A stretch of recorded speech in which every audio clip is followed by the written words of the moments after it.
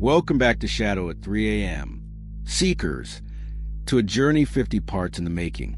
A tale that began in the chilling confines of a haunted apartment, spiraled through encounters with lost souls and malevolent entities, and ultimately expanded to encompass a global awakening of ancient forces.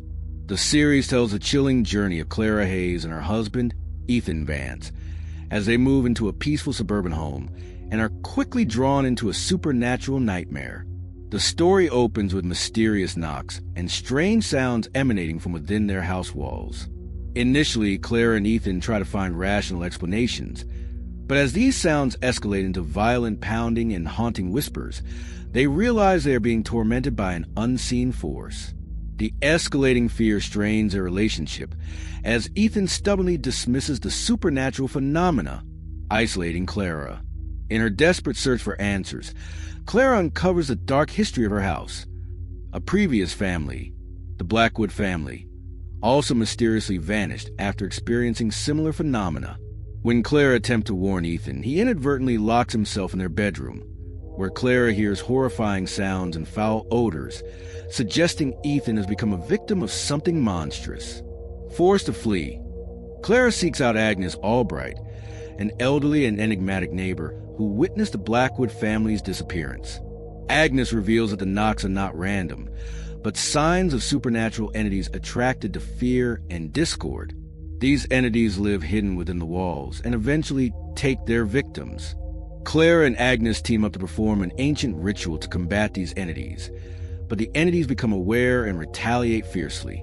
The story raises terrifying questions about the boundary between the material and spiritual worlds, and how fear and distrust can open doors to dark and dangerous forces. Story 1, the first observation. Hey everyone, welcome back. I'm genuinely thrilled you're here, because what we're about to delve into today isn't just another tale to pass the time. This is something different. It's a story that's going to unfold piece by chilling piece over the next few weeks, and it's called The Watcher's Journal. Now, if you're settling and expecting your typical ghost story or a slasher flick in audio form, you might find yourself delightfully surprised. We're not just looking at the terror from the victim's point of view here. Oh no, this time, we're a step into the shadows, perhaps even see through the eyes of the one doing the watching, or maybe, just maybe, through the fragmented, unsettling clues they deliberately leave behind. It's a shift in perspective that, for me, makes the whole thing so much more unsettling. It really gets under your skin. Picture this: a life ordinary in every conceivable sense of the word. Not extraordinary, not dramatic, just comfortably normal. That's Eleanor Vance. She's a sharp graphic designer in her late 20s, the kind of person you probably walk past on the street without a second thought. She lives in this charming, older house. You know the type, with character, a little bit of creak in the floorboards, nestled on quiet, tree-lined street in a neighborhood that on the surface felt perfectly safe. It's the kind of place where kids ride bikes without helmets, and neighbors exchange pleasantries over garden fences. She loved her mornings, the simple ritual of coffee on the porch swing, watching the sunlight filter through the leaves. She'd offer a friendly nod to neighbors walking their dogs, maybe wave at the mailman as he made his rounds. Everything about her life, everything about her home, just felt established, routine, predictable, and because of that, she felt incredibly secure, almost invincible in her own little bubble. We all crave that feeling, don't we? That little pocket of peace where nothing truly bad can touch you.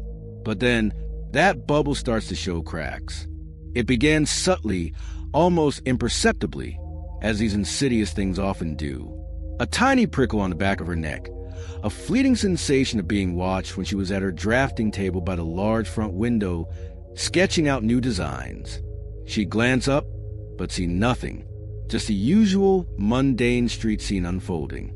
Then it was a car, not always the same make or model, but a distinct type that seemed to drive by a little too often, slowing down just a touch as it passed her house.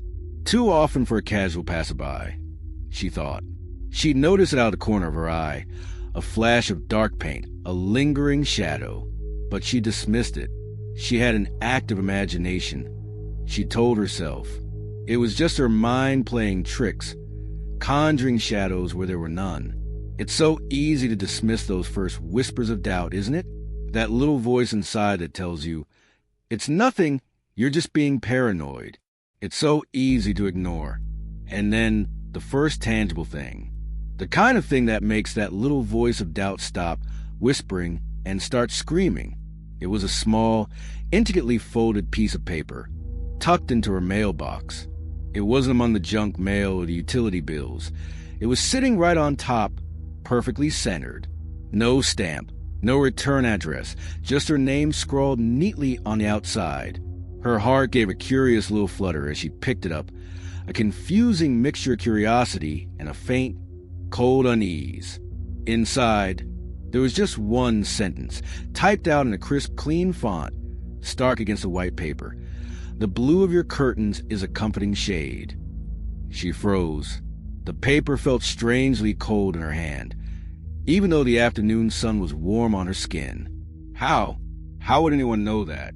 Her curtains, a deep, calming blue, were a new addition, something she'd just hung last week. She hadn't mentioned them to anyone new, hadn't posted about them online. It was such a small, intimate detail, known only to her, her closest friends who'd seen them, and whoever wrote this note. A chill, unlike any morning breeze, ran straight down her spine. The word comforting suddenly felt deeply, profoundly unsettling. It wasn't a compliment. It was an observation, a deeply personal one, and that, in its quiet simplicity, was terrifying. It meant someone was looking, someone was watching, and they were close. Over the next few days, those unsettling incidents started to escalate, little by little, almost as if someone was testing her, or maybe just enjoying her growing unease. The vibrant terracotta flower pot filled with overflowing petunias, usually perfectly centered on her porch railing, was moved. Just a few inches, but enough. Enough for her to know. Enough for her to feel it. She had left it meticulously placed. Now, it was slightly off-kilter, leaning a bit. No wind could have done that. No animal. This was deliberate. And then, at night, when the house settled into its deep quiet, the kind of silence that amplifies every creak and groan, she'd hear it. A faint, almost imperceptible scratching sound. It seemed to come from just outside her bedroom window, a rhythmic, gentle scraping that would start, then stop, then start again just when she was on the verge of drifting off to sleep. It wasn't a rustle of leaves or the scurry of a small animal. It felt too intentional, too close, too purposeful. She started to change. The comfortable routines became anxious rituals. The effortless grace she usually carried herself with gave way to a constant, nervous energy. She began double-checking every lock on every door and window, not just once, but twice, sometimes 3 times, pulling on the handles to confirm their security. She'd peer through the curtains, her heart thumping against her ribs, scanning the darkened street, the shadowed porch, the empty yard. That feeling of being watched intensified, a constant, nagging unease that clung to her like a second skin, shadowing her every move, even when she was alone in her own home. It was like a palpable presence, just at the edge of her perception, always there, always lurking. We started to see glimpses, almost like fragmented memories or stolen moments. Maybe a blurry photograph Eleanor later found inexplicably on her doorstep. A partial view of her living room window, taken from across the street, just a little too close for comfort. The angle was all wrong, distorted, like it was snapped quickly by someone hiding, someone who didn't want to be seen, or a snippet of an online forum discussion buried deep in some obscure, dark corner of the internet, talking about Project Blue Curtain or Observation Subject Alpha. These were just whispers, fragments of conversation, maybe just someone's anonymous online ramblings, easily dismissed by anyone else. But what if they weren't? What if these were breadcrumbs? Hints of something larger, something sinister being coordinated, being executed in the shadows? This initial story, this first observation, it's just the very beginning. It sets a stage for everything that's to come, introducing that insidious feeling of being watched, planting the first terrifying seeds of a deep mystery. We don't know who is watching Eleanor or why they've chosen her. We don't know the true scope of their reach. But that unsettling feeling, that chilling sense of dread, it's definitely there now, hanging in the air like a thick, suffocating fog, clinging to every corner of Eleanor's once safe life. This is only the very first page of The Watcher's Journal. There's so much more to uncover, so many more pieces to collect, and I promise you, it gets darker. You won't want to miss what happens next, because Eleanor's journey is only just beginning, and the shadows are only getting longer. Story 2 whispers in the mail. So, if you were with us for the first observation, you know Eleanor Vance is already on edge. That chilling note about her blue curtains, the moved flower pot, the faint scratching at her window, these weren't just random occurrences anymore. They were deliberate. They were personal. And that little bubble of peace she thought she had, well, it was definitely cracked. Now, Eleanor's mind, usually buzzing with creative ideas for her graphic design work, was a frantic whirlwind of questions, doubt, and a growing, icy fear.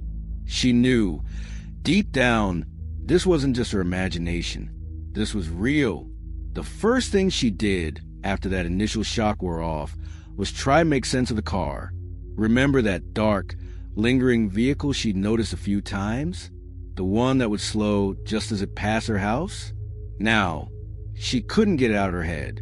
One afternoon, as she cautiously peered through her blinds, it was there again, parked a block away, seemingly empty, but still undeniably there. Her hands trembled slightly as she fumbled for her phone, zooming in, trying to catch the license plate number. It was blurry, hard to make out, but she managed to jot down a few characters, hoping it would lead somewhere. That small act of defiance, of trying to gather information, gave her a fleeting sense of control, a brief illusion that she could fight back against this unseen force. But that feeling didn't last long. She tried to confide in someone she trusted implicitly. That was Chloe Miller, her best friend since college. Chloe was practical, grounded, the kind of person who always had a logical explanation for everything. Eleanor called her, her voice tight with suppressed panic, recounting every unsettling detail. The note, the flower pot, the scratching. Chloe listened patiently, her concern evident, but she also tried to offer those comforting, rational explanations. Maybe a new neighbor is just a bit quirky, she suggested gently. Or the wind could have done it, really. Old houses make weird noises all the time. Chloe tried to calm her, to bring her back to reality. But Eleanor knew. She knew the wind hadn't moved that petunia pot, and the scratches at her window weren't random. There was a cold, calculated intent behind them. The next incident shattered any lingering doubts she might have had. It was a few days later, just as the sun was beginning to dip below the horizon, painting the sky in fiery hues. Eleanor was about to settle down with a book, desperately trying to distract herself from the gnawing anxiety. That's when she saw it. Another piece of paper, slipped under her front door, not tucked into the mailbox this time, but placed right there, a blatant, undeniable act of intrusion. Her heart seized in her chest. This time, there was no denying it. This was an escalation. She picked it up, her fingers trembling so badly she almost dropped it. It was similar to the first note, plain white paper, typed in that same crisp, clean font. But the message was a punch to the gut. You watered the plants on Tuesday. They looked thirsty. Eleanor gasped. Her breath hitched. She remembered. She had indeed watered petunias on Tuesday, a mundane, everyday chore she often did without thinking. But this note, it wasn't just a general observation. It was specific. It was personal. It was intimate. Whoever was doing this was close enough to observe her daily routine, not just in passing, but with meticulous detail. They knew about her plants. They knew when she watered them. Fear, raw and icy, started to creep in, replacing the initial unease with chilling, creeping dread that tightened around her throat. This wasn't a prank. This was surveillance. Now, imagine for a moment another perspective. Not Eleanor's frantic terror, but something else entirely. Perhaps, buried within the pages of a worn leather-bound journal, we might find a brief, almost clinical entry for that same Tuesday. Something like, observation log. Subject maintains predictable hydration routine. Flora noted as revitalized post-watering. Blue curtains remain consistent. Progress on data acquisition, satisfactory. It's chilling, isn't it? That cold, detached tone. It paints a picture of a mind operating on a completely different wavelength, treating Eleanor's life as a mere subject for study. Every mundane action a data point. This isn't just random voyeurism. This feels like a structured, methodical operation.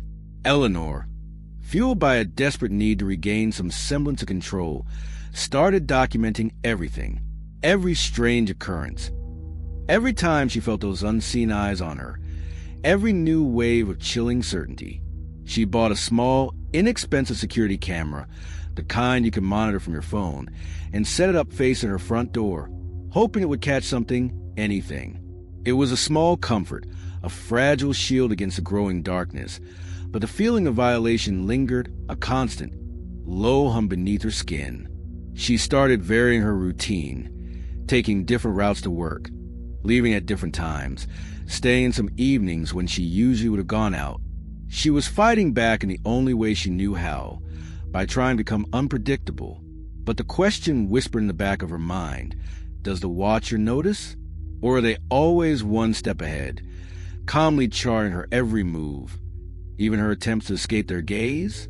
This part of the story really solidifies the threat, doesn't it?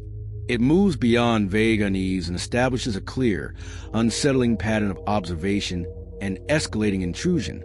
The introduction of potential journal entries from the watcher's side, with their cold, analytical language, adds a terrifying layer of intrigue, hinting at a detached, almost scientific mind at work. We're still in the dark about the exact who and the precise why, but the pieces of this unsettling puzzle are starting to scatter more widely, waiting to be connected by someone with the chilling clarity to see the full picture. Eleanor's fight for normalcy is quickly dissolving, replaced by a desperate struggle for autonomy in her own life, a life that is rapidly becoming less her own. And this is just the beginning of that descent. You'll want to stay tuned because things are about to get much more complicated and much, much darker for Eleanor. Story 3, Digital Shadows. The Wi-Fi Intrusion. All right. So if you've been with us since the first observation and then through whispers in the mail, you know Eleanor Vance is well beyond simply being on edge. That chilling note about her blue curtains, the moved flower pot, the unsettling scratching outside her window, and then that second, deeply personal message about watering her plants. It all solidified into one terrifying truth. Someone was watching her, not just vaguely, but with an almost surgical precision, observing her daily life. And it felt like they were getting closer, didn't it? The air around her home, once a sanctuary, now felt thick with unseen eyes. Eleanor was trying to fight back, documenting everything, setting up that small security camera, and desperately trying to change her routines. But as we're about to see, her efforts might have only made things worse, or at least made the watcher bolder. Eleanor's mind, usually a vibrant space of creativity, was now a constant storm of anxiety. She was obsessed with finding answers, with figuring out the who and the why. That blurry license plate she'd managed to jot down, she fed it into every online search engine she could find, cross-referencing it with vehicle registration databases, even obscure car forums. It came back to a dead end, predictably. A rental car registered to some shell corporation. Just another layer of anonymity. Another frustrating wall. The anonymity was a weapon in itself, wasn't it? It left her flailing in the dark, fighting against a ghost. She felt that surge of frustration, that desperate need to punch something, anything, to just get a solid lead. But that frustration, in a twisted way, also fueled her determination. She wasn't going to give up. Not yet. She started looking for any sign, any whisper, anything online. Had anyone else in her neighborhood, or even nearby, experienced anything similar? She pored over local forums, scrolling through countless mundane posts about lost cats and bake sales, searching for any mention of strange occurrences, feelings of being watched, anything that deviated from the ordinary. She even delved into local crime reports, filtering by her zip code, looking for anything that echoed her terrifying reality. Nothing directly matched her experience, not exactly, but she did find a few unsettling anecdotes, whispers of strange occurrences that had previously been dismissed as paranoia or overly imaginative residents. People reporting fleeting shadows, odd noises, a vague sense of unease. Eleanor's heart hammered. She wasn't alone in feeling this. Was she? But these reports were old, vague, easily explained away. They offered no concrete leads, just a chilling confirmation that the feeling of being watched was entirely unique to her. And then the intrusion escalated. It shifted from the physical world of her home to the seemingly invisible realm of her digital life. It started innocuously enough, a slight lag in her internet connection, a fleeting disconnect from her smart speaker. She blamed her old router, the internet provider. Standard tech issues, right? But then she tried to log into her home Wi-Fi. The password, which she'd set herself and never changed, simply didn't work. She tried again, then again, typing it meticulously. Nothing. A cold dread began to coil in her stomach. Someone had changed her home Wi-Fi password. They had accessed her network. Panic, cold and sharp, seized her. Her home network, her smart thermostat, her security camera, her laptop, her phone. They were all connected to it. The violation felt intensely personal, more intimate than the notes or the moved flower pot. This wasn't just about someone seeing her. This was about someone being inside her digital space, a place she considered her own private sanctuary. It felt like a violation of her very mind, a breach of the invisible threads that connected her to the modern world. She spent a frantic hour, resetting her router, going to the arduous process of changing every single one of her passwords. Every single one. Banking, email, social media, all of it. She enabled two-factor authentication on everything she possibly could, adding layers of digital locks. But even as she strengthened her security, the feeling of being exposed, of being vulnerable, lingered. It was a phantom touch, a chilling knowledge that someone had been there in her most private digital spaces. Now, let's step away from Eleanor for a moment and consider a different perspective, one that adds another layer to this terrifying puzzle.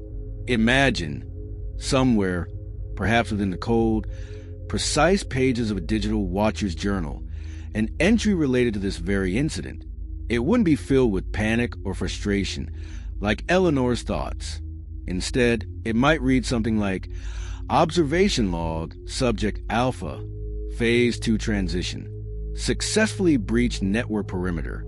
System vulnerabilities exploited for unauthorized access. Data streams confirmed. Note, subject exhibits predictable security hygiene, yet retains common points of failure. Digital footprint acquisition proceeding as per protocol. Next stage, environmental manipulation via network channels. Can you feel the chill of that? The detached, almost clinical language. It paints a picture of mind operating on a completely different wavelength, a mind that views Eleanor's entire existence, both physical and digital, as nothing more than a structured experiment. Every mundane action a data point in some grand, terrifying design. This isn't just random voyeurism. This is a highly organized, methodical operation. And the mention of environmental manipulation via network channels. What does that even mean? It hints at a level of control far beyond simply observing. The implications of this digital breach were chilling. Eleanor started noticing subtle changes in her online accounts. Her frequently visited websites would sometimes show her already logged in, even when she hadn't been. Her recommended videos on YouTube seemed eerily tailored to private conversations she'd had, not just her viewing history. She even found a few very old, obscure photos from her private cloud storage had been accessed, not downloaded, just viewed. It was like they were just browsed through her life, casually. It was a small detail, easily overlooked by someone less paranoid, but for Eleanor, it was a screaming siren. The digital threads of her life, once a comfort, were now a web of terrifying exposure. Her attempt to become unpredictable, to change her routines, now felt futile. She'd take a different route to the grocery store, only to find a targeted ad for that specific store pop up on her social media feed a few hours later. She decided to stay in on a Friday night, something she rarely did, and then her smart lights might flicker erratically, or her thermostat would mysteriously crank up the heat. Was it coincidence? Or were they always one step ahead, calmly charting her every move, even her attempts to escape their gaze, and then subtly responding to them? The lines between the physical and the digital were blurring in the most terrifying way imaginable, and the threat felt more pervasive, more encompassing than ever before. Eleanor felt like a prisoner in her own home, and now, even in her own devices, the world, once so vast and full of possibilities, was shrinking, becoming a digital cage with invisible bars. This part of the story truly deepens a horror, doesn't it? It moves beyond vague unease and physical intrusions, and introduces the terrifying reality of digital surveillance. The juxtaposition of Eleanor's frantic attempts to secure her online life and the potential glimpses into the watcher's cold, methodical data gathering and manipulation creates a growing sense of inescapable dread. Her fight for normalcy is rapidly dissolving, replaced by a desperate struggle for autonomy in her own life, a life that is quickly becoming less her own, both online and off. And this is still just the beginning. You'll definitely want to stay tuned, because the Watcher's methods are only getting more sophisticated, and the shadows are only getting longer for Eleanor. Story 4, A Familiar Gaze, Eyes in the Crowd. Alright, so last time in Digital Shadows, Eleanor Vance had her sense of security utterly shattered when her home Wi-Fi was breached, and then she realized someone was systematically gathering information about her online life. It was a terrifying escalation, proving that the Watcher wasn't just lurking the physical shadows outside her home, but had infiltrated her digital sanctuary. She'd changed passwords, beefed up security, but that feeling of exposure, of being watched even through her screen, was a constant cold hum beneath her skin. Now, as days bled into weeks, that insidious feeling of being observed started to seep into the most mundane corners of her life, making the familiar terrifyingly unfamiliar. And it was about to get a face. Eleanor was already on a hair trigger. Every unexpected creak of the floorboards, every rustle of leaves outside her window, sent a jolt of adrenaline through her. She was constantly glancing over her shoulder, her eyes darting, scanning, searching for something, anything, that would confirm her fears or perhaps mercifully dispel them. She knew she was becoming paranoid. Her friends, bless their hearts, worried about her. Chloe, especially, who was trying to be supportive but couldn't quite grasp the suffocating reality of what Eleanor was experiencing. It's hard to explain, isn't it? That feeling of being a character in your own horror movie, but only you can see the villain. The subtle intrusions continued, like tiny, invisible pinpricks. Sometimes, her smart lights would flicker just for a second, when she knew no one else was home. Other times, a window she was certain she latched tightly would be slightly ajar when she returned from a quick errand. These were small things, easily attributed to old house quirks or her own forgetfulness, but combined with everything else, they were chilling confirmations that the Watcher was still active, still playing their terrifying game. It was like they were just reminding her, subtly, that they were always there, always watching. Then, one particularly ordinary afternoon, the illusion of anonymity utterly dissolved. Eleanor had decided to grab a coffee, hoping the bustling atmosphere of her favorite local cafe would offer a temporary reprieve from the suffocating quiet of her house. She ordered her usual latte, found a small table by the window, and pulled out her sketchbook, attempting to lose herself in her designs. The cafe was lively, filled with the comforting hum of conversations and the clatter of cups. But as she sketched, she felt it, that familiar prickle on her neck. Her gaze, almost instinctively, drifted across the room, and then she saw him. He was sitting alone at a small, unassuming table in the corner, nursing a lukewarm tea. An older man, perhaps in his late 50s or early 60s, with salt and pepper hair neatly trimmed and a pair of unassuming wire-rimmed glasses perched on his nose. He wasn't overtly threatening. Nothing about him screamed stalker. In fact, he looked utterly unremarkable, the kind of person who could easily blend into any crowd and be forgotten a moment later. But his gaze was fixed on her. It was intense, unwavering, a chillingly focused stare that seemed to bore right through her, dissecting her very being. Eleanor's heart hammered against her ribs, a frantic drum in her chest. She held his gaze for a long moment, the air seeming to solidify between them. She felt a cold dread spread through her veins. This wasn't a casual glance. This was deliberate. This was the gaze of an observer. And then, as if realizing he'd been caught, he quickly looked away, his eyes darting to the window beside him, feigning a sudden fascination with the passing street traffic.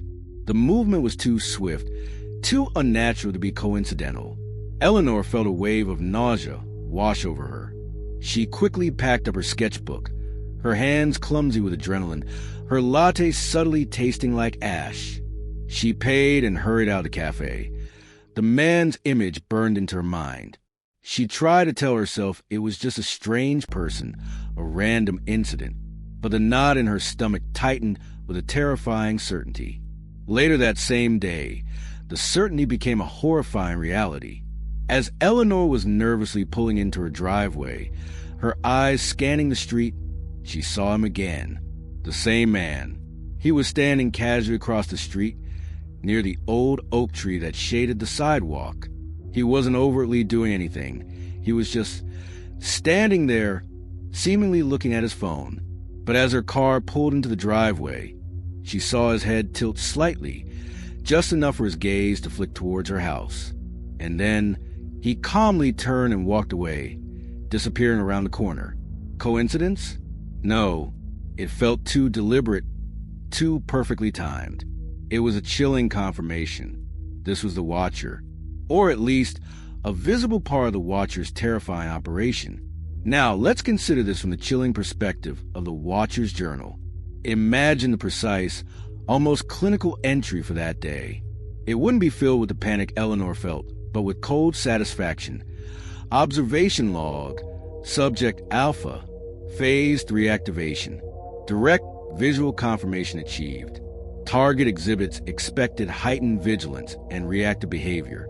Initial contact successful. Note, subject reaction to direct observation aligns with predicted psychological profile. Engagement protocols proceeding as scheduled. Environmental integration progressing. The sheer detachment of those words, the reduction of Eleanor to a subject and her terror to expected psychological profile, is truly horrifying. It hints at a mind that sees people not as individuals, but as variables in some elaborate, terrifying experiment. And the mention of engagement protocols. What does that even mean for Eleanor? It certainly doesn't sound good. Eleanor's attempts to remain anonymous, to blend in, were utterly failing. This man, this seemingly unremarkable figure, had shattered that illusion. She felt a profound sense of despair. Her home, her digital life, and now even public spaces were being invaded. She tried to get a better look, to confront him, to yell, but he always managed to disappear into the anonymity of the city streets, a phantom presence fading back into the mundane. The constant vigilance was exhausting, a relentless drain on her mental and emotional energy. She found herself jumping at every shadow, every unexpected sound, her nerves frayed to breaking point. Simple activities like grocery shopping or taking a walk felt like navigating a minefield. Every unfamiliar face, a potential threat. Her safe spaces were shrinking rapidly, becoming little more than the inside of her own panicked mind. This story marks a terrifying turning point. It gives a face, however fleeting and elusive, to the pervasive feeling of being watched. The ambiguity remains. Is this man the actual watcher, or just another piece in a larger, more complex puzzle? The sense of paranoia escalates exponentially as the watcher's presence seems to be actively seeping into every corner of Eleanor's everyday life. She's no longer just being watched. She's being actively engaged with, tested, observed in terrifying detail. The game is changing, and Eleanor is now a very real player, whether she wants to be or not. And this is just the beginning of what that direct engagement means. You'll definitely want to know what happens next, because the lines between observation and direct interaction are about to blur in the most terrifying way imaginable for Eleanor. Story 5, The Dark Gift. Enjoy the darkness. Alright, so if you've been following Eleanor Vance's terrifying descent, you know she's in a bad place. In a familiar gaze, she actually saw him. That unremarkable, chillingly focused man staring at her in the cafe, then lurking near her house. It confirmed her deepest fears. The watcher was real, they were close, and they were getting bolder. That anonymity, once the most terrifying part, had shifted, now replaced by a face she couldn't forget, even if she couldn't quite identify him.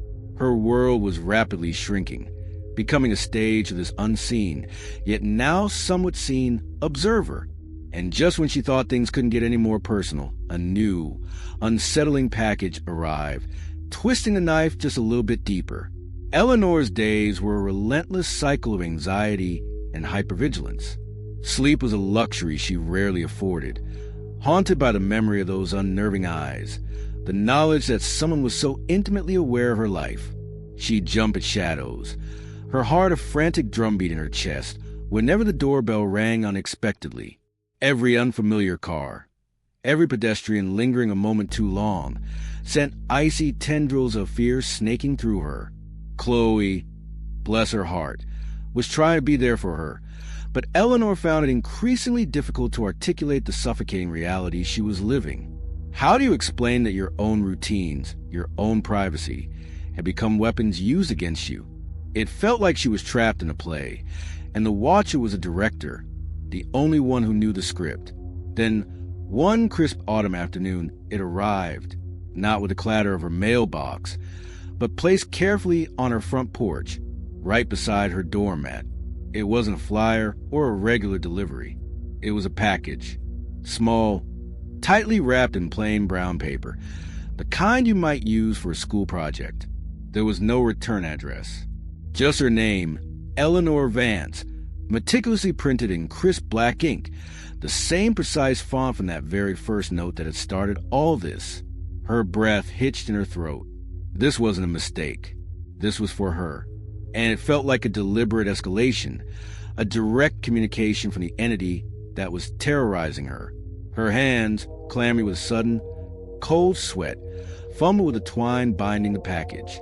She tore away the brown paper, her heart hammering against her ribs like a trapped bird. Inside, nestled among layers of tissue paper, was a book. Not just any book. It was an old, well-worn copy of Edgar Allan Poe's tales of mystery and imagination, a collection of Gothic horror stories. Its spine was cracked, the pages yellow with age, giving an eerie antique aura. It looked like something plucked from a forgotten attic, or perhaps a very specific, chillingly curated collection. Eleanor's stomach churned. Why this book? Why a horror collection? Was it a taunt? A sick joke? Her fingers, still trembling, carefully leafed through the fragile pages. And there it was, tucked precisely between the chilling tales of the Telltale Heart and the Fall of the House of Usher, was another note, identical to the previous ones. Same paper, same type font. This time, the message was short, brutal, and utterly direct. Enjoy the darkness. The words seemed to echo in the terrifying silence of her living room. Enjoy the darkness. It wasn't a suggestion. It was a command, a chilling invitation to the very terror that was consuming her. It felt like a direct acknowledgement, a twisted form of validation. The watcher knew she was scared. The watcher was reveling in it. And now, They were inviting her deeper into their twisted game. The sheer audacity of it, the cold, calculated cruelty, made her head spin. She immediately called the police again, her voice thin and reedy as she recounted the latest incident. The officers were sympathetic as always, but also frustratingly helpless. They took the package, the book, the note. They dust for fingerprints, checked for any DNA, but they held out little hope. No return address, Ms. Vance. The officer sighed, his gaze regretful. No leads. We'll add it to the file, but without more, our hands are tied. Just stay vigilant. Stay vigilant? The words felt hollow, mocking. How much more vigilant could she be? She was already a walking bundle of raw nerves. The lack of concrete leads, the endless anonymity of her tormentor, was a special kind of torture. It left her flailing in the dark, fighting against a ghost who seemed to materialize and dematerialize at will. Eleanor, desperate for any shred of meaning, any hidden clue, began to research the book. She delved into Poe's works, his life, his symbolism. Was there a specific story in the collection that held a deeper meaning for her? Was The Telltale Heart a story about guilt and obsessive paranoia, a direct reference to her own unraveling sanity? Or was The Fall of the House of Usher, with its themes of isolation and psychological decay, a prophecy of her future? The lines between the fictional horror in the book and the terrifying reality she was living began to blur, twisting into a grotesque, inseparable nightmare. She felt like a character in her own horror story, the watcher holding the pen, writing her next tragic chapter. Now, let's peek into the chilling pages of the watcher's journal for a moment. Imagine an entry for that very day. It wouldn't be filled with the raw, gut-wrenching terror Eleanor felt. Instead, it might read something like this. Observation log, subject alpha, phase 3.2, psychological conditioning via symbolic engagement. Package delivery successful. Selection of Poe's tales based on pre-analyzed psychological profile of subject. Preference for Gothic narratives. Susceptibility to thematic parallels. Note: enjoy the darkness designed for maximum emotional impact and to reinforce perceived control. Subject emotional response tracked. Optimal distress levels achieved. Progression to next stage. Imminent. Environmental parameters for future interaction being calibrated. The cold precision of that entry, the way it dissects Eleanor's emotional state, reducing her raw terror to mere optimal distress levels, is truly chilling. It paints a picture of a mind operating with a terrifyingly clinical detachment, treating Eleanor's torment as a scientific experiment, every action calculated for maximum psychological impact, and environmental parameters for future interaction being calibrated. That ominous phrase hints at something far more interactive, something far more invasive, just on the horizon. The watcher is clearly not just observing anymore. They are actively orchestrating her experience, playing a game where Eleanor's sanity is the prize. The anonymous gift was a direct and unsettling form of communication, a personal taunt that suggested a deeper, more personal, and profoundly disturbed motivation behind the watcher's actions. The feeling of being manipulated and controlled intensified with every passing hour. Eleanor felt like she was performing for an audience she couldn't see, dancing to a tune only the watcher could hear. Her home, once a sanctuary, now felt like a stage, brightly lit for an unseen audience. She was trapped, increasingly isolated, and the darkness the watcher invited her to enjoy felt like it was already beginning to consume her. She knew, with a horrifying certainty, that this was just the beginning of her true immersion into the watcher's twisted world. The game was escalating. The stakes were rising, and Eleanor was about to find out just how deep this particular darkness could go. What comes next will truly push her to her breaking point. Story 6 echoes from the past. House of Whispers. All right, everyone, settle in. If you've been with us through the first observation, whispers in the mail, digital shadows, a familiar gaze, and especially a dark gift, you know Eleanor Vance is in deep. That chillingly personal Poe book, that stark invitation to enjoy the darkness, It also solidified the terrifying truth. The Watcher wasn't just lurking anymore. They were actively inviting her into their twisted game, making her a player whether she wanted to be or not. That face she saw in the cafe, that utterly unremarkable yet terrifyingly focused gaze, lingered in her mind like a cold phantom. Her world, once so predictable, had shrunk into a constant state of hypervigilance. Every shadow a potential threat, every silence a deafening roar of unseen eyes. Now, as the initial shock of that dark gift started to wear off, a new, more profound dread began to settle in, driving her to look beyond the immediate terror. Eleanor's days became a relentless cycle of frantic energy, a desperate attempt to outrun the escalating paranoia. Sleep was a luxury she rarely afforded, haunted by the memory of those unnerving eyes, the knowledge that someone was so intimately aware of her life, even her literary preferences. She'd jump at the slightest sound, her heart a frantic drumbeat in her chest whenever the doorbell rang unexpectedly. Every unfamiliar car, every pedestrian lingering a moment too long, sent icy tendrils of fear snaking through her. Chloe, bless her heart, was trying to be there for her, answering every panic call, offering what little comfort she could. But Eleanor found it increasingly difficult to articulate the suffocating reality she was living. How do you explain that your own routines, your own privacy, have become weapons used against you?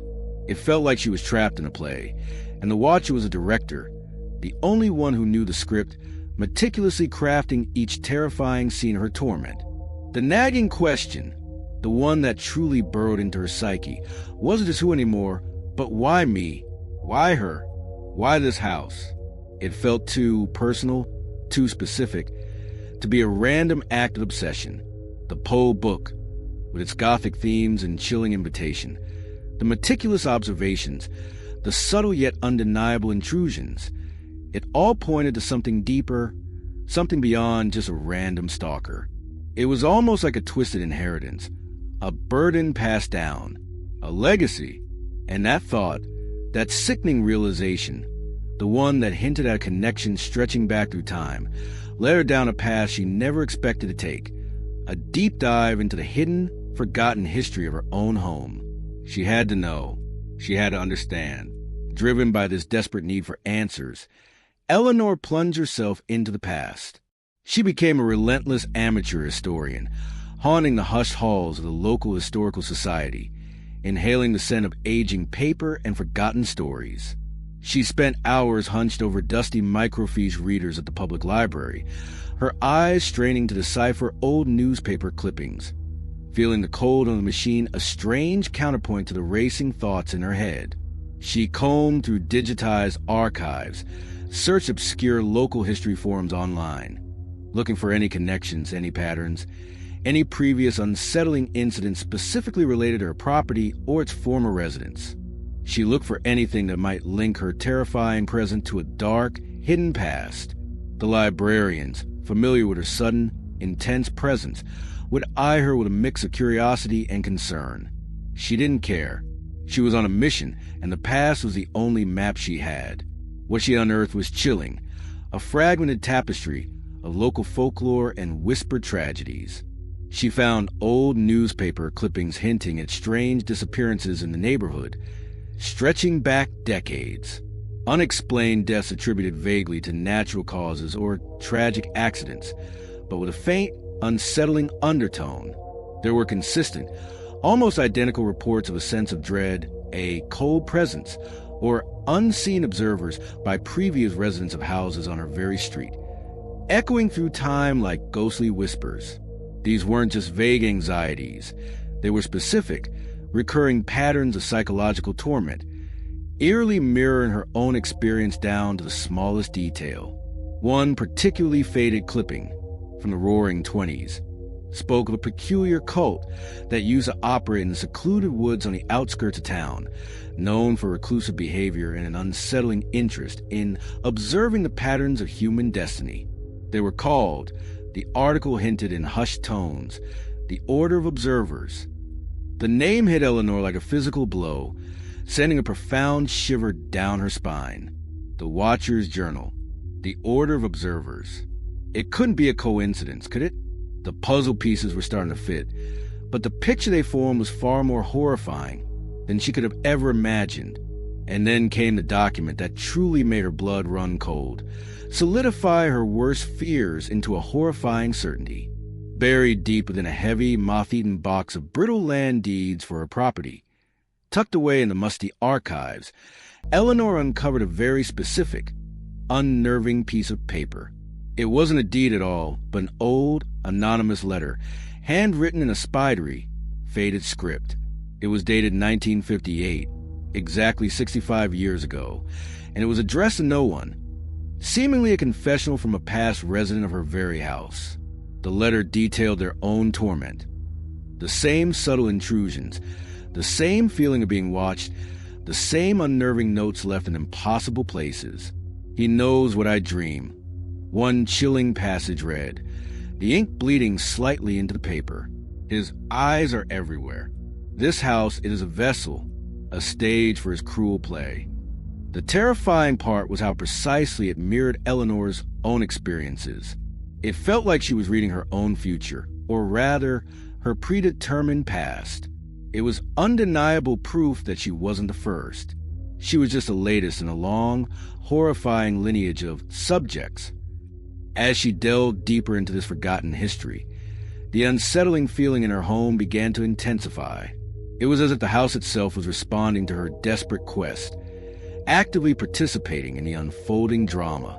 The old floorboards, usually just creaking with the mundane waiver steps, would sometimes groan or sigh when she read certain passages from the archaic documents, a low, drawn-out sound that felt more like a voice than would. Shadows, usually static and predictable, seemed to lengthen and shift in the corners of her vision, almost imperceptibly, as if the very air in the room was alive. The atmosphere in her home, once a sanctuary, began to shift dramatically, becoming heavy, oppressive, almost sentient, as if it were breathing with her, watching with her, participating in the haunting. It was no longer just her home. It was a character in this twisted story, imbued with a dark, chilling personality, a silent witness to generations of unseen horrors.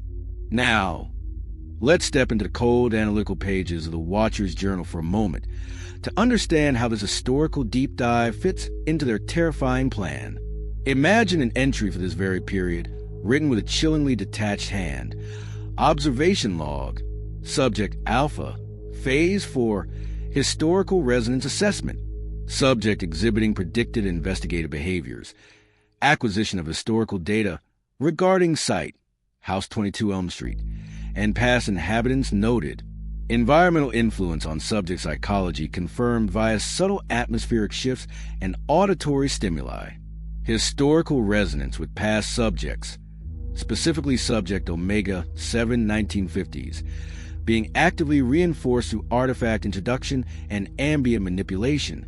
Note, the dwelling itself serves as an effective conduit for psychological conditioning, amplifying ancestral fears, confirming long-term site viability. Progression to next stage, direct auditory reinforcement. Subject's current state, optimal for next phase of engagement. Do you hear that?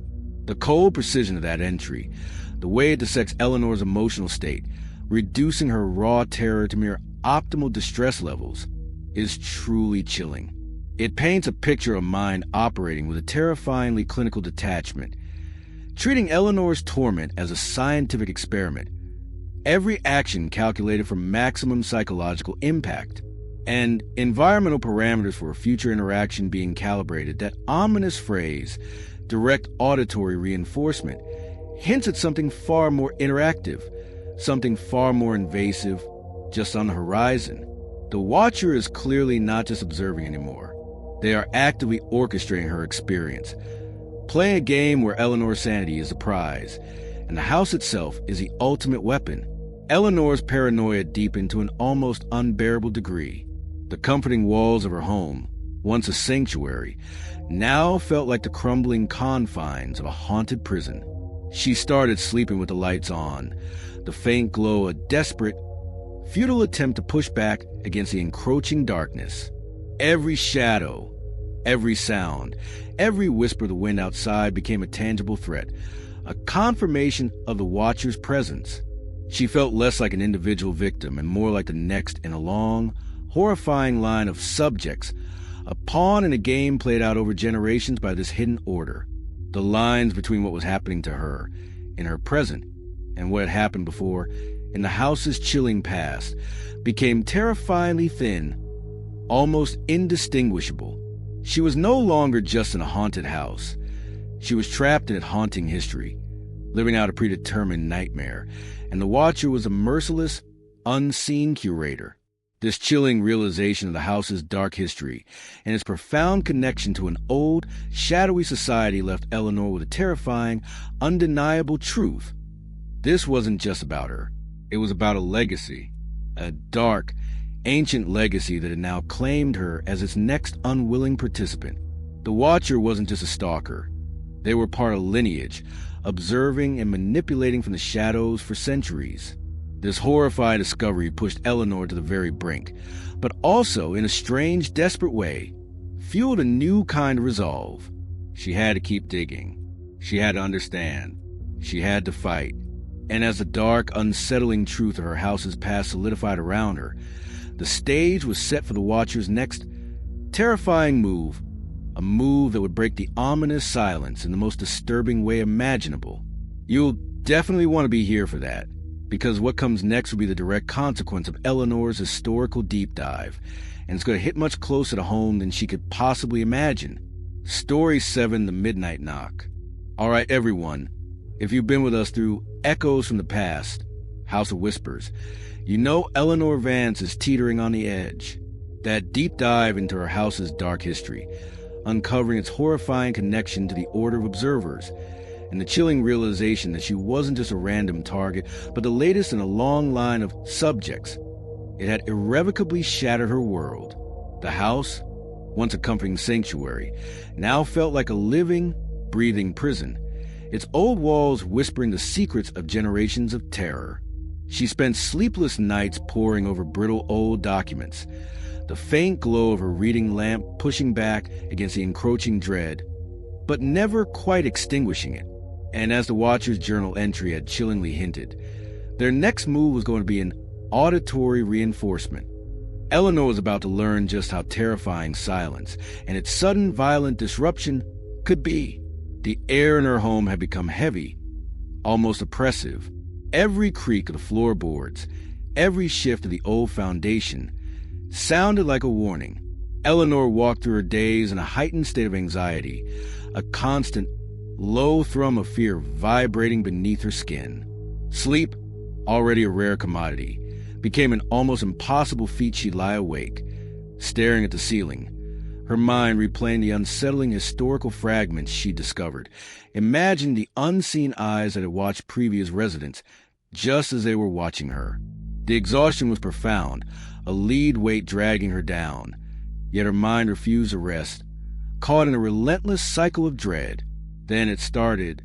The first time it was subtle, so subtle. In fact, she almost convinced herself it was just a house settling or a branch tapping against a window in the gentle night breeze. A faint, almost imperceptible tap, tap, tap. It came from the front door, she thought, barely audible above the quiet hum of her refrigerator. She paused, straining her ears in the oppressive silence. Nothing. Just the usual quiet of a sleeping neighborhood. She dismissed it as paranoia, a symptom of her frayed nerves. We all have those moments, don't we?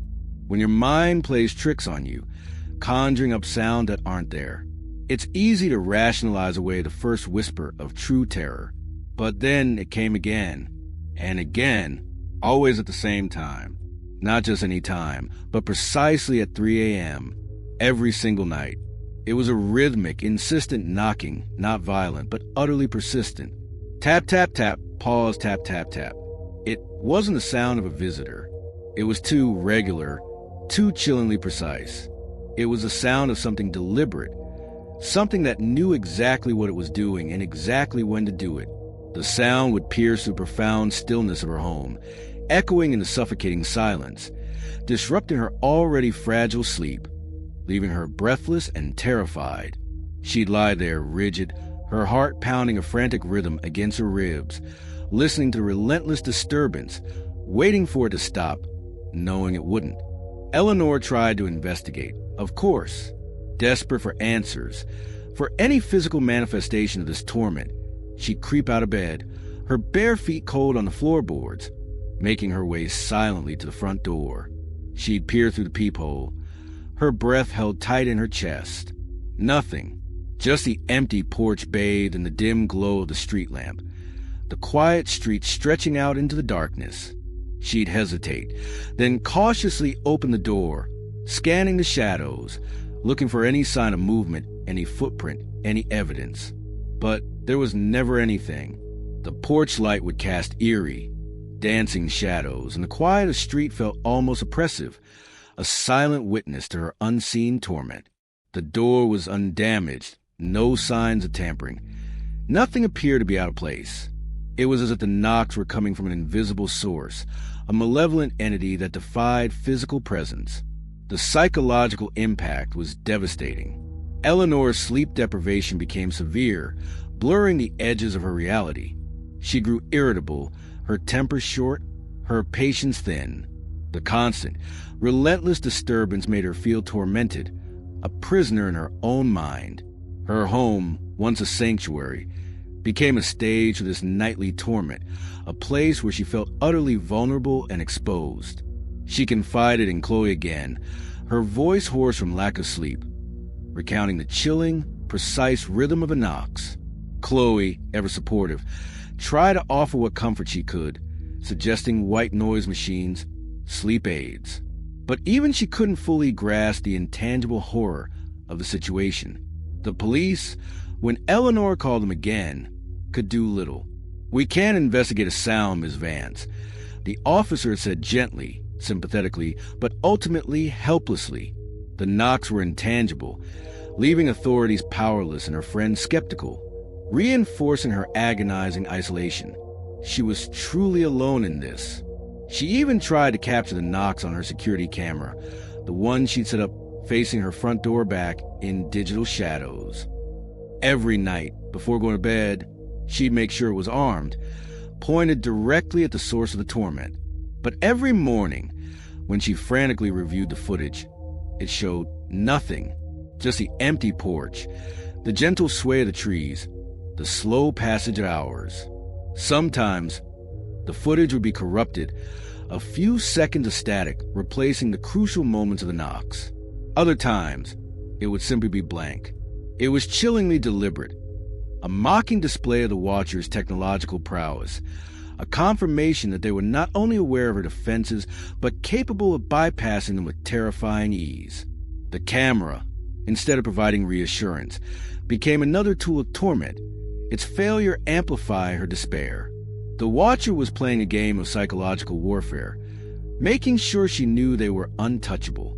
The most terrifying part was the dawning realization that the knock seemed to be inside the house, or perhaps inside her head. The sound didn't echo from outside. It seemed to resonate through the very walls, vibrating deep within her bones. It was almost as if the watcher was not just knocking on her door, but knocking on the very door of her sanity. The feeling of being invaded by an invisible force, of having her own senses manipulated, deepened the psychological horror to an almost unbearable degree. There was no escaping it, not even within the confines of her own mind. Now, let's turn our attention to the cold, calculating words within the watcher's journal for this phase. Imagine the entry: observation log, subject alpha, phase 5, auditory conditioning, implementation of precise rhythmic stimuli, frequency, consistent 3 a.m., location, primary entry point, objective, induce escalating sleep deprivation and psychological distress, analysis, subject exhibits predicted patterns of increased anxiety, paranoia, and internal rationalization failures. Resistance measures, security camera deployment, noted and circumvented via signal interception / selective corruption. Note, The intangible nature of the stimuli proves highly effective in eroding subjects' perceived control over environment. Proceeding to subtle auditory reinforcement amplification. Optimal distress levels achieved. Subjects' perceived reality is highly malleable. Stage progressing. The sheer, chilling clinicality of it, reducing Eleanor's profound terror and suffering to a series of predictable patterns and optimal distress levels. And that horrifying phrase, subtle auditory reinforcement amplification. It means the knocks were just the beginning. Driven to the very brink of desperation, her sanity fraying at the edges, Eleanor decided on one last low-tech attempt to capture the intangible torment. She bought a simple, old-fashioned audio recorder, the kind used for dictation, and carefully placed it under her bed, hidden from sight, a desperate act of defiance against the Watcher's high-tech game. She needed proof. She needed to know she wasn't completely losing her mind. That night, the knocks came again, precisely at 3 a.m. She lay rigid, listening to the relentless tap, tap, tap, tears silently streaming down her face. The next morning, with trembling hands, she retrieved the recorder. Her fingers fumbled with the play button. The device crackled. Then the static gave way to the chillingly clear, rhythmic tap, tap, tap. Eleanor gasped, a choked sob escaping her throat. It was real. It wasn't just her. But then, as the knocks continued, her breath hitched again, faintly, almost imperceptibly. Beneath the relentless knocking, a new sound began to emerge, a distorted, almost guttural whisper. It was too faint to make out words, just a low, inhuman murmur that seemed to thrum beneath the physical sound of the knocks, a terrifying presence beyond the tangible. The camera couldn't pick this up. Only the dedicated audio recorder could. This wasn't just a knock. This was a direct, horrifying whisper communication, a voice in the shadows that had been haunting her. The realization that the knocks were real and that there was a terrifying, distorted whisper accompanying them pushed Eleanor past the point of mere fear. It was a chilling, undeniable confirmation that the Watcher wasn't just outside her home. They were inside it, or at least their insidious presence was. This wasn't just auditory torment anymore. This was a personal, intimate invasion of her very space, a terrifying declaration of their presence. She knew, with a horrifying certainty, that she had to find the source of that whisper. She had to find out how they were getting that sound into her home, that voice that seemed to bypass her very walls. This single, terrifying audio clip was a final, desperate push, and it would lead her, inevitably, to the very next terrifying discovery, a discovery that would finally reveal the mechanism of their presence. You'll want to be here for that, because Eleanor is about to go looking for the source of that whisper, and she might just find something truly chilling hidden within her own home. Story 8, The Neighbor's Eye. All right, everyone. If you've been following Eleanor Vance's harrowing journey, you know she's already been dragged to the psychological ringer, from the chilling notes about her curtains and plants, to the invasive digital breach, the eerie face in the cafe, and that terrifying dark gift of Poe's tales. Her world has steadily unraveled. But nothing compared to the gut punch of the midnight knock. Remember that? The relentless, rhythmic tapping at precisely 3 a.m., always from an invisible source, mocking her security cameras, driving her to the brink of sleep deprivation. And then, the horrifying audio discovery. Not just a knock, but a faint, distorted whisper beneath it, a chilling suggestion that the Watcher's presence was somehow inside her home, bypassing every physical and technological barrier she desperately tried to erect.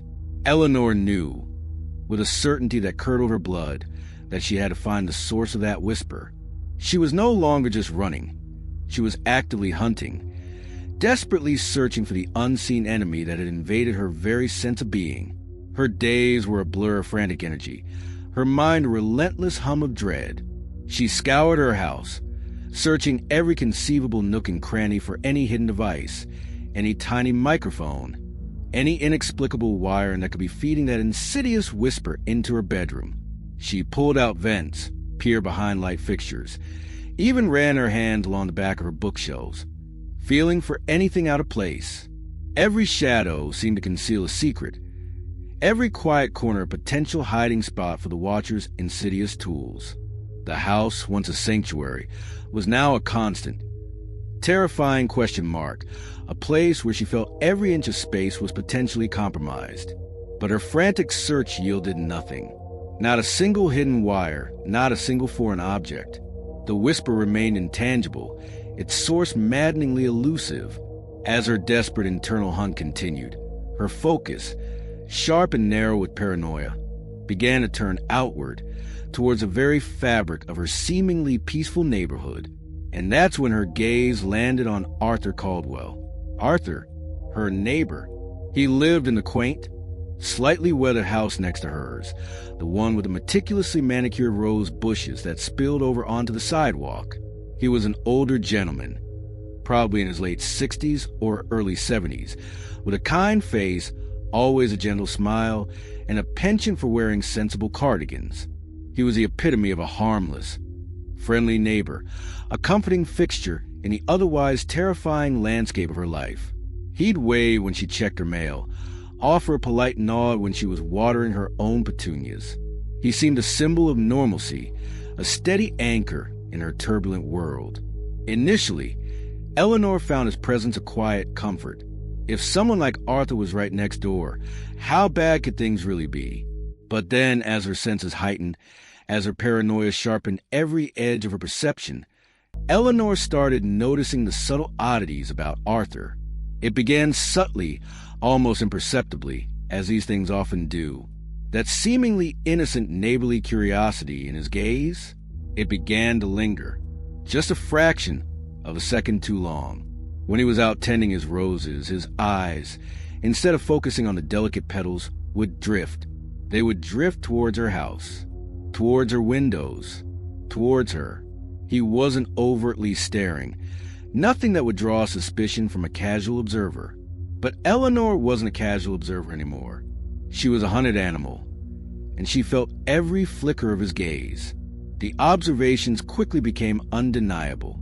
Eleanor would catch him overtly staring, his profile turned towards her living room window, his gaze unwavering, for far longer than any polite neighbor would. And then, as if sensing her eyes on him, he'd quickly, almost comically, avert his gaze. He'd pretend a sudden fascination with a stubborn weed, or feign intense concentration on clipping a rose, his movements just a little too exaggerated, a little too hurried. This pattern became frequent, daily, undeniable. It wasn't curiosity anymore. It was surveillance. The realization twisted her stomach into knots. The thought that someone so seemingly benign, someone she'd subconsciously trusted, could be part of this terrifying game was a betrayal that cut deeper than any physical intrusion. Being watched by a stranger was terrifying. Being watched by your kind, elderly neighbor, that was truly sickening. The psychological impact was immense. Eleanor started feeling a suffocating pressure even inside her own home, especially when she was in rooms visible from Arthur's side. Simple activities like lounging on the couch, reading a book, or even making breakfast felt exposed, as if she were under a microscope. She found herself constantly peeking through her blinds, watching him, hoping to catch him in the act, to confirm her fears. It was a vicious cycle of observation, turning her into a watcher in her own right, her every action fueled by a desperate need for answers. The constant vigilance, the feeling of being under a magnifying glass, began to warp her perception of reality. She was exhausted, emotionally drained, and the whisper, though faint, still echoed in her mind, a constant reminder of the unseen enemy. At her breaking point, desperate for any shred of answers, Eleanor decided she had to confront Arthur. It was a terrifying prospect. Her heart hammered against her ribs as she walked across her lawn, the familiar green grass feeling like a treacherous minefield. She knocked on his front door, her knuckles trembling slightly. Arthur answered, his usual gentle smile already faltering as he saw the intensity in her eyes. "Eleanor, my dear," he began, his voice a little shaky. "Is everything all right?" "No, Arthur," she said, her voice strained but firm, surprising even herself with its steadiness. "It's not. I've noticed you've been watching my house. Quite a bit. I've seen you. Is there something you want to say?" Arthur's face, usually so composed, crumpled slightly. He stammered, his eyes darting away. "Oh, dear. Oh, my. I am so terribly sorry if I've made you uncomfortable. I truly didn't mean to intrude or make you feel uneasy. It's just..." He trailed off, shuffling his feet, his demeanor shifting from apologetic to a peculiar, almost unsettling defensiveness. "It's just that I've been a little worried about you, Eleanor. You live alone, you see, and I've noticed, well, I've seen some strange things around your house lately. Strange lights, odd movements. With all the news about break-ins these days and everything else, I just wanted to make sure you were safe." His explanation, while seemingly benign, was deeply unsettling. Strange lights, odd movements. It echoed some of the very subtle intrusions Eleanor had experienced, the ones she herself had dismissed. It was too specific, too aware of her vulnerabilities as a woman living alone. It also felt too plausible, almost perfectly designed to ease her suspicions while simultaneously planting new seeds of doubt. Was he genuinely concerned? Or was he delivering a message, a coded warning, or worse, merely repeating observations provided to him by someone else? Was he involved, an active participant in this terrifying game? Or was he also being manipulated, an unwitting pawn in the Watcher's complex scheme, his genuine concern being exploited? The question swirled in Eleanor's mind, a new layer of terrifying uncertainty. Eleanor tried to reinforce her physical security, buying new heavy-duty blinds and thicker curtains, ensuring every window was completely obscured from view. She even considered a taller fence, a desperate attempt to create a solid, physical barrier between herself and Arthur's penetrating gaze. But it was futile. The feeling of being watched by Arthur persisted, a constant, nagging presence, proving that physical barriers weren't enough of the psychological torment. His very existence next door, now tainted by suspicion, was a new, chilling form of imprisonment. Now, let's step into the chillingly precise pages of the Watcher's journal for this phase. Imagine the entry: Observation log, subject Alpha, Phase 6, proximal observer deployment. Integration of secondary, unwitting observer, subject PO1. Arthur Caldwell, successful. PO1's inherent personality traits, neighborly curiosity, paternalistic concern, propensity for subtle observation, prove highly advantageous. Observation protocol, direct, sustained gaze, verbal interaction for data confirmation. Subject Alpha's expressed concerns. Objective, erode subject Alpha's trust in immediate social environment. Note, PO1's plausible deniability further amplifies psychological distress. Auditory reinforcement, Phase 5. To continue concurrently. Subject Alpha's increasing isolation confirmed. Stage advancing. Can you feel the clinical chill of that? It confirms Arthur's role as a manipulated tool, a mere proximal observer, is genuine if misguided. Concern being ruthlessly exploited to further break down Eleanor's trust in her own community. The Watcher isn't just external. They're blurring the lines between friend and foe, turning those closest to her into unwitting instruments of her torment, making her doubt her own judgment, her own perceptions of reality. And perhaps, if we were to find a very different, mundane-looking journal on Arthur's side, maybe a gardening log, we might see a faint, almost innocent counterpoint. An entry like, Tuesday, Rose is looking well. Eleanor seemed stressed today, working late. Hope she's all right. Saw some odd lights again near her place last night. Must remember to check on her again. It's chilling in its normalcy, showing how genuinely concerned he might be, utterly unaware that his innocent observations are being collected, analyzed, and weaponized by the true Watcher. Eleanor's trust in her community crumbled. She questioned everyone. Every friendly wave, every casual conversation, now felt tainted by suspicion. The Watcher was not just external. They were a cancer, spreading doubt and fear through the very fabric of her social world. The realization that those closest to her could unwittingly be used against her, or that their seemingly benign intentions could be twisted into instruments of torment, was a crushing weight. This forced introspection, this terrifying self-doubt, led her to examine the very system she relied on for safety. The next step, the logical progression of this relentless torment, would be to shatter her faith in the very technology meant to protect her. The Watcher was moving, preparing for their next devastating move, and Eleanor was about to witness the true betrayal of her own security. You absolutely won't want to miss that. Story 9, Broken Lenses. The Twisted Feed. All right, everyone, buckle up. If you were with us for The Neighbor's Eye, you know Eleanor Vance is well past her breaking point. That unsettling confrontation with Arthur Caldwell, her seemingly benign neighbor, revealed him as an unwitting pawn in the Watcher's intricate game. The realization, coupled with the lingering whispers from her home, had utterly shattered her trust in her immediate environment, leaving her adrift in a sea of pervasive paranoia. Every friendly face now held a shadow of suspicion, every familiar gesture a hint of complicity. Eleanor, isolated and terrified, found herself relying on one last desperate line of defense, the very technology meant to keep her safe. But as we're about to discover, even that final bastion of security was about to be twisted into another instrument of her torment. After the chilling encounter with Arthur, Eleanor felt like her world was caving in. The whispered sounds from her home, now confirmed by her audio recorder, felt more insidious than ever, a constant reminder of the Watcher's unseen presence. She tried searching for the source, tearing her house apart in a frantic, futile hunt for hidden devices, but found nothing.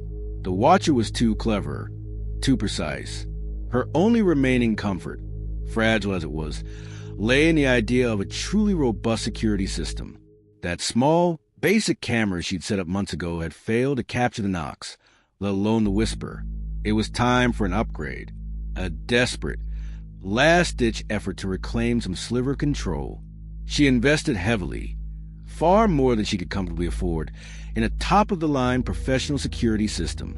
Multiple high-definition cameras strategically placed around her home's perimeter and key interior points, motion sensors, a centralized monitoring hub, even an app that allowed her to view live feeds on her phone. The installation itself had been an arduous process, taking days, but when it was finally done, a fragile sense of relief, thin as tissue paper, settled over her. This was it. This was her impenetrable shield. She spent hours watching the crystal-clear feeds, seeing her empty living room, her quiet kitchen, the peaceful street outside. For a few days, the silence of the feeds was almost therapeutic. But that fragile peace shattered quickly. It started subtly, as always, designed to sow seeds of doubt before blooming into full-blown terror. Minor glitches, a flicker in the live feed, a momentary pixelation, like a weak signal. Then brief signal losses, just a second or two, before the feed would snap back into place. Eleanor, ever rational, initially attributed to standard tech issues, maybe a bug in the software or a temporary hiccup with her internet provider. She called the security company's tech support, describing the minor annoyances. They walked her through troubleshooting steps, ran diagnostics, assured her it was likely just a temporary glitch. But deep down, a familiar cold knot began to form in her stomach. She knew, with chilling certainty, that this wasn't just a bug. The glitches, of course, worsened. Dramatically, the live feeds began to show impossible things. Her empty living room would suddenly appear warped, distorted, as if seen through a funhouse mirror. Objects would stretch and contort. Shadows would move erratically across walls where there was no source of light. Sometimes a distant, muffled sound would accompany the visual distortion, a low hum or a faint whisper that seemed to ripple through the digital feed itself. It was like watching a corrupted video file of her own life, a terrifying, abstract painting of her sanctuary. Eleanor would stare at the screen, wide-eyed, her breath held captive in her lungs, try and make sense of the nonsensical, trying to reconcile the impossible images with the reality of her empty, silent home. Then came the truly horrifying part.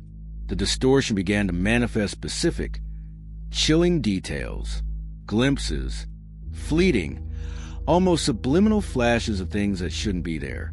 Figures, just at the edge of the frame, disappearing before she could truly register them.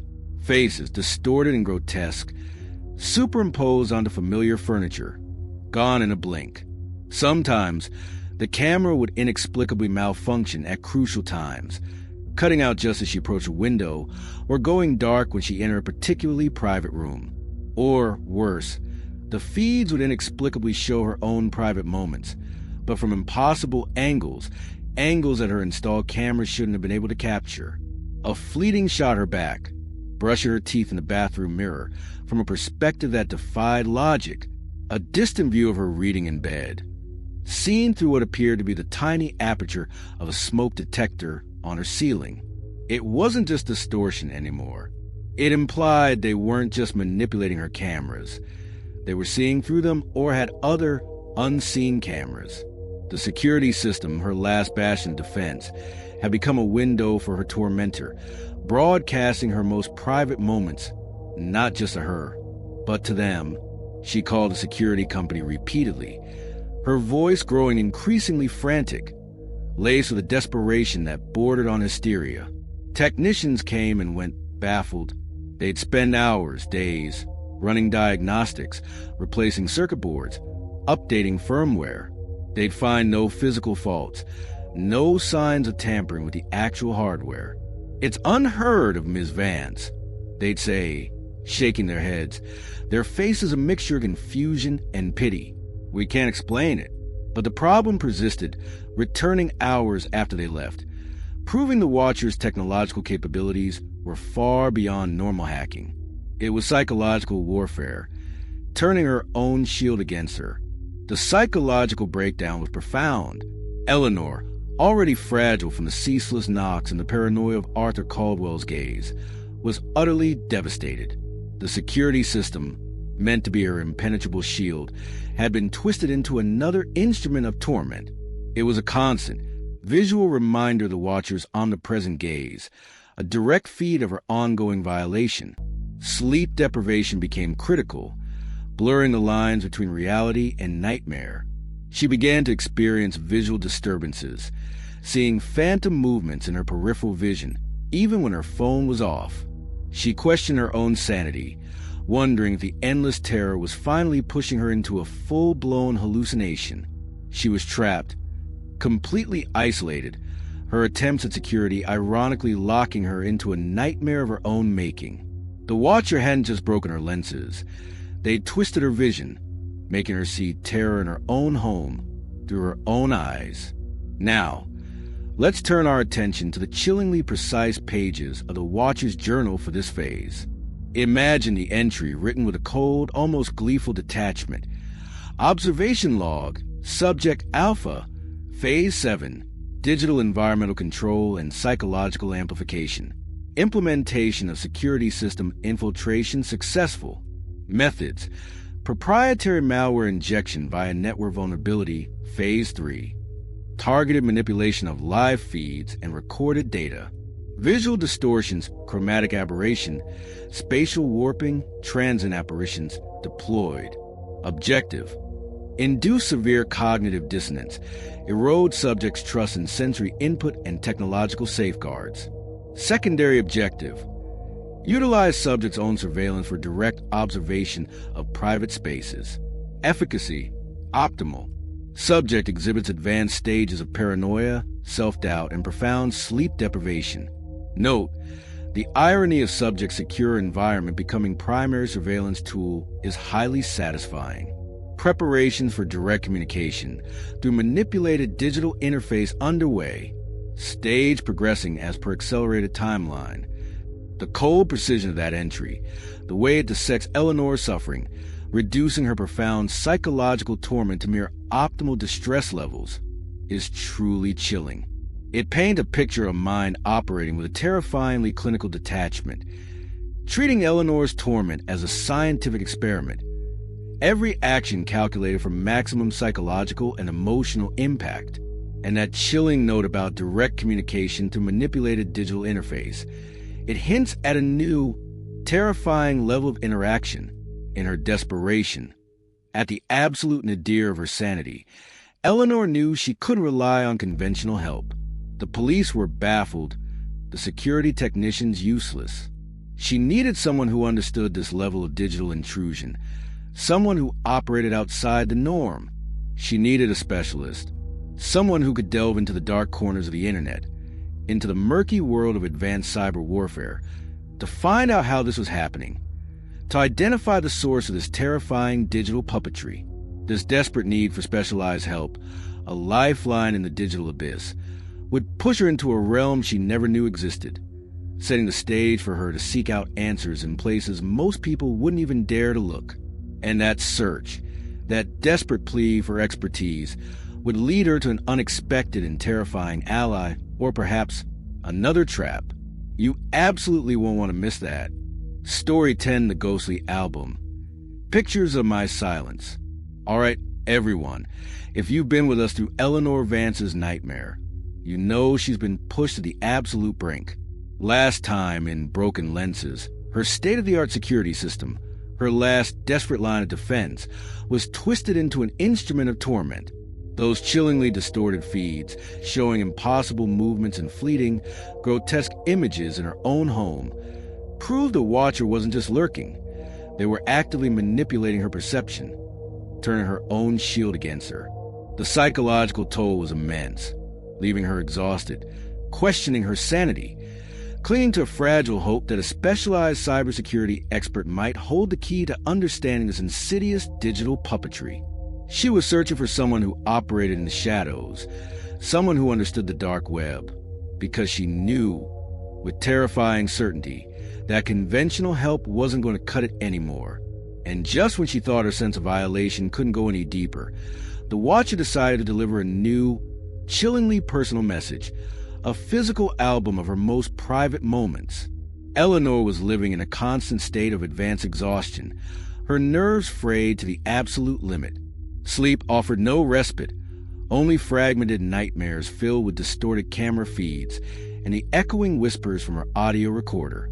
The house, once a sanctuary, was now a constant, terrifying question mark.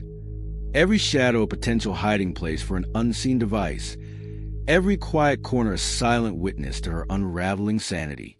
She'd spend hours staring at her phone, the security app open, but her mind couldn't process the visual chaos it presented. She'd reach out desperately to cybersecurity forums, posting vague pleas for help, searching for any expert who might respond to her increasingly frantic messages. She knew she was grasping at straws, but what else was there? Her last line of defense had crumbled. Then, just as the afternoon sun cast long, weary shadows across her living room, it arrived. Not with notification on her phone, not a glitch on her security feed, but with a quiet thud on her front porch. It was a package, larger than the one with the Poe book, but just as nondescript, wrapped in plain, thick brown paper, sealed with industrial-strength tape. No stamps, no return address, just her name, Eleanor Vance, printed meticulously in that same precise font, the one that had first appeared on the blue curtain's note. Her breath hitched. That font, that cold, clean typeface, it was a signature of terror, a chillingly familiar invitation to another round in the Watcher's twisted game. Her hands, clammy with a sudden, cold sweat, fumbled with the tough tape. She tore away the brown paper, her heart hammering against her ribs like a frantic drum. Inside, nestled amidst layers of dark tissue paper, was a slim, elegant photo album. It was a dark, leather-bound album, the kind you might keep precious family memories in. But this wasn't going to be precious. Eleanor knew it instinctively. She opened the album, her fingers trembling so badly, she almost dropped it. The first few pages held photographs that, initially, seemed almost mundane.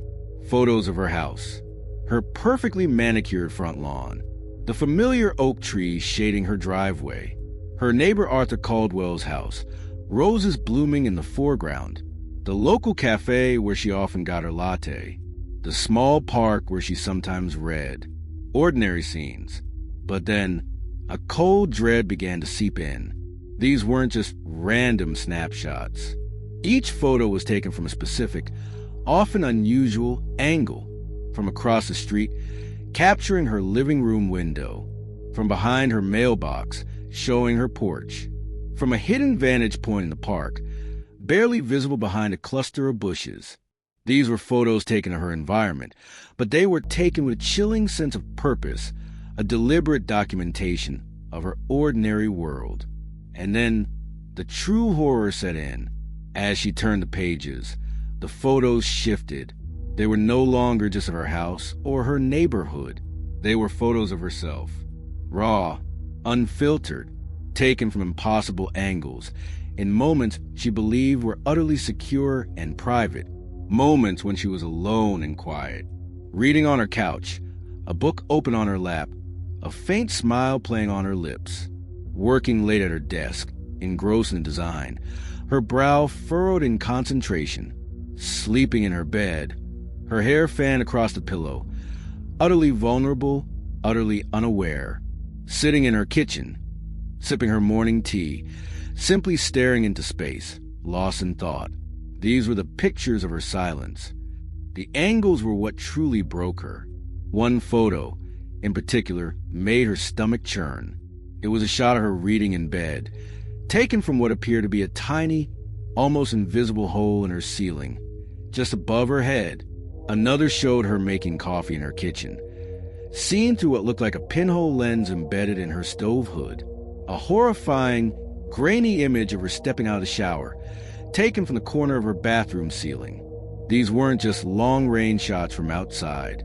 This implied hidden cameras, micro cameras, or something far, far worse, embedded inside her own home, watching her every unguarded breath, every private moment.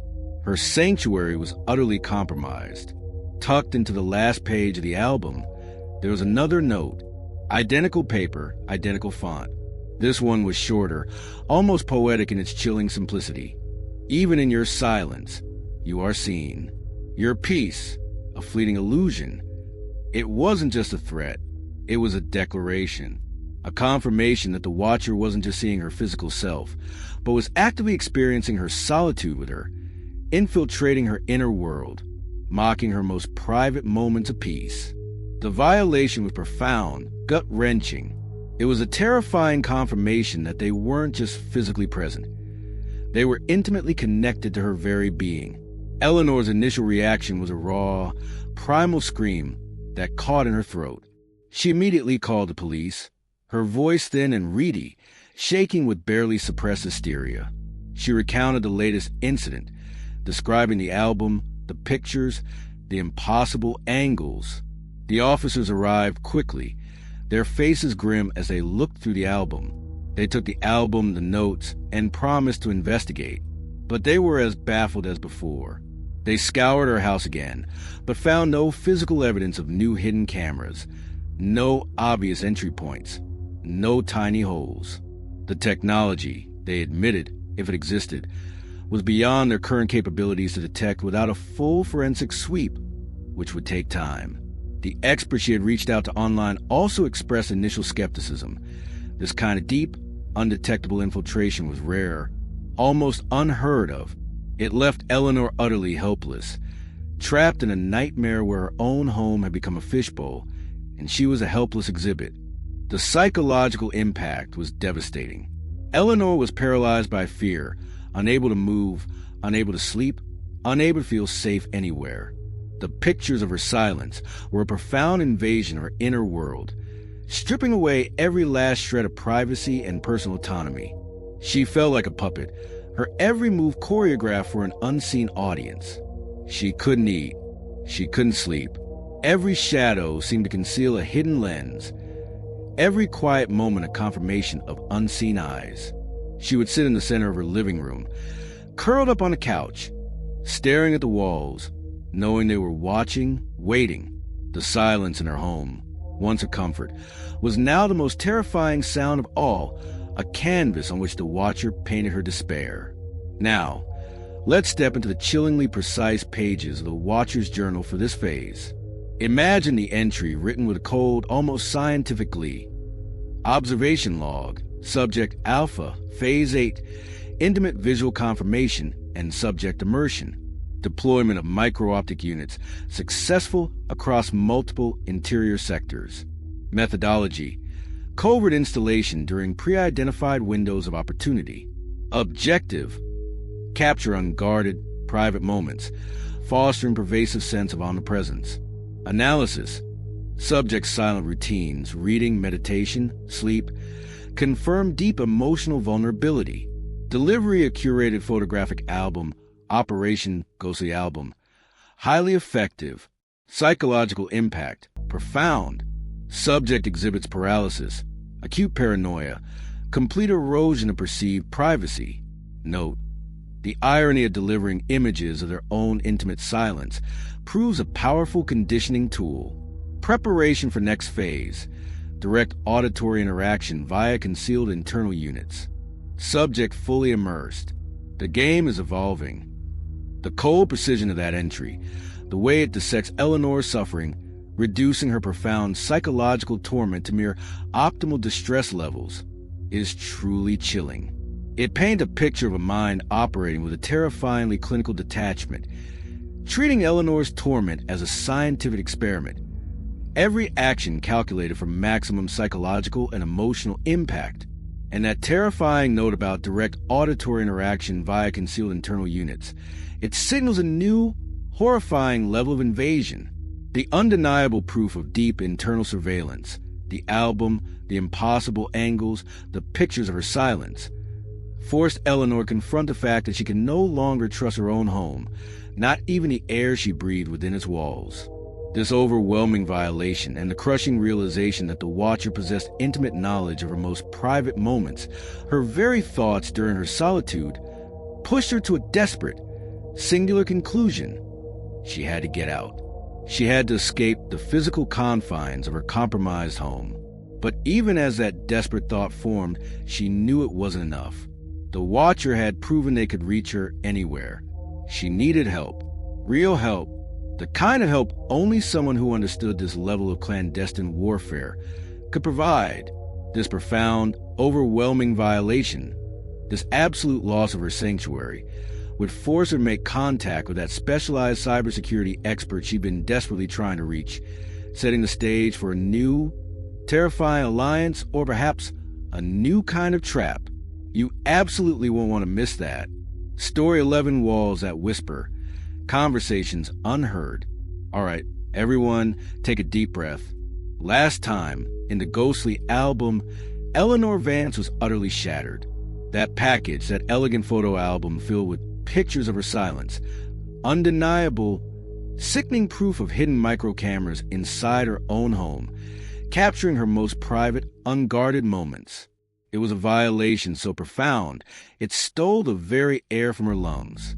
Her sanctuary was utterly compromised, her privacy annihilated. The watcher wasn't just observing from afar. They were physically, intimately present in her life, a pervasive, invisible entity. That terrifying realization, coupled with her professional security system's failure, pushed her to the absolute brink, forcing her to reach out for a lifeline she never thought she'd need, a highly specialized cybersecurity expert. And what she was about to discover would confirm that the watcher wasn't just seeing her. They were hearing her every private word, turning her own conversations into echoes of terror. Eleanor was a ghost in her own house. She barely ate, barely slept. Her eyes, perpetually wide and bloodshot, scanned every surface, every shadow, searching for a lens, a wire, anything that could have captured those horrifying images. The very walls seemed to mock her, each silent corner a reminder of the unseen eyes that had watched her. She knew she had to get out, to escape the physical confines of her violated home. But where could she go? The watcher had proven they could reach her anywhere, digitally, physically. She was trapped, paralyzed by a terror so deep, it felt like it had seeped into her very bones. Yet, Beneath the crippling fear, a desperate, primal urge for answers gnawed at her. She needed to understand. She needed to fight. In her frantic search for help, through obscure online forums and hush referrals, she finally made contact with Daniel Hayes. His online presence was minimal, almost ghost-like, a stark contrast to the flashy, self-proclaimed experts she'd found before. His replies were brief, direct, and utterly devoid of fluff. He specialized in covert surveillance countermeasures and digital forensics for impossible breaches. Eleanor sent him a desperate, rambling email attaching corrupted security footage, the chilling audio from her recorder, the one that captured the whisper beneath the knocks, and with a shaking hand, a few of the most terrifying photos from the ghostly album. She waited, her heart in her throat, for the inevitable dismissal, the polite refusal. But to her astonishment, his reply was swift. "I'll be there tomorrow. Don't touch anything else." While waiting for Daniel, the Watcher, true to their chilling journal entry from Story 9, escalated their auditory reinforcement. The faint, distorted whisper beneath the knocks, Story 7, intensified. It was no longer just a vague murmur.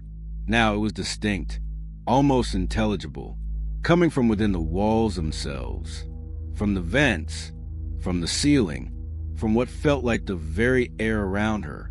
Eleanor would sit in her living room, frozen, straining her ears, listening to the insidious sounds.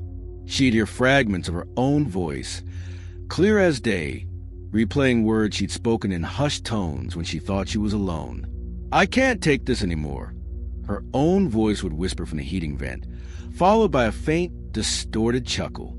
"I just wanted to stop," her own voice would echo from behind the bookshelf. It was terrifyingly personal. The sounds weren't just ambient.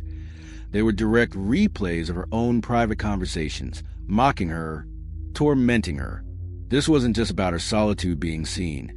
It was about her thoughts, her desperate pleas, being heard. She tried to rationalize it. Echoes? Phantom sounds? But the words were too specific, too personal. She heard fragments of a recent conversation she'd had with Chloe on the phone, a private moment about her fears, about the escalating terror. She heard snippets of a hushed argument she'd had with her mother, about why Eleanor felt she couldn't leave the house, despite her fears. "You have to be strong, Eleanor." Her mother's voice would resonate from the walls, followed by a ghostly version of Eleanor's own tearful reply. "I'm trying, Mom. I really am." These were conversations unheard by anyone else, now being replayed distorted through the very fabric of her home. The violation was absolute. Chloe, when Eleanor called her again, her voice thin with pure terror, could only offer strained empathy. "Eleanor, are you sure? Maybe it's just the stress, the house settling." Even Chloe, who had witnessed Eleanor's unraveling, struggled to fully believe the extent of this supernatural-like invasion. The Watcher was succeeding in isolating her, even from her closest friend. Daniel Hayes arrived the next morning, a stark contrast to the previous bewildered tech support guys. He was a man of quiet intensity, his eyes sharp, assessing everything. He didn't waste time on pleasantries. Eleanor, almost numb with fear, played in the audio from her recorder, showed him the photos from the album, explained the new, insidious whispers. Daniel's expression remained unreadable, but faint, almost imperceptible tightening around his jaw told Eleanor he was taking it all very, very seriously. "This is highly sophisticated," he said, his voice low, methodical. "Beyond anything I've seen in the consumer space, even most corporate espionage." He brought with him a briefcase filled with equipment that looked straight out of a spy movie. Sleek black boxes with blinking lights, parabolic microphones, frequency scanners, thermal cameras, non-linear junction detectors. Devices designed to find things that shouldn't exist. The hunt for listening devices began. It was a tense, agonizing process. Daniel moved methodically, almost silently, through her house, his tools sweeping walls, probing vents, examining every electrical outlet, every light fixture. Eleanor watched, paralyzed by fear and a sliver of desperate hope. She could hear the faint hums and clicks from his equipment, a terrifying symphony of unseen technology. And then they found them, not just one, but multiple. Tiny, perfectly concealed. The first was located behind a heating vent in the living room, a minuscule microphone no bigger than a pinhead, its wiring almost invisible, snaking into the wall. Then another, nestled deep within the plaster behind a picture frame in her bedroom. A third, shockingly, embedded within the electrical outlet in her kitchen. These weren't mere microphones. They were highly sophisticated bugging systems, feeding directly to the watcher, collecting every sound, every private conversation. This was the true source of the whispers, the echoes of her own life played back to torment her. Daniel removed them, carefully placing each one into a sterile evidence bag. He estimated they had been there for months, possibly even years, quietly collecting every word she spoke, every private thought she uttered aloud. The discovery was a profound violation. It confirmed the watcher wasn't just seeing her silence. They were hearing her thoughts, her private conversations, her most intimate moments, even when she believed she was utterly alone. Every hushed phone call with Chloe, every tearful confession to her mother, every desperate whisper to herself in the quiet of her bedroom, all captured, all recorded. The whispers she heard weren't just echoes of her own words. They were echoes of her violated privacy, designed to confirm that no part of her life was safe. Now, let's step into the chillingly precise pages of the Watcher's Journal for this phase. Imagine the entry, cold and triumphant. Observation log, subject alpha, phase 9, acoustic environment domination and subject data mining. Full deployment and efficacy of internal listening units confirmed. Methodology: microacoustic emitter/receiver network, low-frequency signal modulation for auditory reinforcement effect. Data acquisition: comprehensive private conversations recorded for psychological profiling. Examples: subject emotional distress during call with Chloe Miller, timestamp 14 hours 32 minutes and 1 second, October 27th. Subject self-consoling monologue, timestamp 2 hours 58 minutes and 19 seconds, October 28th. Objective: foster complete erosion of perceived auditory privacy. Psychological impact: subject exhibits profound breakdown in self-trust, increased paranoia regarding vocalization. Note: the replaying of subject's own conversations, phase 7 extension, proves highly effective in inducing cognitive dissonance. Stage advancing to external communication interface. The chilling precision of that entry, the way it dissects Eleanor's suffering, reducing her profound psychological torment to mere optimal distress levels, is truly sickening. It paints a picture of a mind operating with a terrifyingly clinical detachment, treating Eleanor's torment as a scientific experiment. Every action calculated for maximum psychological and emotional impact. And that terrifying note about external communication interface, it signals a new, even more public level of interaction, the discovery of the hidden listening devices, and the horrifying knowledge that every private word she had ever spoken within the walls of her home had been captured, was utterly devastating. It pushed Eleanor to a new level of fear, a desperate need to understand the Watcher's true motives and capabilities. How did they acquire such advanced, undetectable technology? How could they be so utterly hidden, so utterly pervasive? This profound violation, coupled with Daniel Hayes' serious demeanor, confirmed that she was dealing with something far beyond human comprehension, something that would stretch the limits of her understanding and plunge her into a deeper, darker mystery. This revelation, that even her spoken words were being monitored and weaponized, would force her to confront the Watcher's true reach, leading directly into the next terrifying stage of her torment. You won't want to miss that. Story 12 Office Hours, A Predator's Routine.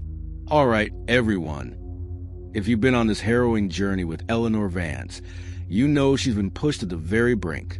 Last time, in Walls That Whisper, she and Daniel Hayes, the cybersecurity expert she desperately reached out to, uncovered the horrifying truth. Her home was riddled with hidden, sophisticated listening devices.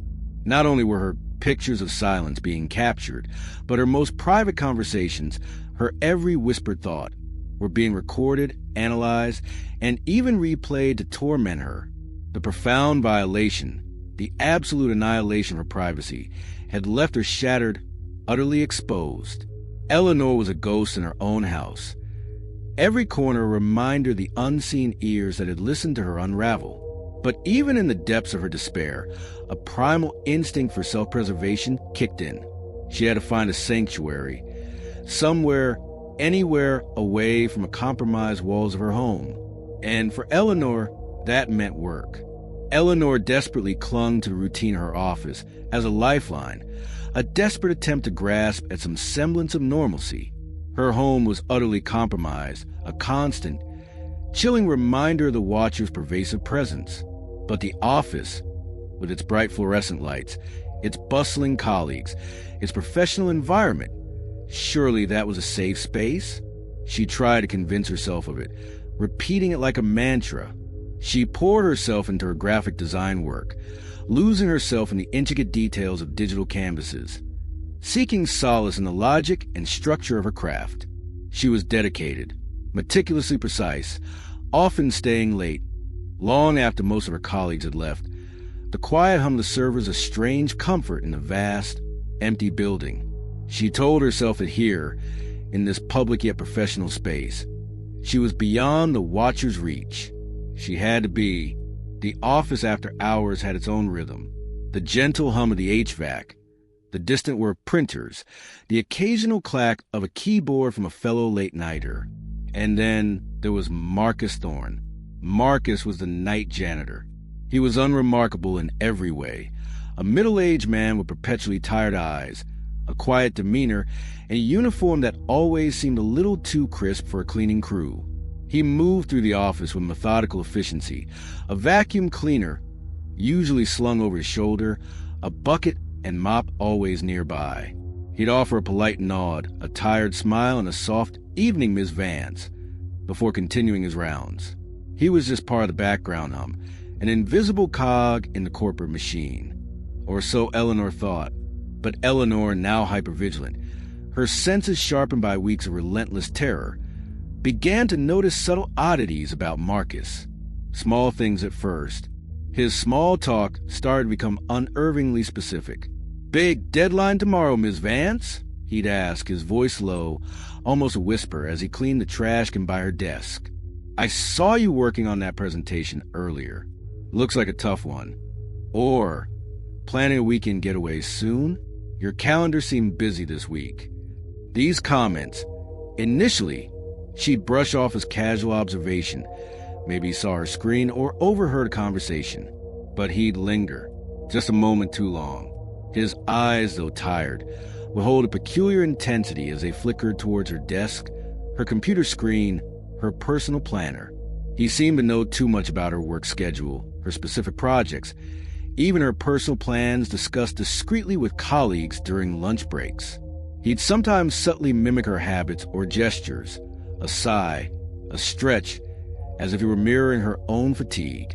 The comfort she'd once felt in his quiet presence began to curdle into a creeping unease.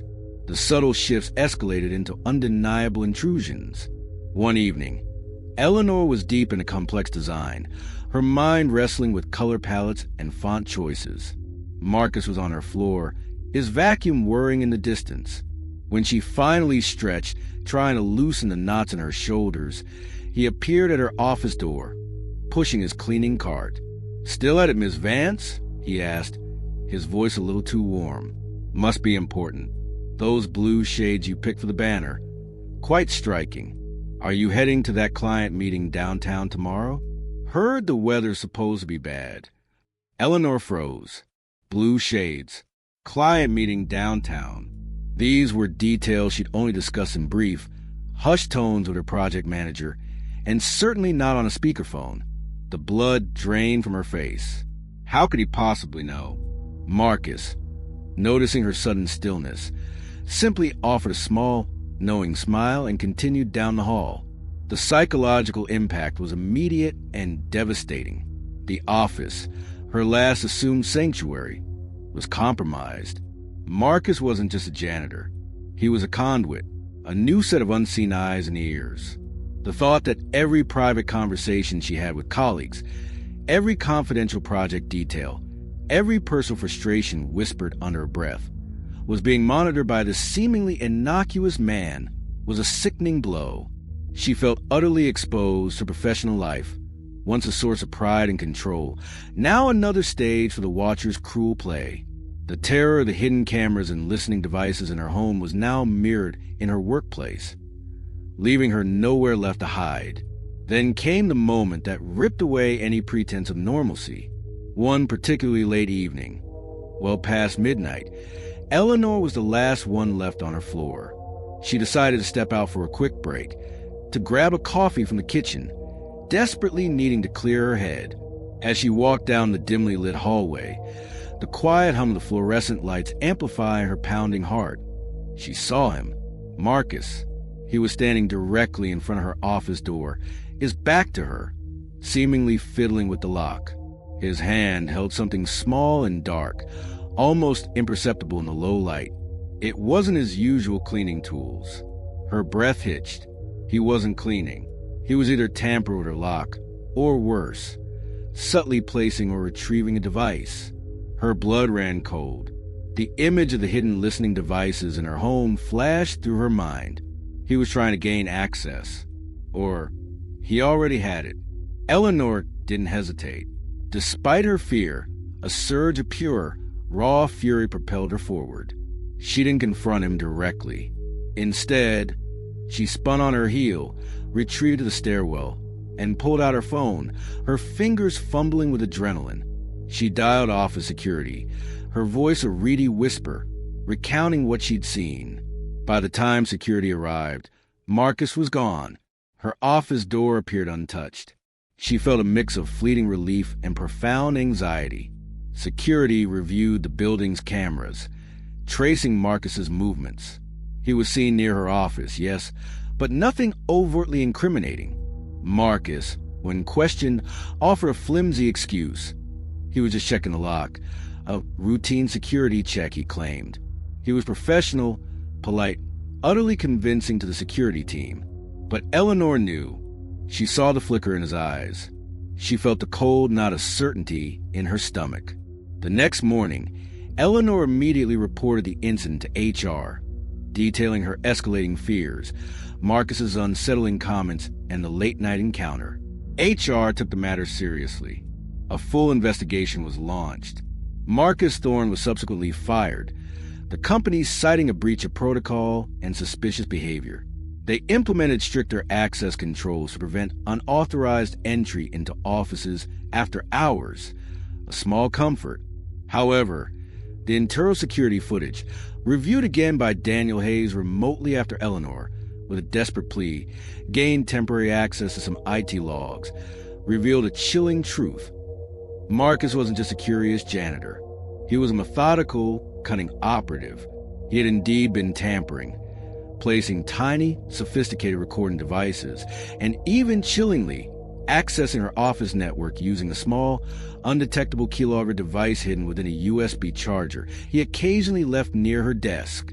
He was a direct, lower-level operative of the Watcher, placed to gather intelligence on Eleanor's professional life, her projects, her colleagues, her every work-related thought.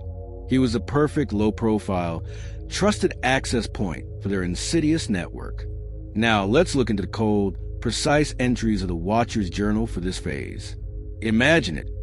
Observation log, subject alpha, phase 10, professional environment data acquisition. Deployment of operative Marcus Thorne PO2, confirmed successful. Methodology, low-profile infiltration via janitorial access. Data streams, highly valuable project details, intercolleague dynamics, professional vulnerabilities, and personal conversations unrecorded but observed in situ. Deployment of keylogging hardware model. Whisper key. Confirmed successful. Efficacy optimal. Subjects perceived professional sanctuary irrevocably compromised. Operative Thorne's termination anticipated. Data acquisition protocol for subsequent phases finalized. Note: Subject exhibits heightened paranoia, significant erosion of trust within professional sphere, isolation metrics increasing, preparation for next phase, environmental migration initiation. The subject will seek flight. The cold efficiency of that entry, the way it dissects Marcus's role, the types of data gathered, and the predicted breakdown of Eleanor's professional trust is truly terrifying. It confirms that the Watcher's omnipresence is meticulous, spanning every aspect of Eleanor's life, leaving her nowhere left to hide. Even with Marcus gone, the profound violation lingered. Eleanor's sense of safety at work was utterly shattered. Every whispered conversation among colleagues felt like a potential echo in the Watcher's hidden recordings. She questioned everyone, every interaction. This discovery created a new, pervasive fear. The Watcher was not limited to her home or personal life. They had infiltrated her professional existence, compromising her career, her colleagues, and her future. This deepened her isolation and sense of betrayal, pushing her to a desperate, singular conclusion. She had to escape the city entirely. The Watcher had predicted it, and Eleanor was about to make the most desperate move of her life. You absolutely won't want to miss that. Story 13 sound from a void, the empty apartment's secret.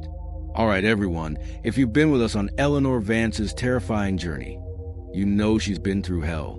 From the chilling notes and digital intrusions to the mind-bending, broken lenses of her security system and the gut-wrenching discovery of hidden listening devices in her own walls, her sense of safety was utterly obliterated. Last time, in office hours, we saw her last bastion of normalcy, her workplace, compromised by Marcus Thorne, an operative of the Watcher. Every private conversation, every professional detail, meticulously harvested. The profound violation, the absolute annihilation of her privacy, had left her shattered, utterly exposed. There was literally nowhere left to hide, and that, in its terrifying simplicity, led to the most desperate decision of her life. She had to flee. She had to escape the city. Eleanor's departure wasn't a choice. It was a primal, desperate need to escape the pervasive, suffocating sense of surveillance that had consumed every aspect of her life. The thought of staying another night in her compromised home, hearing echoes of her own violated privacy, was unbearable. Leaving her entire life behind, her friends, her career, the familiar comfort of her old neighborhood, was a crushing weight, but the alternative was far worse. She packed only the bare essentials, moving quickly, quietly, severing ties with everything she knew. She chose a new city, a place far enough away to feel anonymous, but close enough to avoid complete severance. She found a new apartment, not with the careful consideration of a new beginning, but with the frantic urgency of a fugitive. It was a mid-century building, a little older, with exposed brick walls and tall windows, seemingly chosen for its quietness, its anonymity, and crucially, for the explicit fact that the neighboring unit was listed as empty, a void, a blank slate where the Watcher, she desperately hoped, could not possibly reach her. The initial days in the new apartment offered a fragile, almost hallucinatory sense of peace. The quiet was profound, a startling contrast to the constant hum of paranoia she'd grown accustomed to. The anonymous walls, the unfamiliar street sounds, the simple fact that no one here knew her name or her past. It all offered a momentary illusion of safety. She spent her time unpacking slowly, methodically, trying to rebuild, to create a new normal. She convinced herself that this was it. This was her fresh start. The Watcher was tied to her old life, her old house, her old routine. Here, in this void, she was finally safe. But the paranoia, a deep-seated hum, lingered beneath the surface, a constant, low-grade thrum in her subconscious. It was a scar, a wound that might never truly heal. Then, just as the fragile hope began to take root, the sounds began. Subtle at first, so subtle. Eleanor almost convinced herself it was just a new building settling. The creak of old pipes, the whisper wind through an unfamiliar vent, faint thumps from what sounded like the floor above, a barely perceptible shuffle next door, almost like someone shifting weight. It was ambiguous, easily dismissed by a rational mind. But Eleanor's mind was no longer entirely rational. The sound stirred the deep, festering fear within her, reminding her too much of the insidious beginnings of her previous torment. She'd freeze, listening intently, her heart pounding a frantic rhythm against her ribs, straining to identify the source. But then they would stop, leaving her in an unsettling silence, questioning her own perception. But of course they escalated. They always did. The sounds became more frequent, more distinct, shedding their initial ambiguity, like a snake sheds its skin. Rhythmic footsteps, not random creaks, but clear, deliberate pacing from the empty neighboring unit. Whispers, no longer just a faint, ethereal hum, but almost intelligible, like a hushed conversation just beyond the thin wall. Sounds of furniture being moved, heavy thumps, scraping noises, dragging sounds. These were too specific, too consistent for an empty apartment. Eleanor recognized the terrifying pattern of escalation from her previous home. The Watcher was here, or something was. Her terror grew exponentially. She was trapped again, in a new place, a supposed sanctuary that had been invaded. Sleep deprivation, a familiar demon, returned with a vengeance, leaving her disoriented, her thoughts fragmented. She started to feel like she was finally losing her mind, that the relentless torment had pushed her into a permanent state of psychological fragility. She'd pace her own apartment, frantic, muttering to herself, trying to rationalize the impossible. Was it a trick of the building's acoustics? Some kind of elaborate, cruel prank? Or had the Watcher somehow found her, infiltrated this new void? Continuing their sadistic game? Desperate, Eleanor confronted the landlord. He was a portly, middle-aged man, perpetually harried, with a perpetually furrowed brow. He listened to her frantic account, his skepticism palpable. "Miss Vance," he sighed, rubbing his temples, "that unit next door has been empty for over 6 months. We're showing it next week. There's nothing in there. It's an old building, it settles, pipes creak." He assured her, with an air of weary finality, that the unit was empty, attributing the sounds to old building quirks. He even offered to let her inspect it herself before the next showing. But his dismissiveness, his inability to comprehend the terror, only reinforced her agonizing isolation. The intangible nature of the torment made her feel like a crazy person, further pushing her into despair. But Eleanor, despite her despair, refused to surrender completely. She needed proof.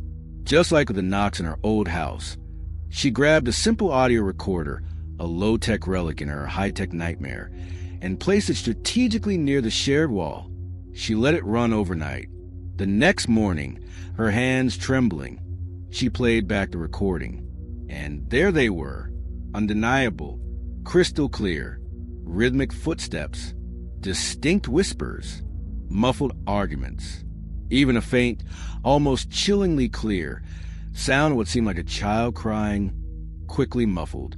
The audio was terrifying, undeniable, horrifyingly real. She presented the audio to the landlord. He listened, his face slowly draining of color. The skeptical air vanished, replaced by a look of profound unease. He still insisted the unit was empty, but he couldn't deny the sounds. Then, his voice low, almost a whisper, he revealed something. There have been rumors," he began, his eyes darting nervously, "about this building, about that unit. Things that happened here, years ago." He revealed a fragmented history of unexplained phenomena, whispers of a past fire, previous residents who had reported similar disturbances, some of whom had even vanished under strange circumstances. He dismissed them as old wives' tales, but now, faced with Eleanor's undeniable audio, he couldn't. This was the empty apartment's secret. The void wasn't empty. It was filled with echoes. Now, let's step into the chillingly precise pages of the Watcher's journal for this phase. Imagine the entry, cold and triumphant.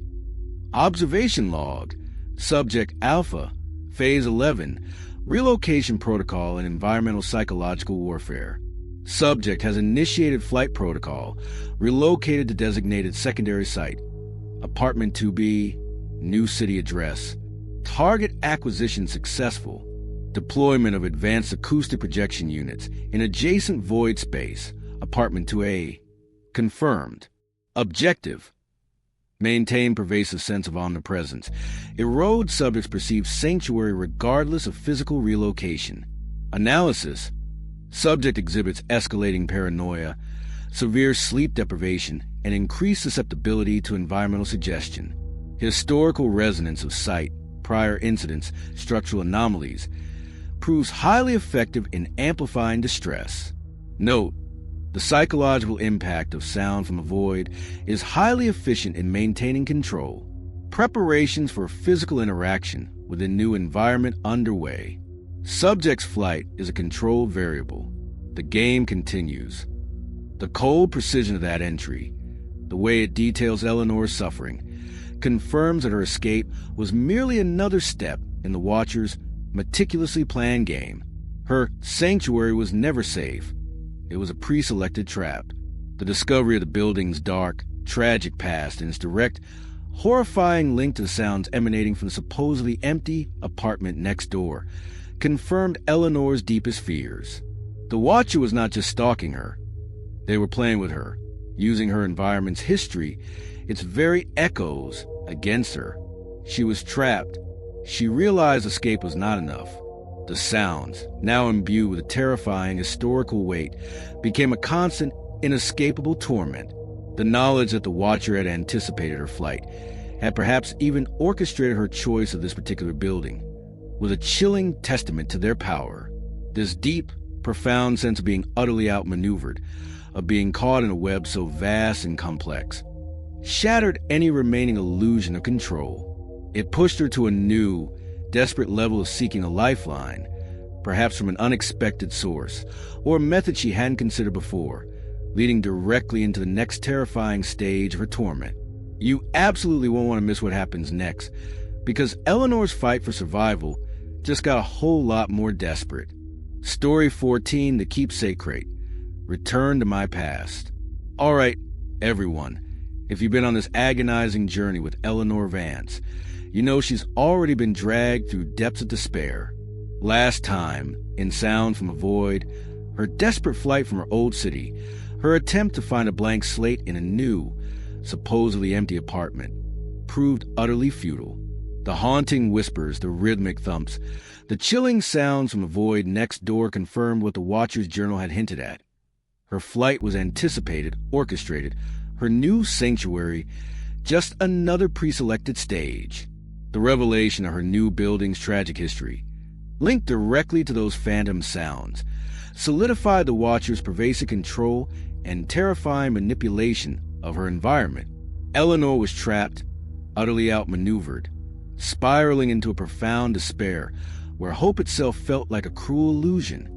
And just when she thought there was no more to lose, the Watcher decided to deliver a piece of her past, meticulously curated, stripping away any last illusion of a personal history.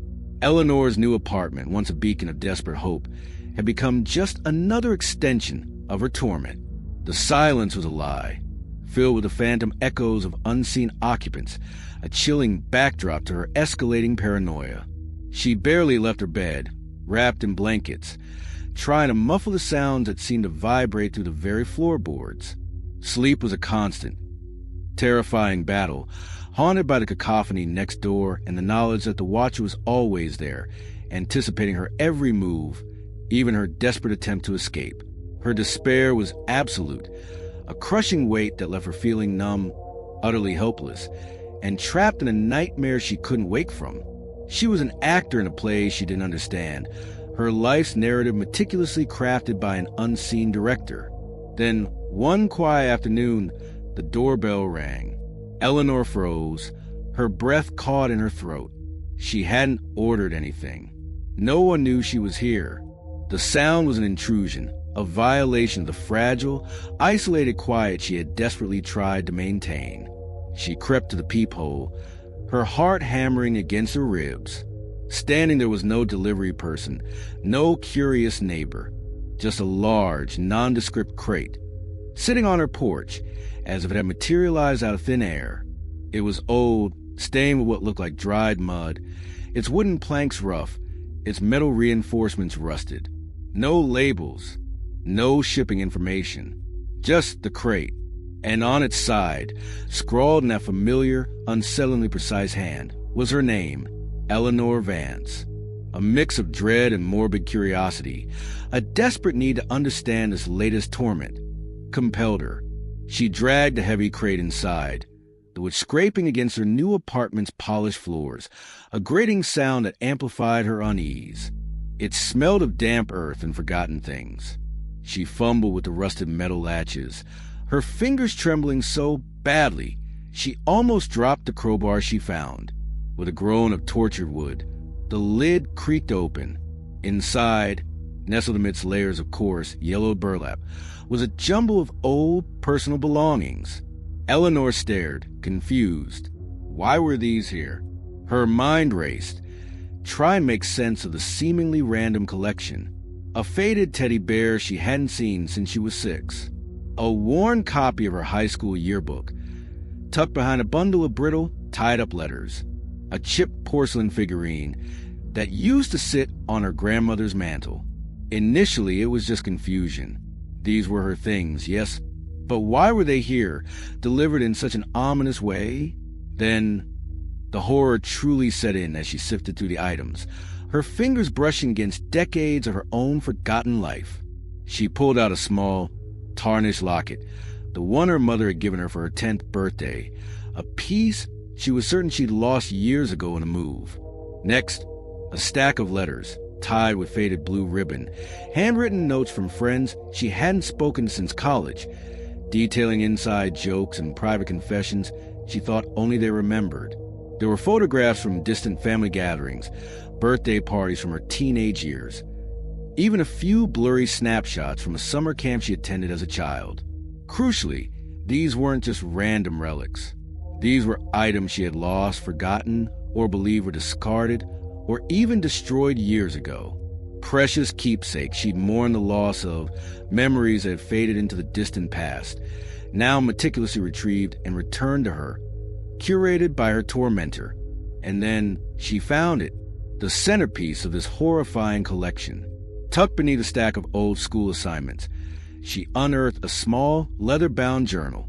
It was her own, her very own journal from her early adult life, before her graphic design career took off, before she moved to her old city.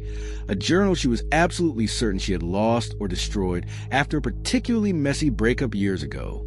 Her own distinct handwriting, looping across the yellowed pages, stared back at her as she began to read her own journal. A profound, sickening violation washed over her. The entries eerily mirrored details known only to her, or so she thought, and now, terrifyingly, to the watcher, her private thoughts about her first love, a secret fear she had as a teenager about never truly finding her path, a specific, embarrassing incident from her high school play that she had long buried in the recesses of her mind. The journal, filled with her own handwriting, became a chilling testament to the watcher's deep, pervasive, and frighteningly long-standing knowledge of her entire life, not just her recent activities. This wasn't surveillance of her present. This was an archaeological dig into her very soul, every memory, every secret, meticulously cataloged and understood. The implication was a profound violation of her entire personal history. The watcher hadn't just been observing her now. They had been collecting, archiving, and curating her entire past. It implied they had access to her life in a way that felt almost preordained, that her past was always under scrutiny, perhaps even manipulated. It was a terrifying realization that her story, her memories, her very identity were not entirely her own. They had been stolen, then returned to her, curated by her tormentor in this macabre gift, tucked into the very last page of her childhood journal. A final, chilling note lay waiting. Identical paper, identical type font from all the previous notes. It was concise, brutal, and utterly final. Your past belongs to me. Welcome back. Then, in a smaller, almost imperceptible script below it, no memory is truly lost. Eleanor's despair deepened to an absolute, crushing weight. Her past, her memories, her very identity had been stolen and returned to her, packaged and presented by her tormentor. She questioned who she truly was, if anything in her life had ever been genuinely private or truly her own. This shattered any last illusion of personal autonomy or control over her own narrative, her own story. She called Daniel Hayes, her voice a raw, broken whisper. She tried to explain, her words tumbling out in a frantic, incoherent rush. Daniel listened, his usual calm replaced by a rare edge of disbelief. "This is unprecedented, Eleanor," he said, his voice grave, retrieving and presenting a subject's entire historical archive. "This implies a level of resources and long-term planning that's beyond anything I've encountered. It suggests a profound, almost psychological or even generational connection." The police, when she contacted them again, were equally helpless, their faces a mixture of confusion and pity. The evidence was overwhelming, yet intangible, a personal violation that defied easy explanation or conventional investigation. Now, let's look into the chillingly precise pages of the Watcher's journal for this phase. Imagine the entry, cold and triumphant. Observation log, subject alpha, phase 12, historical data reclamation and identity reconstruction. Successful retrieval and compilation of subject's comprehensive personal archives. Contents: childhood artifacts, lost correspondence, personal journals. Objective: induce acute identity crisis, reinforce omnipresence across temporal dimensions. Delivery method: physical crate, unmarked, direct placement. Analysis: subject emotional response aligns with predicted psychological profile for total loss of personal narrative autonomy. Note: this ritual of return is integral to breaking down the subject's self-perception. Subject is now fully aware of lifelong observation. Preparation for next phase: high-value asset manipulation. The cold precision of that entry, the way it dissects Eleanor's profound emotional collapse, reducing her personal history to mere data, is truly sickening. It paints a picture of a mind operating with a terrifyingly clinical detachment, treating Eleanor's entire life as a scientific experiment, every action calculated for maximum psychological impact. And that chilling note about high-value asset manipulation, it signals a new, even more direct and devastating target. The profound violation of her past, the eerie manipulation of her most cherished and forgotten memories, left Eleanor utterly broken. But even in that brokenness, a new, terrifying question formed. How deep did this go? Was this about her past, or a legacy she unknowingly carried? This shattered reality, this utter loss of personal narrative, would plunge Eleanor into a new, desperate search, this time not for just proof of the Watcher, but for the fundamental truth of her existence and how it connected to this ancient order. And this profound, overwhelming violation, this absolute loss of her personal history, would force her to confront a terrifying reality about her deepest connections, leading directly into the next terrifying stage of her torment. You absolutely won't want to miss that. Story 15, The Stolen Ride, a silent recorder. All right, everyone. If you've been with us on Eleanor Vance's utterly heartbreaking journey, you know she's in a state of profound despair. Last time, in the keepsake crate, the Watcher delivered a chillingly curated collection of her lost and forgotten personal belongings, including her own childhood journal. It was a brutal, undeniable violation of her entire personal history, revealing a lifelong surveillance that plunged her into an acute identity crisis. Who was she, truly, if her past, her very memories, had been meticulously cataloged and manipulated by an unseen entity? That realization shattered her last illusion of autonomy, leaving her feeling utterly disoriented, questioning her own identity, memory, and agency.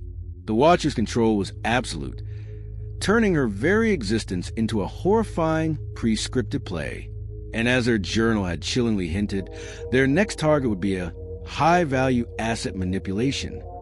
Eleanor was about to discover just how far their reach extended, even the most mundane aspects of her life, and how profoundly they could steal her last sense of freedom. Eleanor was a ghost haunting her own life, moving through her new apartment in a disoriented haze. The sounds from a void next door continued, a constant, low thrumming of unseen presences, now merely part of the suffocating background noise of her existence. Sleep was a rare and fleeting escape, often interrupted by vivid nightmares of being watched, of old memories twisting into grotesque new forms. She felt like a pawn in a game she couldn't comprehend, her every move anticipated, every thought seemingly known. Her identity, once so solid, felt fluid, malleable, defined not by her own experiences but by the horrifying archive the Watcher had compiled. She was utterly broken, her spirit eroded by the relentless psychological warfare. The one thing that still offered her a faint glimmer of independence, a fragile connection to the outside world, was her car. It was her escape route, her private bubble, her last remaining symbol of personal autonomy and freedom of movement. It was, as the Watcher's journal had so chillingly termed it, her high-value asset. The morning it happened started with familiar dread, a sense of foreboding that had become her constant companion. She walked out of her new apartment building, keys in hand, ready to begin the agonizing ritual of her day, only to stop dead in her tracks. The parking spot where her car should have been was empty, utterly, horrifyingly empty. Her breath hitched. A cold, nauseating wave washed over her, far worse than any typical frustration of a stolen vehicle. This wasn't just random theft. This was them. This was the Watcher. They knew. They always knew. The theft wasn't just about the car. It was about stealing her last vestige of mobility, her last private space. The sheer audacity of it, the seamless infiltration into another facet of her life, sent a fresh jolt of terror through her already shattered nerves. She went through the motions, numbly reporting the theft to the police, dealing with the indifferent insurance agent. The questions were mundane, routine, but for Eleanor, they were piercing reminders of her utter helplessness. The police were sympathetic, but offered little comfort. Car thefts happen all the time. They'd put out an APB, contact the local impounds, but not to expect much. Eleanor felt a chilling sense of déjà vu. The same helplessness she'd faced with the notes, the digital breach, the listening devices. The Watcher operated beyond the reach of conventional law enforcement. Then, just 2 days later, the phone rang. It was the police. Her car had been found, abandoned in a quiet residential street on the other side of town, unscathed, seemingly intact. No signs of forced entry. No damage. No obvious reason why it had been stolen, then left untouched. A fragile, almost disorienting sense of relief washed over Eleanor, quickly replaced by a profound unease. It was too easy, too clean. It fit the pattern. The Watcher never just did something. They always did something with a purpose. This wasn't just a car theft. It was a carefully orchestrated, temporary relocation event, as her journal might describe it. She drove to the impound lot, her heart a frantic drum against her ribs. The car looked exactly as she'd left it, pristine, innocent. She ran her hand over the steering wheel, a desperate attempt to reconnect with this last piece of her perceived freedom. But something felt off. A subtle difference in the scent of the interior, a faint metallic tang that wasn't hers. She spent hours inspecting it, meticulously, desperately. She checked every crevice, every compartment, every corner of the dashboard, looking for a clue, a trace, anything that would explain the anomaly of its theft and recovery. And then she found it, deep under the passenger seat, tucked almost invisibly into carpet fibers, was a tiny, perfectly hidden device. Not a GPS tracker, though she suspected that might be a secondary function, but an audio recorder, professional grade, so small it was almost impossible to spot without deliberately searching. It was sophisticated, sleek, clearly not something you'd buy at a local electronics store. This was military grade, or, chillingly, something developed by an order of observers. Its location, under the passenger seat, suggested it had been placed by someone who had been inside with time to ensure its complete concealment.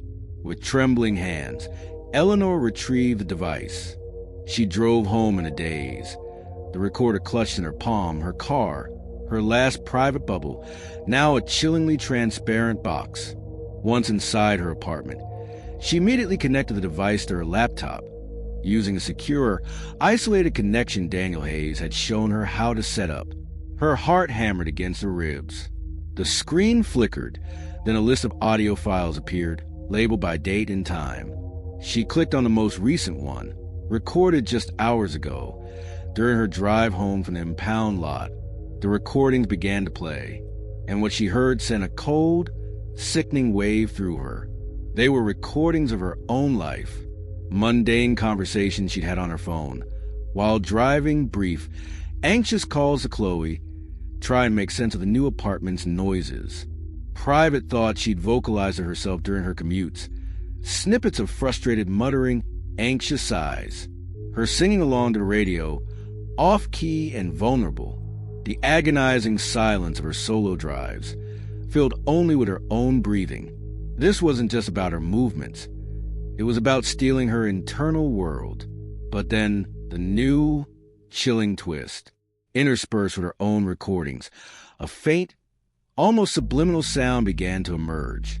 A low, distorted voice, or rhythmic static that subtly changed based on her emotional state, growing more agitated when she sighed, more frantic when she muttered nervously.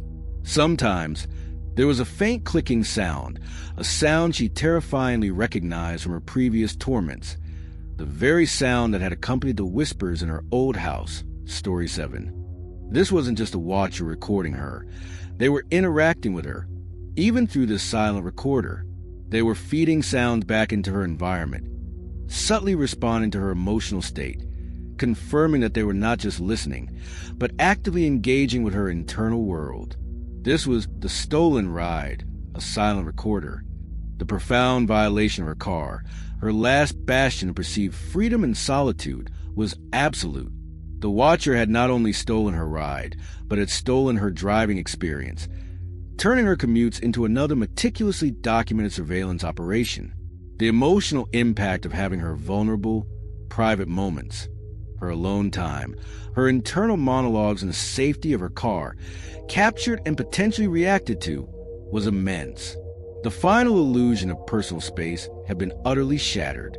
She reported the device to the police. They were baffled. The device was untraceable, professional grade, no fingerprints, no serial numbers. They couldn't explain the car theft itself. "It's a mystery, Ms. Vance," the detective sighed, the same helpless tone she'd heard countless times before. This confirmed, with sickening clarity, the watcher's chilling ability to operate seamlessly and invisibly in the mundane world, manipulating events without leaving a trace. Now, let's look into the cold, precise entries of the watcher's journal for this phase. Imagine the entry written with a chillingly triumphant tone. Observation log. Subject Alpha. Phase 13. High-value asset manipulation and enhanced mobile data acquisition. Vehicle theft executed as temporary relocation event for covert acoustic device deployment model. Nomad recorder. Objective. Comprehensive capture of subject's mobile environment data. Data streams. Private conversations, voice analysis for emotional baseline. Internal monologues, psychological profiling, predictive analysis, travel patterns. Efficacy. Optimal. Subject perception of personal freedom and autonomy irrevocably compromised. Deployment of embedded subauditory feedback loop within device confirmed.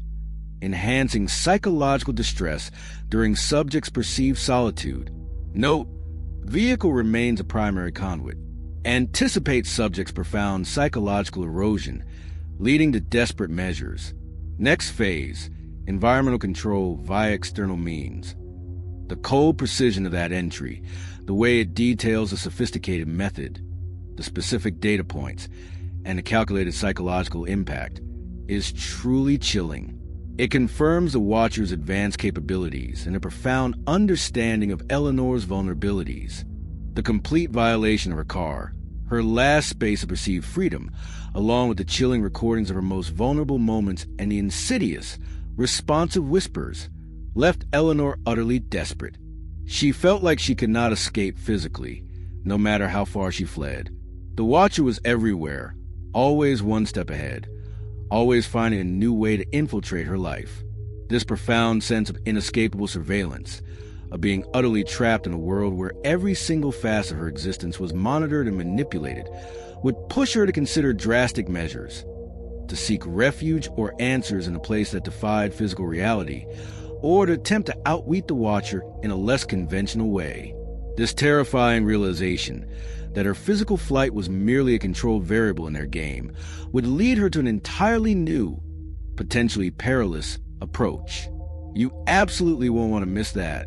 Story 16, Cabin in the Woods. Echoes of Obsession. All right, everyone. If you've been following Eleanor Vance's harrowing, relentless torment, you know she's in an unimaginable place. Last time, in the stolen ride, her car, her last bastion of freedom, was turned against her. It was stolen, then returned with a hidden recorder capturing her most private thoughts and conversations, even subtly interacting with her. That chilling revelation, coupled with a profound violation of her past in the keepsake crate and the pervasive surveillance across her home and workplace, shattered any last illusion of control. Eleanor felt utterly trapped, every move anticipated, every space compromised. Physical flight was proving futile. The Watcher, it seemed, was everywhere, and in her desperation, pushed to the very edge of sanity, she decided the only way to truly escape was to disappear into vast, unforgiving silence of the wilderness. Eleanor's mind was a frantic, swirling vortex of fear and despair. The recordings from her car replayed endlessly in her head, her own vulnerable whispers amplified by the chilling, distorted hums of the Watcher. She barely ate, barely slept, her eyes wide and bloodshot, perpetually scanning, searching for hidden lenses, for unseen ears. Her new apartment, once a symbol of desperate hope, was now just another cage, its walls echoing with the fabricated sounds from the empty unit next door. The Watcher's control felt absolute, their omnipresence suffocating. She couldn't trust her home, her car, her devices, or even her own mind. The city, once a bustling sanctuary of anonymity, now felt like a giant, open-air panopticon, every window a potential eye, every street a surveillance corridor. The only answer, the only escape that made any sense in her shattered reality, was to go somewhere utterly remote, somewhere the Watcher couldn't possibly follow, somewhere beyond the reach of Wi-Fi, cell signals, or hidden cameras in urban infrastructure. She found it online, a small, secluded cabin nestled deep within an ancient forest, hundreds of miles from anything resembling civilization. The listing promised complete isolation, a perfect remedy for a mind frayed by constant terror. No internet, no television, just the raw, untamed wilderness. It seemed like the perfect antidote, a place where she could finally breathe, finally be truly alone. It was an act of desperate faith, a final, fragile hope that the Watcher's reach had its limits. The drive was long, tedious, and filled with a nervous anticipation. As she left the familiar sprawl of the city behind, the buildings giving way to rolling hills and then towering forests, a fragile sense of calm began to settle over her. The deeper she drove, the more the outside world receded, the stronger the feeling of freedom became. The cabin itself lived up to its promise.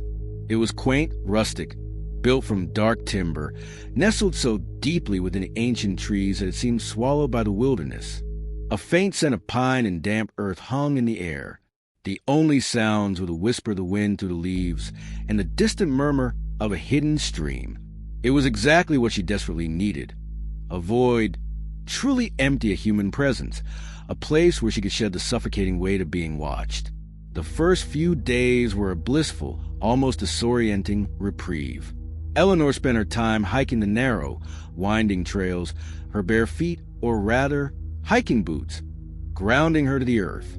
She gathered firewood, cooked simple meals over a crackling fire, and watched the stars, untainted by city lights, blaze across the black sky. The solitude, once a source of anxiety, now felt like a healing balm.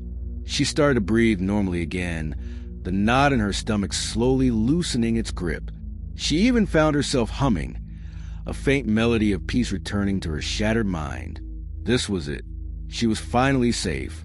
The Watcher couldn't be here. Could they? Then, the insidious reality began to creep in, shattering her fragile peace.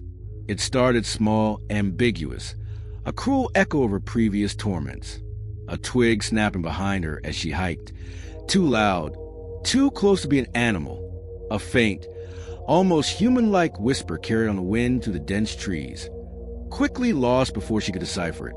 She blamed the wilderness, her overactive imagination, the lingering trauma, but the deeply unsettling feeling of being watched, began to resurface, stronger each day. The breaking point came when she decided to clean out the cabin's small, dusty closet, a mundane act that would reveal a terrifying truth. In the very back, behind a stack of old, moth-eaten blankets and forgotten camping gear, her fingers brushed against something hard, a hidden compartment in the wooden wall. Her heart leaped into her throat, a familiar sense of dread washing over her. This was it. She pulled back a loose panel, revealing a small, dark wooden box. It looked old, weathered, almost part of the cabin itself. With trembling hands, Eleanor opened the box. Inside, nestled on a bed of brittle, yellowed paper, was a collection of worn, leather-bound journals. They weren't just any journals. They were filled with neat, precise handwriting, chronicling the daily life of a woman who had lived in this very cabin years ago. Eleanor recognized the style, the meticulous detail, the unnerving focus on seemingly ordinary routines. This was the Watcher's journal, or at least a Watcher's journal.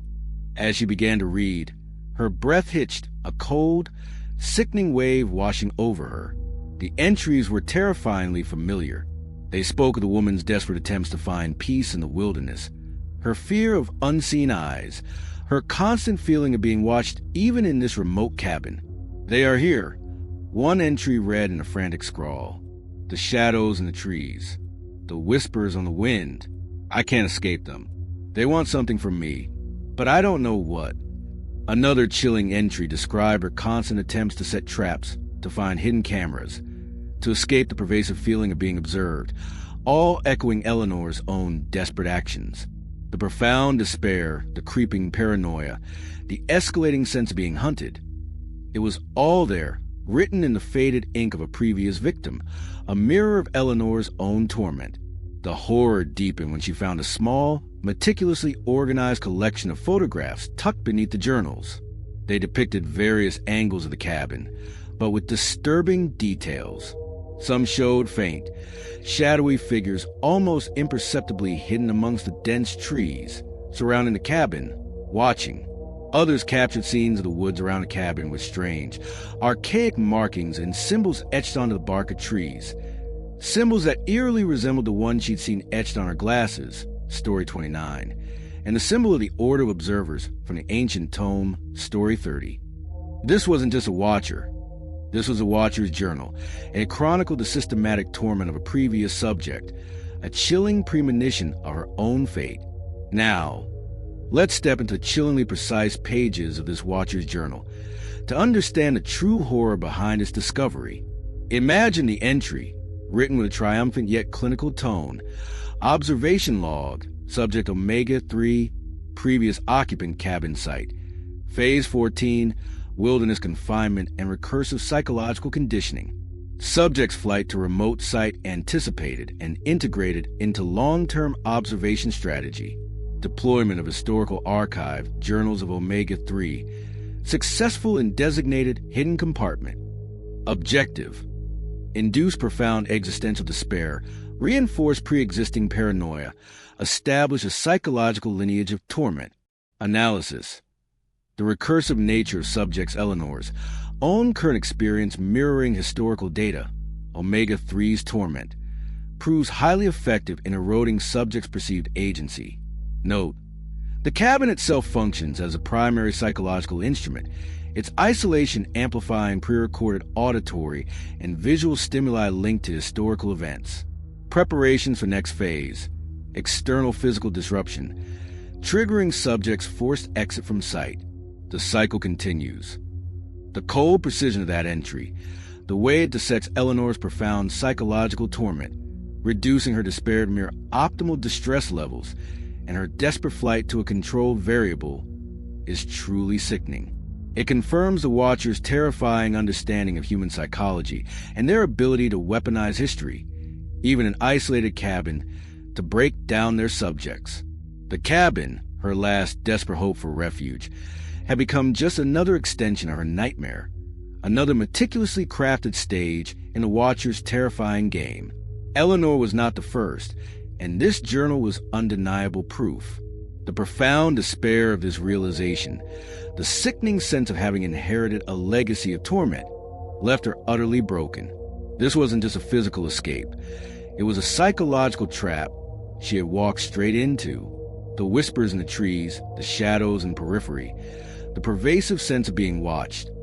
They were all part of the Watcher's horrifying design, a constant reminder that her flight was merely a controlled variable in their twisted experiment.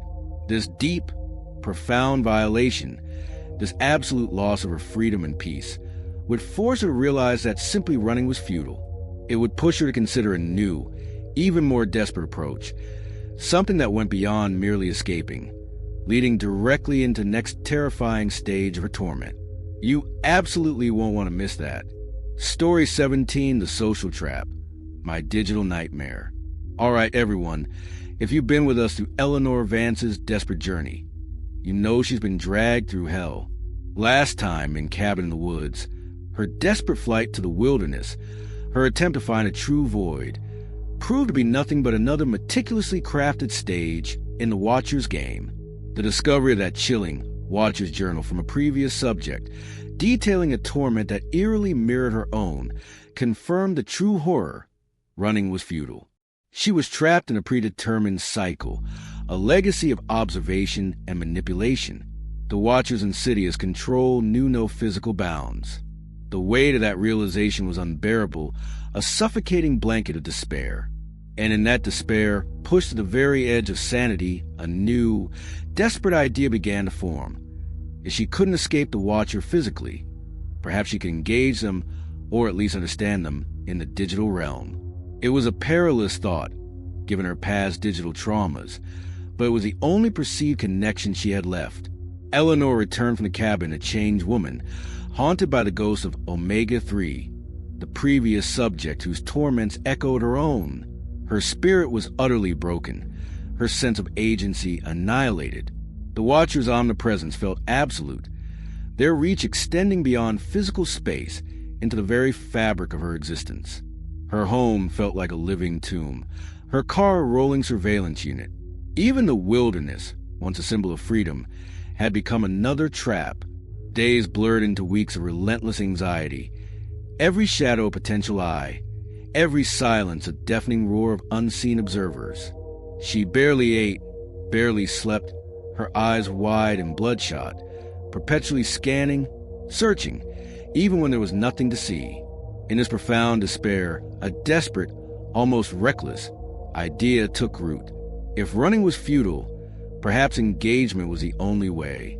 She had to understand. She had to find them.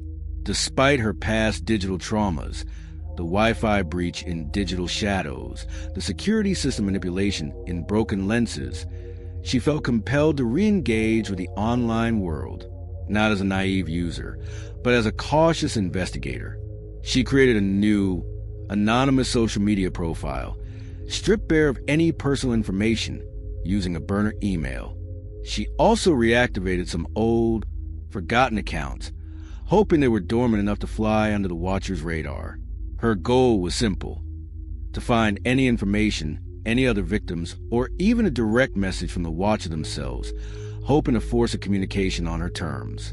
It was a desperate attempt to turn the tables, however infinitesimally. The first few messages started appearing in her newly created, anonymous social media inbox. They were subtle, harmless, even the kind you might immediately dismiss as spam or an automated bot message. A random hello, a generic nice profile, or a vague, interesting post. They came from newly created, anonymous accounts, or sometimes, chillingly, from what appeared to be reactivated accounts of old acquaintances she hadn't heard from in years, suddenly reappearing with mundane greetings.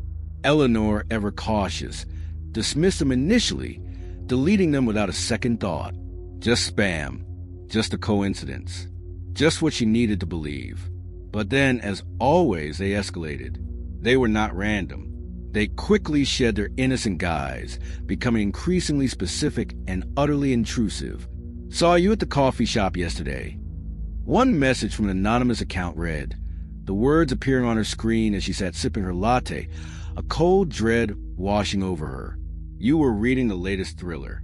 You looked lost in thought, the way you always do when you're working through a design problem. Another message, appearing in a different old account, referenced a private conversation she'd had with Chloe days ago, not on social media, but over phone, in a whispered moment of despair. You seemed down after that call with Chloe. Don't worry, things will get better. You're stronger than you think. The terror deepened with every new message. These weren't just guessing games. They referenced details about her daily routines, private interactions, even her current emotional state, all gleaned from previous surveillance data.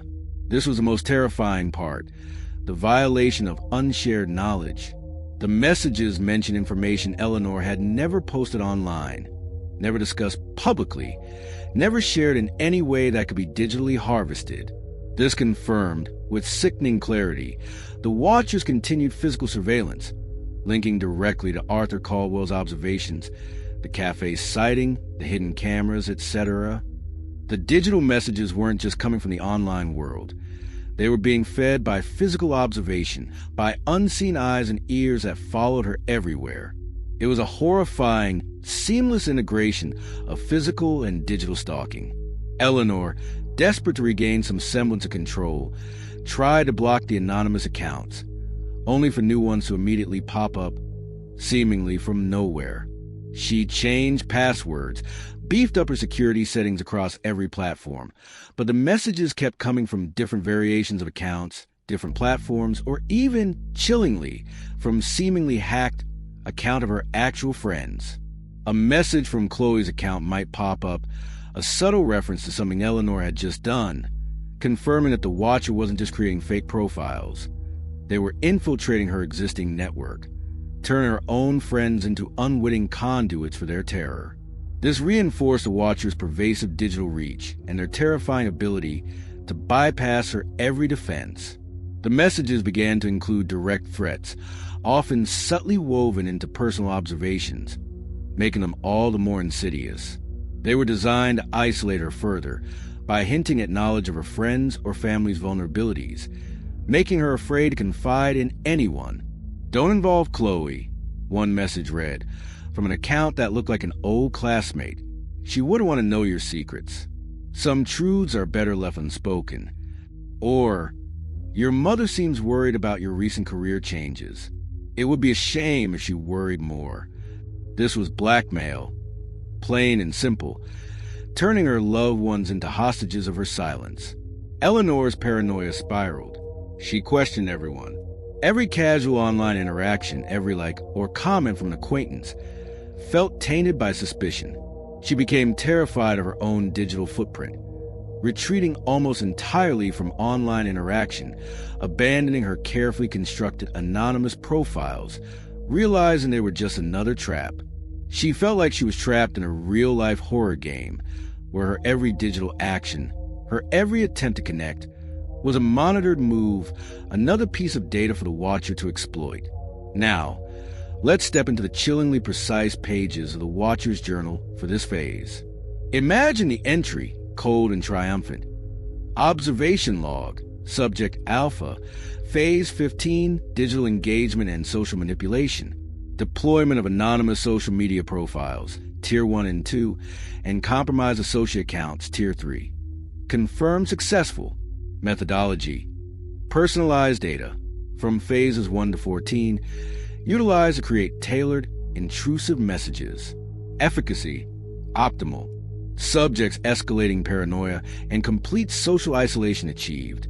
Note: the use of specific emotional triggers and familial vulnerabilities proves highly effective in enforcing silence. Subjects' digital retreat anticipated and integrated into subsequent monitoring protocols. Preparations for direct communication via external communication interface are underway. The social trap is set.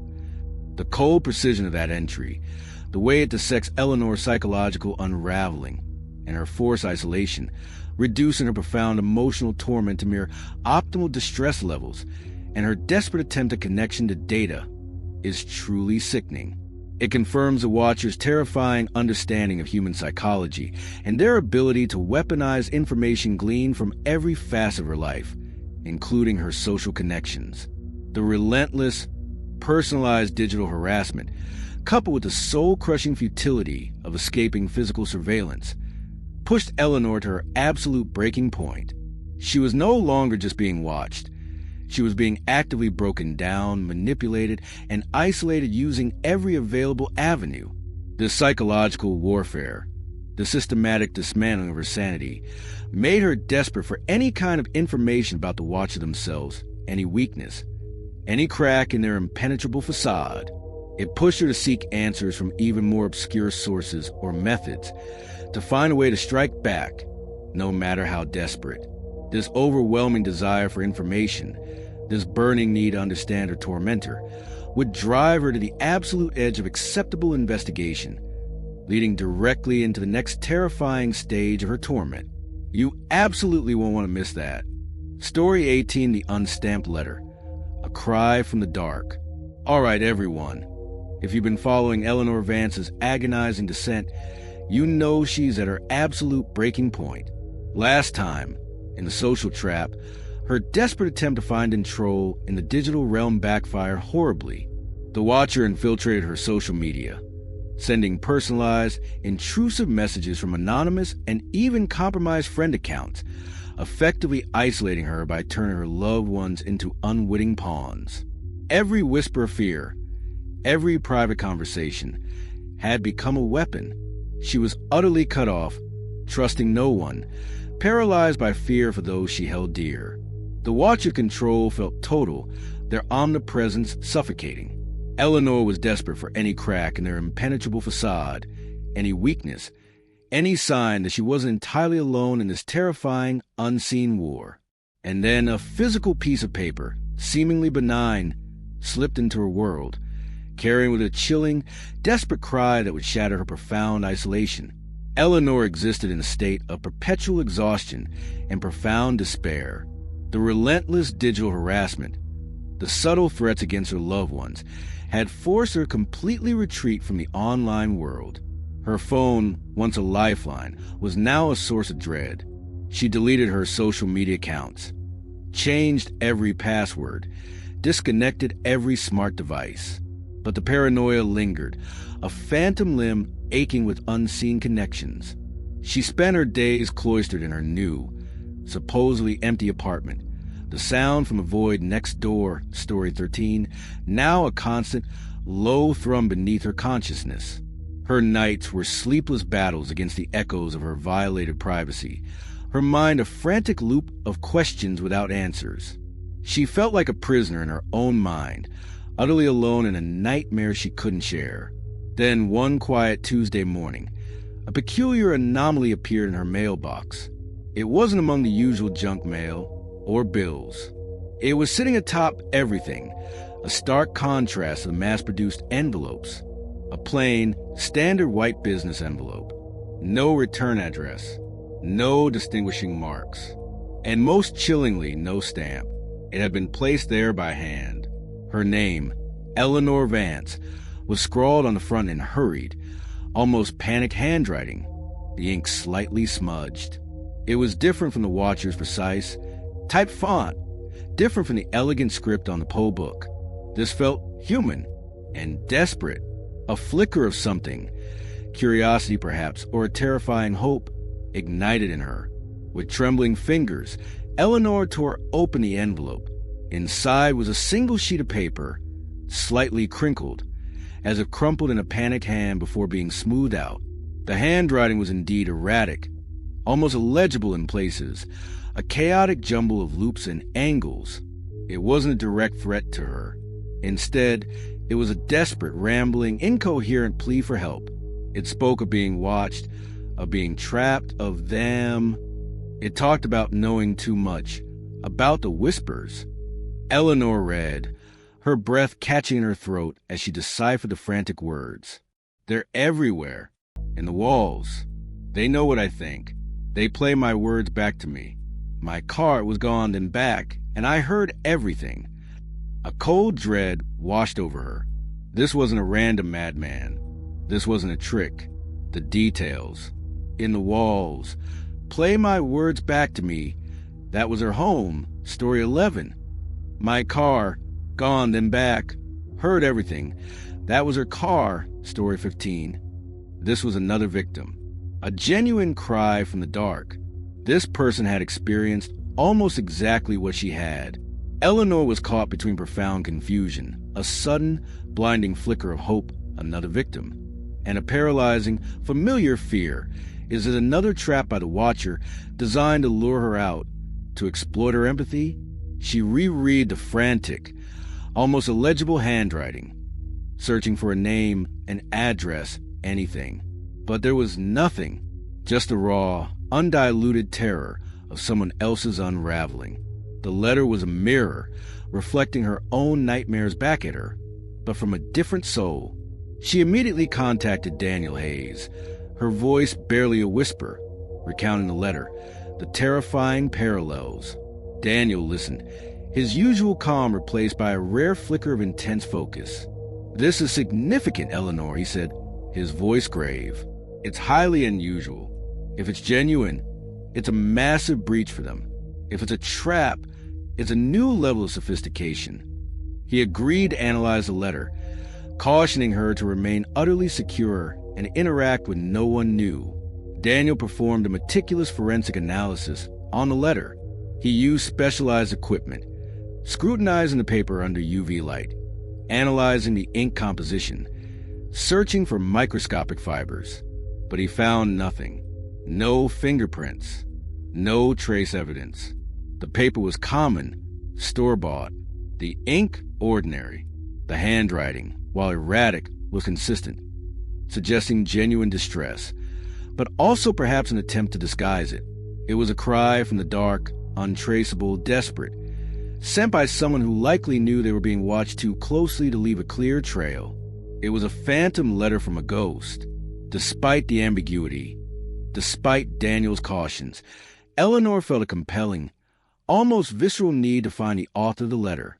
The profound isolation she had suffered had been partially lifted by this one desperate plea. She wasn't alone. That spark of hope, fragile as it was, ignited a desperate new resolve. She began making limited, incredibly cautious online inquiries, searching for similar pleas, for any news of unexplained disappearances that matched details in the letter that hadn't been widely reported. She delved back into obscure forums, used hidden search engines. She found nothing concrete, no other letters, no matching missing persons reports. The digital realm, once a source of terror, was now a frustrating void, deepening her sense of helplessness in finding the letter's desperate author. The letter, though untraceable and ambiguous, had a profound, transformative effect on Eleanor. It reignited her hope that she wasn't utterly alone. It implied a wider network of victims, or at least people caught in the Watcher's terrifying web. It hinted at a shared experience, a hidden, terrifying connection among those who had been targeted. It also contained a tiny, almost overlooked detail, a specific, unusual phrase used repeatedly, a rare idiom or a peculiar misspelling of a common word. Eleanor didn't know it yet, But this small linguistic quirk would be a crucial clue in a later story, a key to unlocking another layer of the Watcher's identity. The ambiguity of the letter, was it real or a trap, combined with her desperation to find other victims, pushed Eleanor to take a calculated, terrifying risk. She couldn't wait for answers. She had to act. The letter hinted at a shared, unspoken experience, a silent bond among those being watched. This overwhelming urge to find a genuine connection, a true ally, would lead her to formulate a desperate plan. She would try to leave a subtle message of her own, a beacon in the darkness, hoping another victim, another subject, would find it. This message wouldn't be digital. It would be public, yet covert, hidden in plain sight, a silent cry mirroring the one she received. This sets up Midnight Rendezvous, Story 19, a planned, secret meeting born out of desperate hope and profound danger. You absolutely won't want to miss that. Story 19, Midnight Rendezvous, a shadowed exchange. All right, everyone. If you've been with Eleanor Vance through her harrowing journey, you know she's been pushed to the very edge of sanity and isolation. Last time, in the unstamped letter, she received that chilling, untraceable plea for help, a desperate cry from another victim of the Watcher, mirroring her own torment with terrifying accuracy. That letter, a fragile, ink-stained lifeline, ignited a desperate, burning hope within her. She wasn't alone. But it also presented a terrifying dilemma. Was this a genuine call for help, or yet another insidious trap set by the Watcher, designed to exploit her empathy and lure her into a controlled, dangerous interaction? Despite Daniel Hayes' cautions, despite the immense risk, the profound isolation had become unbearable. Eleanor knew she couldn't wait for answers. She had to act. She had to take a calculated risk, sending out a subtle, public yet covert message, hoping another subject would find it. And as we're about to see, that desperate beacon in the dark was answered, leading her into a perilous, midnight encounter with the shadows held more than just secrets. Eleanor's days since receiving the unstamped letter were a torment of internal debate. Her mind, usually so sharp and decisive, was a battlefield of warring instincts. One part screamed caution, reminding her of the Watcher's ruthless manipulation, their ability to turn even seemingly innocent interactions into instruments of torment. The memory of Marcus Thorne, the unassuming janitor, now revealed as an operative, was a constant, chilling reminder that danger could wear any face. But another, more primal part, driven by a deep, aching loneliness and a desperate hope, urged her to act. The letter, with its frantic handwriting and its chillingly accurate details of her own suffering, felt undeniably real. It was a shared nightmare, a cry from a kindred spirit trapped in the same invisible web. If there were others, and she could find them, perhaps there was strength in numbers. Perhaps there was hope. She decided to leave a message of her own, a beacon in the digital darkness that she knew the Watcher monitored relentlessly. Not a direct plea. That would be too obvious, too easily intercepted. Instead, it was a subtle, almost poetic phrase, hidden in plain sight. On a niche online forum she knew the Watcher had infiltrated, a forum dedicated to obscure Gothic literature, a direct nod to the Poe book they had sent her. The phrase she chose was a line from one of Poe's lesser-known poems, one that spoke of hidden truths and unseen observers, a line she hoped only another truly tormented soul, one familiar with the Watcher's methods, would recognize. Beneath the cloak of night, truth seeks its silent tongue. It was a desperate gamble, a terrifying risk, but the profound isolation had become utterly unbearable. Hours turned into days, a torturous eternity of waiting. Eleanor constantly checked the forum, her heart leaping with every new post, every notification. She found nothing. Her hope, fragile as it was, began to dwindle, replaced by the familiar cold dread. Perhaps it was a trap, after all. Perhaps the Watcher had intercepted it, and now she had merely given them another piece of data, another insight into her desperate state.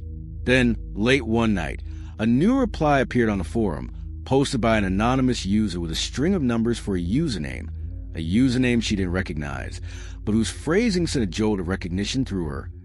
The silent tongue speaks at the old clock tower. Midnight. Alone. Eleanor's breath hitched. The old clock tower.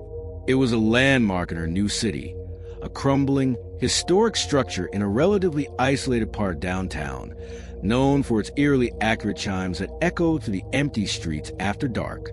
It was a place where few people lingered after hours. It was a direct, chilling response. The watcher knew. They knew she had left a message. And now, they were setting the terms of the meeting. Was it the genuine author of the letter, or the watcher themselves setting a trap?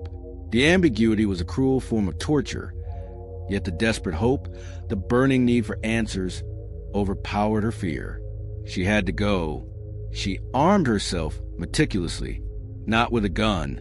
She wasn't that kind of person, but with a small, discreet audio recorder, the same one that captured the whispers from her old home, a grim reminder of her vulnerability. Hidden in her pocket in a compact, powerful pepper spray in her palm, her fingers clutched tightly around its cold metal casing. She wore dark clothing, her hood pulled low, trying to blend into the deepening shadows of the city. She notified Daniel Hayes, sending him a cryptic text with the location and time, knowing he might not get in time, but needing to leave some kind of breadcrumb. Precisely at midnight, Eleanor arrived at the old clock tower. The air was cold, damp, carrying the faint scent of rain. The streetlights cast long, distorted shadows, making the familiar urban landscape feel alien, menacing. The only sound was the distant hum of the city and the rhythmic, ominous ticking of the old clock above her head, counting down the seconds to an unknown fate.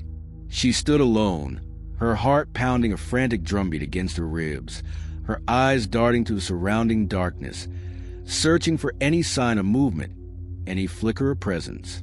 Then, from the deep shadows of an alley across the street, a figure emerged. Slowly, deliberately, it moved towards her.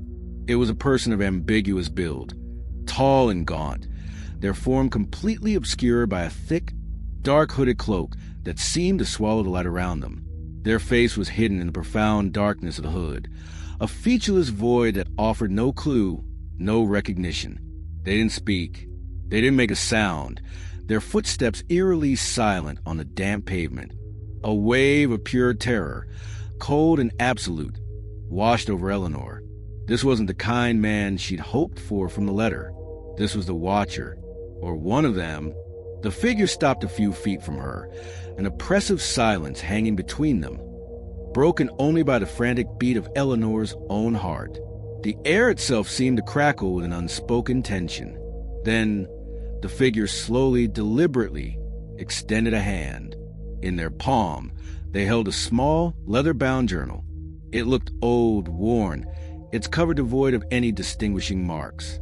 Eleanor hesitated, her hand hovering, her mind screaming trap, but a desperate compulsion, a need for answers, pushed her forward. Her fingers brushed against the cold leather as she took it. The figure's hand was surprisingly thin, almost skeletal. The figure didn't say a word. They simply pointed a long, gloved finger towards the journal, then slowly turned and melted back into the deep shadows of the alley, disappearing as silently and abruptly as they had appeared. It was like watching a ghost vanish, leaving only a lingering chill in the air. Eleanor stood there, clutching the journal, her mind reeling, trying to make sense of the encounter. Who was this person? What was this journal? And why the utter silence? She glanced down at the recorder in her pocket. Had it captured anything? Now, let's look into the chillingly precise pages of the Watcher's journal for this phase. Imagine the entry, cold and triumphant. Observation log, subject alpha, phase 16, direct physical engagement and information transfer. Covert communication protocol established via untraceable digital interface. Subject exhibited anticipated response. High emotional investment. Calculated risk assessment. Rendezvous location. Historical site, low traffic volume, high shadow cover. Operative unit designation, silent tongue. Deployment confirmed. Methodology, nonverbal direct artifact transfer. Analysis, Subject displays heightened physiological response, elevated heart rate, tremor noted during artifact exchange, yet demonstrates sustained behavioral resilience. Objective: initiate subject's independent investigation of primary data source. Note: the deliberate ambiguity of the encounter and operant silence maximizes psychological impact. Preparation for tracking subject's data analysis underway. The game intensifies. The cold precision of that entry, the way it dissects Eleanor's profound terror and her every physical reaction, reducing her desperate hope to mere anticipated response and her terror to physiological response, is truly sickening. It confirms the watcher's terrifying understanding of human psychology and their ability to orchestrate every detail, every chilling interaction. Eleanor rushed home, her mind a whirlwind of fear and a desperate, burning curiosity. She immediately retrieved the audio recorder from her pocket. Her fingers fumbled with the play button. The device crackled, then the static gave way to the ambient sounds of the clock tower, the distant city hum. But as the pivotal moments of the encounter played out, she heard it, the chilling silence. The figure had made no sound, no footsteps, no breath, no rustle of fabric. The silence was absolute, and then the faint, almost imperceptible sound of her own ragged breathing, amplified by the terror, a solitary, desperate sound in the pervasive quiet.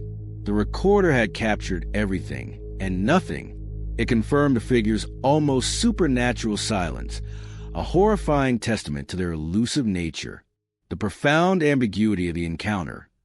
Was it a genuine ally from the unstamped letter, or the watcher themselves in a new disguise, coupled with the terrifying silence of the figure, left Eleanor utterly disoriented, but she held the journal.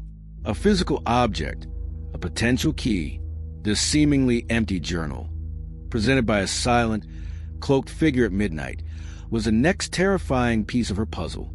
It wasn't just a gift, it was a challenge, a new kind of invitation. This profound, overwhelming mystery, this tangible yet utterly enigmatic artifact, would push her delve into its secrets, setting the stage for a new, even more dangerous phase of her torment. You absolutely won't want to miss what happens next. Story 20, The Haunted Mirror, Reflections of Fear. All right, everyone, if you've been with Eleanor Vance on this relentless, terrifying journey, you know she's been through the unimaginable. Last time, in Midnight Rendezvous, she took a desperate gamble, meeting a silent, cloaked figure at an old clock tower after leaving a cryptic message online. Instead of answers, she received an old, leather-bound journal, utterly empty, and the horrifying confirmation that the figure was eerily silent, perhaps even supernaturally so. The ambiguity of that encounter, the chilling silence, and the enigmatic journal left her reeling, desperately grasping for meaning. She was back where she started in a way, with more questions than answers, but this time, the watcher was about to use her own home, her very perception, against her, pulling her into a terrifying dance with reality and illusion. Eleanor returned home from that midnight encounter a ghost. The silence of the cloaked figure, the fact that her recorder picked up nothing but her own frantic breathing. It was a terrifying confirmation that this entity operated beyond normal human limits. Her mind was a battlefield, warring between the desperate hope that the journal held answers and the chilling fear that it was just another elaborate trap. She sat at her kitchen table, the journal lying innocently before her, its empty pages mocking her desperate curiosity. Every shadow in her apartment seemed to lengthen. Every creak of the old building sounded like a footstep. Sleep was impossible, her nerves frayed to the absolute limit.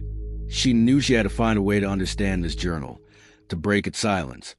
But the task felt insurmountable. Days bled into a torturous week. Eleanor meticulously examined the journal. She ran her fingers over the worn leather cover, studied the delicate, yellowed pages.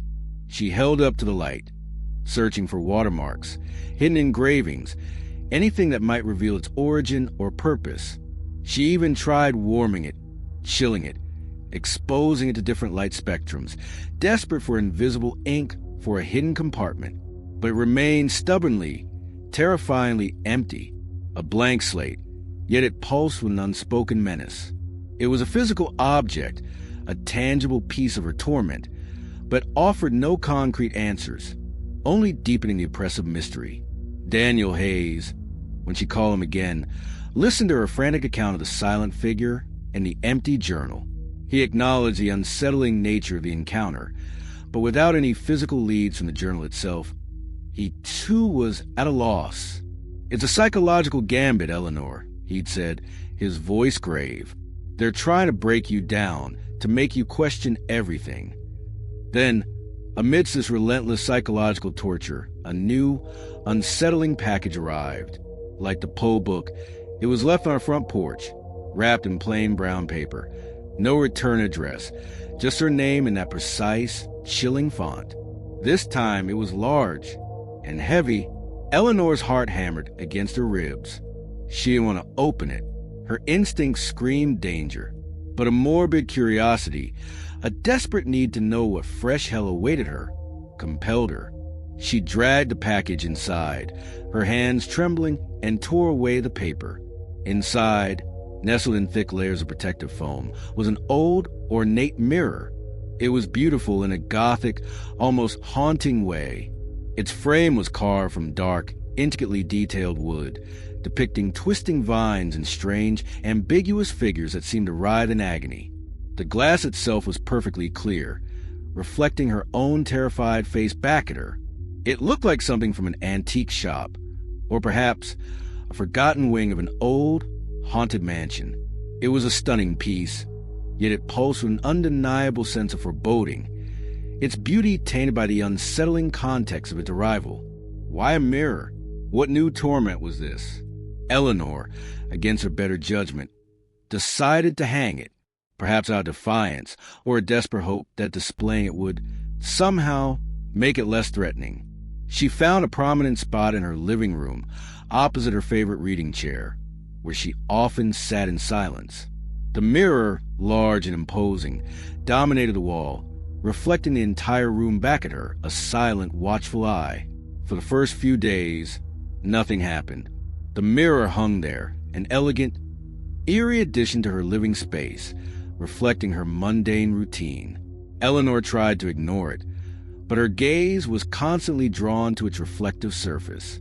She'd catch her own reflection, her eyes wide, tired, perpetually searching for something, anything. Then it started, subtly at first, as all the watcher's torments did, fleeting, almost imperceptible flickers in the mirror, just at the edge of her vision, a shadow that wasn't there in the room, a distorted ripple in the glass, like water, even though the glass was perfectly still. She'd blink, look again, and it would be gone.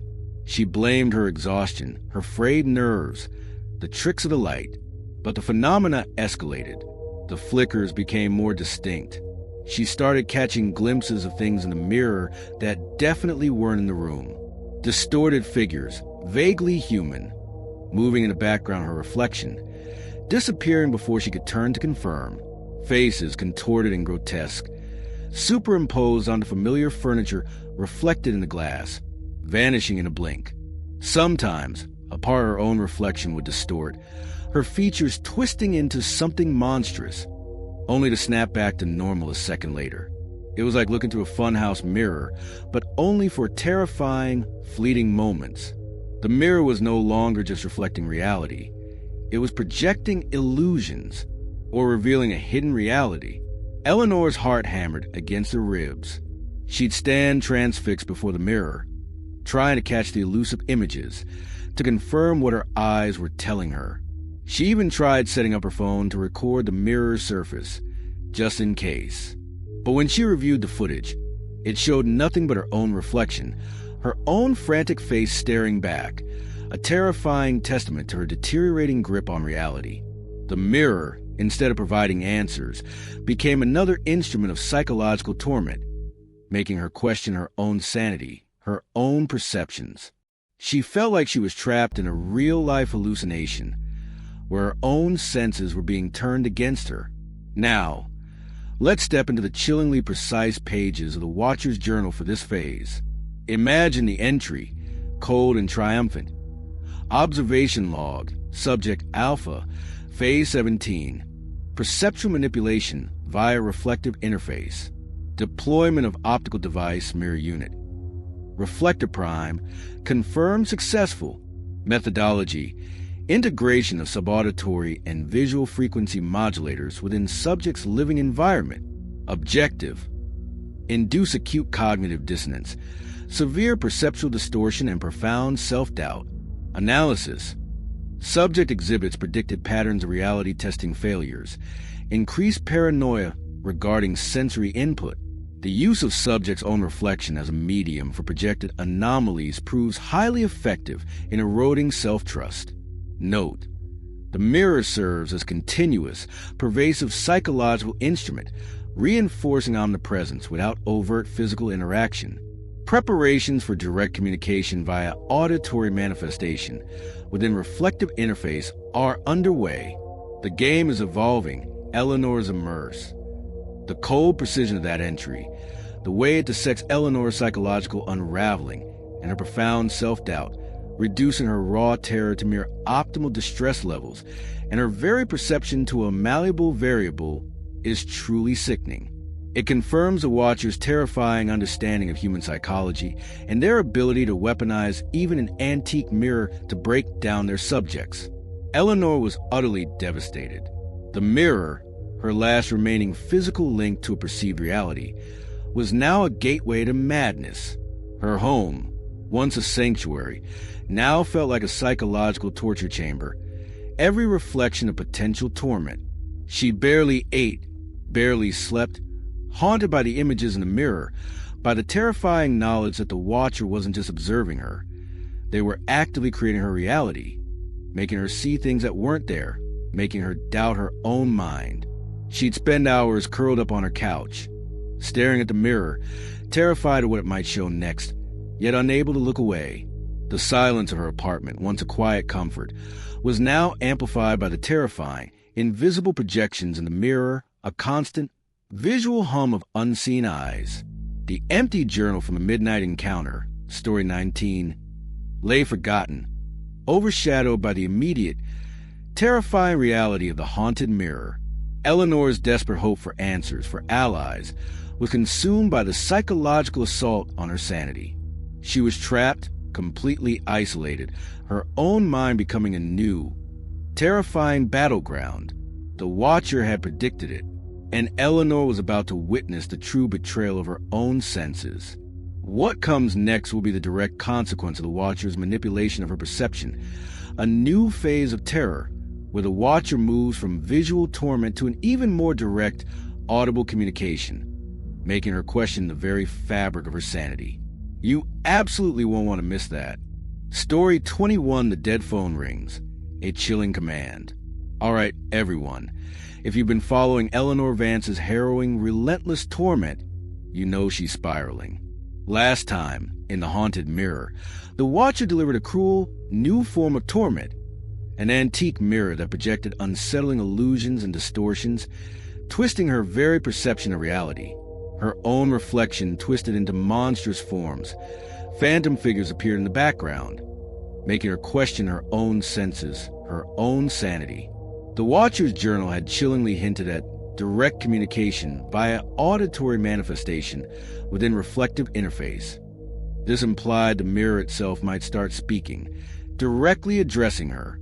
Eleanor was teetering on the edge, utterly disoriented, struggling to sleep or even trust her own eyes.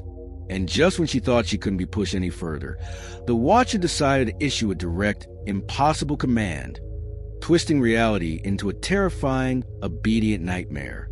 Eleanor's apartment had become a psychological torture chamber, its very reflections a source of terror.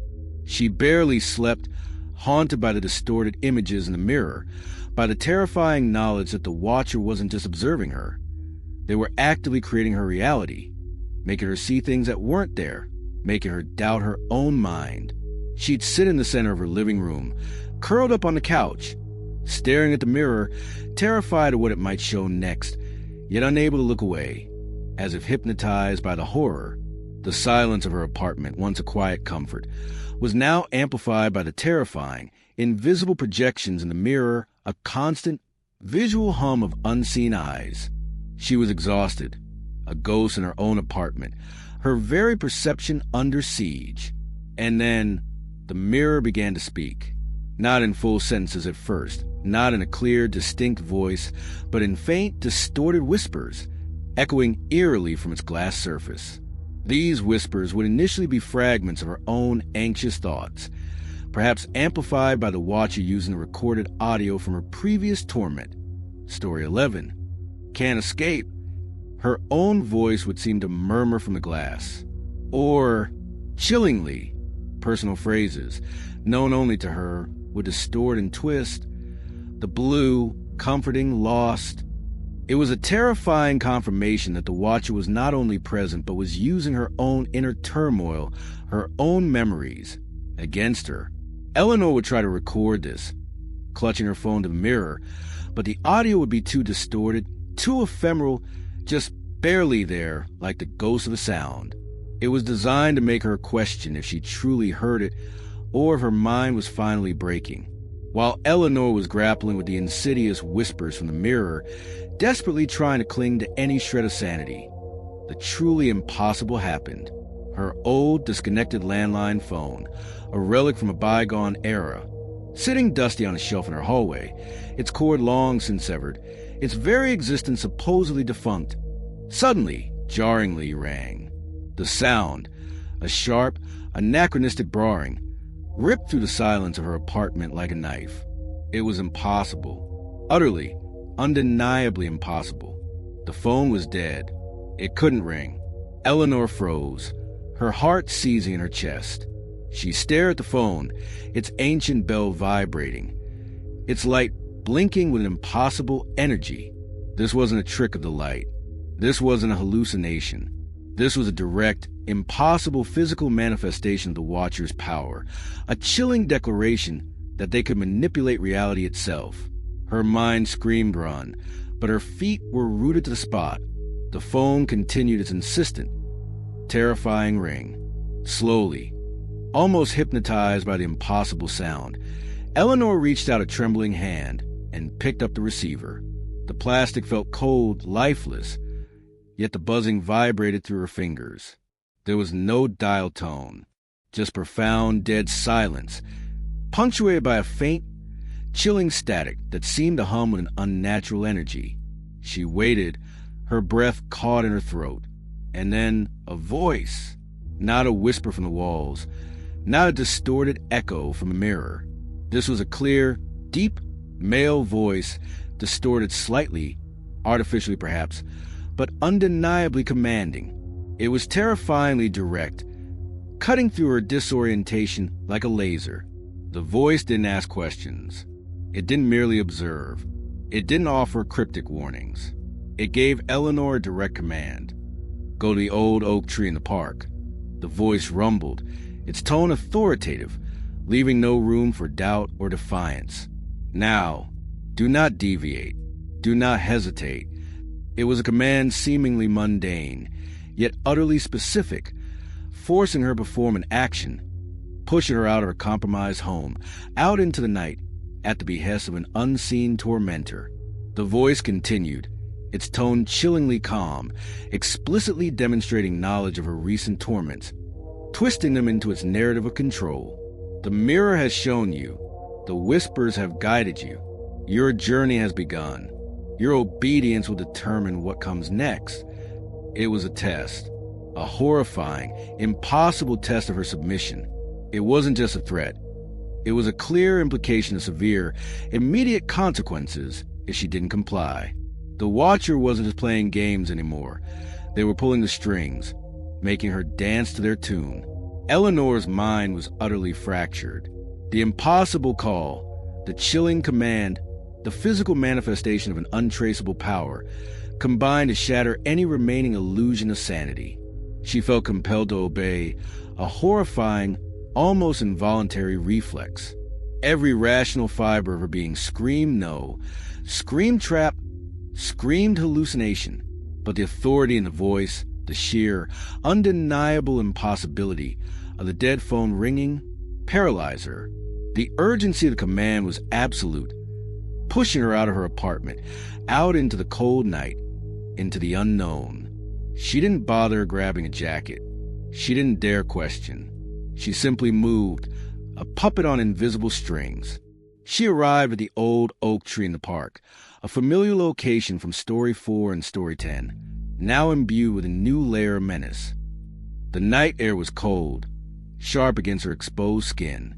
The park was deserted, shrouded in oppressive silence, broken only by the frantic hammering of her own heart. She stood under the gnarled branches of the ancient tree, scanning the darkness, expecting... What? The silent figure from Midnight Rendezvous? The unremarkable man from the cafe? But no one was there. The meeting point was empty, deliberately empty, but something was waiting. Tucked into a crevice in the rough bark of the oak tree, she found a small, dark object. It was the previously empty journal from Midnight Rendezvous, Story 19. She pulled it out, her fingers clumsy, and this time it wasn't empty. A single page had been filled, written in that familiar, precise type font. The message was stark, chilling, confirming the Watcher's presence and their absolute knowledge of her compliance. Obedience is the path. You are learning. Eleanor's mind was utterly, irretrievably fractured. The impossible call, the chilling command, the physical manifestation of an untraceable power, and the empty meeting point with its mocking message combined to make her question her sanity entirely. The Watcher had proven they could not only manipulate her environment and her perceptions, but could also control her actions, twisting her reality until she was nothing more than a puppet on their strings. The last vestiges of her autonomy had been stripped away. She was trapped in a nightmare where her own will felt like a suggestion, and the Watcher's voice was absolute law. Now, let's step into the chillingly precise pages of the Watcher's journal for this phase. Imagine the entry, cold and utterly triumphant. Observation log, subject Alpha, phase 18, direct operant conditioning and obedience protocol.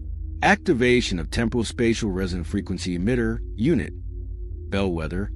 Successful. Initiating landline activation in deactivated circuit. Auditory command administered via modulated voice print. Objective. Test subject's obedience under duress. Establish direct behavioral control. Command. Go to Old Oak Tree. Now. Analysis. Subject exhibits predicted physiological distress, elevated heart rate, disorientation, but demonstrates full compliance. Psychological conditioning for direct command response. Successful. Location confirmation via pre-placed artifact journal. Blank slate unit. Provides positive feedback. Note, subject is now fully integrated into directed behavioral loop. Next phase, advanced psychological manipulation via induced association. The game escalates to a deeper level of reality bending. The cold precision of that entry, the way it dissects Eleanor's profound psychological trauma and her forced compliance, reducing her terror to mere physiological distress and her desperate actions to directed behavioral loops, is truly sickening.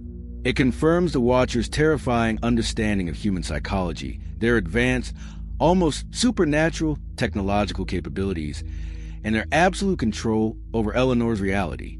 The terrifying obedience, the impossible command in the dead phone, and the empty meeting point left Eleanor in a state of profound psychological trauma. She realized the Watcher wasn't just watching. They were actively controlling her, turning her into a marionette. This utter loss of autonomy, this profound manipulation of her reality, would push her to a desperate new stage. She had to find anyone, who truly understood psychological warfare, cults, or mind control. She needed help that went beyond digital forensics. She needed to understand how they were doing this.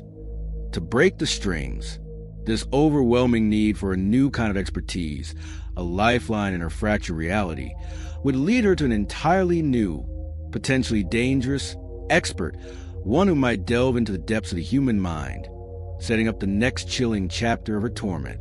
You absolutely won't want to miss that. Story 22 vanished without a trace. Chloe's disappearance. All right, everyone. If you've been with Eleanor Vance through this escalating nightmare, you know she's been pushed beyond the very edge of sanity. Last time, in the dead phone rings, the Watcher proved they could not only manipulate her environment and her perceptions, but could also issue direct commands, forcing her, a puppet on their strings, to a deserted park. That impossible phone call, the absolute obedience she felt, the utter loss of her autonomy.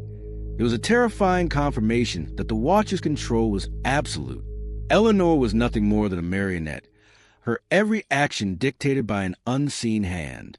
She was broken, her mind fractured, desperately needing help that went beyond digital forensics, beyond security systems. She needed someone who understood psychological warfare, cults, mind control. But just as she began to desperately seek this new kind of expertise, the Watcher delivered their most devastating blow yet, striking at the very last anchor holding Eleanor to reality. Eleanor existed in a state of profound psychological trauma. The impossible command from the dead phone, the chilling message left in the empty journal, replayed endlessly in her mind. Her apartment, no matter how many devices Daniel Hayes had removed, felt like a stage where her every move was choreographed, every thought potentially known. She was a hollow shell, her eyes wide and haunted, perpetually scanning, searching, even when there was nothing to see. The world felt like a vast, insidious game board, and she was the only piece that knew it was being played. She spent her days in a disoriented haze, barely eating, barely sleeping. The echoes of the Watcher's voice are constant, low thrum beneath her consciousness. The only thing tethering her to sanity, the only thread connecting her to the person she used to be, was Chloe Miller. Chloe, her best friend since college. The one who had seen Eleanor through every rough patch, every heartbreak, every creative block. Chloe was the embodiment of normalcy, of unwavering loyalty. She listened patiently to Eleanor's increasingly frantic, unbelievable tales, offering a sympathetic ear, a shoulder to cry on, even as she couldn't fully grasp the supernatural-like extent of the Watcher's power. She was Eleanor's sounding board, her reality check, her last remaining trusted confidant. Eleanor leaned on Chloe with an intensity that was almost desperate, clinging to her friend's unwavering presence for stability in her rapidly unraveling world. Chloe was the one person who still tried to bring her coffee, who listened to her fears without judgment, who still called just to check in. But even Chloe, seemingly protected by her own normalcy, began to feel the subtle tendrils of the Watcher's reach. A few days before it happened, Chloe had called Eleanor, her voice a little tense. "Hey, Elle," she'd said. "Just wondering, have you noticed anything weird around my place? I swear, I saw a car parked outside my building last night, just sitting there, no lights, and then again this morning." Eleanor's blood had run cold. She dismissed it, trying to keep Chloe out of it, but the unease had started. Later, Chloe mentioned a strange hang-up call, then a friend of a friend on social media, someone Chloe barely knew, asking very specific questions about Eleanor's well-being. These were faint signals, easily dismissed by anyone else. But for Eleanor, they were terrifying premonitions. They were the Watcher's way of saying, "We see your anchor. We see your connection." Then, the world tilted on its axis again. Eleanor and Chloe had planned a quiet coffee date, their usual Tuesday morning ritual. Eleanor, despite her profound exhaustion, felt a faint flicker of anticipation. A few hours of normalcy, a shared laugh, a moment of genuine human connection. She even managed to put on a bit of makeup, trying to look less like a ghost. She called Chloe's phone at their agreed time, but it went straight to voicemail. Odd, but not unheard of. She waited a few minutes, then called again. Still voicemail. A cold dread began to coil in her stomach. Chloe was always punctual. Always. Eleanor knew. She knew with a terrifying, absolute certainty. She hailed a cab, her hands trembling so badly she could barely count out the fare. She burst into Chloe's apartment building, her heart hammering against her ribs like a trapped bird. The front door to Chloe's apartment was unlocked, a detail that screamed wrongness. Chloe was meticulous about locking her door. Eleanor pushed it open, her voice a reedy whisper. "Chloe, are you here?" The apartment was unnervingly normal. A half-eaten bowl of cereal sat on the kitchen counter, a booklet open on the coffee table, a bookmark tucked into its pages.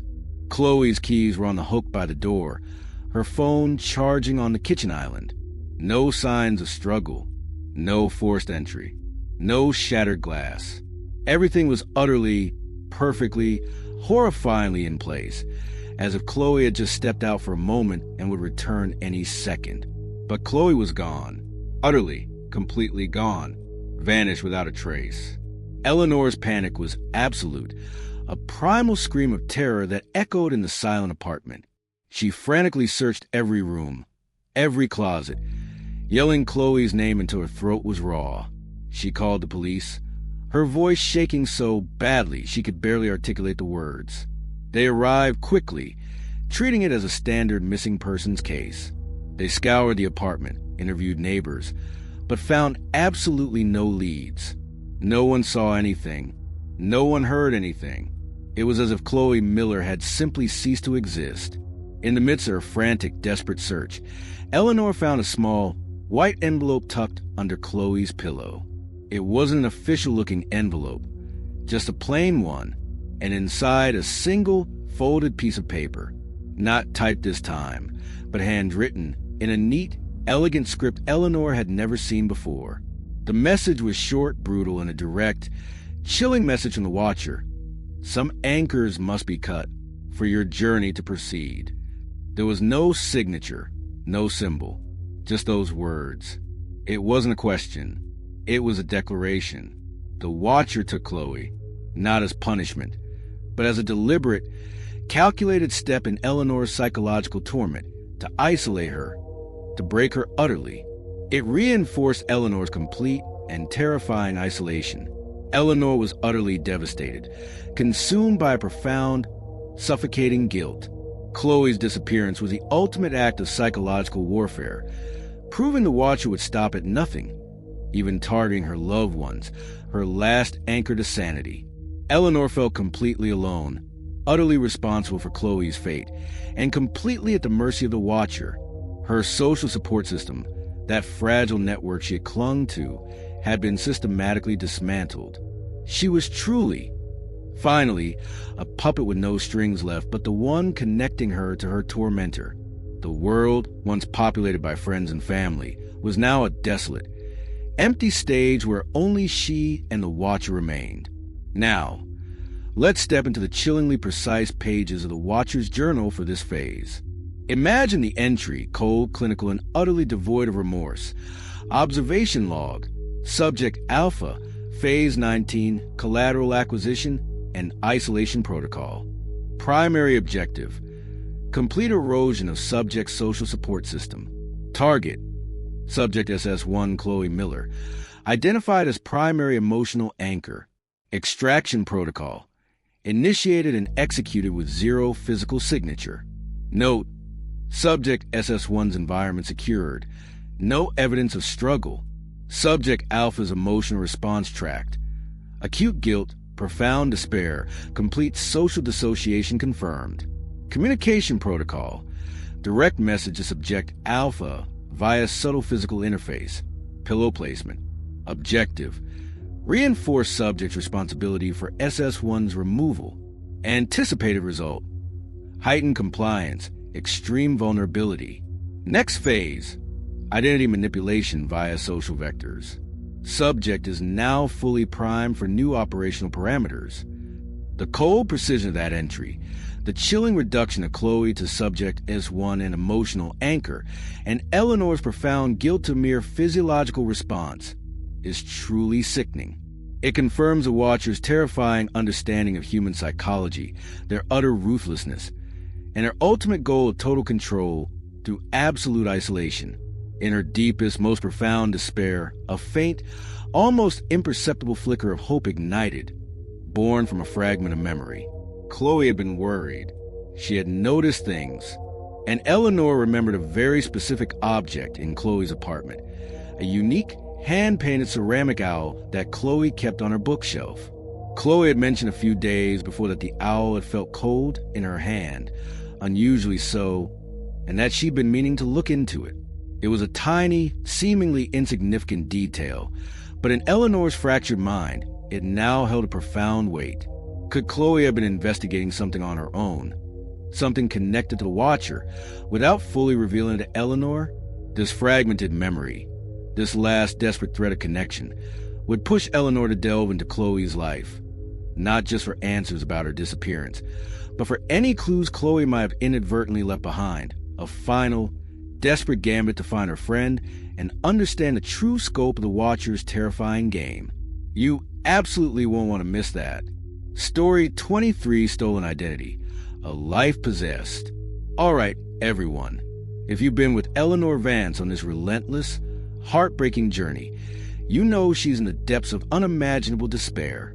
Last time, in Vanished Without a Trace, her worst nightmare became a chilling reality when her best friend, Chloe Miller, Eleanor's last anchor to sanity, disappeared without a single trace. The horrifying message found in Chloe's apartment. Some anchors must be cut for your journey to proceed. Confirmed the Watcher's ruthless intent to utterly isolate Eleanor, to break her completely. Eleanor was left consumed by guilt, convinced she was responsible for Chloe's fate, a lone puppet on a stage meticulously designed by an unseen master. Now, just when she thought there was nothing left to lose, the Watcher decided to steal the one thing she thought was undeniably hers, her very identity. Eleanor existed in a state of profound, debilitating psychological trauma. Chloe's disappearance had shattered her utterly. The world felt like a vast, empty stage, and she was the only performer, dancing to a tune only the Watcher could hear. Sleep was a foreign concept, her nights filled with the horrifying silence of Chloe's empty apartment, her days a dizzying blur of panic and guilt. She replayed every conversation with Chloe, every missed call, every dismissed warning, searching frantically for a clue, a sign, anything that could bring her friend back. She'd told the police everything, her voice hoarse, her words tumbling out in a frantic, incoherent rush. But they were baffled. No leads, no witnesses, just a polite, sympathetic shrug. Eleanor was truly, utterly alone, consumed by the crushing weight of responsibility and a terrifying sense of helplessness. In her desperate search for answers about Chloe, Eleanor had clung to a fragmented memory. Chloe's unique, hand-painted ceramic owl, and Chloe's casual remark that the owl had felt cold to the touch. It was a tiny detail, seemingly insignificant, but in Eleanor's fractured mind, it was a lifeline. She convinced herself that Chloe might have been investigating something on her own, something connected to the Watcher, without fully revealing it. This desperate hope propelled her back to Chloe's apartment, past police tape, past her own debilitating fear. She searched meticulously for that owl, for any hidden compartment, for any clue Chloe might have inadvertently left behind. She tore the apartment apart, driven by a raw, primal need for answers, for retribution. She found the owl tucked away on a high shelf, just as Chloe had left it. It was cold to the touch, yes, but otherwise just a ceramic owl. No hidden compartments, no secret messages. Her heart sank. Another dead end. As she stood there, defeated, her eyes scanned Chloe's meticulously organized bookshelf, a stark contrast to the chaos of her own mind. Chloe, always so neat, so precise. Then, her gaze caught on a book, a first edition of a classic novel, one Chloe treasured. It was slightly out of place, its spine barely visible. Eleanor pulled it out and found it. Tucked between the brittle pages of the book was a single, folded sheet of paper. It wasn't a note from the Watcher. It was a document, a bank statement. But it wasn't Chloe's. It was Eleanor's. A bank statement from an account Eleanor had opened years ago and rarely used. And what it showed made her blood run cold. Transactions, numerous, varied, Payments to companies she'd never heard of. Withdrawals from ATMs in different cities she'd never visited. Online purchases for high-ticket items she'd never bought. This wasn't just a compromised account. This was a systematic draining. And beneath it, a smaller, almost imperceptible printout, a receipt from a local store for a high-end, untraceable burner phone, purchased using a credit card under Eleanor's name. The date on the receipt was from 2 days before Chloe's disappearance. The realization hit her like a physical blow, stripping the air from her lungs. This wasn't just about Chloe. This wasn't just about her past being revealed. This was about her present being stolen. Her identity. The sheer audacity of it. The seamless infiltration into the very core of her financial existence was a violation beyond anything she had experienced. The Watcher wasn't just observing her. They were becoming her, and they had used her identity, her stolen financial resources, perhaps to orchestrate Chloe's disappearance or to set up their own operations. Chloe's cold owl had led her to this, a horrifying testament to the depth of the Watcher's infiltration. Eleanor felt a wave of nausea. She immediately contacted her bank's fraud department, her voice a reedy, trembling whisper, trying to explain the impossible. The representative's voice was calm, professional, but filled with a practiced sympathy that did little to soothe Eleanor's frayed nerves. "Ms. Vance," the representative began, "we've already flagged several suspicious transactions. We've initiated an investigation, but recovery will be a lengthy process." Lengthy process. The words echoed ominously in her mind, a terrifying premonition of the bureaucratic hell that awaited her. She hung up, her thoughts swirling with a dizzying mix of anxiety and confusion. The gravity of the situation was overwhelming. The following days were a blur of phone calls and endless paperwork. Eleanor found herself trapped in a Kafkaesque nightmare of fraud alerts, credit bureau disputes, and identity theft reports. Every day, she would receive a new alert about a suspicious activity, a new account open in her name, a new debt incurred. It was as if someone had taken over her entire financial existence, making decisions, incurring debts, and living a lavish, dangerous life that should have been hers. It was maddening to realize that her identity had been manipulated to such an extent, used as a weapon against her, against Chloe. The constant stream of emails from banks, collection agencies, and credit bureaus detailing fraudulent purchases and mounting debts became a new form of psychological torture. The profound sense of violation was omnipresent, a constant, sickening reminder of the absolute breach of her most intimate financial details. Her credit score plummeted, her bank accounts were frozen, her entire financial future thrown into chaos. It wasn't just about the monetary loss. It was about the emotional toll of having her personal life so thoroughly invaded, her financial autonomy utterly stripped away. The stolen sense of control was perhaps the hardest part to grapple with. The horrifying knowledge that someone else was using her name, her social security number, her reputation, to forge a new, illicit identity was profoundly unsettling. It felt like she was no longer the person she had been before the invasion. She was a ghost of her former self, haunting the remnants of her stolen existence. Now, let's step into the chillingly precise pages of the Watcher's journal for this phase. Imagine the entry, cold, clinical, and utterly triumphant. Observation log, subject alpha, phase 20, identity acquisition and financial subversion. Objective, complete erosion of subject perceived personal autonomy, redirect resources for operational support. Methodology, leveraging previously acquired digital footprints. Phase 3-9, for identity usurpation. Activation of subject alpha's dormant financial accounts confirmed. Asset acquisition, funds, credit lines, proceeding as per protocol. Note, strategic deployment of illicit financial activities, burner phone acquisition, linked to subject alpha's identity to create systemic legal and personal complications. Efficacy, optimal. Subject exhibits profound psychological distress, acute financial disarray, and amplified guilt regarding SS1 Chloe Miller due to perceived resource misdirection. Isolation complete. Subject is now financially dependent on external resolution protocols. Next phase, direct financial coercion. The puppet strings are being tightened. The cold precision of that entry, the chilling reduction of Eleanor's identity to mere resources, and a profound financial ruin to optimal efficacy is truly sickening. It paints a picture of a mind operating with terrifying, almost machine-like detachment, treating Eleanor's entire existence as a malleable resource for their twisted game. As the weeks dragged on, Eleanor began the arduous process of trying to piece her financial life back together. She was forced to engage with the very systems that seemed to be used against her, navigate a labyrinth of bureaucracy, proving her innocence in a world that saw only her name attached to crime. She placed fraud alerts on all her credit reports, contacted every credit bureau, every financial institution.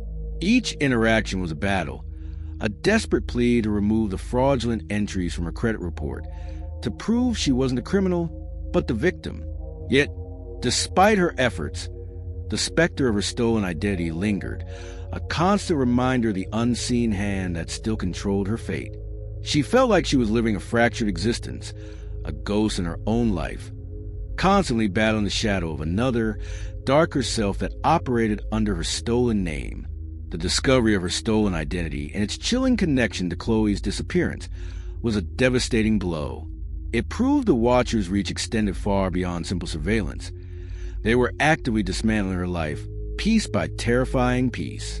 This profound violation, this absolute loss of her personal autonomy and financial stability, would push Eleanor to a desperate new stage. She had to find them, not just observe, not just react. She had to find the architects of her ruin, the ones who were wearing her face, using her identity. This overwhelming need for resolution, this burning desire for justice, would drive her delve into the very underworld of identity theft and financial fraud, leading directly into the next terrifying stage of her torment. You absolutely won't want to miss that. Story 24, The Interrupted Call. They're always listening. All right, everyone.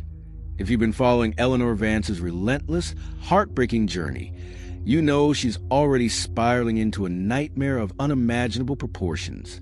Last time, in Stolen Identity, her worst fears became a chilling reality when her very identity was completely usurped.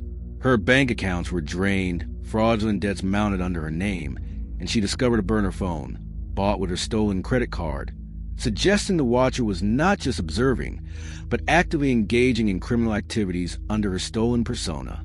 Eleanor was a ghost in her own life, battling bureaucracy, feeling like a phantom version of herself was out there committing crimes, a puppet whose strings were now being pulled by an unseen master controlling her very existence. The financial ruin was a constant, suffocating pressure, a tangible reminder of her utter helplessness. And just when she thought her communication channels, her very voice, might be her last, fragile tool for recovery, the Watcher decided to steal that too, proving, with chilling certainty, that they were always listening. Eleanor existed in a state of profound, debilitating psychological and financial trauma. Her home felt like a prison, her past a curated exhibit, her future a terrifying blank. The battle with banks and credit bureaus was a slow, agonizing process, each call a fresh reminder of the identity she no longer fully possessed.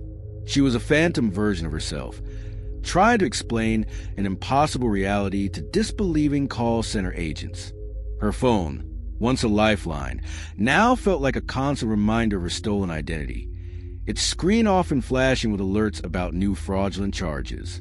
It was already an instrument of torment, but it was about to become the Watcher's next, most intimate weapon. The first call came innocuously enough. She was hunched over her laptop, trying to decipher a particularly dense bank statement, when her phone buzzed with an incoming call, an unknown number. She answered, her voice tired, automatically preparing for another telemarketer or mistaken dial. But there was nothing, just a soft click, then dead air, a hang-up.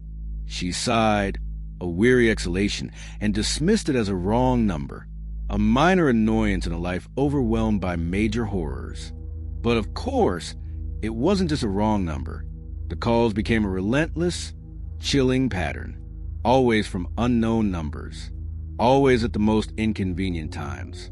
During a crucial hours-long call with a fraud investigator from her bank, detailing sensitive, private information about her stolen accounts, the line would suddenly go dead.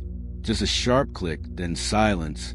Or, during a late-night phone call with Daniel Hayes, trying to describe a new unsettling detail from her research into the Order of Observers, her voice would suddenly cut out, replaced by static. She'd frantically redial, her heart hammering. The other party would pick up, confused. "Eleanor? You cut out. What happened?" It was more than just a hang-up now. There was a click, a faint, almost imperceptible whisper just before the line disconnected, or a strange, distorted echo of her own voice, a few words she just uttered, before silence swallowed the call. This was the true terror of the interrupted call. The interruptions became increasingly insidious, a direct assault on her attempts to fight back. She'd be mid-sentence, talking to a lawyer about legal recourse to the identity theft, describing a specific, vulnerable aspect of her case, when the line would just drop. When she called back, the lawyer might express confusion or, chillingly, ask about a specific phrase she had just uttered, thinking she had said it before the call cut out, or the call would resume, but she'd hear a faint, distorted echo of her own private conversation, playing back in the background, a ghostly, mocking repetition. It was a subtle, cruel confirmation they were listening, live, in real time, to her most secure, desperate conversations. Then the calls evolved again. Instead of just static or hang-ups, a distorted voice finally spoke. It was the same deep, commanding voice from the dead phone incident, Story 21, twisted, artificial, but undeniably present. It didn't threaten directly, not at first. Instead, it demonstrated live, real-time knowledge of her current situation, specifically her agonizing attempts to fight the identity theft. "Still fighting, Eleanor?" The voice would rumble, its tone chillingly calm, cutting through her desperate words to Daniel Hayes. "It's futile. We hear you." Or, during a particularly frustrating call with her credit bureau, the voice would interject, "They won't help you. Your narrative is ours. We hear your every plea." It might echo something she just thought or muttered to herself, reinforcing the watcher's terrifying omnipresence, not just seeing, but inhabiting her very thoughts. Eleanor's sanity frayed further, fraying into tiny, invisible threads. Her phone, meant to be her lifeline, her primary tool for recovery, became a new source of direct, inescapable torment. She was trapped in a communication loop where every desperate attempt to get help, every plea for justice, was monitored, mocked, and sabotaged in real time. The realization that they were always listening, linking directly to the story title, in real time, even during her most secure, private conversations with legal and financial experts, was utterly devastating. She felt completely exposed, her voice stolen, her attempt at communication sabotaged, her very efforts to reclaim her life turning into another horrifying performance for the watcher. She reported these specific, real-time interruptions to the police, to Daniel Hayes. The police, while taking her seriously, were baffled by the real-time interception. "It's highly sophisticated," the detective admitted, shaking his head. "We can't trace these transit calls. They're using advanced masking. It's almost like they're hijacking the network itself." This confirmed the watcher's advanced, almost supernatural capabilities, leaving her feeling even more isolated, her world shrinking to the confines of her own terror. Daniel, too, acknowledged the extreme difficulty, hinting at cell tower spoofing or direct network tapping, methods rarely seen outside of state-level espionage. Eleanor was forced to resort to extreme measures to communicate privately. She began writing notes, carefully sealed and delivered by hand to Daniel Hayes, avoiding all electronic communication. She only met people in person in crowded, public places, whispering her fears, constantly scanning faces, seeing the watcher in every shadow.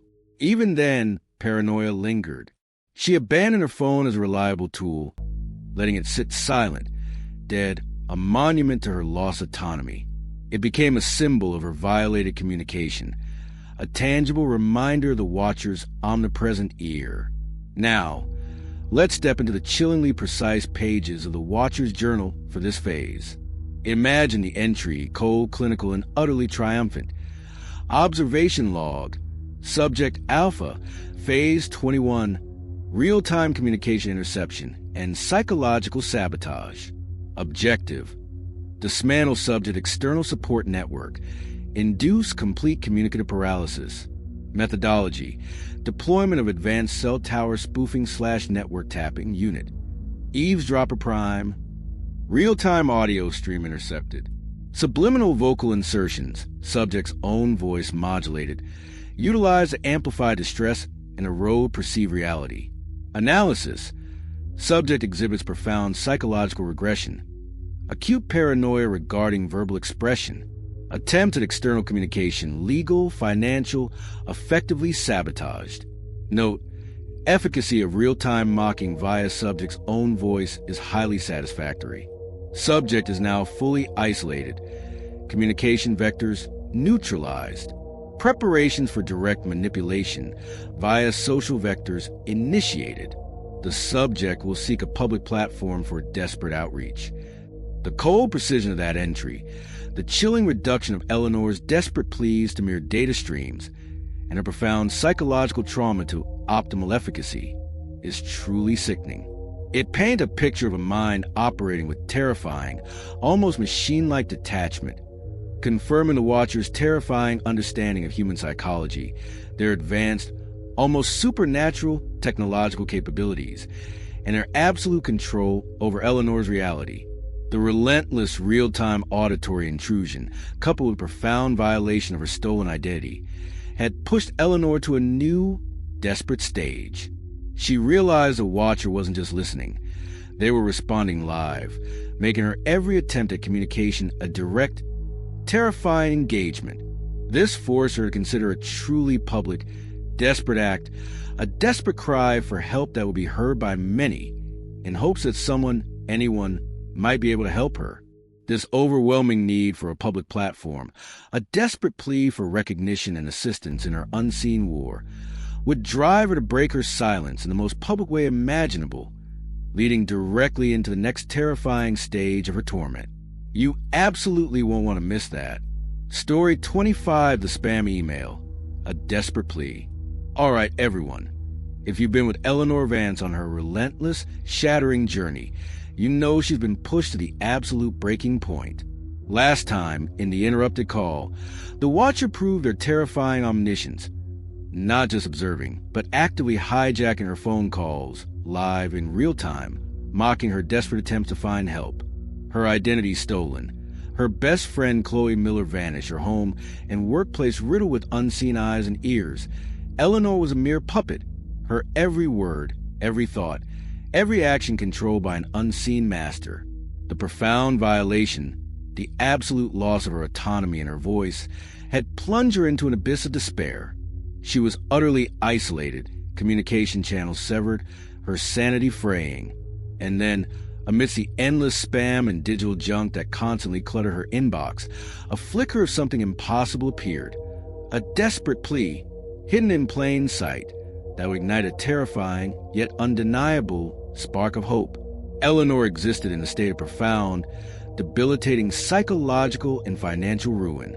The real-time interception of her phone calls had been the final, brutal blow. She felt utterly exposed, her very voice no longer her own, her pleas for help becoming instruments of her torment. She disconnected her phone, abandoning it as a reliable tool, letting it sit silent, dead, a monument to her lost autonomy. Her only communication now was through meticulously handwritten notes delivered by hand to Daniel Hayes, the cybersecurity expert who remained her last, tenuous link to external reality. She saw no one else, trusted no one. The world felt like a vast, empty stage, and she was the only performer, dancing to a tune only the watcher could hear, her movements dictated by unseen strings. Her sanity hung by a thread, her every waking moment a battle against the crushing weight of isolation and absolute control. She spent her days confined to her apartment, poring over old case files Daniel had managed to dig up on similar unexplained disappearances or untraceable surveillance cases, trying to find a pattern, a weakness, anything. Her laptop, disconnected from Wi-Fi, was her only window to the outside world, loaded with downloaded articles and research papers.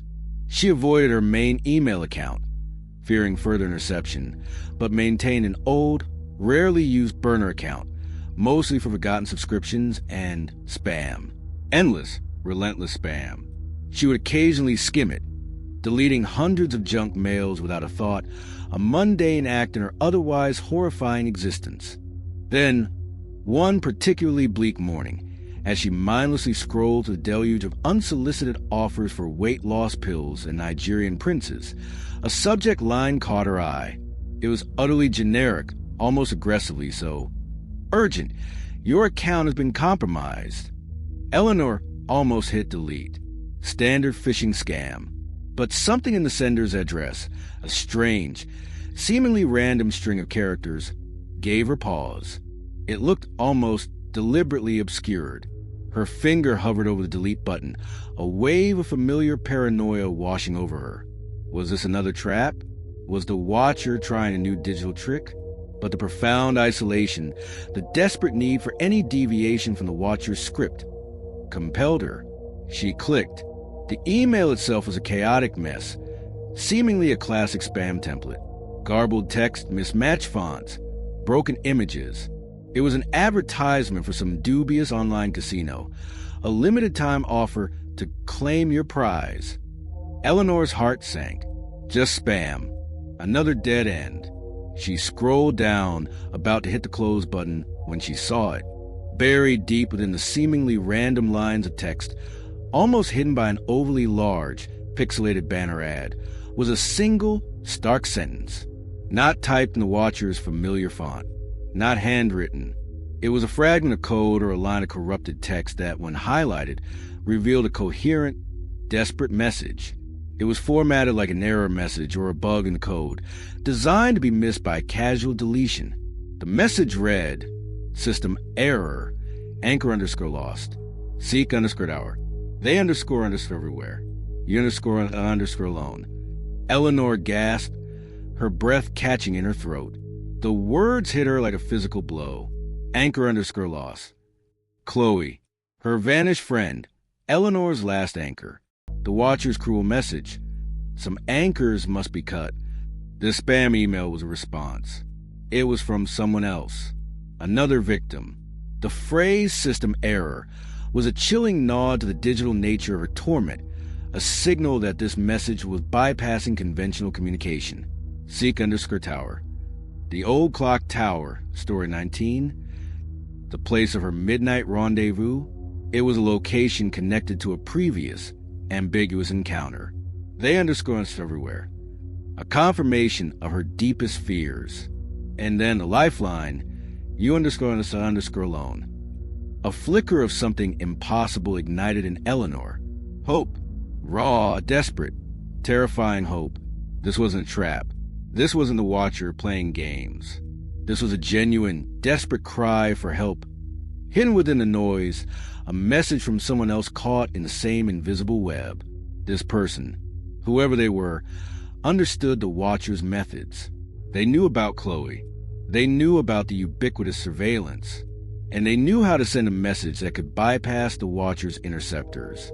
She immediately contacted Daniel Hayes, her words tumbling out in a frantic, incoherent rush. Daniel, usually so composed, showed a rare flicker of excitement. "This is phenomenal, Eleanor," he said, his voice tense with anticipation. "A genuine leak. Someone on the inside, or someone who knows how to exploit their systems. The formatting, the phrasing, it's designed to be missed by automated filters. It's brilliant." He immediately began a forensic analysis of the email, trying to trace the obscure IP addresses, the corrupted code, the unusual server routing. But the message was meticulously masked, bounced through countless proxies, disappearing into the vast, untraceable digital ether. It was a ghost message, a true cry from the dark web. Despite the untraceability, the message had a profound, transformative effect on Eleanor. It rekindled a burning resolve within her. She wasn't alone. There were others, and someone out there was actively trying to reach her, trying to fight back. This discovery validated her escalating paranoia, confirmed that her madness was a shared reality. It was a lifeline in the abyss. Now, let's step into the chillingly precise pages of the Watcher's journal for this phase. Imagine the entry, cold and furious. Observation log, subject Alpha, phase 22, external communication anomaly detected. Unauthorized communication protocol initiated by unidentified entity. Source, external network. Method, low-level data corruption within mass spam stream. Content, direct message to subject Alpha, referencing internal protocol anchor_lost, and providing rendezvous coordinates. Efficacy of isolation protocol, momentarily compromised. Objective, immediate identification and neutralization of unauthorized source. Note, this unauthorized communication indicates a significant breach in our perimeter and/or an independent operative. Subject Alpha's emotional response. Increased hope, potential for renewed defiance. Contingency protocol for rogue asset initiated. The game has an unexpected variable. The cold precision of that entry, the chilling reduction of Eleanor's desperate hope to a mere emotional response, and the profound terror of the Watcher's frustration at an unauthorized source is truly sickening. It confirms the Watcher's terrifying understanding of human psychology, their utter ruthlessness, and their capacity for swift, decisive action against any perceived threat to their control. The spam email, a beacon in the digital void, had completely shattered Eleanor's profound isolation. It was a desperate plea, yes, but it was also a call to arms, confirming that someone somewhere was fighting back, trying to reach her. This overwhelming hope, this burning need to find the sender and understand their methods, pushed Eleanor to take a monumental, terrifying risk. The message had referenced the old clock tower, a place of previous, ambiguous encounters, story 19. Now, it was a literal coordinate. This forced her to consider a direct, dangerous, physical meeting, not with a Watcher, but potentially with an ally, a fellow victim, a true cry from the dark that she couldn't ignore. This desperation, this need for human connection in her nightmare, would drive her to break her imposed silence, leading directly into the next terrifying stage of her torment. You absolutely won't want to miss that. Story 26, Silent Alliance, The Cafe Confession. All right, everyone. If you've been with Eleanor Vance through this relentless, shattering journey, you know she's been pushed to the absolute breaking point. Last time, in the spam email, a desperate, coded message hidden within a deluge of junk mail. System error. Anchor_lost. Seek_tower. They __ aware. You __ alone. Confirmed her deepest, most terrifying hope. She wasn't alone. There were others, and someone, somehow, was trying to reach her. That faint spark of hope, however terrifying, reignited a desperate resolve. But it also presented a monumental dilemma. Was this a genuine call for help, or yet another insidious trap set by the Watcher, designed to exploit her empathy and lure her into a controlled, dangerous interaction? Despite Daniel Hayes' cautions about traps, despite the immense, unimaginable risk, the profound isolation had become utterly unbearable. Eleanor knew she couldn't wait for answers anymore. She had to act. She had to take a calculated risk, sending out a subtle, public yet covert message, a silent beacon in the darkness, hoping another subject, another victim, would find it. And as we're about to see, that desperate beacon was indeed answered, pulling her into a perilous, midnight encounter where the shadows held more than just secrets. They held a shared nightmare. Eleanor existed in a state of profound, debilitating psychological and financial ruin. The real-time interception of her phone calls had been the final, brutal blow, sealing her isolation. She disconnected her phone, abandoning it as a reliable tool, letting it sit silent, dead, a monument to her lost autonomy. Her only communication, a lifeline in her fractured reality, had been through meticulously handwritten notes delivered by hand to Daniel Hayes, her only professional link to external reality. She saw no one else, trusted no one. The world felt like a vast, empty stage, and she was the only performer, dancing to a tune only the watcher could hear, her movements dictated by unseen strings. Her sanity hung by a thread, her every waking moment a battle against the crushing weight of isolation and absolute control. But that spam email, it was a lifeline. It meant she wasn't alone.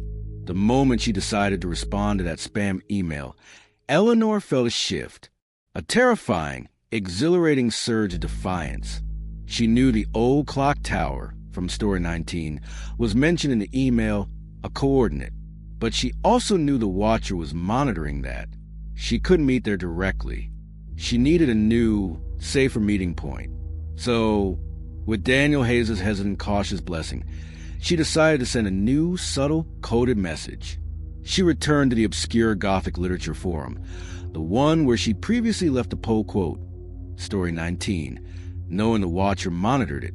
This time, she posted a cryptic, seemingly innocuous review of an obscure novel, weaving in a specific time and location, a quiet, out-of-the-way cafe known for its strong coffee and tucked-away corners.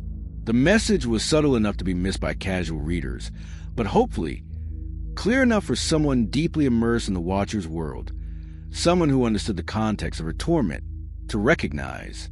The waiting was agonizing. Days crawled by, each ticket clock amplifying her anxiety. Eleanor constantly checked the forum, her heart leaping with every new post, every notification. She found nothing. Her fragile hope began to dwindle, replaced by the familiar cold dread. Perhaps it was a trap, after all, and she had merely given the watcher another insight into her desperate state. But just as despair threatened to consume her, a new reply appeared on the forum, posted by an anonymous user whose string of numbers in their username felt unsettlingly familiar. The post was short, direct. Recognize the quietest corner. Green binding. See you there. Eleanor's breath hitched. Green binding. It was a subtle signal, a code word from her original message. The reply was there. Her gamble had paid off. A profound mixture of terror and desperate anticipation washed over her. This was it. She was about to meet them. She arrived at the cafe precisely at the agreed-upon time, her senses screaming with hypervigilance. The cafe was bustling, a comforting hum of mundane normalcy. Yet for Eleanor, every shadow held a potential threat. She chose a small table tucked away in a dimly lit corner, positioning herself with her back to the wall, allowing her to scan the room. She ordered a black coffee, her hands trembling as she clutched the warm ceramic mug. Her eyes darted, searching for someone reading a book with a green cover. Every new face entering the cafe was a potential ally or a potential monster. The air felt thick with unspoken tension, the mundane setting charged with menacing possibilities. Then she saw him. He was sitting alone at a table across the room, already there, nursing a dark coffee. He wasn't overtly doing anything, just calmly reading a book, and the book had a distinct green binding. It was Daniel Hayes. Eleanor's heart hammered against her ribs, a frantic drumbeat in her chest. Daniel, the cybersecurity expert, the man she'd been confiding in, sending her handwritten notes to, the man who was supposedly helping her from a distance. He was the one who sent the spam email. He was the one who answered her cryptic message. He was a cry from the dark. It was a profound shock, a new layer of complexity she hadn't anticipated. He wasn't just her contact. He was a fellow victim, a fellow survivor.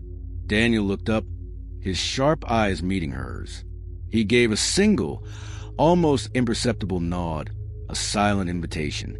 Eleanor, a mixture of disbelief and a surging, desperate relief washing over her, rose and walked toward his table, her steps feeling oddly heavy, as if she were moving through water. She sat down opposite him, The background noise of the cafe, once comforting, now faded into an indistinct hum. Daniel didn't waste time. "Thank you for coming, Eleanor," he said, his voice low, calm, yet resonating with an undeniable weariness. "I wasn't sure you'd trust it. Or me." He then began his confession, the cafe confession, that would forever change Eleanor's understanding of her torment. He revealed he had been tracking the order for years, not just as a professional interest, but after profound personal tragedy related to them.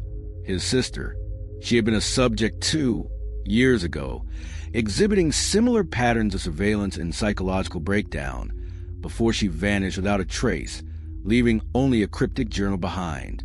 Daniel had spent years trying to understand what happened to her, to find her, and to bring down the order. He confirmed Eleanor's deepest, most terrifying fears. "The order of observers is real, Eleanor," he said, his eyes piercing. "They are incredibly powerful.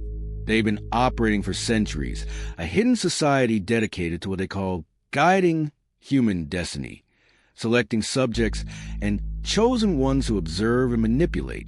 It's a generational project." He explained how they operated. Their vast network, their chillingly sophisticated psychological methods, their pervasive surveillance, their use of anchors like Chloe, isolating their subjects. He confirmed Chloe's tragic fate, her anchor lost, was a deliberate act by the order to sever Eleanor's last emotional tether. Daniel explained the advanced nature of the Watcher's surveillance, the internal bugs in her home, the hijacked security feeds, the car recorder. He revealed how the dead phone rang, a specific, highly advanced frequency burst designed to hijack old circuits, a technological feat only the Order seemed capable of. He confirmed the Watcher's journal concept, that it wasn't just one journal, but a series of interconnected, living documents passed down to generations of observers, each detailing their subjects' lives, their psychological profiles, their conditioning trajectories. He showed Eleanor a small, encrypted tablet, displaying what looked like excerpts from a digital version of the Watcher's journal, detailing her own subject alpha profile, confirming every single torment she had faced, from the blue curtains to the empty apartment. Eleanor, despite her profound trauma, felt a terrifying yet profound sense of relief. She wasn't alone. Daniel was a true ally, not just a cybersecurity expert, but someone deeply affected by the same dark force. He understood. He believed her. They had a shared enemy, a shared nightmare. A powerful, if silent, alliance was forged in that quiet cafe corner.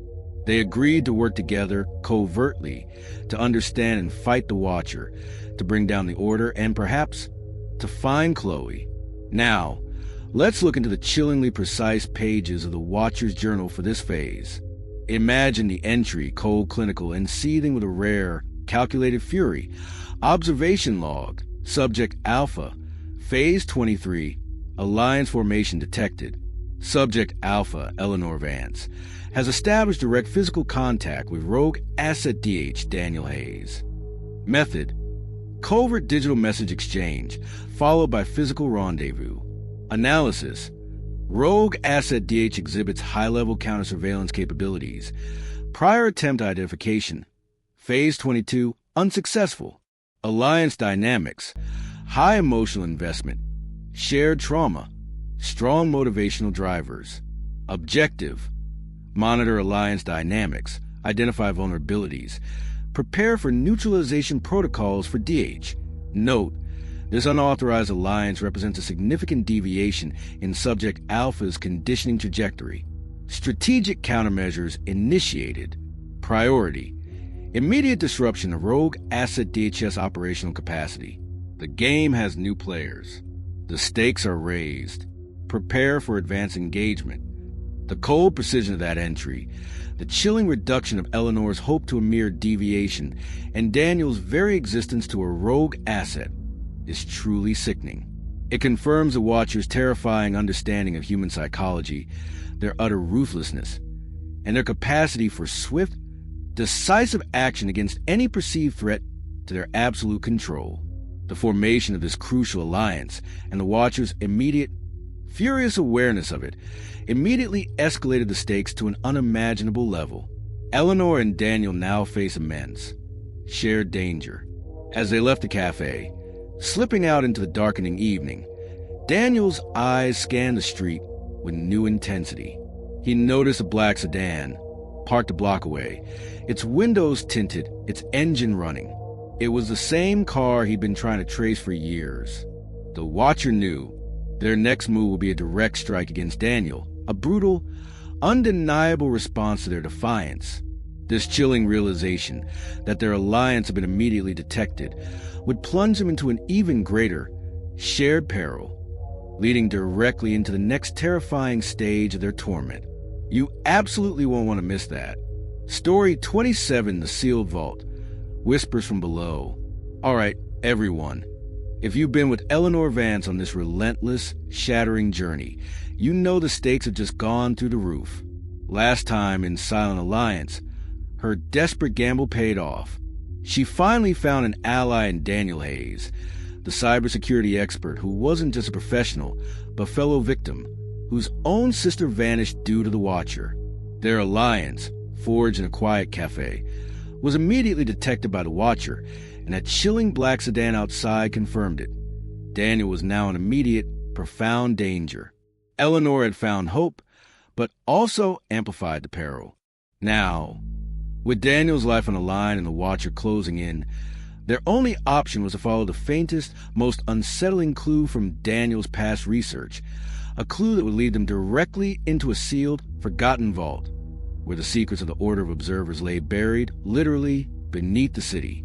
Eleanor and Daniel had slipped out of that cafe, their hearts pounding in a terrifying synchronicity. The black sedan, a silent, menacing shadow, followed them for blocks, a chilling confirmation of the Watcher's immediate response to their alliance. They darted through back alleys, weaved through crowded streets, using every bit of Daniel's counter-surveillance expertise to shake the tail. They finally lost it in a maze of one-way streets, but the message was clear. The Watcher knew, and they were coming for Daniel. "We have to go dark," Daniel had whispered, his face grim as they sped away in a nondescript rental car. "They'll be sweeping everything. My safe house is compromised." Their new alliance, their fragile hope, was already under siege. Eleanor felt a surge of fear for Daniel, a terrifying echo of the guilt she carried for Chloe. She wouldn't let him become another anchor cut. Daniel, however, had a plan, a desperate one. He pulled out a worn, leather-bound notebook, its pages filled with his meticulous, frantic research into the Order. "Before I went completely underground, I found something," he explained, his voice low and urgent. "A rumor, an urban legend, really, about a sealed vault beneath an old, abandoned building, a place where the Order supposedly stored their darkest secrets, their archives. It's been mentioned in some of the older texts I found, a place of containment and preservation." He pointed to a faded hand-drawn map tucked into the notebook, marking a spot in an industrial district, long forgotten by time. "If we can get in there, Eleanor, maybe we can find something. A weakness, a way to fight back. Before they get to me, before they get to you again." The idea was terrifying, a direct assault on the Watcher's hidden sanctuary. But Eleanor saw the desperate gleam in Daniel's eyes, the same burning need for answers that consumed her. It was a calculated risk, but perhaps their only chance. "Let's go," she said, her voice firm, surprising even herself. They drove through the night, a silent, grim determination setting in. The industrial district was a desolate maze of crumbling brick warehouses and abandoned factories, their windows like vacant eyes staring into the darkness. The air hung heavy with the smell of decay and forgotten industry. Daniel navigated by memory and the faded map, eventually pulling their car into a shadowed alley beside a massive, skeletal building, its once proud facade now a crumbling testament to time and neglect. The building itself was immense, a silent behemoth dominating the landscape. Its windows were either shattered or boarded up, its brick walls stained with decades of grime and graffiti. It reeked of damp earth and forgotten things. Daniel found a rusty service door, hidden behind a tangle of overgrown weeds and a discarded stack of pallets. It was secured with a heavy ancient lock, but Daniel, with surprising dexterity, produced a set of picks and worked on it, his brow furrowed in concentration. The soft clicks of the tumblers echoed in the oppressive silence. With a faint groan, the lock gave way. They slipped inside, the air thick with dust, mold, and a metallic tang that Eleanor couldn't quite place. The interior was a labyrinth of dark, cavernous rooms, towering stacks of old, rotting crates and discarded machinery, all shrouded in a thick layer of industrial grime. Their flashlights cut weak paths through the gloom, revealing vast, echoing spaces where their footsteps seemed to reverberate with unsettling clarity. Eleanor felt a familiar cold dread begin to coil in her stomach, the same feeling she'd had in her old house, in the cabin. This was a place saturated with forgotten secrets. After what felt like an eternity of navigating dusty corridors and climbing over piles of rusted equipment, Daniel stopped. Before them stood a massive, imposing steel door. It was unlike anything else in the building, solid, unyielding, clearly designed for extreme security. It was bolted shut with multiple heavy, iron crossbars, each secured with an even larger, more formidable padlock. The steel was discolored, almost blackened in places, as if by age or some unknown chemical process. This was it.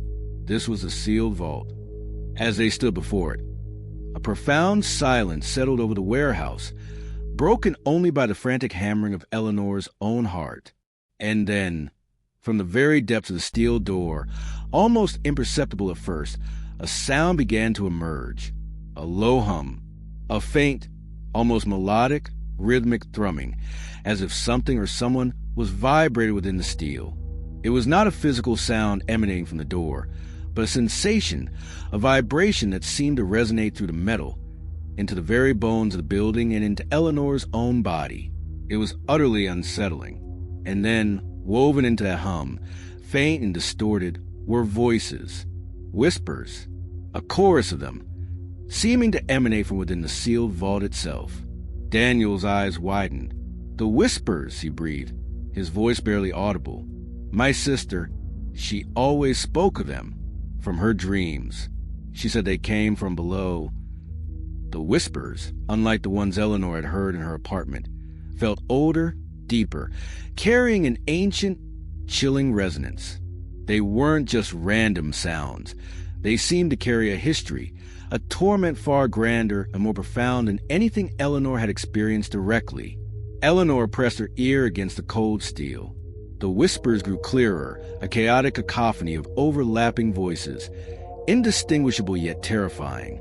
She heard fragments of unfamiliar languages, cries that sounded like agony, and then, chillingly, words that seemed to be her own, distorted and replayed, echoing from within the sealed vault.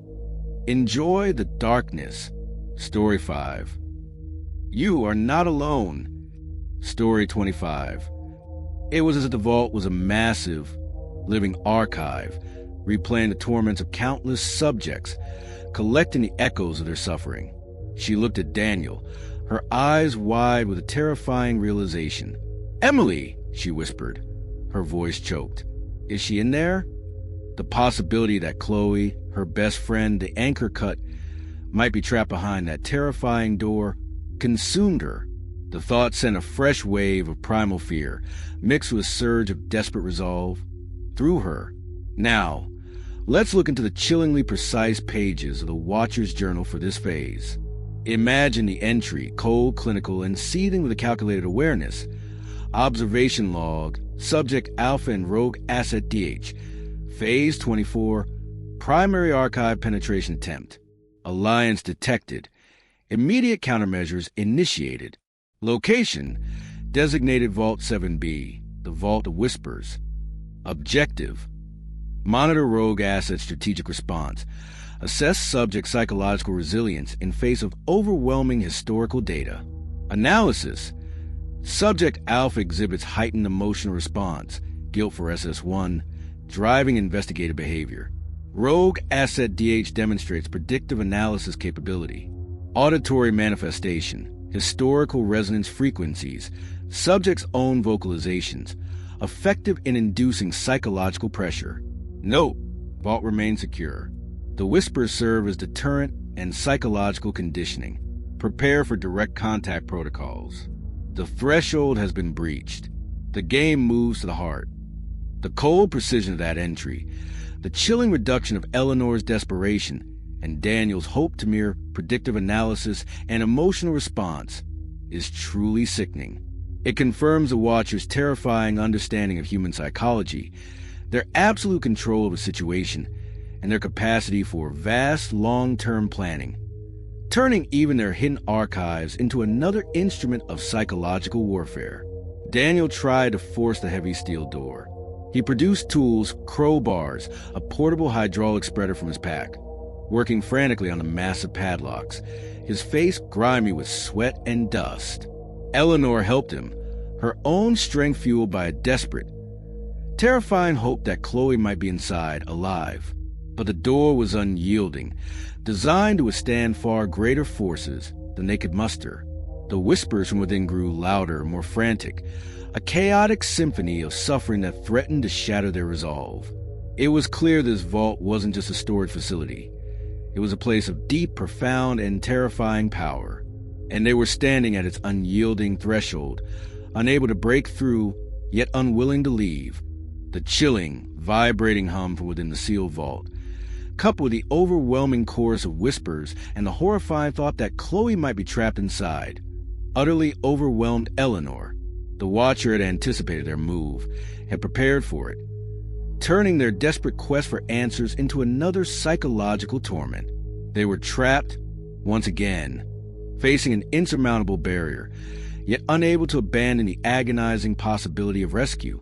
This profound sense of helplessness, this tangible proximity to the Order's dark secrets, would force them to consider a new, desperate strategy, a way to access the vault without physically breaking through it, a way to listen more deeply, to understand the true nature of the whispers. This desperate need for information, to truly understand the contents of that terrifying archive, would drive them to find a way to access the vault's secrets, leading directly into the next terrifying stage of their torment. You absolutely won't want to miss that. Story 28, Dream Invasion, The Maze of My Mind. All right, everyone, if you've been with Eleanor Vance and Daniel Hayes on this relentless, shattering journey, you know the stakes have reached an unimaginable height. Last time, in the sealed vault, they stood before a massive, unyielding steel door, an ancient vault beneath a forgotten building, from which emanated a terrifying hum and a chorus of distorted whispers, whispers that contained Eleanor's own voice and the desperate cries of possibly other subjects, including Chloe. They were tantalizingly close to the Order's dark secrets, but utterly unable to breach the physical barrier, leaving them consumed by a horrifying sense of helplessness.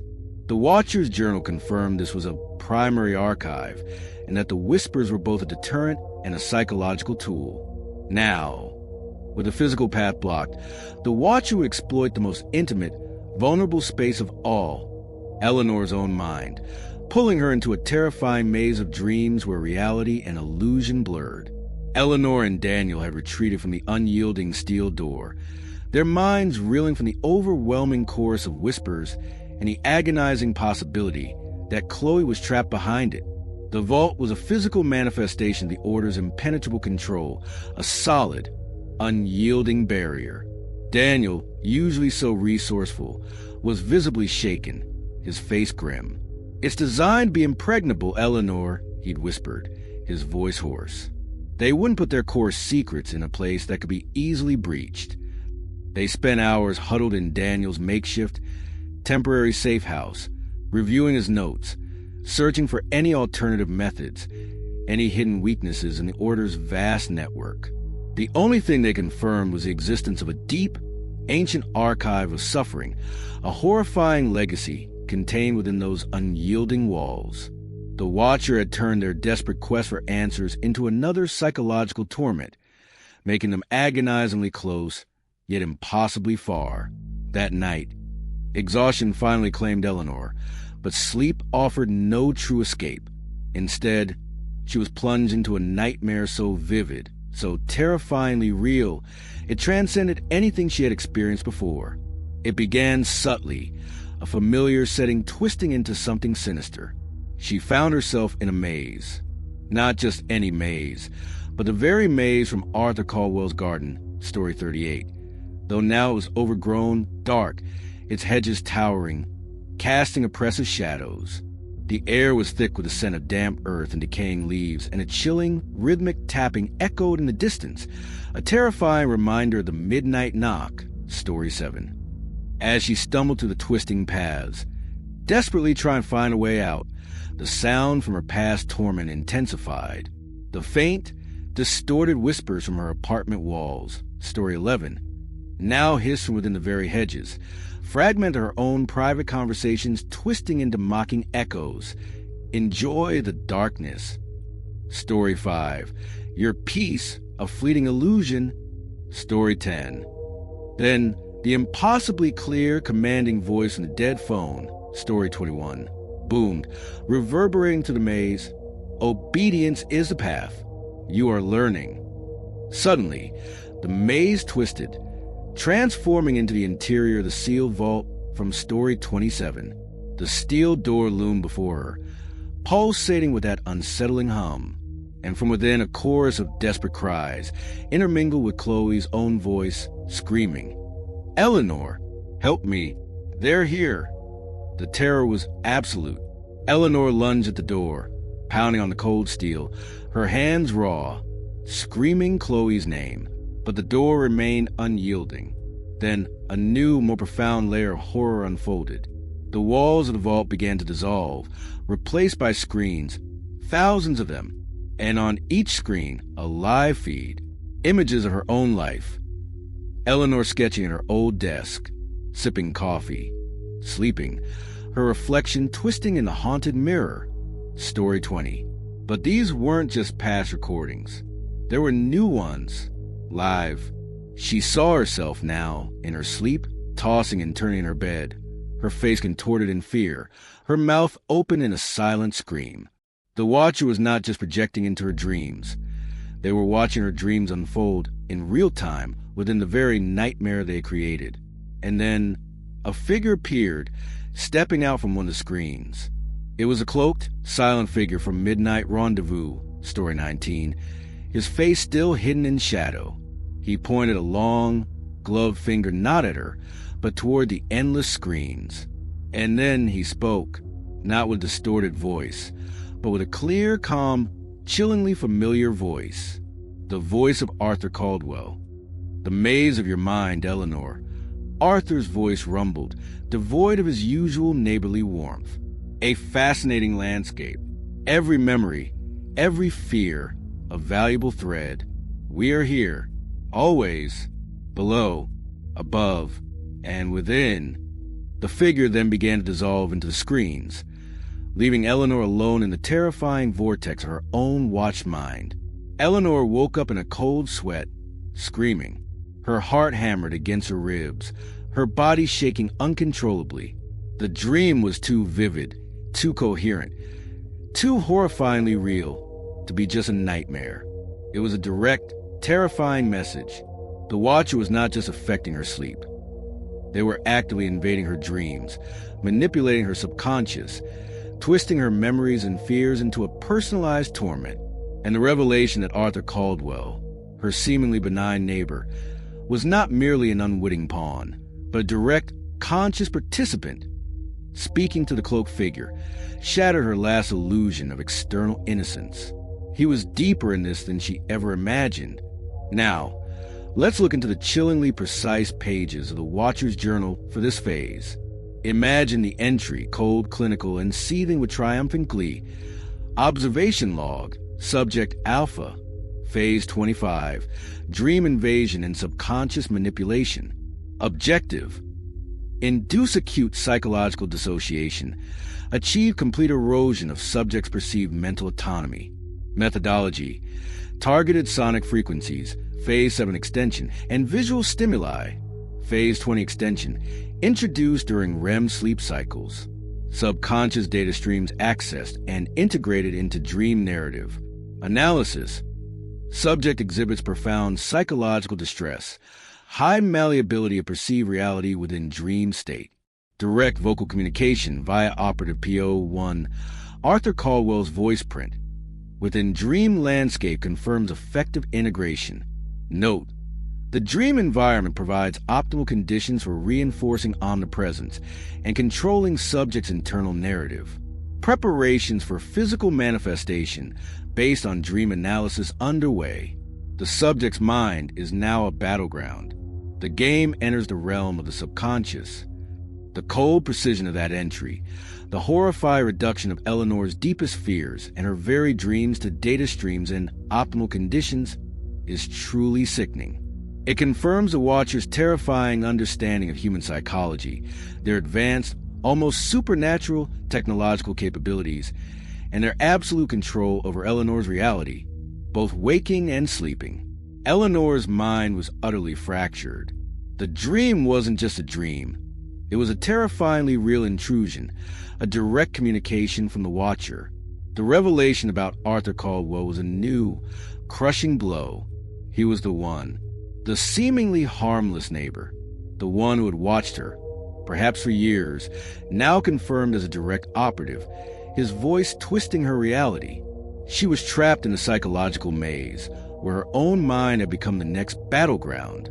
Daniel Hayes, when she recounted the nightmare, listened with a grim, horrified expression. He acknowledged the unprecedented level of psychological warfare. "This is beyond anything I've encountered, Eleanor," he admitted, his voice barely a whisper. "They're not just watching you. They're inside you. They're in your head." The terrifying confirmation of the Watcher's ability to invade her dreams, coupled with the chilling revelation of Arthur Caldwell's true role, plunged Eleanor into the deepest abyss of despair. She realized that even her subconscious was not safe. This profound sense of having her very mind compromised, of being unable to escape even in sleep, would force her to consider a new, desperate strategy. She had to find a way to fight back from within. She had to find a way to use her own mind, her own dreams, against the Watcher. This would lead her to seek out someone who truly understood the darkest corners of the human psyche, a specialist in mind control, cults, or perhaps even a psychic, setting up the next terrifying stage of her torment. You absolutely won't want to miss that. Story 29, The Etched Lens, a tiny, terrifying mark. All right, everyone, if you've been with Eleanor Vance through this relentless, shattering journey, you know she's in an unimaginable place. Last time, in Dream Invasion, the Watcher proved their terrifying ability to not just observe her physical reality, but to actively invade and manipulate her subconscious.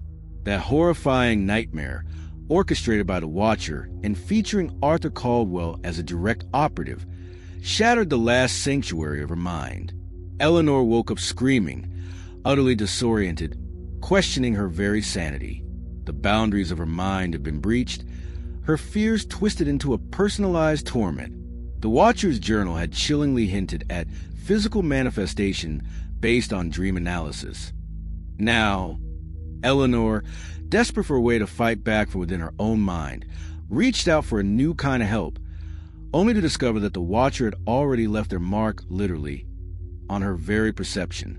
Eleanor's days since the dream invasion were a waking nightmare. Sleep offered no respite, only the terrifying possibility of another orchestrated torment. She existed in a constant haze of profound disorientation, unable to trust her own memories, her own thoughts, her own senses. The terrifying vision of Arthur Caldwell, his voice echoing in her subconscious, had shattered her belief in the innocent facade of her neighborhood. The Watcher's control was absolute, their reach extending beyond physical space and digital networks, into the very fabric of her sanity. She was a puppet, her mind a new battleground, and she knew she couldn't fight this alone. In her desperation, Eleanor turned to Daniel Hayes. He had witnessed her unraveling, from the initial notes to the horror of Chloe's disappearance and her stolen identity. When she recounted the nightmare, the precise details, the chilling appearance of Arthur Caldwell, Daniel listened with a grim, horrified expression. "This is beyond anything I've seen," he admitted, his voice low. filled with a new kind of concern.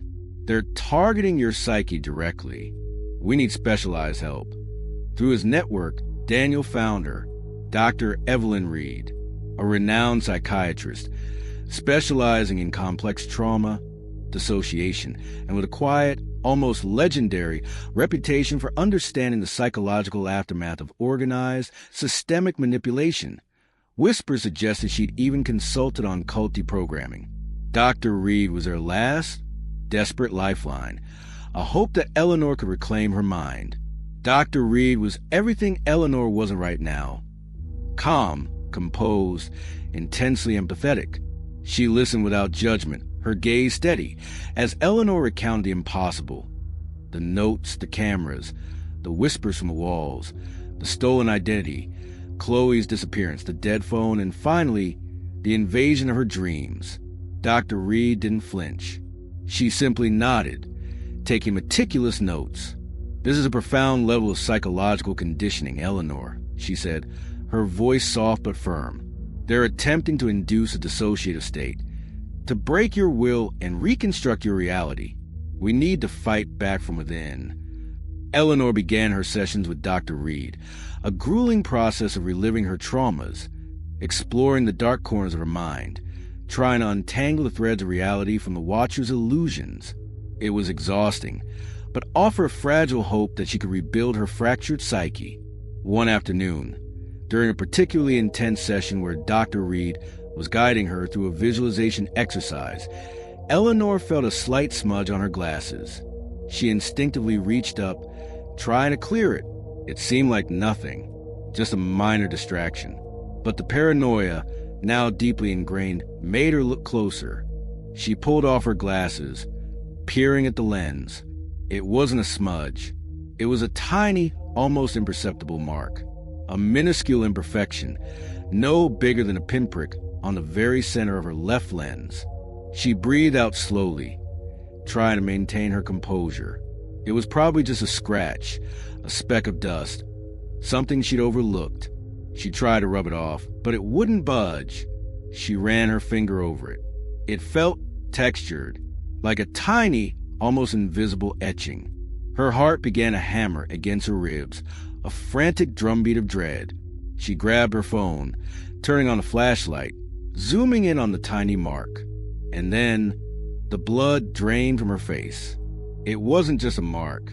It was an etching, a microscopic, deliberately crafted symbol. A symbol she recognized. It was the very same symbol she had seen in her terrifying dream maze. Story 28. The symbol that had appeared in the ancient tome about the Order of Observers. Story 30. It was there, on her own glasses, a tiny, terrifying mark on the very lens through which she saw the world. The implication was a physical violation that sent a cold wave of terror through her. Her glasses, something she wore, touched, and relied on constantly. This implied extreme proximity, physical contact. The watcher had been close enough, perhaps while she slept or during one of her disoriented states, to physically etch their chilling symbol onto her lens. This wasn't just remote surveillance. This was a direct, intimate violation of her personal space, proving with horrifying certainty that the watcher was physically close again, operating right under her nose, even in her supposed new sanctuary. This was a physical manifestation based on dream analysis the watcher's journal had hinted at. They had translated a symbol from her dream into a tangible, horrifying reality. Eleanor frankly contacted Daniel Hayes, her words tumbling out in a torrent of raw terror. Daniel was horrified. He immediately came over, examining the glasses with a powerful jeweler's loupe. "This is professional," he muttered, his face grim. "Done with a precision tool. Micro-etching." He took the glasses to his makeshift lab, performing forensic analysis. He found no fingerprints, no obvious trace evidence. But he confirmed the etching was precise, deliberate, and done with a specialized laser or chemical process, linking it to the Order's meticulous, almost ritualistic methods. The symbol was unmistakable. The psychological impact was devastating. Eleanor's terror shifted from purely mental to a renewed, terrifying physical dimension. The watcher was touching her things, leaving physical marks, operating under her nose with a terrifying intimacy. This exacerbated her already profound paranoia, making her question every mundane object in her life, every surface she touched. She felt truly hunted, physically, mentally, emotionally, trapped in a nightmare where her very perception was tainted. Now, let's step into the chillingly precise pages of the Watcher's journal for this phase. Imagine the entry, cold and triumphant. Observation log, subject alpha, phase 26, subconscious manifestation and physical signature protocol. Objective, establish undeniable physical proof of omnipresence. Amplifies psychological distress via direct tactile violation. Methodology, successful transfer of symbolic marker 7.1, dream maze archetype, from dream state, phase 25, to physical medium, subject's corrective eyewear. Execution, precision laser etching, undetected by subject's enhanced vigilance. Analysis, subject exhibits profound psychological regression, acute paranoia regarding personal artifacts, and heightened sensation of physical vulnerability. The ocular placement of marker ensures constant subliminal reinforcement. Note, the symbolic weight of seeing through our mark is highly effective. Preparations for direct communication via external object manipulation are underway. The imprint is complete. The game continues. The cold precision of that entry, the chilling reduction of Eleanor's profound psychological trauma and physical violation to optimal efficacy, is truly sickening. It confirms the Watcher's terrifying understanding of human psychology, their advanced, almost supernatural technological capabilities, and their absolute control over Eleanor's reality. The etching on her glasses, this tiny, terrifying mark, serve as a chilling physical link between her dream invasion and the cold, hard reality of the Watcher's pervasive reach. It was a physical manifestation based on dream analysis. The Watcher's journal had hinted at a horrifying testament to their ability to bridge the gap between mind and matter. Daniel, increasingly alarmed by the Order's methods, began to frantically research the symbol's origin and historical meaning. He pored over ancient texts, obscure historical records, cross-referencing with his own vast database of the Order. The symbol, he discovered, was indeed extremely rare, associated with obscure, ancient rituals of control, esoteric organizations known for secrecy, manipulation, and the guidance of destiny. It was not just a mark, he realized. It was a key to understanding the Watcher's ultimate purpose, their deeper history, and perhaps their ultimate vulnerability. This discovery would push Eleanor and Daniel into a new, dangerous realm of investigation, one that went beyond personal torment and into the very heart of the Order's ancient secrets, setting up the next major plot point. You absolutely won't want to miss that. Story 30, The Ancient Tome, Mark of the Watchers. All right, everyone, if you've been with Eleanor Vance and Daniel Hayes on this relentless, shattering journey, you know the stakes have escalated beyond anything they could have imagined. Last time, in the etched lens, Eleanor discovered that tiny, horrifying symbol on her glasses, a physical manifestation of marks she'd only seen in her terror-fueled dreams. It was concrete proof of the Watcher's terrifying proximity, their ability to bridge the gap between her tormented mind and her physical reality. Daniel Hayes, the cybersecurity expert who had become her steadfast ally, confirmed it was an ancient, incredibly rare symbol, one he'd only seen in obscure historical texts about secret societies. That tiny etching was their most tangible, most direct clue yet, pushing them to delve deeper into the historical roots of their torment, right into the heart of the Order's hidden past. Eleanor and Daniel were a team now, bound by shared trauma and a desperate, burning need for answers. The discovery of the etched symbol on Eleanor's glasses, a physical manifestation of a psychic violation, had electrified their resolve. Daniel, with his vast knowledge of clandestine networks and obscure archives, immediately shifted their focus. This symbol, he'd murmured, his brow furrowed in concentration. It's not just a mark. It's a key a key to something far older, far more dangerous than just a simple stalker. Their frantic research intensified, transforming Daniel's makeshift safe house into a war room of scattered notes, maps, and glowing computer screens. Daniel leveraged his underground network, reaching out to contacts in the world of illicit historical artifact trading and obscure academic circles. Eleanor, with her sharp graphic design eye, meticulously analyzed the symbol's intricate patterns, cross-referencing it with every ancient text and forgotten emblem she could find online. They were looking for a needle in a haystack, a single, terrifying truth buried under centuries of dust. Daniel remembered a specific, obscure library, one rarely frequented by the public, a place whispered about in hushed tones among certain historians.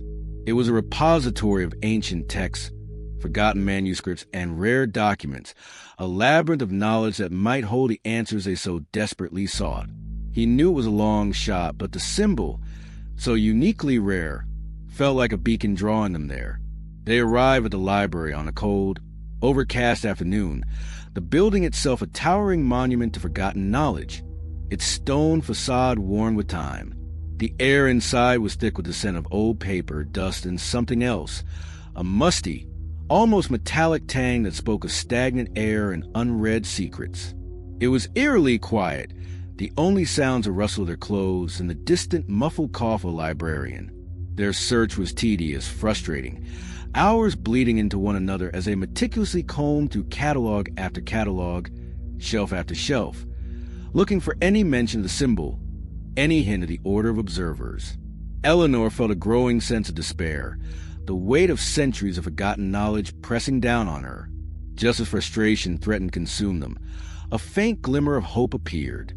Tucked away in a restricted, dimly lit section behind a row of oversized, unread volumes, Daniel's fingers brushed against something. A small, almost invisible brass plaque on a hidden shelf.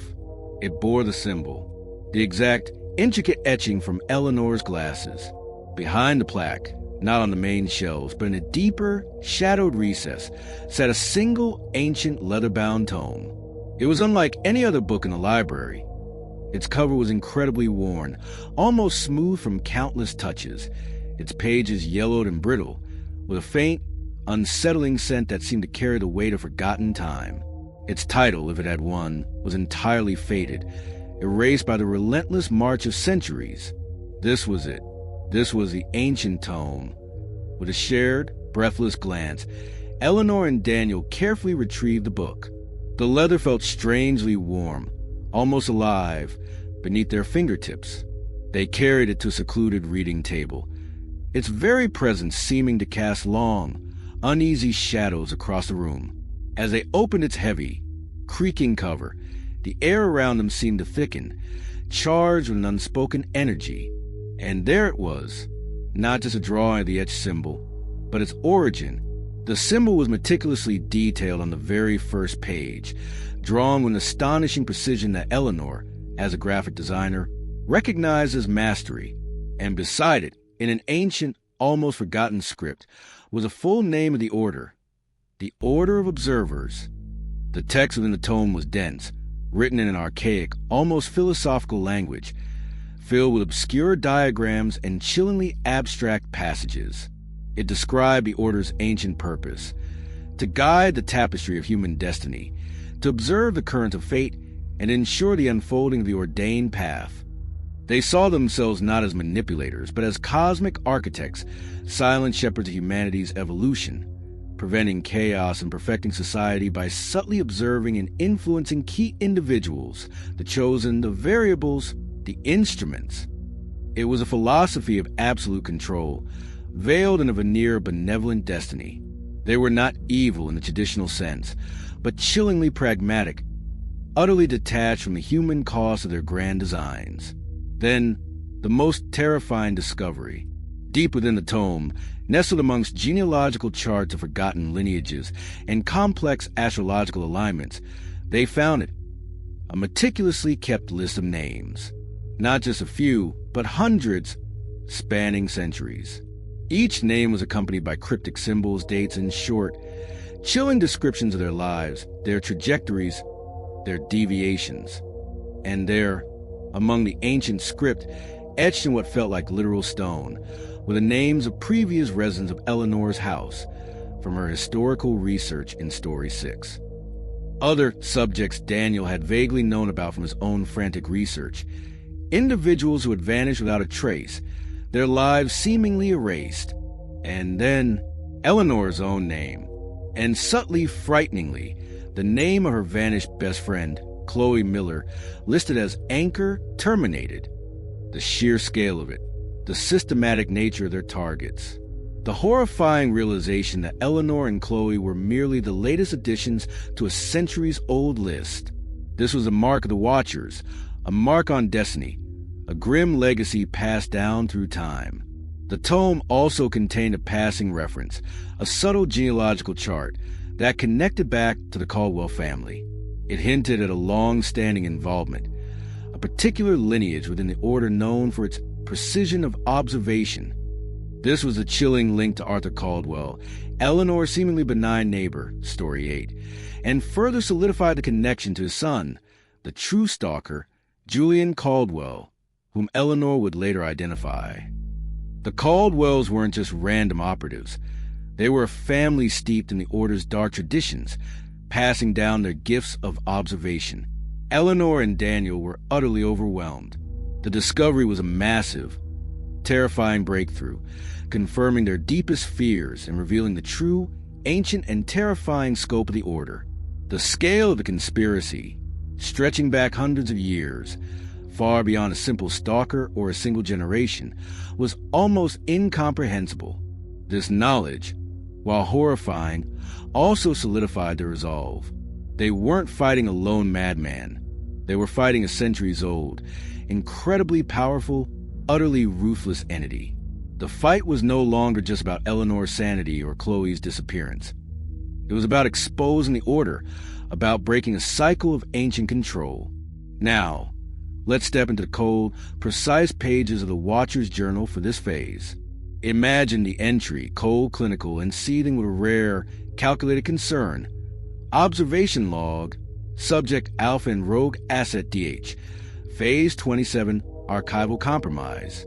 Discovery of primary historical text, the Ancient Tome, by subject Alpha and Rogue Asset DH confirmed. Method of discovery: unauthorized access to secure library archives. Analysis: subject Alpha exhibits heightened comprehension, correlating historical data with current conditioning trajectory. Rogue Asset DH provides analytical support. Breach in archival security represents significant deviation. Note: the foundational text contains sensitive information regarding Order history, subject lineage, and operational protocols. Contingency protocols for compromised historical data initiated. Subject Alpha's defiant understanding is noted. Preparations for targeted historical counter-narrative and or direct interception of historical sources are underway. The game has reached a new level of risk. The cold precision of that entry, the chilling acknowledgement of their breach, and the immediate response of contingency protocols is truly sickening. It confirms the Watchers' terrifying awareness, their meticulous control, and their readiness to act against any perceived threat to their ancient secrets. The profound discovery of the Ancient Tome and the Order's true, terrifying nature, combined with the Watchers' immediate awareness of their progress, pushed Eleanor and Daniel into a dangerous new phase. They had the key, but it was a key to a vast, dark, and ancient conspiracy. This revelation made them understand that their fight was not just about Eleanor, but about exposing the Order itself. They needed more direct evidence, more proof of their existence, their methods, their victims. This meant a new, desperate plan to gather verifiable current evidence, perhaps involving a risky infiltration or an attempt to communicate with others the Order had marked. This profound knowledge of the Order's victims, those names listed in the tome, now sparked a desperate new idea: to find those historical subjects who might have left a trace, a message, a cry from the dark. This realization that their fight was tied to a legacy of victims would lead them to a terrifying revelation about the Order's long reach, setting up the next chilling chapter of their torment. You absolutely won't want to miss that. Story 31, The Last Message, Daniel's Final Code.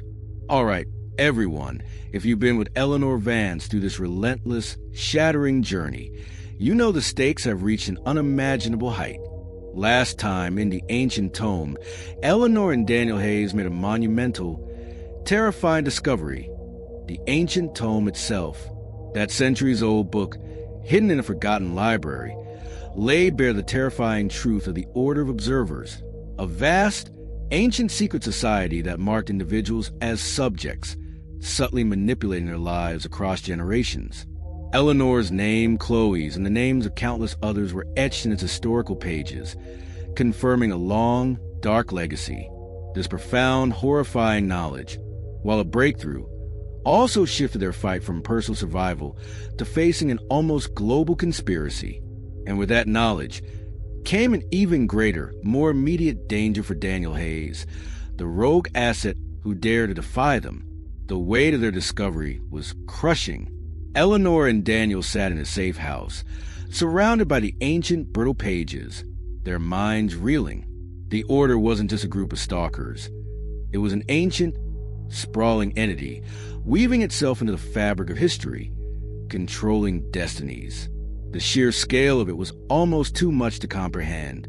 Daniel, ever the strategist, immediately recognized the profound danger they were now in. They had breached the Order's most sacred archive, revealing their core secrets. This wasn't just a warning. It was a declaration of war. Daniel, already living under extreme paranoia as a rogue asset, became increasingly on edge. His movements, usually precise and calculated, grew erratic. He started experiencing strange physical symptoms, debilitating headaches, fleeting moments of disorientation, flashes of light in his periphery. He dismissed them as stress, but Eleanor saw the fear in his eyes. He confided in her, in hushed tones, about a recurring nightmare, a dark, silent figure reaching for him, pulling him into a void. He spoke of a chilling premonition, a profound sense that his time was running out, that the Order was closing in. "They know what we found, Eleanor," he'd whispered, his voice hoarse. "They won't let me live to tell it." Despite the immense danger, they knew they couldn't stop. The ancient tome was a key, but they needed more. Direct, undeniable evidence that could expose the Order to the world. They decided on a desperate, incredibly risky covert operation. The tome had hinted at a hidden, digital ledger, an active database where the Order currently logged its subjects and projects. This database, if they could access it, would be current, undeniable proof. Daniel, with his unparalleled cybersecurity skills, devised a plan to infiltrate a heavily encrypted server he suspected housed this ledger. It was a near impossible task, requiring him to be physically present at a specific, high-security server farm, deep within the city's old financial district. It was a suicide mission, but the only way. The night of the operation was cold, damp, and utterly silent. Eleanor insisted on coming, a desperate need to stand by Daniel, to share the risk. They moved through the city like ghosts, cloaked in black, using every trick of Daniel's counter-surveillance training. The server farm was a fortress, layers of security, motion sensors, infrared beams. Daniel was brilliant, a phantom in the digital realm, expertly bypassing firewalls and encryption protocols. Eleanor acted as his lookout, her heart hammering against her ribs, every shadow a potential threat, every distant siren a chilling confirmation of their immense danger. They reached the server room, a vast, humming space filled with rows of blinking lights and the drone of powerful machines. Daniel connected his specialized device, his fingers flying across the keyboard, a symphony of rapid clicks. He was in. He was accessing the ledger. Eleanor stood guard, her pepper spray clutched tightly in her hand, her eyes darting nervously. Then, a sudden, piercing alarm shrieked, echoing through the server farm. Red lights flashed, casting sinister shadows across the humming machines. "They know!" Daniel yelled, his face grim. "It's a trap, Eleanor. They let me in." He frantically tried to download the data, but the system was locking him out. It's encrypted. They changed the protocol. Just as Daniel yelled, the heavy steel door to the server room burst open. Two figures, large, cloaked, and utterly silent, like the one from Midnight Rendezvous, stormed in. They moved with a terrifying speed and efficiency. Daniel threw a device, a small EMP at the servers, hoping to buy them time. The lights flickered, a momentary disruption. "Run, Eleanor," he screamed, his voice raw with desperation. "Get out. I'll cover you." Eleanor hesitated, a primal scream caught in her throat. She couldn't leave him. But then one of the cloaked figures moved with impossible speed, tackling Daniel to the ground. A struggle ensued, a brutal, silent flurry of motion. Daniel fought back with ferocity Eleanor hadn't seen, using his lean strength and quick reflexes. But the figures were too strong, too numerous. As they overwhelmed him, pushing him against a row of humming servers, Daniel looked at Eleanor, his eyes wide, conveying a desperate, urgent message. He was being taken.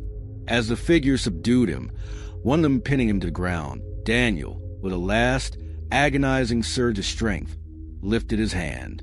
His fingers, trembling, traced a series of swift, precise, almost glowing gestures in the air above him, a sequence of rapid blinks, a specific pattern of presses on a small, dark device in his palm, a fleeting, almost imperceptible sequence of movements that seemed random, chaotic, but Eleanor, with her graphic design background, her mind trained to recognize patterns, saw it. It was a code, Daniel's final code, a desperate, dying message meant only for her. Then one of the figures moved, and with a swift, brutal motion, Daniel went limp. He was gone, abducted, or worse. The figures dragged his still form away, disappearing into flashing red light of the alarm-filled corridor. Eleanor was utterly devastated. Chloe, now Daniel, her two anchors gone. Consumed by guilt, a burning acid in her stomach, she felt responsible for bringing Daniel into this deeper danger, just as she had for Chloe. Her profound isolation, now complete, was a suffocating shroud. The personal cost of fighting the Order was terrifyingly real, etched in the sudden, horrifying void Daniel left behind. She felt a primal scream caught in her throat, a wave of despair so profound it threatened to swallow her whole. She managed to escape, fleeing the server farm like a phantom, the blare of the alarms fading behind her. She didn't know how she got back to her apartment, the city a blur of lights and shadows. She collapsed, utterly broken, the horrifying scene of Daniel's demise replaying endlessly in her mind. But even in her deepest despair, one thought burned like a dying ember: Daniel's final code.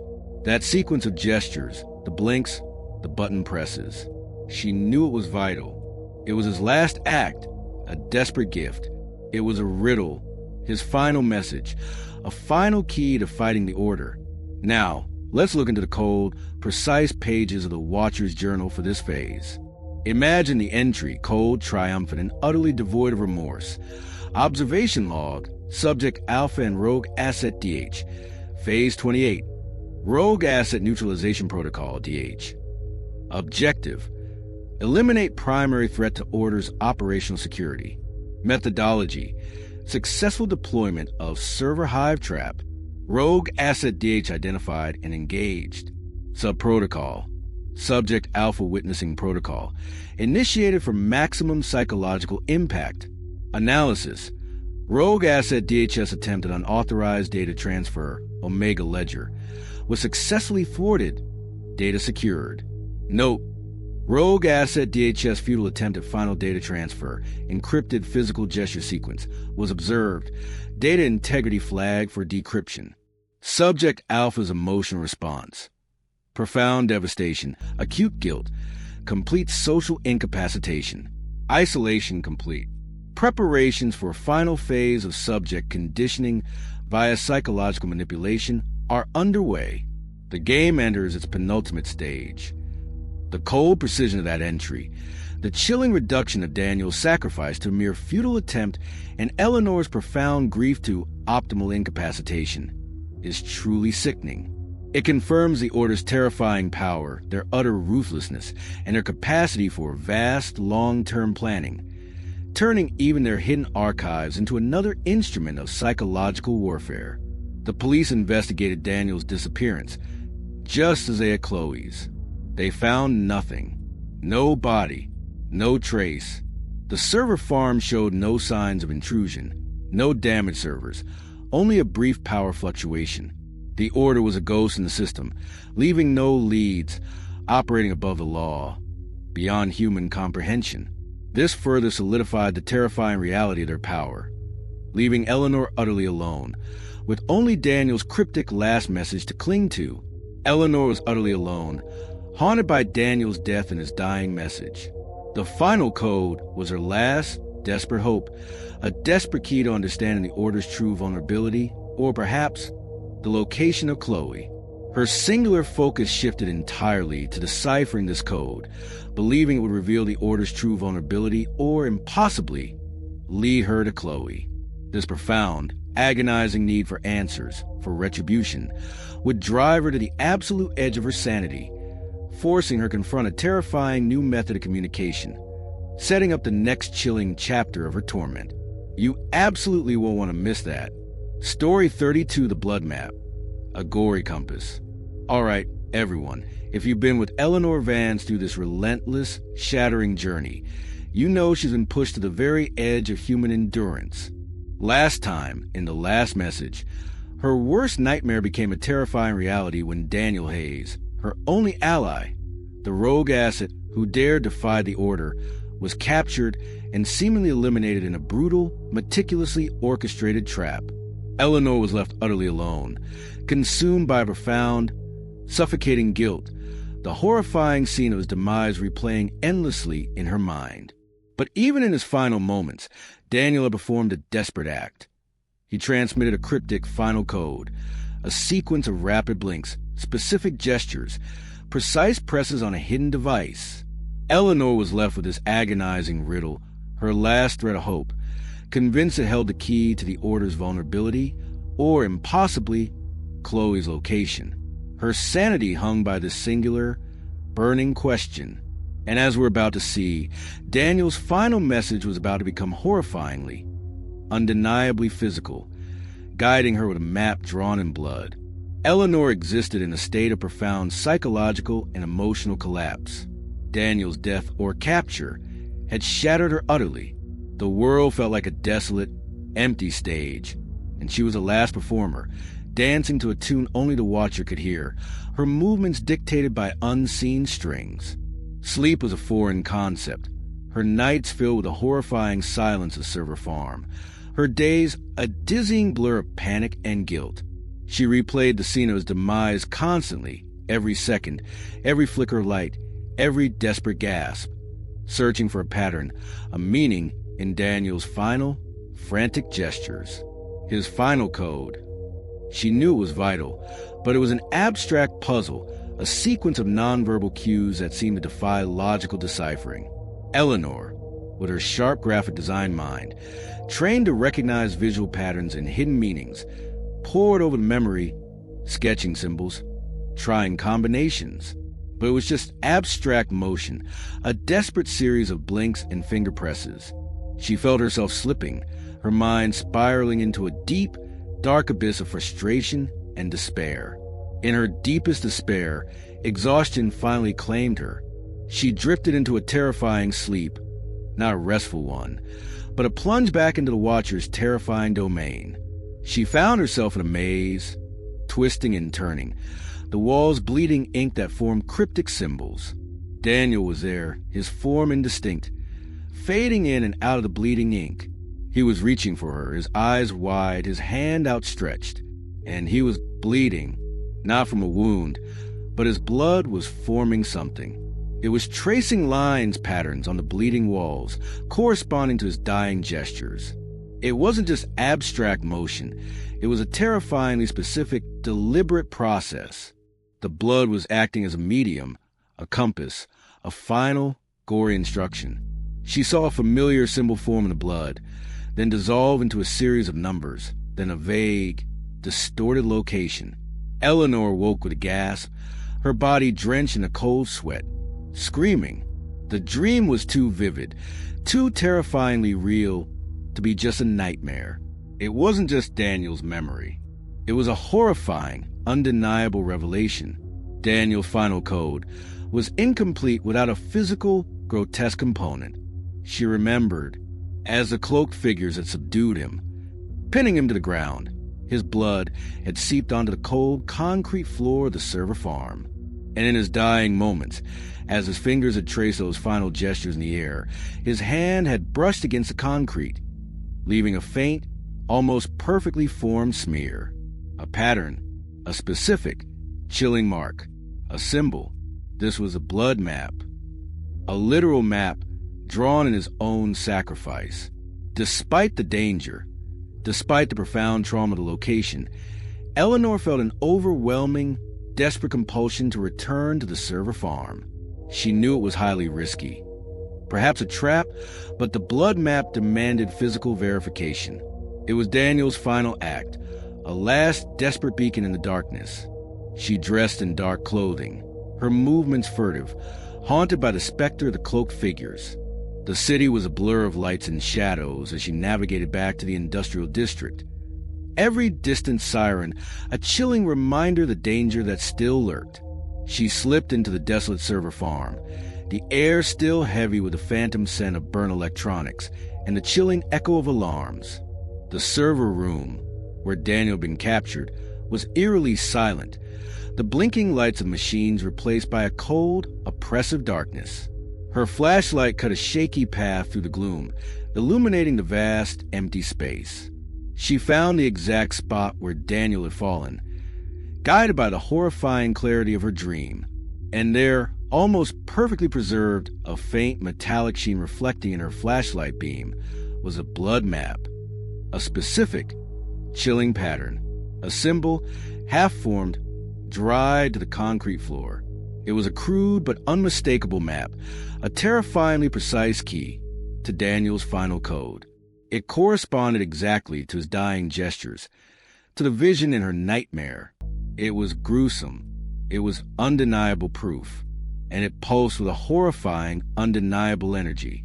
The blood map, when combined with Daniel's abstract final code from his gestures, revealed something far more complex than just a single location. It revealed a sequence of locations, a precise path. It was a literal map, a gory compass, guiding her to a series of specific, obscure places. These places weren't on public maps. They were hidden in old city archives, perhaps known only to the Order.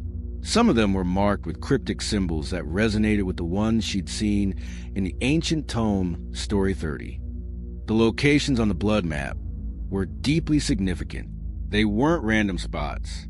They were sites of past Order operations, places where former Watcher safe houses once stood, or even chillingly, places where previous subjects from the ancient tome's list had been held or had vanished without a trace. This was Eleanor following Daniel's investigative path, picking up the trail where he left off, a grim echo of his relentless search for truth. It was his legacy, etched in his own sacrifice. Eleanor's despair, already profound, deepened into a cold, hard determination. The gruesome nature of the blood map intensified her personal vendetta against the Order. She was horrified by the lengths Daniel had gone to, the ultimate sacrifice he had made to send her this message. The blood on the concrete was a constant, searing reminder of the personal cost of this war, a burning fuel for her resolve. She felt a new, terrifying clarity. This wasn't just a quest for answers. It was a mission of vengeance, a sacred duty to honor Daniel's sacrifice and Chloe's disappearance. Now let's step into the cold, precise pages of the Watcher's journal for this phase. Imagine the entry, cold, clinical, and seething with a calculated fury that bordered on frustration. Observation log. Subject Alpha. Phase 29. Rogue asset data transfer confirmation. Analysis. Subject Alpha has successfully accessed and deciphered Rogue Asset DHS Final Data Transmission Protocol, biomarker sequence. Location. Server hive trap site, post-neutralization. Efficacy of biomarkers, unexpectedly high, required immediate containment/cleanup. Objective, monitor subject trajectory along identified sequence. Note, this unauthorized data transfer represents a significant deviation. Rogue asset DH, even in incapacitation, demonstrated unforeseen efficacy in data transfer. Tactical adjustment. Prepare for subject increased operational tempo and potential for direct site engagement. The hunt has new parameters. The game moves to the field. The cold precision of that entry, the chilling reduction of Daniel's ultimate sacrifice to mere biomarkers, and his dying act to an unforeseen efficacy is truly sickening. It confirms the Order's terrifying awareness, their meticulous control, and their fury at being outmaneuvered, even in death. Eleanor now had a new, terrifying quest: to follow the blood map. It was a journey into the deepest, darkest corners of the city, a literal descent into the Order's hidden history. Each location on the map was a waypoint, a grim step forward into the unknown, driven by Daniel's sacrifice and her burning need for answers. This gruesome and undeniable guide propelled Eleanor into a new, dangerous phase of investigation, where she would unearth more about the Order's brutal methods, their hidden archives, and potentially the fates of other subjects. This terrifying quest, following a map drawn in a friend's last act, would lead her to the first chilling location, an ancient hidden lair, setting up the next terrifying chapter of her torment. You absolutely won't want to miss that. Story 33, The Underground Lair. Secrets Unveiled. All right, everyone. If you've been with Eleanor Vance through this relentless, shattering journey, you know she's been pushed to the absolute edge. Last time, in the blood map, her worst nightmare became a terrifying guide. Daniel Hayes, her only ally, was captured and seemingly eliminated, but his final act was to leave her a gruesome blood map, a chilling sequence of specific locations drawn in his own sacrifice. This wasn't just a clue. It was a desperate, undeniable path into the Order's hidden network. Eleanor, utterly alone and consumed by guilt, now had a terrifying new quest: to follow Daniel's investigative path, to unearth the Order's secrets, driven by vengeance for her lost friend and a desperate hope for Chloe. And as we're about to see, the first stop on that gory compass would lead her into a forgotten, terrifying place where the Order's deepest secrets lay buried, literally, beneath the ground. Eleanor existed in a state of grim determination.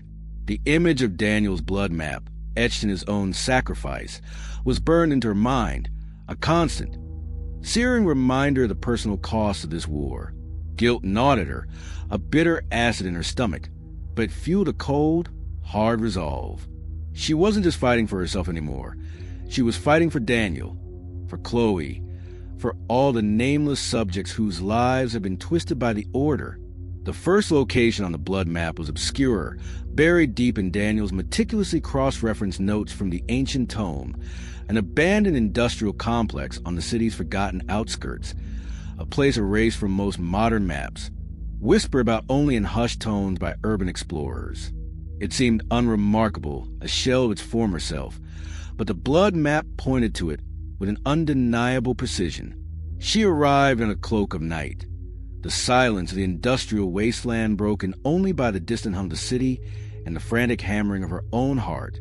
The complex was a desolate maze of crumbling brick warehouses and skeletal structures, their windows like vacant eyes staring into the darkness. The air hung heavy with the smell of decay, rusted metal, and something else, a faint, almost metallic tang that was disturbingly familiar from the server farm where Daniel was taken. The blood map, drawn with an agonizing precision, led her through a series of increasingly narrow, dilapidated alleys, past mounds of rubble and discarded machinery, until she reached a wall, seemingly solid, unmarked. But the map was clear. It highlighted a specific section of the wall, subtly indicating a hidden entrance. Eleanor ran her gloved hands over the rough brickwork, searching for any imperfection, any seam. And there it was, a faint, almost imperceptible line, a cleverly disguised door, blending perfectly with the surrounding bricks. It was secured by a single, old, rusty padlock, easily bypassed by the small set of lockpicks Daniel had given her a month ago for emergency situations. With a soft click, the lock gave way. This was the underground aspect. She pushed the door open, revealing a gaping maw of darkness. The air that rushed out was cold, thick with a musty scent of damp earth, stagnant air, and something else, a faint, unsettling, almost organic smell that made her stomach clench. Her flashlight beam cut a shaky path into the void. It was a steep, narrow staircase, carved from rough-hewn stone, spiraling downwards into the earth. The silence was absolute, oppressive, swallowing even the sound of her own breathing. This was a descent into the lair. Eleanor descended cautiously, one slow, deliberate step at a time, her hand sliding along the cold, damp stone wall. The stairs seemed to go on forever, winding deeper and deeper, the air growing colder, heavier. The architecture felt ancient, not just old, but built with a purpose far grander and more sinister than any modern structure. It spoke of secrets, of a history deliberately buried. She felt a familiar, chilling sense of dread settle over her, the same feeling she'd had in the house, in the cabin, a premonition of untold horrors. The staircase finally opened into a vast, cavernous space. It wasn't a polished office or a modern laboratory. It was a functional, shadowy operational base, sprawling beneath the city, its raw rock walls sweating with condensation. The air was thick with the scent of old paper, stagnant air, and a faint, acrid smell that hinted at chemicals. The place was immense, a sprawling labyrinth of interconnected chambers, lit dimly by flickering, archaic light fixtures that cast long, dancing shadows. This was a lair. Eleanor's flashlight beam swept across the unsettling contents of the lair. It was a chilling testament to the Order's long reach and their insidious methods. Row after row of old, outdated surveillance equipment sat on dusty shelves. Massive reels of film, clunky black and white monitors, obsolete recording devices with spools of magnetic tape. Alongside them were newer, more sophisticated gadgets she recognized from her own torment. Tiny microcameras like those from the ghostly album, advanced listening devices similar to those found on her walls, even a distinct model of the Nomad recorder from her car. It was a museum of terror, a horrifying evolution of the Watcher's tools. She found compelling evidence of past subjects from the ancient tomes list, faded photographs of men and women, their faces etched with despair, their lives meticulously documented in thick, handwritten files. Some files contained snippets of their personal effects, a forgotten locket, a child's drawing, chilling echoes of the keepsake crate. Others contained actual recordings of their torment, the faint hum of unseen devices, the distorted whispers of their suffering, a horrifying symphony of captured human anguish. This confirmed the Order's long history of cruelty and the profound suffering of their past victims, giving a face to the names in the tome. But the true horror came when Eleanor found evidence of current operations, not just historical records, but fresh data. Glowing computer screens in one corner displayed live feeds from unseen cameras, some of which seemed disturbingly familiar, like street corners near her old house, or even subtle angles of her current apartment building. There were recent Watcher's journal entries, bound in modern leather, detailing ongoing projects, new subjects not listed in the ancient tome, and chillingly, detailed updates on existing ones. She found meticulously organized files on Eleanor herself, detailing her move, her psychological state, her alliance with Daniel Hayes. She even found fragments of the Omega Ledger that Daniel had died trying to access, its encrypted data hinting at a vast network of current financial manipulation and identity theft. This revealed with sickening clarity that the Order was terrifyingly active, evolving, and using cutting-edge technology, weaving their ancient philosophy into the modern world. These were the secrets unveiled. As Eleanor was consumed by the sheer volume and horror of the information, a faint, rhythmic thrumming began to reverberate through the stone floor beneath her feet. It was the same unsettling hum she'd heard from the Seal Vault, Story 27, but much closer, much stronger, than a low, guttural voice, distorted but undeniably present, echoed from a nearby chamber. Anomaly detected. Intruder protocol initiated. The lair wasn't completely abandoned. She wasn't alone, and she had triggered an alarm. Eleanor was overwhelmed. The order was vast, organized, terrifyingly efficient, and utterly ruthless. But now she understood the weight of their power, their long history, their insidious methods. It all solidified into a cold, hard determination. She had found their lair. She had unveiled their secrets. Daniel's sacrifice had not been in vain. A new, terrifying clarity ignited within her. She knew what she had to do. Now, let's step into the cold, precise pages of the Watcher's journal for this phase. Imagine the entry, cold, clinical, and seething with rare, calculated fury. Observation log. Subject Alpha. Phase 30, archival/operational site compromise, Vault 7.1. Objective. Assess subject's investigative efficacy. Quantified data loss. Methodology. Subject Alpha successfully navigated blood map protocol. Physical infiltration of secured site confirmed. Data streams compromise historical subject files. Current operational parameters, Omega ledger fragments. Operative response protocol initiated. Analysis. Subject Alpha exhibits heightened investigative skill and remarkable psychological resilience. Breach represents significant deviation. Note, direct human engagement may be required for containment. Site purge initiated.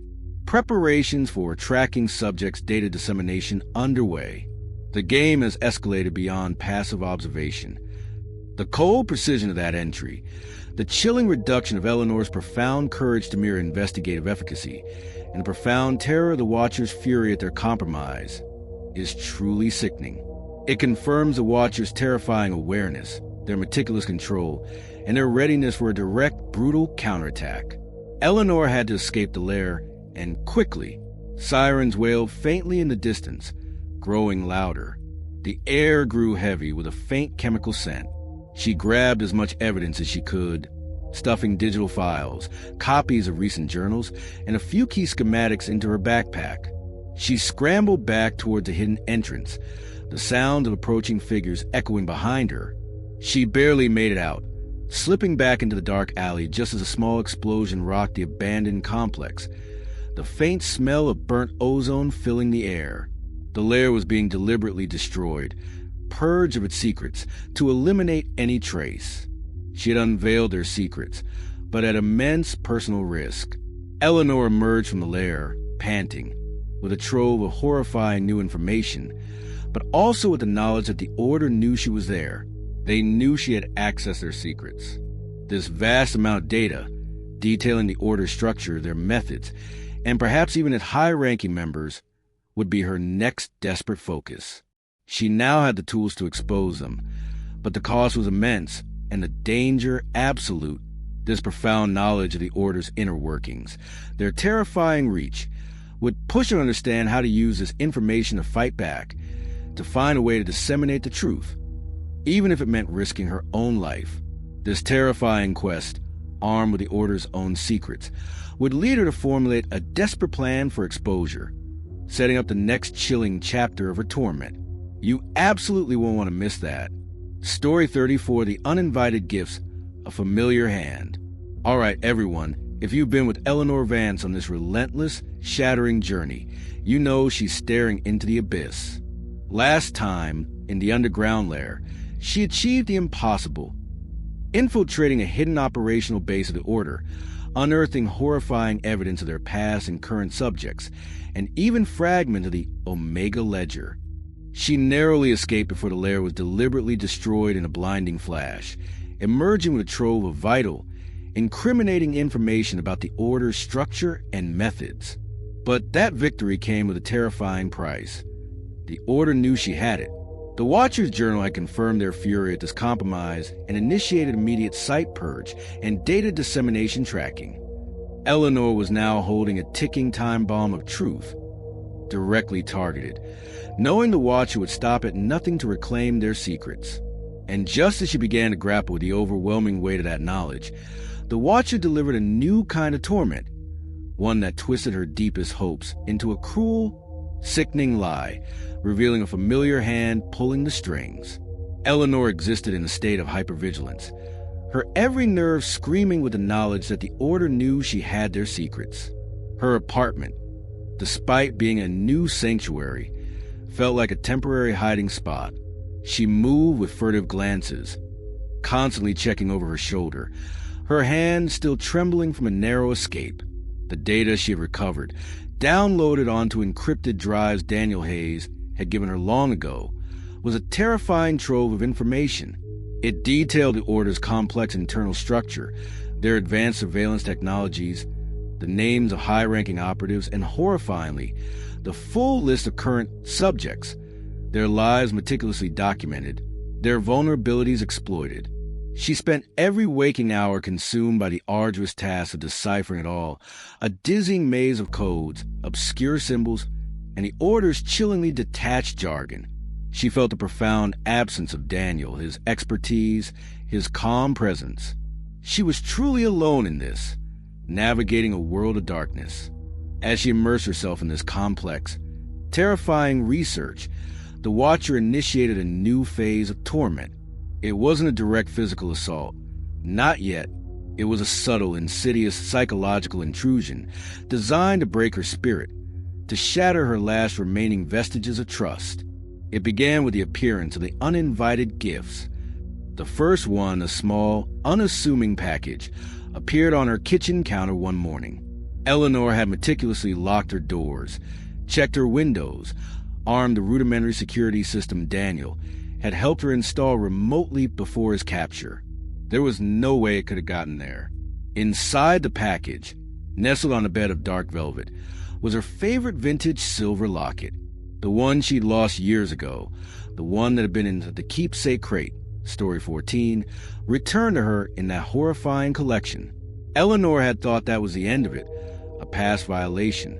But here it was again, gleaming innocently on her counter, a physical impossibility, a familiar ghost. Her stomach churned. It wasn't a terrifying gift like the Poe book. It was deeply, unsettlingly personal, a deliberate choice designed to exploit her profound sense of loss and violation. The gifts then escalated, appearing with unnerving frequency in increasingly impossible places. A cherished childhood photograph, long believed lost, appearing tucked precisely under her pillow. A very specific, limited edition art print she'd coveted for years, which she'd only seen online, found perfectly framed and placed on her nightstand. A single, rare yellow rose laid carefully on her untouched breakfast plate. Each gift was perfectly chosen to imply intimate, omnipresent knowledge of her daily life, her deepest desires, and her emotional state. They were always mundane items, seemingly benign, but their miraculous appearance and their deeply personal nature were profoundly violating, screaming of an unseen presence that could bypass all her defenses. Each gift, of course, came with a note, not typed in the Watcher's usual cold font this time. No, the notes were written in a subtle, distinct, eerily familiar handwriting. The messages weren't direct threats of violence. They were psychological weapons, subtly mocking her, alluding to her desperate research, her profound exhaustion, her crushing isolation. Still trying to make sense of the pieces, Eleanor? One note, found tucked inside the rose, read, "You'll need this, and perhaps some rest. Your eyes look tired." Another, found with a framed art print, "A beautiful addition to your collection. Such refined taste. Don't worry about the cost. We've already handled it. Now about those files." Eleanor felt a cold dread spread through her. The handwriting. She stared at it, her mind frantically searching for a match. It wasn't the Watcher's usual typed script. It was subtly, eerily familiar. And then it hit her. A sickening wave of realization washed over her. It was the same handwriting as on the unstamped letter, Story 18. The cry from the dark that had reignited her desperate hope, the letter that had led her to Daniel. And worse, far worse, it was a specific handwriting of Arthur Caldwell, her seemingly benign neighbor, revealed as an operative of the Order in Dream Invasion, Story 28. This was a horrifying truth behind a familiar hand. The cry from the dark had been a lie, a cruel, meticulously crafted trap, designed to lure her out, to exploit her empathy, to expose her desperate search for allies. Arthur Caldwell, the kindly old man with the rose garden, had sent that letter. He wasn't just an unwitting pawn. He was a direct, active participant, a master of deception, manipulating her deepest emotional needs. The hope she had clung to, the alliance she had forged with Daniel. It had all been orchestrated, observed, by Arthur Caldwell, the man she had trusted implicitly, the man who had sat silently next door, watching her unravel. Eleanor's despair deepened to an absolute, crushing weight. The cry from the dark hadn't been a lifeline. It had been a meticulously planned psychological ambush. Her hope had been a puppet, dancing to the Watcher's tune. She felt utterly alone, betrayed by the very essence of human connection. The Watcher wasn't just manipulating her. They were playing with her deepest emotions, her very trust, twisting her desperate need for an ally into a weapon against her. This was a cruel, sickening twist of the knife, designed to break her spirit utterly. She reported these new gifts and a chilling handwriting connection to law enforcement, but the gifts continued to appear without any trace, just as before. The police were baffled by the lack of entry points, the impossible appearance of the items. Daniel Hayes, if he were still alive, would have been horrified by this new level of psychological mastery, confirming the Watcher's continued technical and emotional control. But Daniel was gone, leaving Eleanor truly isolated in her horror. Now, let's step into the cold, precise pages of the Watcher's journal for this phase. Imagine the entry, cold, triumphant, and utterly devoid of remorse. Observation log, subject alpha, phase 31, psychological reconsolidation and trust erosion. Objective, reinforce complete isolation, eliminate subject's capacity for external emotional reliance. Methodology, deployment of uninvited gift protocol via operative AC, Arthur Caldwell. Item selection based on subject alpha psychological profile and current investigative focus, e.g. historical artifacts, sentimental items. Hand-scripted notes, familiar hand. Utilize to enhance psychological impact, leveraging pre-established trust. Analysis. Subject alpha exhibits profound disillusionment, acute emotional distress, and complete erosion of trust in external support. The cry from the dark narrative successfully inverted, amplifying despair.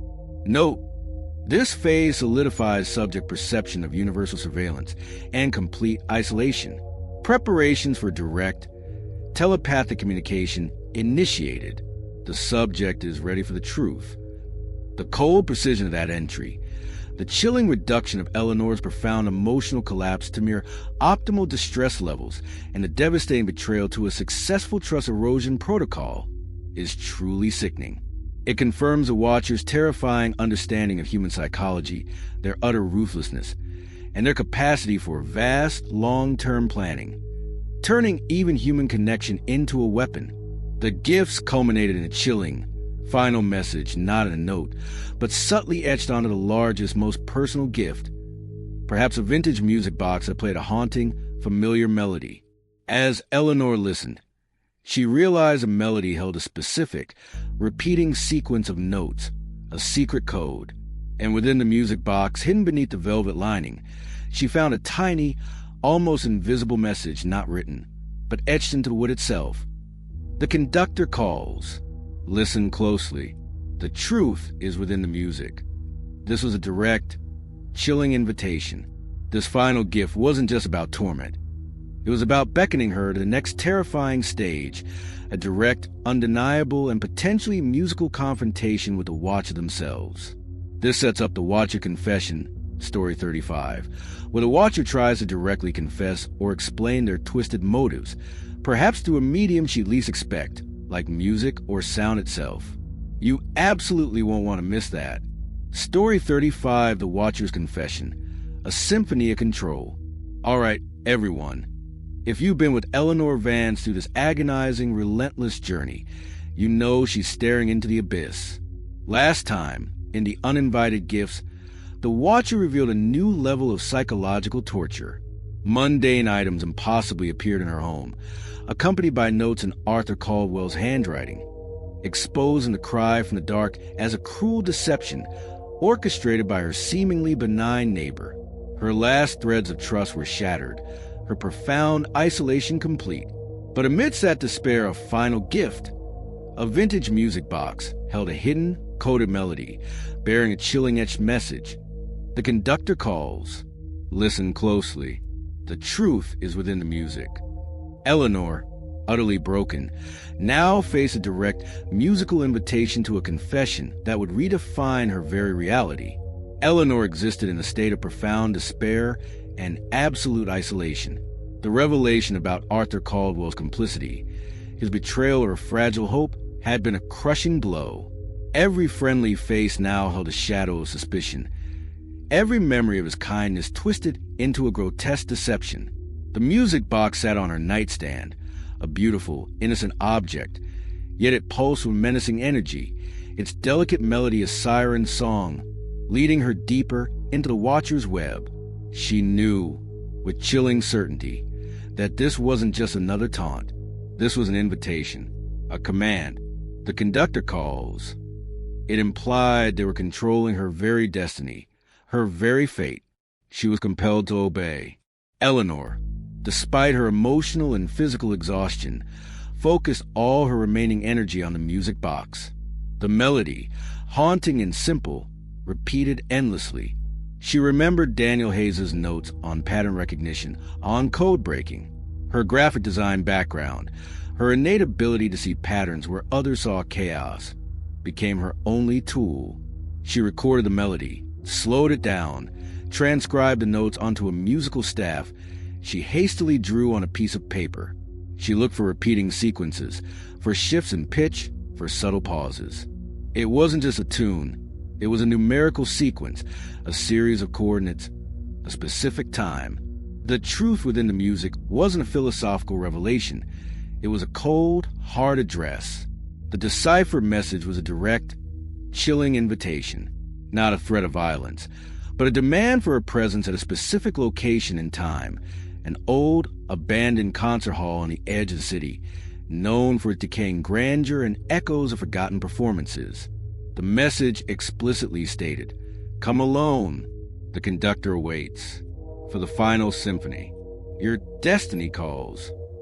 It was a confession, not of guilt, but of absolute control. Eleanor felt a terrifying, almost irresistible compulsion to obey.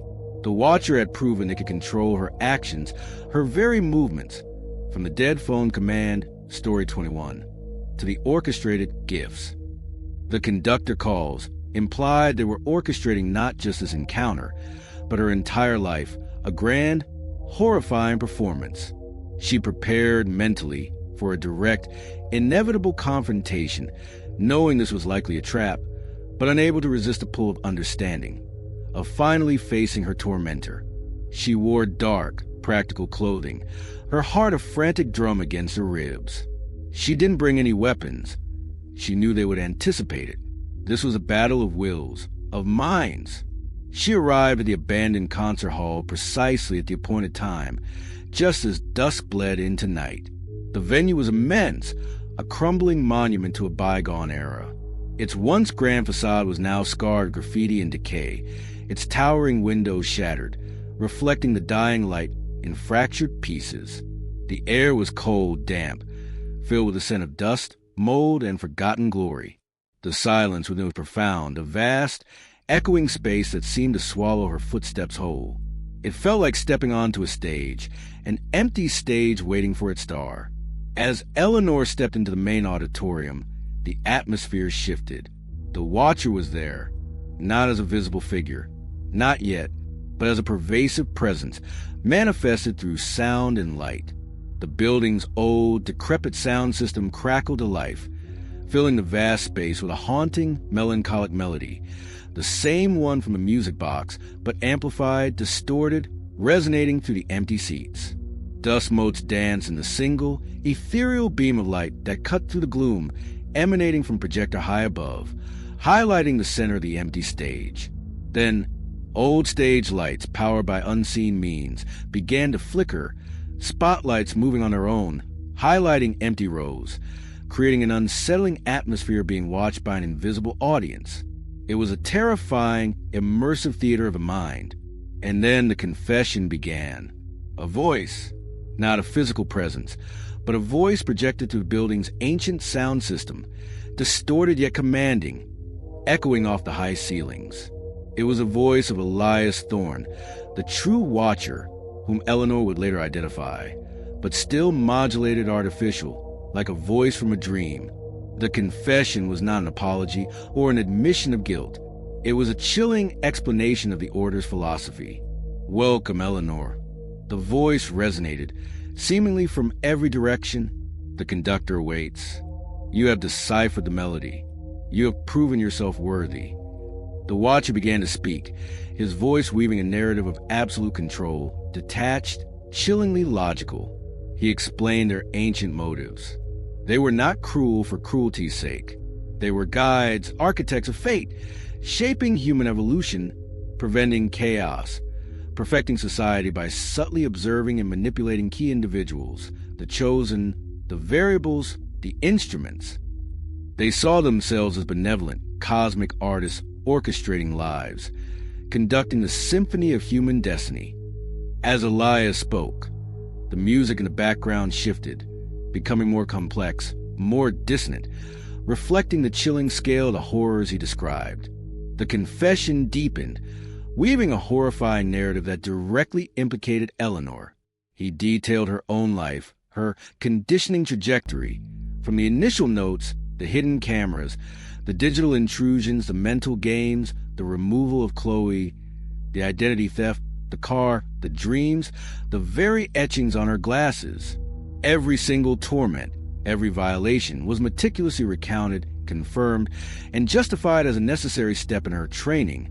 Her unfolding, her life, her very existence was a performance of them, a meticulously crafted symphony. Then came the profound, most sickening revelation. The watcher revealed their long-standing involvement with Eleanor's family, confirming the details from her mother's journal, Story 46, which he would later fully uncover.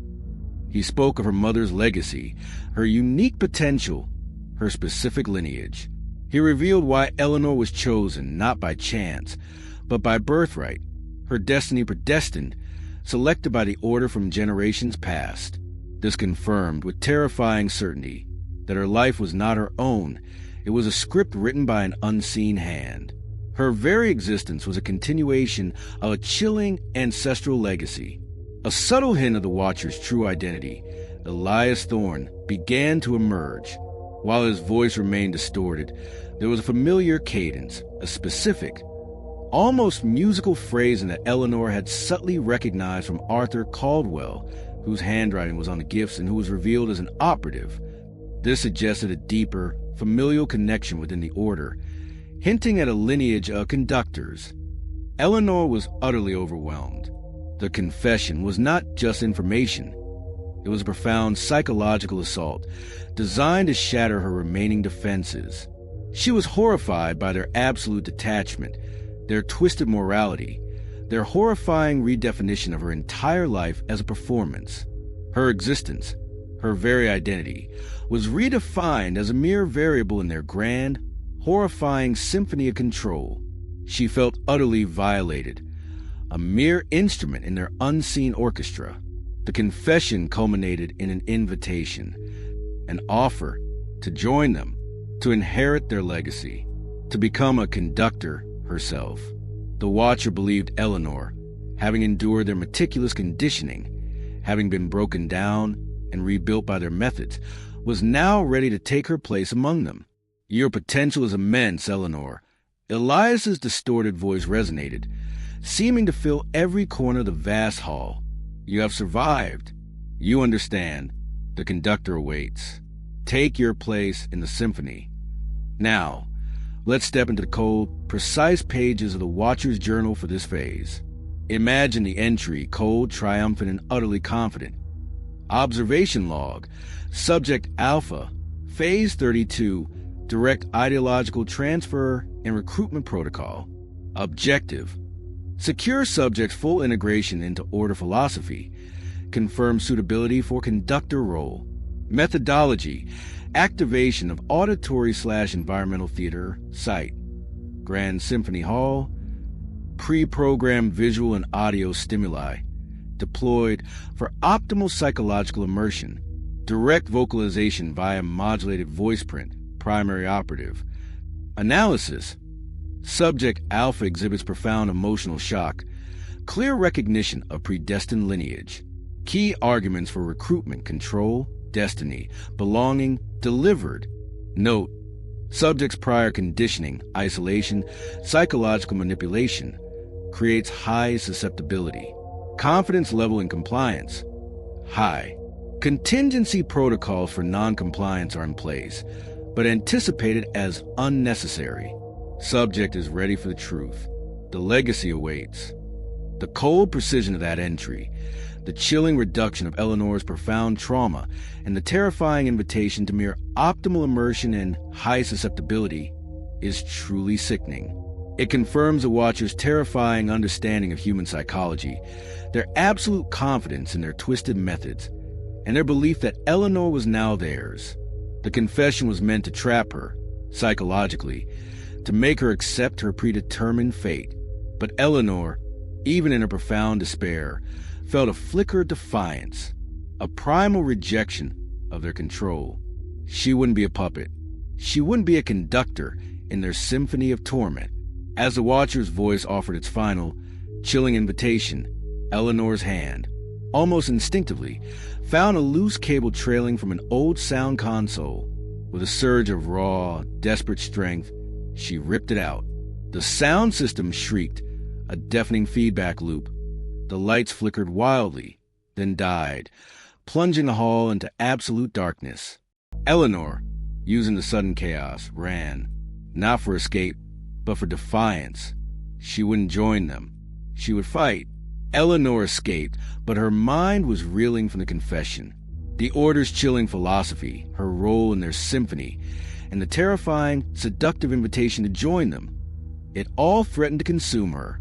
She had the truth, but it was a truth that threatened to shatter her sanity entirely.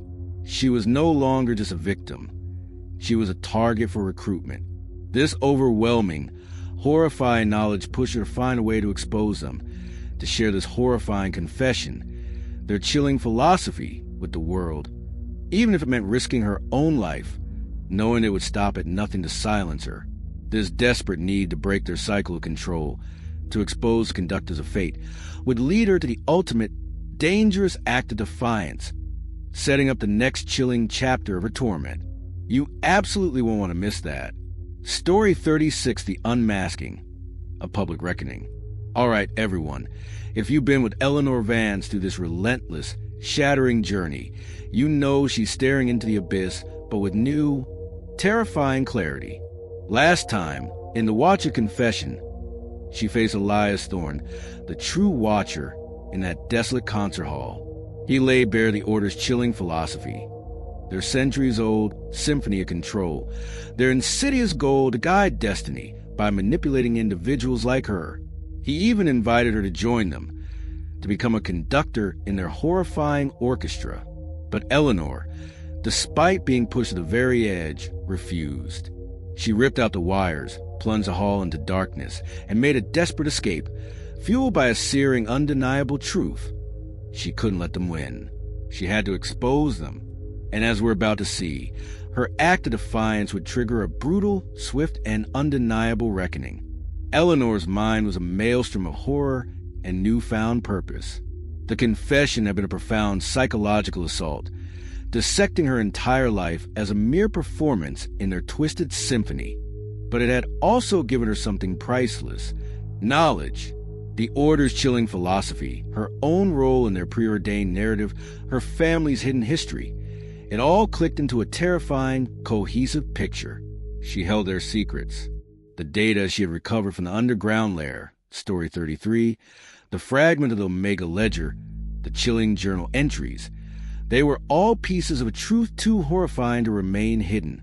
The crushing despair she'd felt for so long began to transmute into a cold, burning resolve.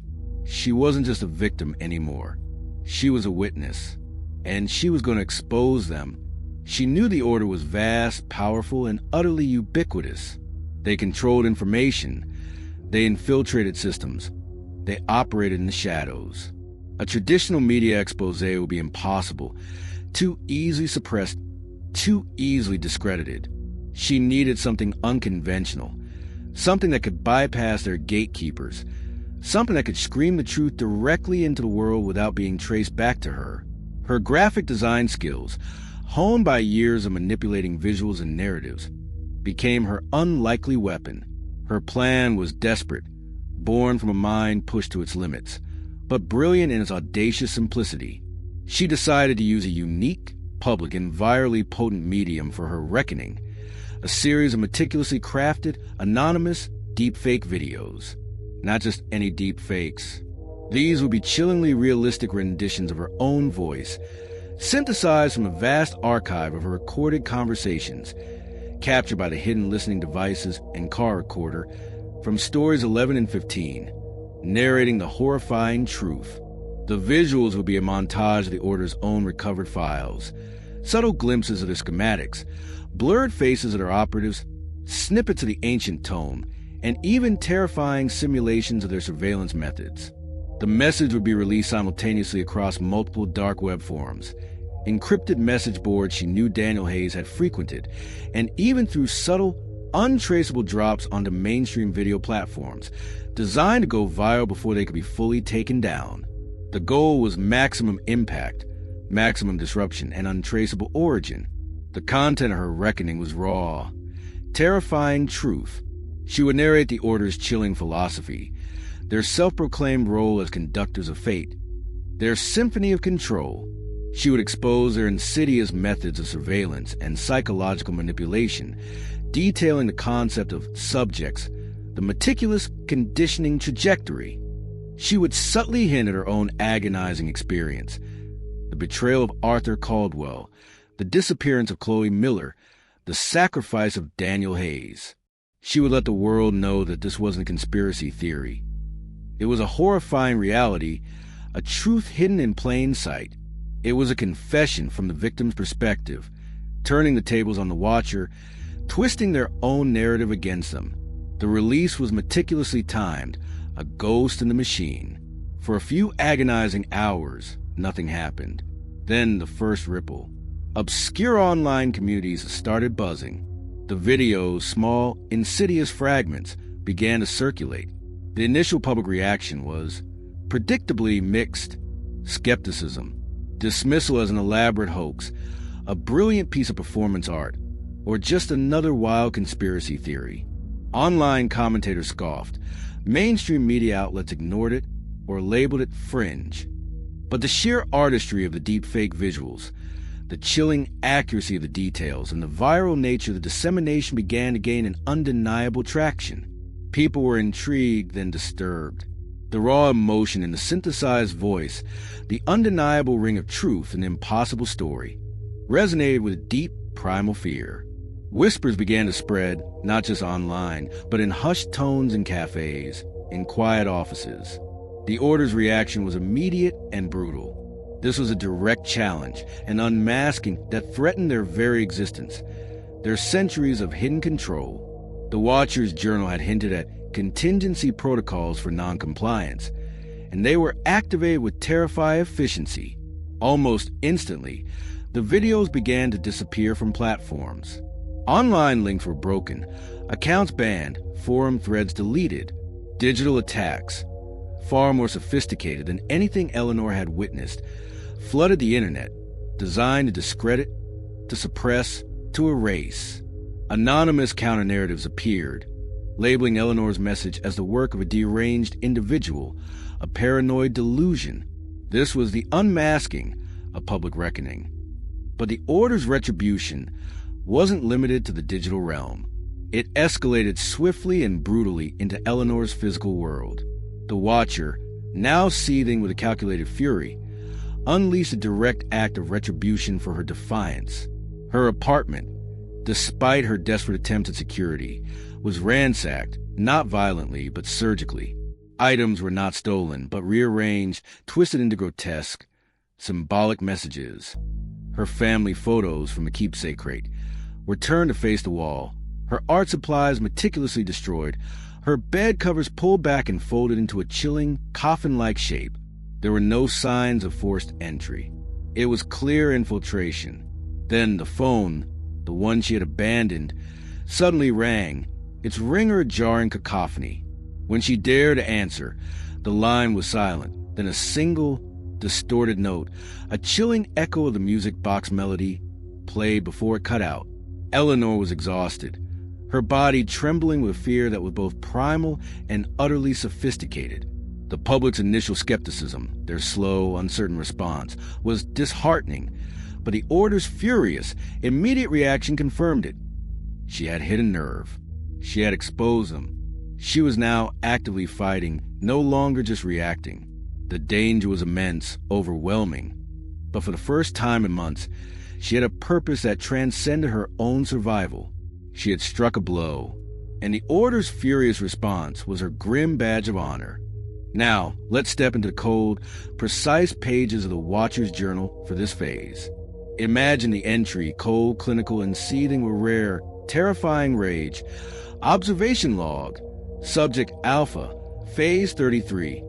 Public exposure and counter-narrative protocol. Objective, immediate and total suppression of unauthorized data dissemination. Methodology, deployment of Echo Deepfake Unit for counter-narrative, simultaneous digital asset purge across all accessible platforms. Physical Retribution Protocol, Site R1, initiated by Operative AC-1, Arthur Caldwell. Analysis. Subject Alpha exhibits unexpected audacity, high-level tactical initiative. Breach in Symphony of Control, protocol noted. Contingency protocols for complete subject neutralization activated. Note, this unauthorized exposure represents a catastrophic deviation. The Order's existence is now at risk. Operative tasked with silencing Subject Alpha permanently. The game has entered a critical existential phase. The cold precision of that entry, the chilling reduction of Eleanor's profound defiance to a mere deviation, and her suffering to optimal efficacy, is truly sickening. It confirms the Watcher's terrifying awareness, their absolute control, and their readiness to eliminate her utterly. Despite the Order's relentless efforts to suppress the information, the truth, or at least the idea of it, began to take root. The sheer artistry of Eleanor's deepfakes, the chilling accuracy of the details, and the undeniable sense of authenticity resonated with a segment of the public. Independent journalists, online researchers, and even a few dedicated conspiracy theorists, spurred by Eleanor's anonymous message, began to investigate independently. They weren't just clicking like or share anymore. They were asking questions, digging into old news reports, cross-referencing names, and searching for the elusive order of observers. It was a small victory, a faint flicker of hope in the vast darkness. But for Eleanor, it was everything. She had gained a foothold. Eleanor's public act of defiance had gained the Order's full, furious attention. The retribution was swift and brutal, putting her in extreme, immediate physical danger. The public's slow, uncertain response meant she was still very much alone in this direct confrontation, this intense, immediate threat, the chilling knowledge that the Order was actively trying to silence her permanently, forced Eleanor to find a new, desperate strategy for survival. She needed to use the very data she stole from the lair, the secrets of the Order, to predict their next moves, to anticipate their attacks, to somehow turn their own game against them. This would lead her into a terrifying new phase of calculated risk, a desperate battle for her very life, setting up the next chilling chapter of her torment. You absolutely won't want to miss that. Story 37, The Unseen Predator, a deadly game. All right, everyone, if you've been with Eleanor Vance through this relentless, shattering journey, you know she's in the fight of her life. Last time, in the Watcher's confession, She stared into the abyss, confronting Elias Thorne, the true watcher who laid bare the Order's chilling philosophy of guiding destiny, and invited her to join their symphony of control. But Eleanor, against all odds, refused. She plunged the concert hall into darkness and made a desperate escape, fueled by a searing, undeniable truth. She couldn't let them win. She had to expose them. And as we saw, her act of defiance in the unmasking, those deepfake videos and stolen data, infuriated the Order, triggering a brutal, swift, and undeniably personal reckoning. Her apartment was ransacked, her most personal items twisted into mocking messages, and the Watcher's journal confirmed complete subject neutralization. Eleanor was no longer just a victim. She was a direct target, marked for permanent silence. And as we're about to see, the Order had dispatched its most terrifying weapon, an unseen predator, a ghost in the shadows, whose sole purpose was to hunt her down and erase her from existence. Eleanor's escape from the concert hall was a blur of adrenaline and pure terror. She ran until her lungs burned, her mind a frantic battlefield of horror and a newfound, terrifying clarity. The confession, while psychological assault, had given her priceless knowledge. The Order's chilling philosophy, her own preordained role in their symphony, her family's hidden history. The data she had recovered from the underground lair, Story 33, the fragment of the Omega Ledger, the chilling journal entries, they were all pieces of a truth too horrifying to remain hidden. But now, that truth was a death sentence. The Order knew she had it, and they were coming for her. The chilling, fragmented messages from Arthur Caldwell's handwriting, the ransacking of her apartment, confirmed it. She was being hunted. The threat was immediate, terrifyingly personal, and utterly lethal. The Order didn't send agents to observe anymore. They sent an assassin, the unseen predator. This wasn't Julian Caldwell, whose obsession was rooted in his twisted perception of a legacy. This was a different kind of operative, a highly skilled, ruthless individual whose movements were precise, efficient, and utterly silent. They were a cleaner, an exterminator, a ghost in the urban landscape, tasked with erasing her from existence. Their methods were not about psychological games or manipulation. They were about termination. Eleanor knew, with chilling certainty, that this was a deadly game, and she was the prey. But Eleanor wasn't entirely defenseless. In her brief, desperate alliance with Daniel Hayes, he had taught her things. Daniel, the rogue asset whose sacrifice still haunted her, had given her fragments of the Order's own playbook. The data she stole from the underground lair contained not just the Omega Ledger, but schematics of typical Order operations, profiles of their common operatives, and even, chillingly, protocols for subject neutralization. She pored over these files, her graphic design mind, trained to recognize patterns, now seeking to predict death.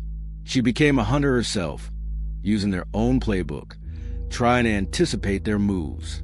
She established a network of makeshift safe houses, abandoned industrial spaces, forgotten warehouses, constantly moving, never staying in one place for long. She utilized Daniel's counter-surveillance techniques, setting up rudimentary tripwires, motion sensors, even employing her old security camera feeds, now purified by Daniel's lessons, in desperate attempts to catch a glimpse of her hunter. The game began. A terrifying, high-stakes game of cat and mouse across a sprawling, indifferent city. Eleanor was constantly on the move, a phantom herself, changing her appearance with quick, desperate disguises, abandoning temporary hideouts at the slightest hint of danger. She'd spend hours huddled in public libraries, using their computers, only to bolt when a certain pattern of footsteps echoed too closely. She'd buy burner phones, use encrypted communication apps Daniel had introduced her to, but paranoia was her constant companion. She felt the unseen predator's breath on her neck, their shadows stretching long behind her. The close calls were terrifying, heart-stopping brushes with oblivion. One morning, as she fled a temporary safe house, a garbage truck, seemingly out of nowhere, veered wildly, almost pinning her against a wall.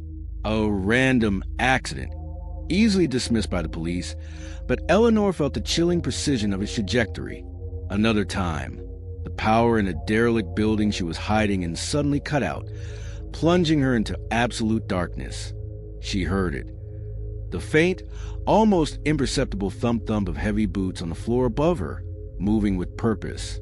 She scrambled desperately, out a back window, narrowly escaping before the operatives swept through the room. They never showed their face, never spoke. They were relentless, silent, intelligent, using Eleanor's own patterns and vulnerabilities against her, twisting the city's chaos into a hunting ground. The operative left subtle, calling cards, chilling reminders that they were always close, always watching, always following. Not notes like Arthur Caldwell. These were different. A specific, rare type of black feather, found on her makeshift bed after she fled. A small, perfectly polished obsidian stone left on a windowsill in a forgotten hideout. Or, most chillingly, a single, faded photo of Chloe Miller tucked into a book she had just picked up from a public library. A silent, brutal reminder of the cost of her defiance. The predator didn't want to just kill her. They wanted to break her first, to make her understand her inevitable fate, to push her to the absolute limits of despair before delivering the final blow. The psychological impact of the hunt was profound. Eleanor was pushed to her physical and mental limits. Sleep deprivation became her default state, her vision blurring, her thoughts fragmented. Constant adrenaline coursed through her veins, leaving her perpetually on edge, jumpy, reactive. She started to see the unseen predator everywhere, losing her ability to distinguish real threats from the shadows of her own paranoia. The world became a vast, unforgiving hunting ground, and every face, every movement was potentially her last. The operative's methods, while brutal, subtly echoed the Order's grand philosophy of control and fate. They didn't just chase. They manipulated the environment, orchestrated events, creating a sense of inescapable destiny. The precision of the near misses, the symbolic calling cards, all subtly reinforced Elias Thorne's symphony of control, reminding Eleanor that her life was still performance, even in her flight. Her hunter didn't want just her death. They wanted her acceptance of her fate. Now, let's step into the cold, precise pages of the Watcher's journal for this phase. Imagine the entry written with a chilling, detached fury. Observation log. Subject Alpha, Phase 34. Subject neutralization via direct engagement. Execution protocol. Objective. Terminate rogue subject.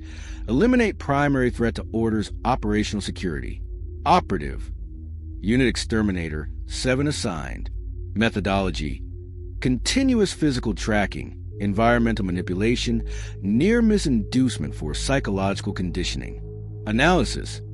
Subject Alpha exhibits unexpected resilience, high-level evasive tactics, leveraging compromised Order protocols. Efficacy of previous conditioning phases, isolation, mental erosion, now counterproductive. Subject's defiance amplified. Note, operative exterminator. 7 authorized for increased lethality. Subject's capture preferred for final data extraction and termination. The elimination of deviation is paramount. The hunt must conclude swiftly.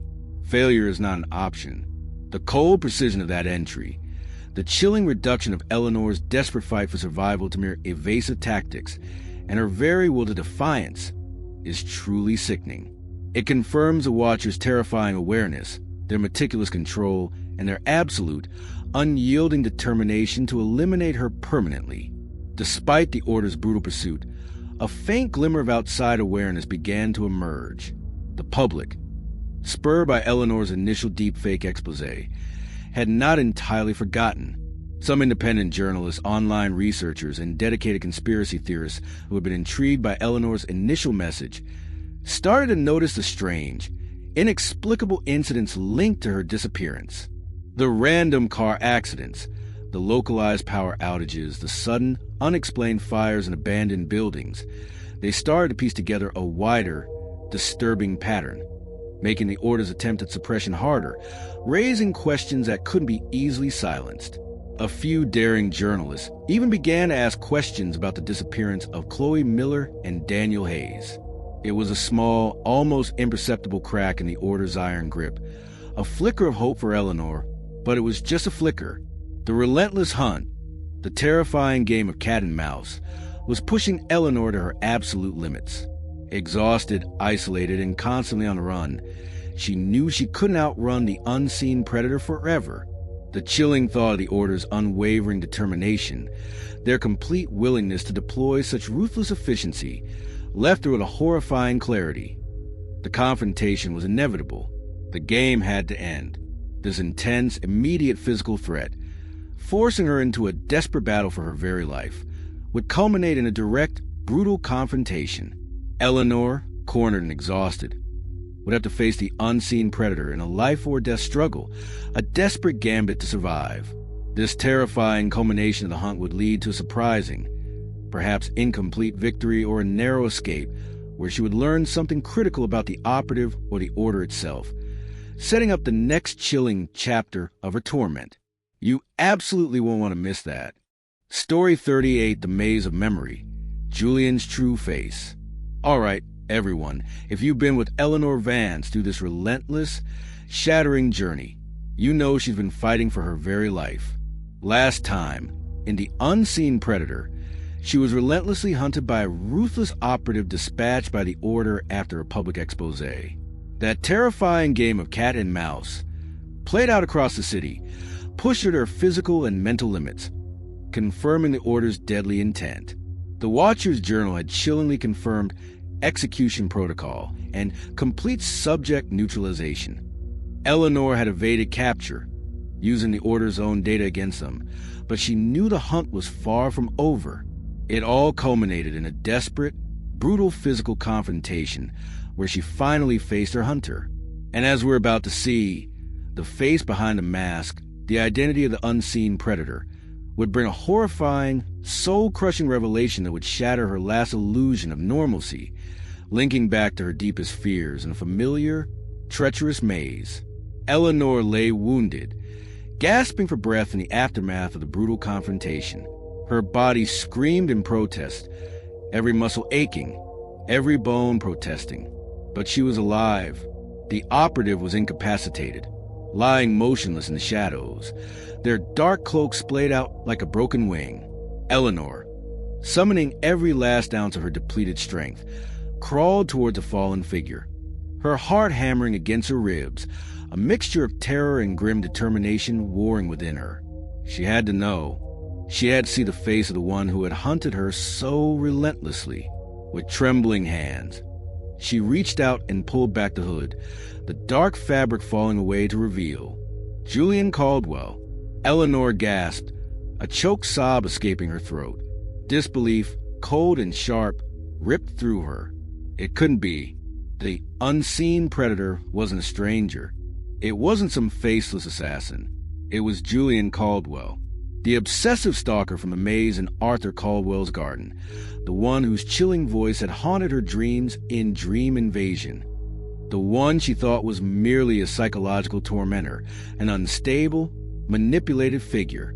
But now, he was revealed as the ruthless, highly trained assassin tasked with ending her life.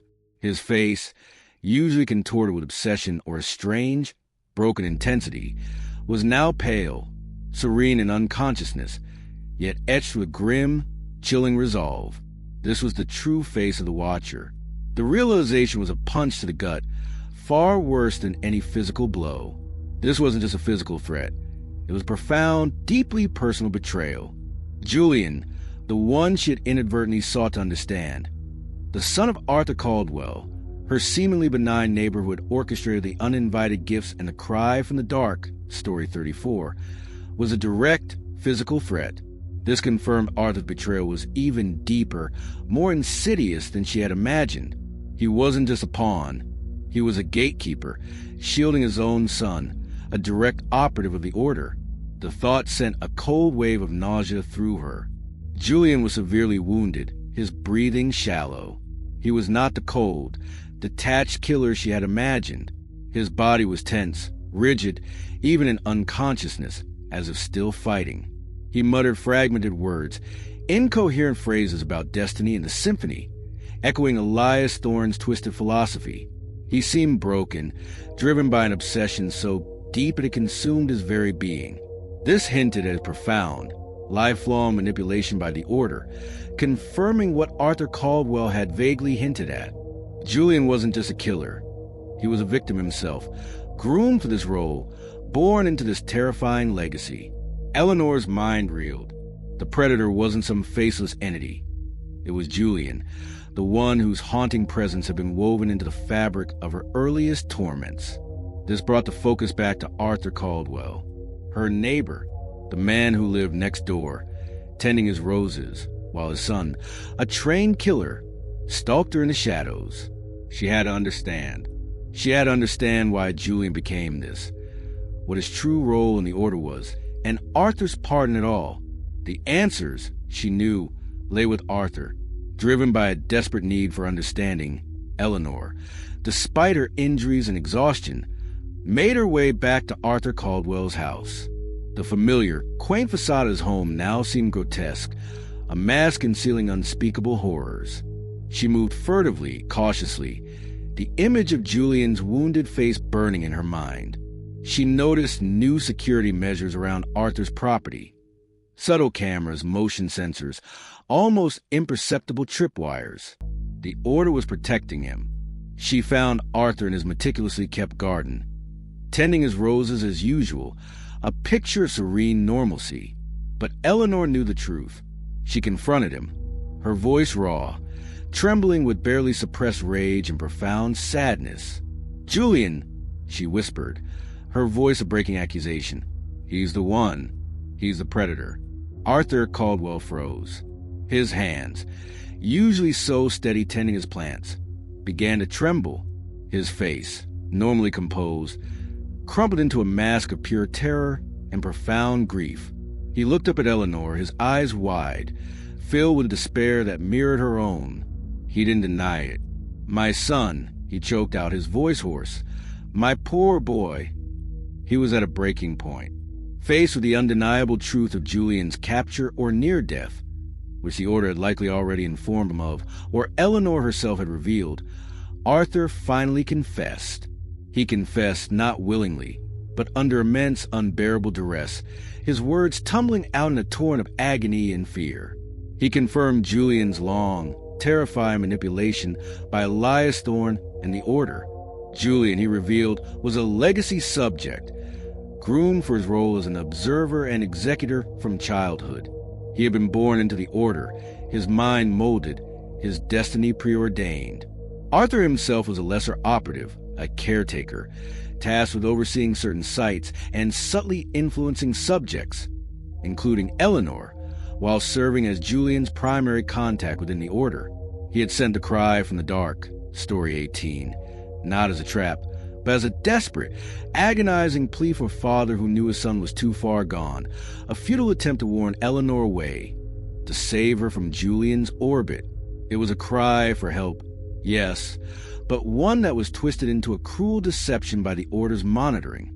Then came the most chilling revelation. Arthur confessed that his beloved garden maze, the place where Julian had spent countless hours as a child, the very labyrinth that had haunted Eleanor's dreams in Dream Invasion, Story 28, was not just a place of beauty.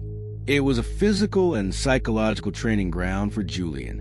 It was designed by the Order, a complex, living puzzle used to condition him, to shape his mind, to instill the Order's philosophy of control and observation. The maze contained hidden artifacts, old recordings of Julian's training sessions, and symbolic markers related to his conditioning. This was a maze of memory, a place where Julian's own mind was twisted and where he learned to hunt. The unmasking of Julian and Arthur's confession was a profound blow to Eleanor. The personal nature of this betrayal, the manipulation of family ties, the horrifying truth of Arthur's role in her torment, shattered her last vestiges of trust. She was now directly facing the human cost of the Order's actions, seeing how they twisted not just lives, but love, loyalty, and family into instruments of control. Now, Let's look into the chillingly precise pages of the Watcher's Journal for this phase. Imagine the entry written with a grim analytical tone, acknowledging a painful but necessary truth. Observation log, subject Alpha, phase 35, operative compromise, JC and AC. Objective: assess damage from subject Alpha's public exposure.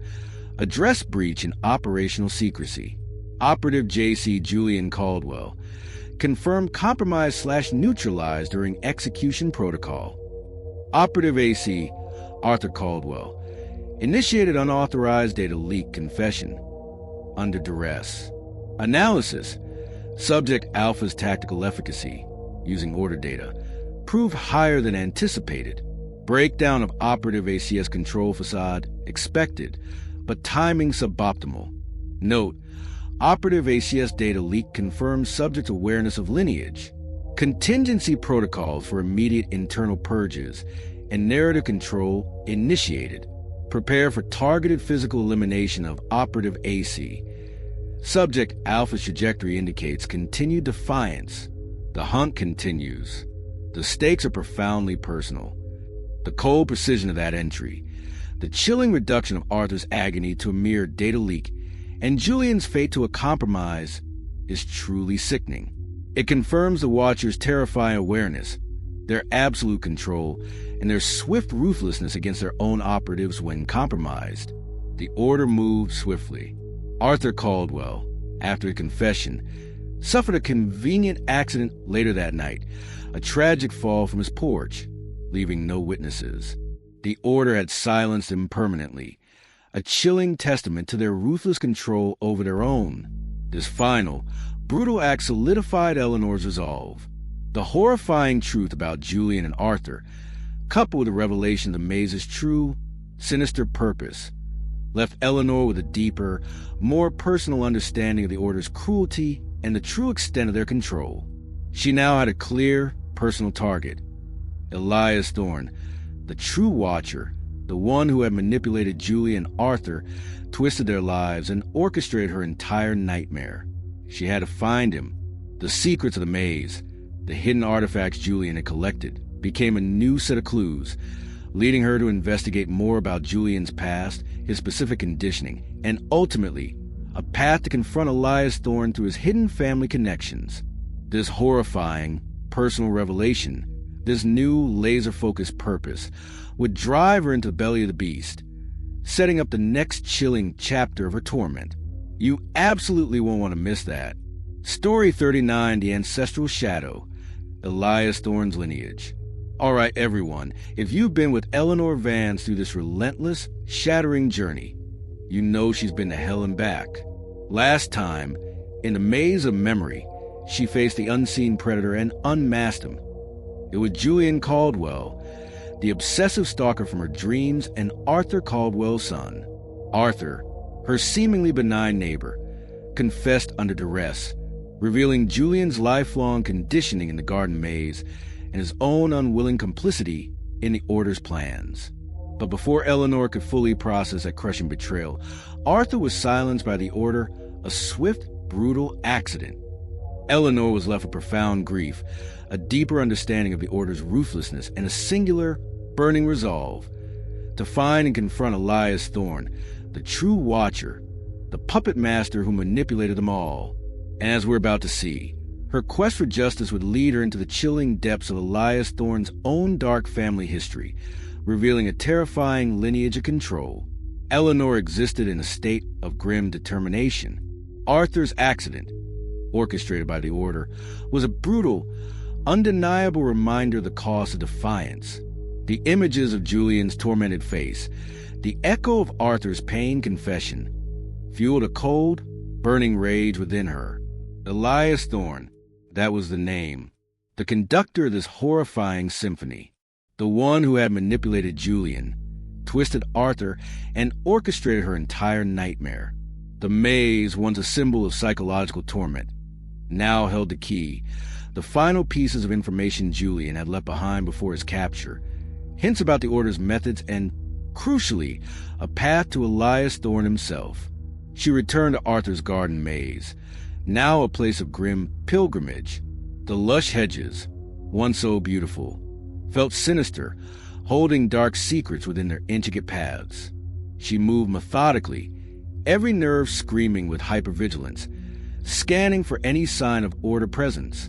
She remembered Daniel Hayes' notes on dead drops and hidden archives, and insights from Dr. Evelyn Reed about the psychological significance of personal spaces. She knew the Order often hid their deeper secrets in plain sight, especially within their operatives' personal environments. Her graphic design eye, trained to spot anomalies, now searched for deliberate imperfections, a subtly misplaced stone, a hidden compartment in the maze's intricate design. Her meticulous search yielded terrifying results. Deep within the heart of the maze, where the hedges formed a small, almost undetectable alcove, she found it, a hidden compartment, cleverly disguised, built into the base of an old stone bench. Inside, carefully wrapped in oilskin, was a collection of artifacts, clearly belonging to Julian. There were faded childhood photos of Julian, not with Arthur, but with an older, stern-faced man whose gaze seemed to pierce through the aging photograph. Next to the photos was a series of small, meticulously crafted wooden figurines, each representing a subject, including one chillingly accurate miniature of Eleanor herself. And then, the most crucial clue, a worn, leather-bound journal, much older than Julian's, with the same meticulous handwriting, but a different name on the inside cover, Elias Thorne. This was the ancestral shadow. Eleanor's hands trembled as she opened the journal.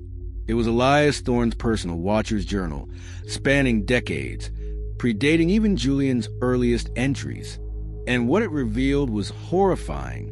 Elias Thorne wasn't just a powerful member of the Order. He was part of a core, perhaps even a founding lineage.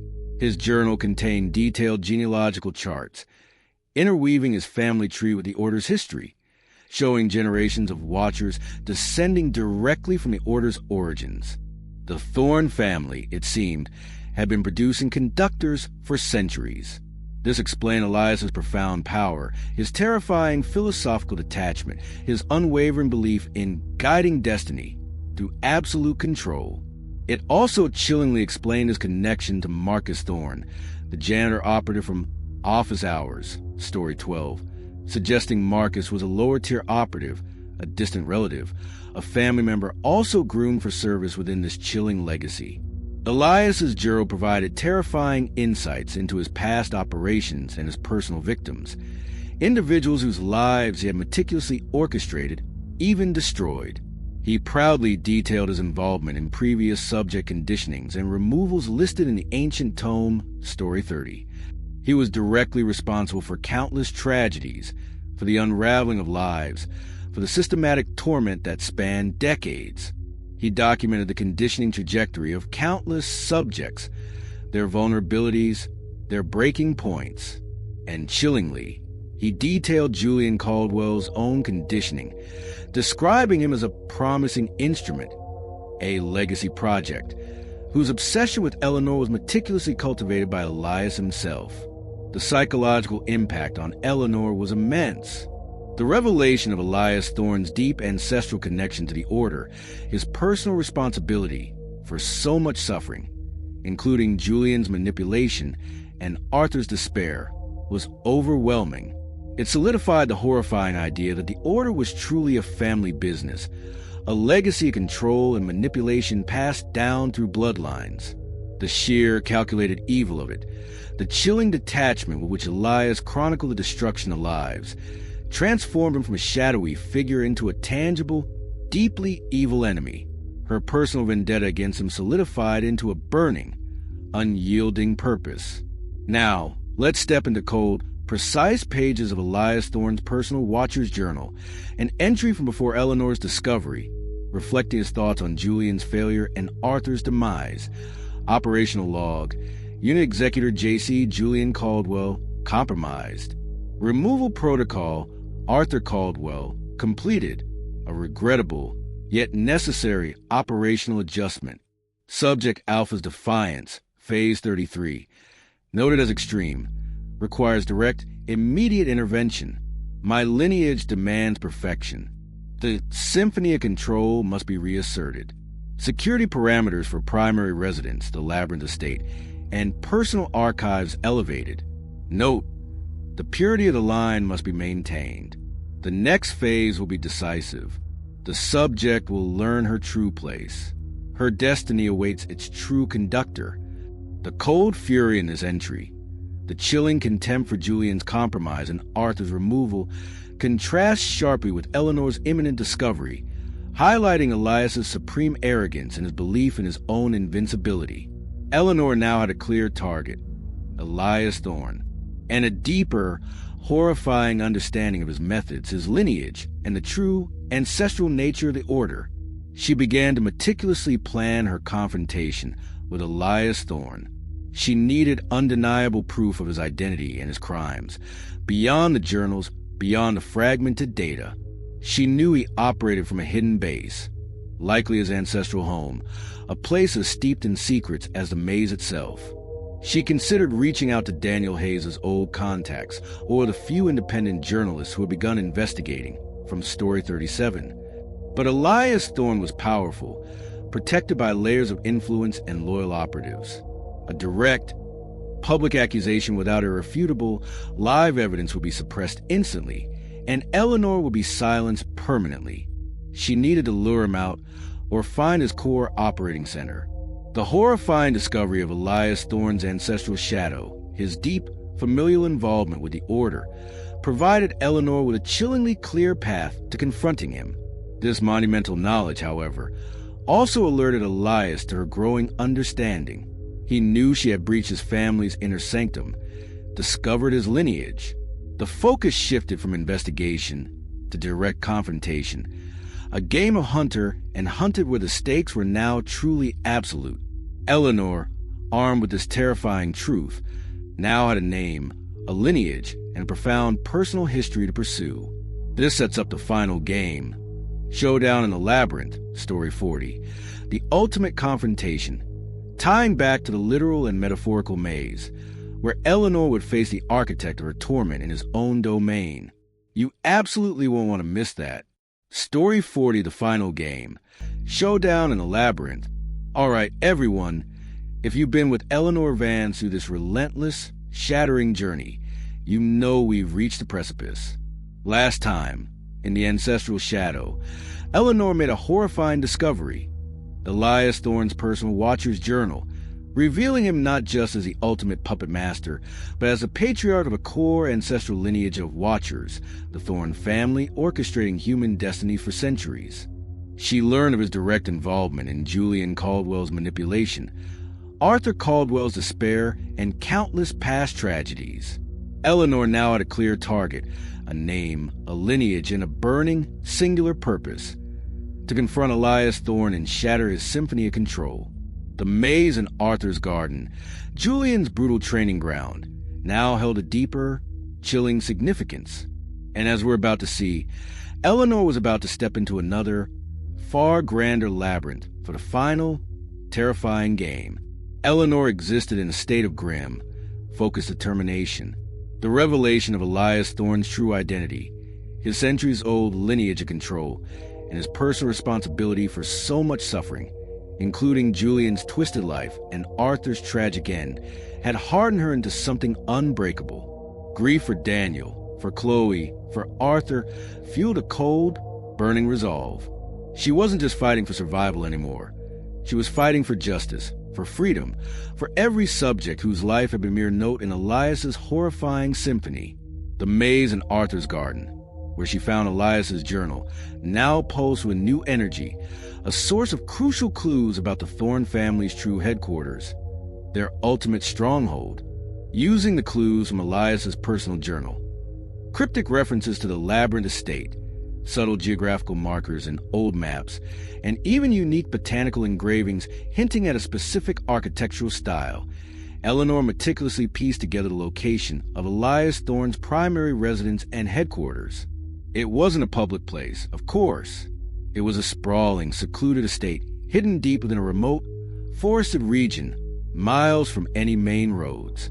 Its ancient, Gothic architecture seemed to melt into surrounding wilderness, its massive stone walls, gargoyles, and towering spires speaking of immense power and centuries of chilling secrets.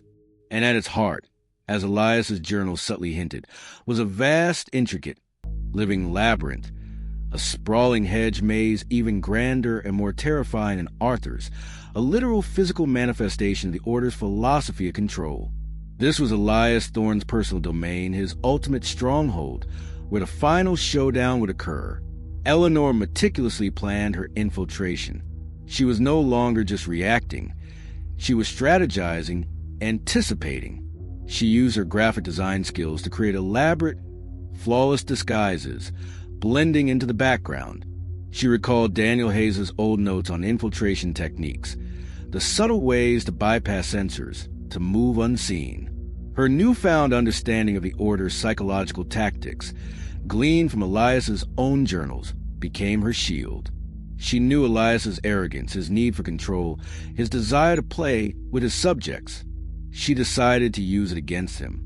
She left a coded message, not on a public forum, but via a highly encrypted, one-time signal to a dormant network node she discovered in the underground layer schematics, Story 33, a message she knew Elias would intercept directly. It was a chilling challenge. The symphony awaits its true conductor. I am here. Come. The final game begins. She knew he would answer. His ego, his twisted sense of destiny, would compel him to play. The labyrinth estate was a fortress, a complex, living entity designed for absolute security and psychological torment. It wasn't just a building. It was a trap. Its massive, ornate gates were protected by an unseen force field. The grounds were riddled with sensors, hidden cameras, silent drones patrolling the skies. Eleanor bypassed them, her movements fluid, almost ghostly, using the Order's own protocols against them. She moved through the sprawling grounds, the air growing colder, heavier, until she reached the labyrinth itself. It was immense, its towering, manicured hedges forming dizzying, intricate paths that seemed to shift and change before her eyes. This was the ultimate maze of memory, a place where the Order had perhaps trained its highest-ranking operatives, a testament to their ultimate control. Elias Thorne was there. He was expecting her. His voice, clear and resonant, boomed through hidden speakers embedded in the hedges, a voice that filled the labyrinth, seemingly coming from everywhere and nowhere at once. "Welcome, Eleanor." Elias's voice resonated, devoid of distortion now, chillingly calm. "The final game. I knew you would come. Your defiance. It is predictable. Fascinating." He had set a series of intricate traps and challenges within the labyrinth, testing her resolve, her intelligence, her courage, and her psychological endurance. This was the final game. He watched her, unseen, his voice a constant, mocking presence, trying to break her down psychologically before the physical confrontation. Eleanor navigated the labyrinth, her mind racing, her body pushing through exhaustion. She encountered physical obstacles, laser grids she disabled with stolen Order tech, pressure plates that triggered piercing sonic blasts, and psychological ones, mirrors from Story 20, reflecting grotesque distortions of her own face, disembodied whispers from Story 11, of Chloe's desperate cries, fragments of Daniel's last code echoing from hidden speakers. She used her ingenuity, her resilience, her profound understanding of the Order's methods to overcome them. She was constantly aware that Elias was watching, enjoying every agonizing moment of her struggle, reveling in his perceived control. Deep within the labyrinth, Eleanor found horrifying evidence of Elias's other, even more horrific, ongoing experiments. Hidden chambers, concealed by cunning mechanisms, revealed grotesque displays. Mutated plant life pulsing with strange energies, fragmented consciousnesses trapped in archaic digital interfaces, and chillingly dormant subjects suspended in liquid tanks, their minds in a state of induced dissociation, awaiting their conditioning. She found files detailing Elias's personal involvement in these experiments, confirming his depravity went far beyond mere observation. This wasn't just about control. It was about creation, about playing God. Then, at a critical point in the labyrinth, In a chamber filled with flickering monitors, Elias decided to deliver his ultimate psychological blow.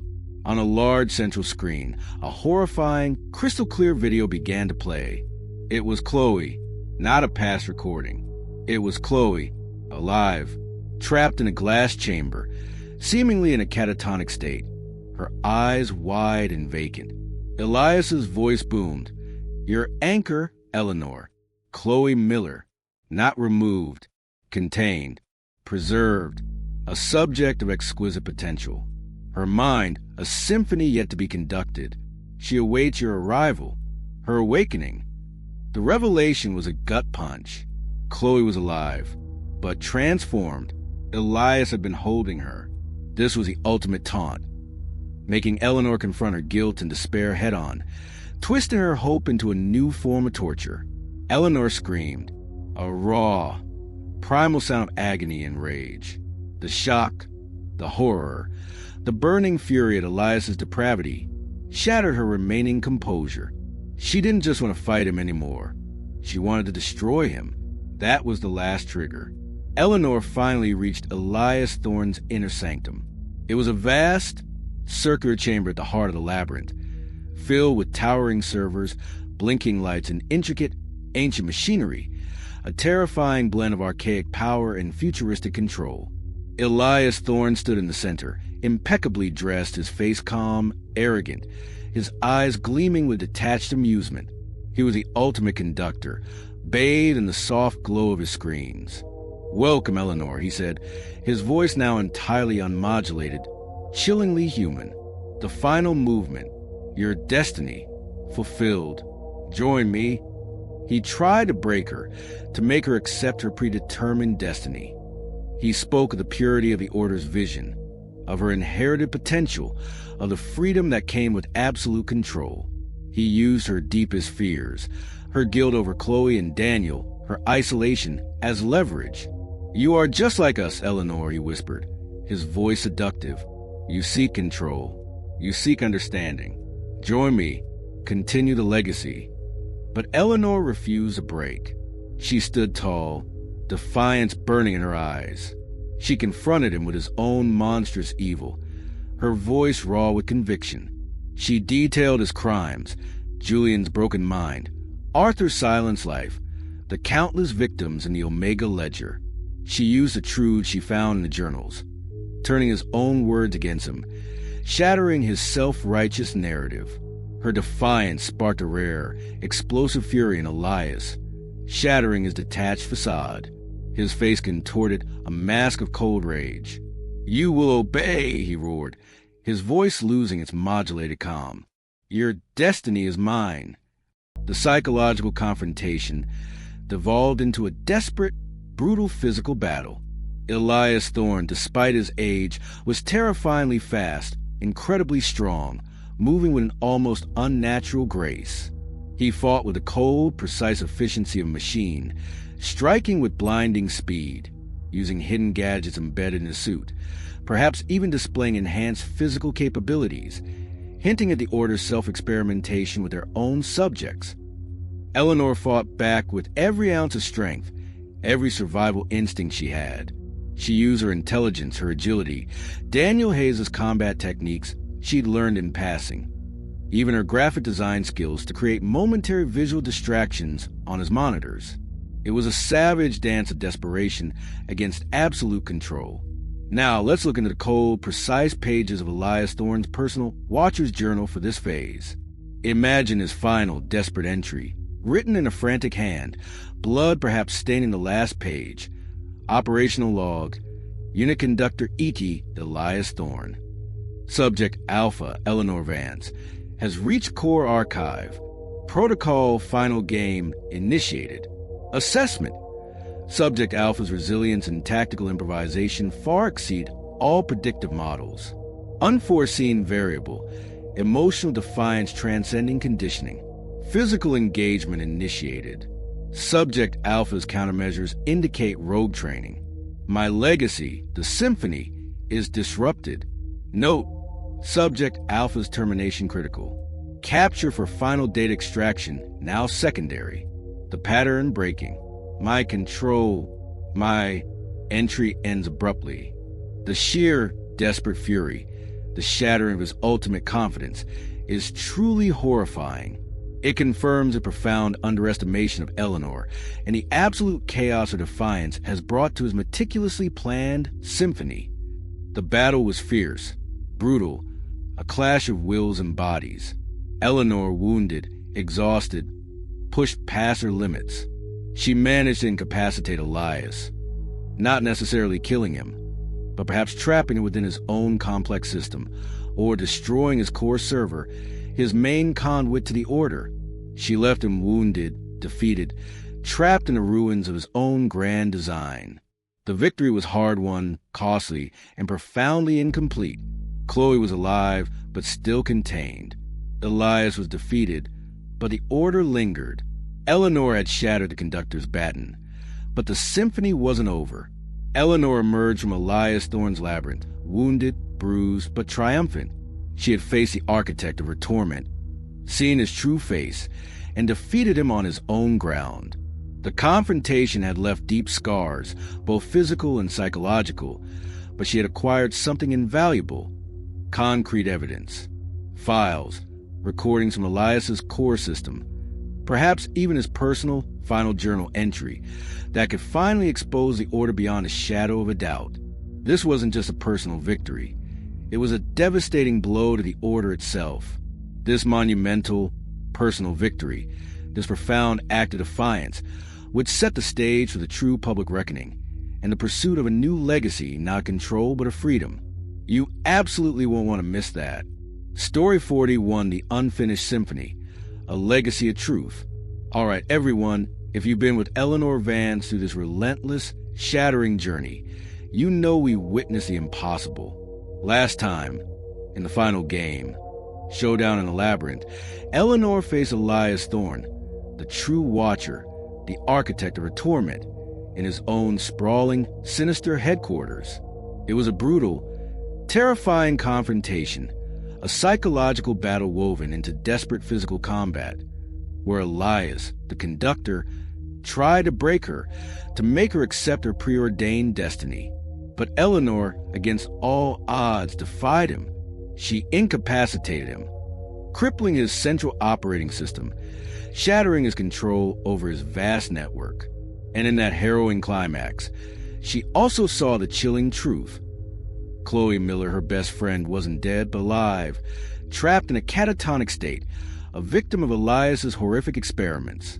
Eleanor emerged from that labyrinth, wounded, exhausted, but alive, carrying with her not just the scars of battle, but a trove of undeniable evidence, the ultimate weapon to finally expose the Order. This wasn't just a personal victory. It was a devastating blow to the very heart of their symphony of control. Eleanor's escape from Elias's labyrinth was a blur of adrenaline and pain. Her body screamed in protest, every muscle aching, every bone protesting. The profound silence that followed the chaos was almost deafening. She limped away from the sprawling Gothic estate, the ruins of Elias's control burning behind her, the terrifying image of Chloe in that glass chamber etched into her mind. She was alive. She was victorious. But the cost was immense. The physical wounds were superficial, but the psychological scars ran deep, a constant, throbbing reminder of the horror she had endured. The world, once a maze of terror, now seemed to hold a fragile, terrifying clarity. The Order's symphony might be broken, but it was far from over. Clutched tightly in her blood-stained hands was her prize, the core evidence she had ripped from the heart of Elias's operation. This wasn't just fragmented data, like before. This was a trove of undeniable, incriminating proof. She had seized Elias's personal watcher's journal, not the fragmented one she found in Arthur's maze, but his master copy, filled with his most recent, most chilling entries, detailing every step of his grand design. And, crucially, she had managed to download a complete, mirror image of his central data system, the terrifying active Omega Ledger that Daniel Hayes had died trying to access. This wasn't just about her anymore. This was a legacy of truth, a chilling, comprehensive record of the Order's centuries-old crimes. Back in Daniel's makeshift safe house, Eleanor, despite her injuries, dedicated herself to processing the overwhelming data. Days blurred into a meticulous, agonizing deep dive. The Omega Ledger was a labyrinth of its own, encrypted with layers of ancient order ciphers and modern algorithms. But Eleanor, using the clues from Daniel's initial research and her own unparalleled pattern recognition skills, slowly, painstakingly, began to crack it. The data confirmed every detail she had suspected, every terrifying nightmare. The Order's vastness, its ancient roots, its systematic manipulation tactics, Elias's central role as the orchestrator of generations of suffering. She saw in horrifying detail the conditioning trajectories of countless subjects, their lives meticulously documented, their vulnerabilities exploited. She saw Julian's torment, Arthur's quiet despair, Marcus Thorne's chilling complicity. She saw the full symphony in its horrifying, intricate entirety. But one name, one file, consumed her above all else. Chloe Miller. The Omega Ledger contained precise details on Chloe's location within the Labyrinth estate, a hidden research facility even deeper within the grounds, and the Order's insidious methods of keeping her in a catatonic state, her mind suspended, awaiting further conditioning. Eleanor felt a surge of desperate, burning hope. Chloe was still alive. She had to rescue her. With irrefutable proof in hand, Eleanor knew she couldn't go to the police alone. They wouldn't believe her, not with the scope of this. She needed powerful, ethical allies. She reached out to the independent journalists she had subtly nudged into unmasking Story 36, the ones who had shown a flicker of belief. She also used Daniel's old, encrypted contacts to find international cybersecurity groups and human rights organizations, those who operated beyond the reach of typical state-level influence. This time, she didn't send cryptic messages. She sent cold, hard data, raw files, encrypted but undeniable. The rescue attempt was coordinated in absolute secrecy. It was difficult, fraught with immense danger. The Order's remaining operatives would be on high alert after Elias's defeat, but armed with the exact schematics from the Omega Ledger and guided by a profound, burning desperation, Eleanor led a small, highly skilled team. A few of Daniel's old contacts, perhaps a rogue journalist or two who understood the stakes, back into the Labyrinth estate. They found Chloe in a sterile, hidden chamber, still suspended in a liquid tank, her eyes vacant, her body frail. The rescue was successful, a small, profound victory against the overwhelming darkness. Chloe was back, but her condition was critical, her mind trapped in a terrifying void. As for Elias Thorne, the Omega Ledger confirmed his fate. He was incapacitated, his central operating system crippled, his mind trapped within the very labyrinth he had built. He was a prisoner of his own ambition, a conductor silenced. The Order's journal, now accessible to the Omega Ledger, revealed entries from other high-ranking watchers expressing fury, disbelief, and a desperate determination to recover the lost data and silence Eleanor permanently. Elias was profound loss to them, but the Order continued, albeit in a state of chaos and disarray. This was an unfinished symphony. Elias's grand design was broken, but the music of the Order, though dissonant, still lingered, a pervasive threat that continued to echo across the globe. Eleanor herself was a survivor, but deeply, irrevocably scarred. The truth she possessed was a heavy, terrifying burden. She felt a profound sense of responsibility for all the subjects whose names filled the Omega Ledger, those she had learned about in Elias's chilling files. Her victory over Elias was personal, profoundly satisfying, but the war against the Order was far from over. This confrontation had solidified her new role, no longer just a victim, but a relentless protector, a truth-teller dedicated to exposing the Order's centuries of hidden control to the world. Now, let's step into the chillingly precise pages of the Watcher's Journal for this phase. The entries, no longer from Elias Thorne, but perhaps from a new, high-ranking Watcher, are filled with cold fury and a grim determination. Operational log, unit conductor, new name / designation, assume command. Subject Alpha, Eleanor Vance, confirmed successful data exfiltration, Omega Ledger, ET Journal. Rogue Asset DH, Daniel Hayes, data transfer confirmed. Objective: immediate recovery of compromised archives, complete termination of Subject Alpha.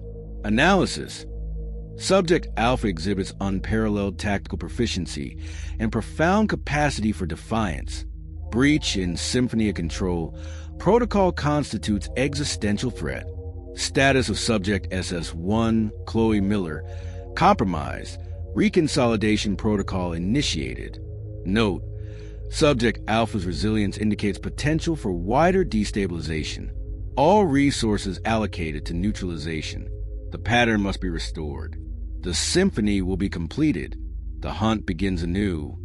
The cold precision of that entry, the chilling acknowledgement of Eleanor's victory as a catastrophic deviation, and the grim determination to restore their symphony is truly sickening.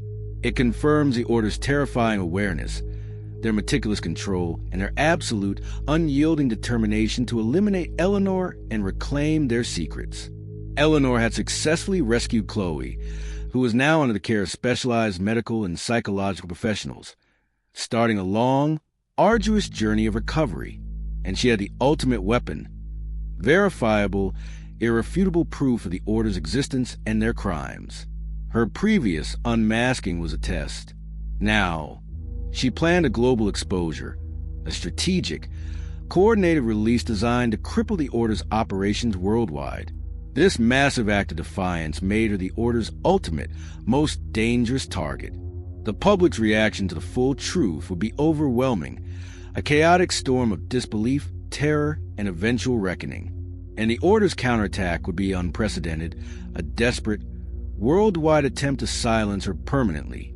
This sets up the ultimate confrontation, a global battle for truth and freedom, where Eleanor will be forced to flee again, but this time, with the world's eyes slowly beginning to turn toward the shadows she had illuminated. You absolutely won't want to miss that. Story 42, The Global Reckoning. Echoes across the world. All right, everyone. If you've been with Eleanor Vance through this relentless, shattering journey, you know we've reached an unprecedented moment. Last time, in the Unfinished Symphony, Eleanor achieved the impossible. She incapacitated Elias Thorne, the True Watcher, crippling his central operating system and ripping the horrifying Omega Ledger and his personal journal from his grasp. She even managed to rescue Chloe Miller, her best friend, who, though still recovering, was finally free from Elias's clutches. Eleanor emerged from that labyrinthine stronghold, wounded but triumphant, holding the ultimate weapon, undeniable, irrefutable proof of the Order's centuries-old crimes. The Order's symphony of control was broken, its conductor silenced, but the music, the insidious influence, still lingered. Eleanor knew this was her chance to finally expose them, to awaken the world. And as we're about to see, her act of defiance would trigger a global reckoning, sending terrifying echoes across the entire planet. Eleanor existed in a state of fierce, exhausted determination. The Omega Ledger was a monstrous trove of data, detailing not just the Order's inner workings, their financial manipulations, their technological prowess, but also the chilling, granular data on countless subjects whose lives had been meticulously documented and twisted. It was a testament to suffering, a horrifying history book of human control. Chloe was safe, beginning the long, arduous journey of recovery, and that alone fueled Eleanor's resolve. The Order was reeling from Elias's incapacitation, but they were not defeated. The Watcher's journal, now chronicled by a new high-ranking operative, had confirmed their fury and initiated complete Subject Alpha neutralization. Eleanor knew she was the most hunted woman on the planet, but she also knew she held the key to their undoing. Her plan for global exposure was meticulously crafted, a desperate gambit for freedom. It was far beyond the simple deepfake videos of the unmasking. This required a truly global, coordinated effort. She leveraged Daniel Hayes' old contacts, those few rogue assets and ethical hackers who had survived his network, people who operated in the digital shadows and shared his burning desire for truth. She reached out to international cybersecurity groups, independent research collectives, and the most daring, ethically driven investigative journalists who had begun to ask questions after her initial expose. The goal was a simultaneous, undeniable global data dump across multiple untraceable platforms. The dark web, encrypted P2P networks, mainstream news outlets that couldn't be easily suppressed, and even physical drops of hard drives in key locations, ensuring the data's integrity and widespread dissemination. The evidence, unlike before, was easily verifiable, filled with names, dates, financial records, and chilling philosophical texts from Elias's own hand. The moment of release was a terrifying crescendo of digital chaos. Eleanor, with her small ad hoc global team, pressed a button, unleashing the torrent of truth. For a few agonizing minutes, nothing happened. Then, the internet began to fracture. News feeds crashed. Social media platforms flickered. Governments scrambled. The initial public reaction was a chaotic storm of disbelief, followed by raw panic, mass disbelief, accusations of the biggest hoax in history. Conspiracy theories, even wilder than the truth, began to spread. Governments, corporations, and the mainstream media, caught entirely off guard, initially tried to suppress the information, labeling it as disinformation, foreign interference, a coordinated cyber attack. They attempted to discredit it, to bury it under a mountain of denials. But the sheer volume of data, the undeniable, verifiable nature of the Omega Ledger's information, the chilling philosophical text from Elias's journal detailing their methods and their centuries-old existence, the proof of deep manipulation embedded in global institutions. It began to break through the noise. Whistleblowers, inspired by Eleanor's courage and the sheer weight of the evidence, began to emerge in the shadows, adding their voices, their own damning testimonies. People were horrified, outraged, then utterly terrified. The echoes of the Order's symphony of control resonated across the world, shattering the illusion of normalcy. This was the global reckoning. The Order's counterattack was immediate, unprecedented, and devastating. This wasn't just a threat to their secrecy. It was an existential crisis. They launched a global, synchronized digital counterattack, a coordinated purge. Websites disappeared. News articles were scrubbed. Internet blackouts rippled across regions. Mainstream media purges began, silencing any journalists who dared to report the truth. But the Order also moved physically. Assassination attempts on key journalists and hackers involved in the release were reported. A global disinformation campaign was unleashed, painting Eleanor as a deranged terrorist, her allies as dangerous anarchists. Their absolute desperation was palpable. Amidst the chaos, Eleanor found she wasn't entirely alone. The global release, despite the Order's brutal suppression, galvanized some people. Small, independent groups, inspired by her courage, began to form, connecting through encrypted channels. Whistleblowers, disillusioned by the Order's infiltration of their own organizations, emerged from the shadows, contacting Eleanor, offering their own fragments of truth. Rogue agents within various governments and organizations, people who had always suspected a deeper conspiracy, now had the proof they needed. Daniel Hayes' old network, previously fragmented, fully activated, its members rallying around Eleanor, providing safe houses, intelligence, and a desperate global resistance. She found herself, incredibly, leading an ad hoc global resistance, a network of rebels fighting against the ultimate shadow government. Eleanor became the most hunted person on the planet. The Order dispatched elite operatives globally, tracking her every move. The world became a terrifying, high-stakes chessboard, with Eleanor and her small, growing team constantly moving, using the chaos she created as cover, but also being hunted by the very truth she had unleashed. She was a ghost in a global war. Every city a potential trap, every face a potential enemy. The expose revealed the true, terrifying extent of the Order's influence. Their insidious infiltration into governments, multinational corporations, global financial institutions, and even major media outlets. Their symphony of control was far-reaching, a web of influence woven into the very fabric of human society. This made the threat even more terrifying, but also, paradoxically, confirmed the scale of their power, giving Eleanor's fight a new, global purpose. Eleanor was exhausted beyond measure, a raw bundle of nerves, fueled by adrenaline and the constant threat of capture, but she was fiercely resolute. The initial chaos and disbelief were overwhelming, yes, but the growing global awareness, the slow, undeniable awakening of humanity, was her lifeline. She carried the immense weight of humanity's awakening on her shoulders, but also the crushing burden of the Order's absolute wrath. This was her ultimate test of endurance, of leadership, of unwavering defiance against a force that sought to control destiny itself. Now let's step into the cold, precise pages of the new high-ranking Watcher's journal, a voice filled with raw panic and chilling resolve. Operational log, unit conductor, new name/designation, cataclysmic global compromise. Subject Alpha, Eleanor Vance, has successfully disseminated Omega Ledger/ET journal data globally. Objective: immediate implementation of global suppression protocols. Methodology: internet purges, targeted infrastructure attacks, media narrative subversion, direct operative elimination of key disseminators.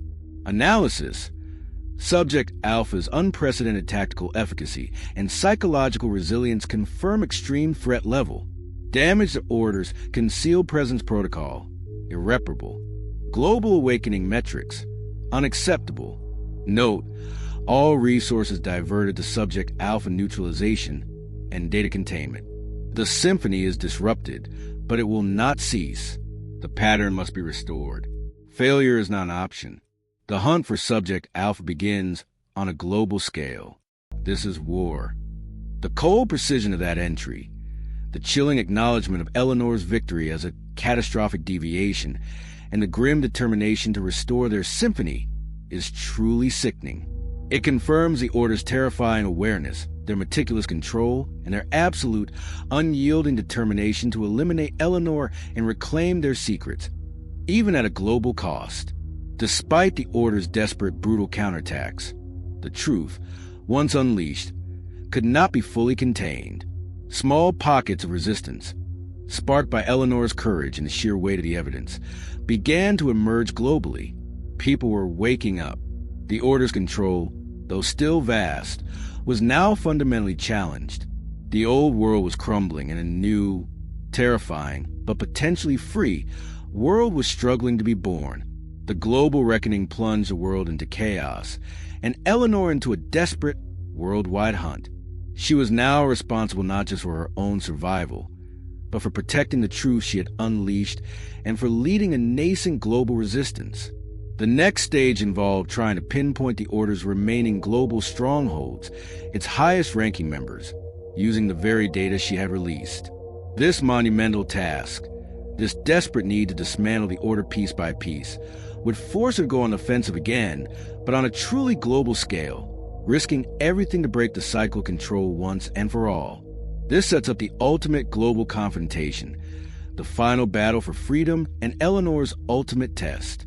You absolutely won't want to miss that. Story 43, The Unseen Network, Global Strongholds. All right, everyone, if you've been with Eleanor Vance through this relentless, shattering journey, you know we've just witnessed a monumental shift.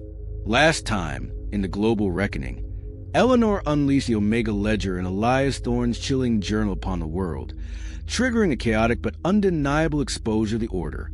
The world fractured, caught between disbelief and terror, but the truth, once unleashed, began to take root, galvanizing a nascent global resistance.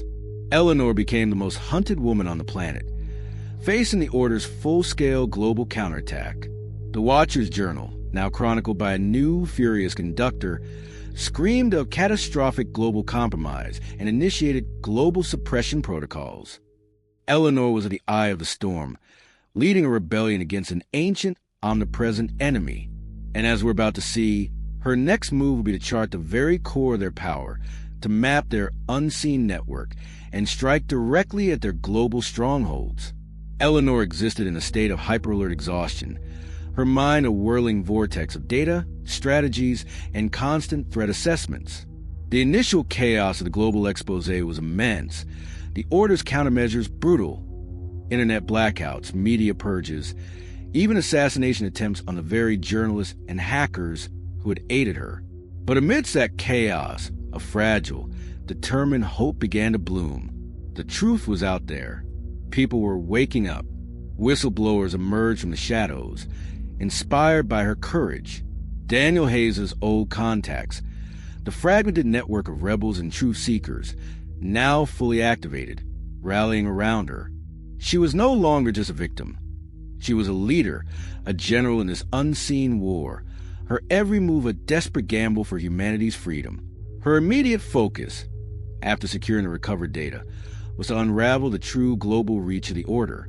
The Omega Ledger, the ultimate weapon in her arsenal, was far more than just a list of subjects. It was a meticulously detailed blueprint of the Order's unseen network, its global strongholds, its hidden command centers, its key operational hubs, and crucially, the identities of its highest-ranking conductors beyond Elias Thorne. This was a monumental task, a puzzle spanning continents, requiring combined, tireless efforts of her growing global network. Hackers from Eastern Europe, investigative journalists from South America, former intelligence operatives from Asia, and disillusioned Order defectors from within America itself. As they pored over the data, the true nature of these global strongholds began to emerge. They were not obvious. They weren't dark, Gothic castles like Elias Thorne's Labyrinth Estate, Story 40. Instead, they were cunningly disguised, blending seamlessly into the fabric of everyday life in major cities worldwide. Some were masquerading as legitimate multinational corporations, a seemingly innocuous tech giant in Silicon Valley, a powerful, anonymous investment bank in London's financial district, a benevolent humanitarian NGO in Geneva. Others were hidden within unassuming historical landmarks, their ancient facades concealing state-of-the-art command centers. Each stronghold, the data revealed, had a unique, specialized function, forming a terrifying, interconnected web of control. Data harvesting and analysis, financial manipulation, deep psychological conditioning facilities, operative training centers, even hidden laboratory for esoteric research that made Eleanor's blood run cold. They were the true control points, the nerve centers of the Order's symphony. The data exposed the Order's chilling global hierarchy. Eleanor identified the names and roles of other high-ranking conductors who led these strongholds, confirming that Elias Thorne was just one piece of a much larger global puzzle, a mere regional maestro in a terrifying global orchestra. These conductors were often publicly revered figures, philanthropists, tech visionaries, influential academics. Their true roles as orchestrators of human destiny hidden behind layers of carefully crafted public personas. This revelation solidified the true, terrifying scale of Elias's symphony. It was playing on every continent. The time for mere exposure was over. Eleanor and her network realized they could not just expose. They must actively dismantle. They had to strike directly at the Order's core. They planned their first coordinated, global counteroffensive, a high-risk operation, a direct challenge to the Order's global power. This wasn't just about survival anymore. It was about tearing down the very infrastructure of centuries of manipulation. Their chosen stronghold for first strike was a massive, seemingly impenetrable data harvesting center disguised as a global cloud computing firm in a bustling, high-tech city in Asia. Its primary function, the ledger revealed, was to collect, process, and analyze every single piece of digital information imaginable, feeding the Order's vast intelligence network, shaping their predictive models, and identifying potential subjects across the globe. Crippling this hub would be a devastating blow to the Order's eyes and ears. The infiltration plan was complex, multi-layered, and utterly perilous. Eleanor, leading from a secure, undisclosed location, collaborated remotely with teams of hackers, physical operatives, and on-the-ground intelligence gatherers. The hackers, a global collective of digital ghosts, worked to bypass the stronghold's formidable cybersecurity defenses, creating backdoors, diverting surveillance feeds. The physical operatives, former Special Forces members and disillusioned Order agents, prepared for a tactical insertion, aiming to plant a powerful EMP device or extract critical, live data. Eleanor's role was crucial, analyzing the real-time schematics from the Omega Ledger, identifying weak points, guiding the teams through the labyrinthine digital and physical defenses. The Order's defense was fierce, ruthless, and highly sophisticated. As Eleanor's team began their strike, the Stronghold's defenses activated. Firewalls instantly rebuilt themselves. Digital traps ensnared the hackers. Physical security forces, elite and seemingly superhuman, moved with terrifying efficiency, anticipating every move. This was a direct, brutal confirmation of the dangers of confronting the unseen network. Casualties were high. Some of Eleanor's newly forged allies, brave digital warriors and silent physical operatives, fell under the Order's swift, brutal retaliation. The Order fought with the desperate ferocity of an ancient beast protecting its heart. Eleanor was utterly exhausted, operating on pure adrenaline and sheer force of will. The weight of leading this global fight, of sending brave people into harm's way, was a massive, crushing burden. But with each fleeting success, each disruption, each piece of data secured, a profound sense of purpose ignited within her. She was a leader, a general in this unseen war. Her every command a gamble, her every decision a matter of life and death. The direct action, the tangible blow against the Order, provided a sense of purpose and a glimmer of potential victory.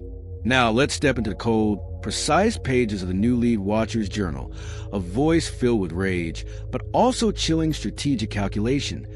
Operational log, unit conductor new name/designation. Global infrastructure compromise. Subject Alpha, Eleanor Vance, and her rogue network initiated targeted strike on primary data harvesting hub, Site Sigma 7, city name. Analysis. Tactical breach achieved. Data integrity compromised. Loss of assets. Significant. Evaluation. Subject Alpha's strategic planning and coordination capabilities indicate elevated threat level. Response protocols. Immediate activation of Global Retaliation Protocol. Objective. Crush rogue network. Eliminate Subject Alpha. Method. Targeted strikes against identified network nodes. Severe psychological attrition against Subject Alpha via proxies. Note, the unseen network remains largely intact. This victory by Subject Alpha is a controlled variable in the grand design. The symphony will be restored. The hunt is now global and personal. The cold precision of that entry, the chilling reduction of Eleanor's profound courage to mere tactical efficacy, and her hard-won victory to a controlled variable is truly sickening. It confirms the Watcher's terrifying awareness, their meticulous control, and their absolute, unyielding determination to contain the truth and crush the resistance. The first direct strike against the Order and their fierce, global counter-response confirmed the true scale of the war. Eleanor and her allies had achieved a costly, partial victory. They had disrupted a vital stronghold, perhaps even extracted more critical data or rescued a high-value subject. But they had suffered casualties. The Order, though wounded, was far from defeated. They were now fully alerted, their vast resources mobilized for total war. Eleanor now faced a truly global battle, with more strongholds to target, more operatives to evade, more sacrifices to be made. The focus would shift to the immediate, personal cost of this global fight, the sacrifices that must be made, and the relentless pursuit of Eleanor herself, leading directly into the next terrifying stage of her torment. You absolutely won't want to miss that. Story 44, The Puppet Master's Grip, a personal retaliation. All right, everyone. If you've been with Eleanor Vance through this relentless, shattering journey, you know the stakes have reached an unimaginable global scale. Last time, in the Unseen Network, Eleanor led a successful, albeit costly, global strike against an Order stronghold, crippling their massive data harvesting operations. This confirmed the Order's terrifying unseen network of global strongholds and its highest-ranking conductors. But that tactical victory came with an immediate, brutal price. The Order, reeling from a global reckoning, responded with fierce, widespread countermeasures and unleashed its full global retaliation protocol. Eleanor, now a reluctant global leader, found herself the most hunted person on the planet, facing unprecedented danger. The Watcher's Journal, now chronicled by a new, furious conductor, screamed of global infrastructure compromise and reiterated the determination for Eleanor's elimination. And as we're about to see, the new puppet master would make that retaliation intensely personal, twisting the knife into Eleanor's deepest wounds, targeting her last fragile anchors, her last remaining hope.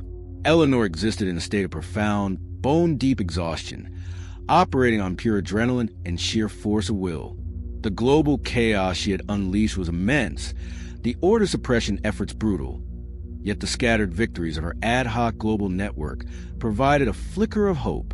She was a general in an unseen war, coordinating strikes, analyzing intelligence, constantly moving through a dizzying maze of safe houses and clandestine meetings. But the Order's wrath was absolute, their focus singular. They wanted Eleanor, and they wanted her broken. The new, high-ranking Watcher, the very essence of the puppet master, decided to make this retribution excruciatingly personal, weaving Eleanor's deepest fears and past torments into a new, horrifying symphony of despair. The first, most brutal act of retaliation struck at the very core of Eleanor's fragile hope. Chloe Miller. Chloe, her best friend, who was slowly, agonizingly recovering from the catatonic state Elias Thorne had left her in Story 41. She was under the care of specialized medical and psychological professionals, guarded in a secure, undisclosed facility. But even there, the Order's reach proved absolute. The puppet master didn't physically attack Chloe. Instead, they subtly manipulated her fragile recovery. Chloe's medical team began to report alarming regressions. She would suddenly, inexplicably, slip back into periods of profound catatonia. During brief moments of lucidity, she would express pure, unadulterated terror, whispering fragments of her past torment. The whispers in the vault. Story 27. He knows what I dream. Story 28.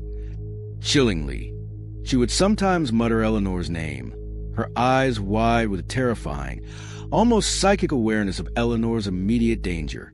It was a direct, cruel attack on Eleanor's last emotional anchor, a horrifying mockery of her hard-won rescue. Eleanor received these updates from Chloe's distraught medical team, each call a fresh stab of guilt and agony. The Order extended an insidious grip to Eleanor's remaining, distant loved ones. Her parents, whom she had tried so desperately to keep safe, older relatives she rarely saw, old friends she thought were utterly beyond the Order's reach. The puppet master didn't send assassins. Instead, they employed a far more cruel, more psychologically devastating tactic. They planted seeds of doubt. Anonymous calls would imply financial impropriety. Subtle accidents would occur around them. A sudden power surge frying all their electronics. A car near their home inexplicably catching fire. Minor mishaps that cause immense stress and fear, easily dismissed by the authorities as mere chance. They received uninvited gifts, Story 34. Similar to Eleanor's, a childhood toy appearing on a doorstep, a specific, rare flower found impossibly in a locked room.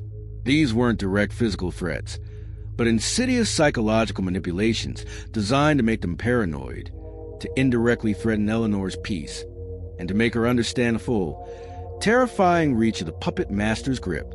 The Order began to subtly recreate elements of Eleanor's past torments, but amplified and targeted directly at her current secure safe houses or new contacts within the global resistance network. Phantom knocking, Story 7, would echo from empty corridors in her temporary safe houses.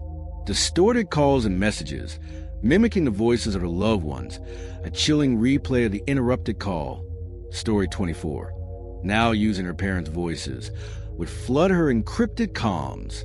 Even her security camera feeds, supposedly secure now, would suddenly distort, showing brief, Terrifying glimpses of the spectral distortions she had seen in her old home, Story 9, or flashes of Julian Caldwell's contorted face. This was designed to drive her back into utter isolation, to dismantle her new support system, and to plunge her back into the psychological despair she had fought so hard to escape. Amidst this relentless psychological onslaught, a direct, chilling message cut through the chaos. It wasn't Elias Thorne's voice. It was a new voice, equally commanding, equally devoid of warmth, but with a terrifyingly precise, almost melodic quality. The voice of the new conductor, the puppet master. It resonated through a hack secure line, bypassing all of Daniel Hayes' old protocols, appearing directly on a scrambled screen Eleanor used for her secure communications. The voice expressed absolute control, its enjoyment of her suffering palpable. It vowed determination to make her regret her defiance, to break her utterly. It reminded her of her lost anchors, her shattered past, her futile rebellion. "You thought you broke the symphony, Eleanor?" The chilling voice purred. "You only changed the key. Your loved ones are the instruments now. Listen to their music." Eleanor was pushed to her absolute breaking point. The guilt over Chloe's agonizing regression, the crippling fear for her parents, her distant relatives, her remaining friends, and the insidious recreation of her past torments combined to create an immense, unbearable psychological strain. She felt the heavy weight of responsibility for the suffering of those she cared about.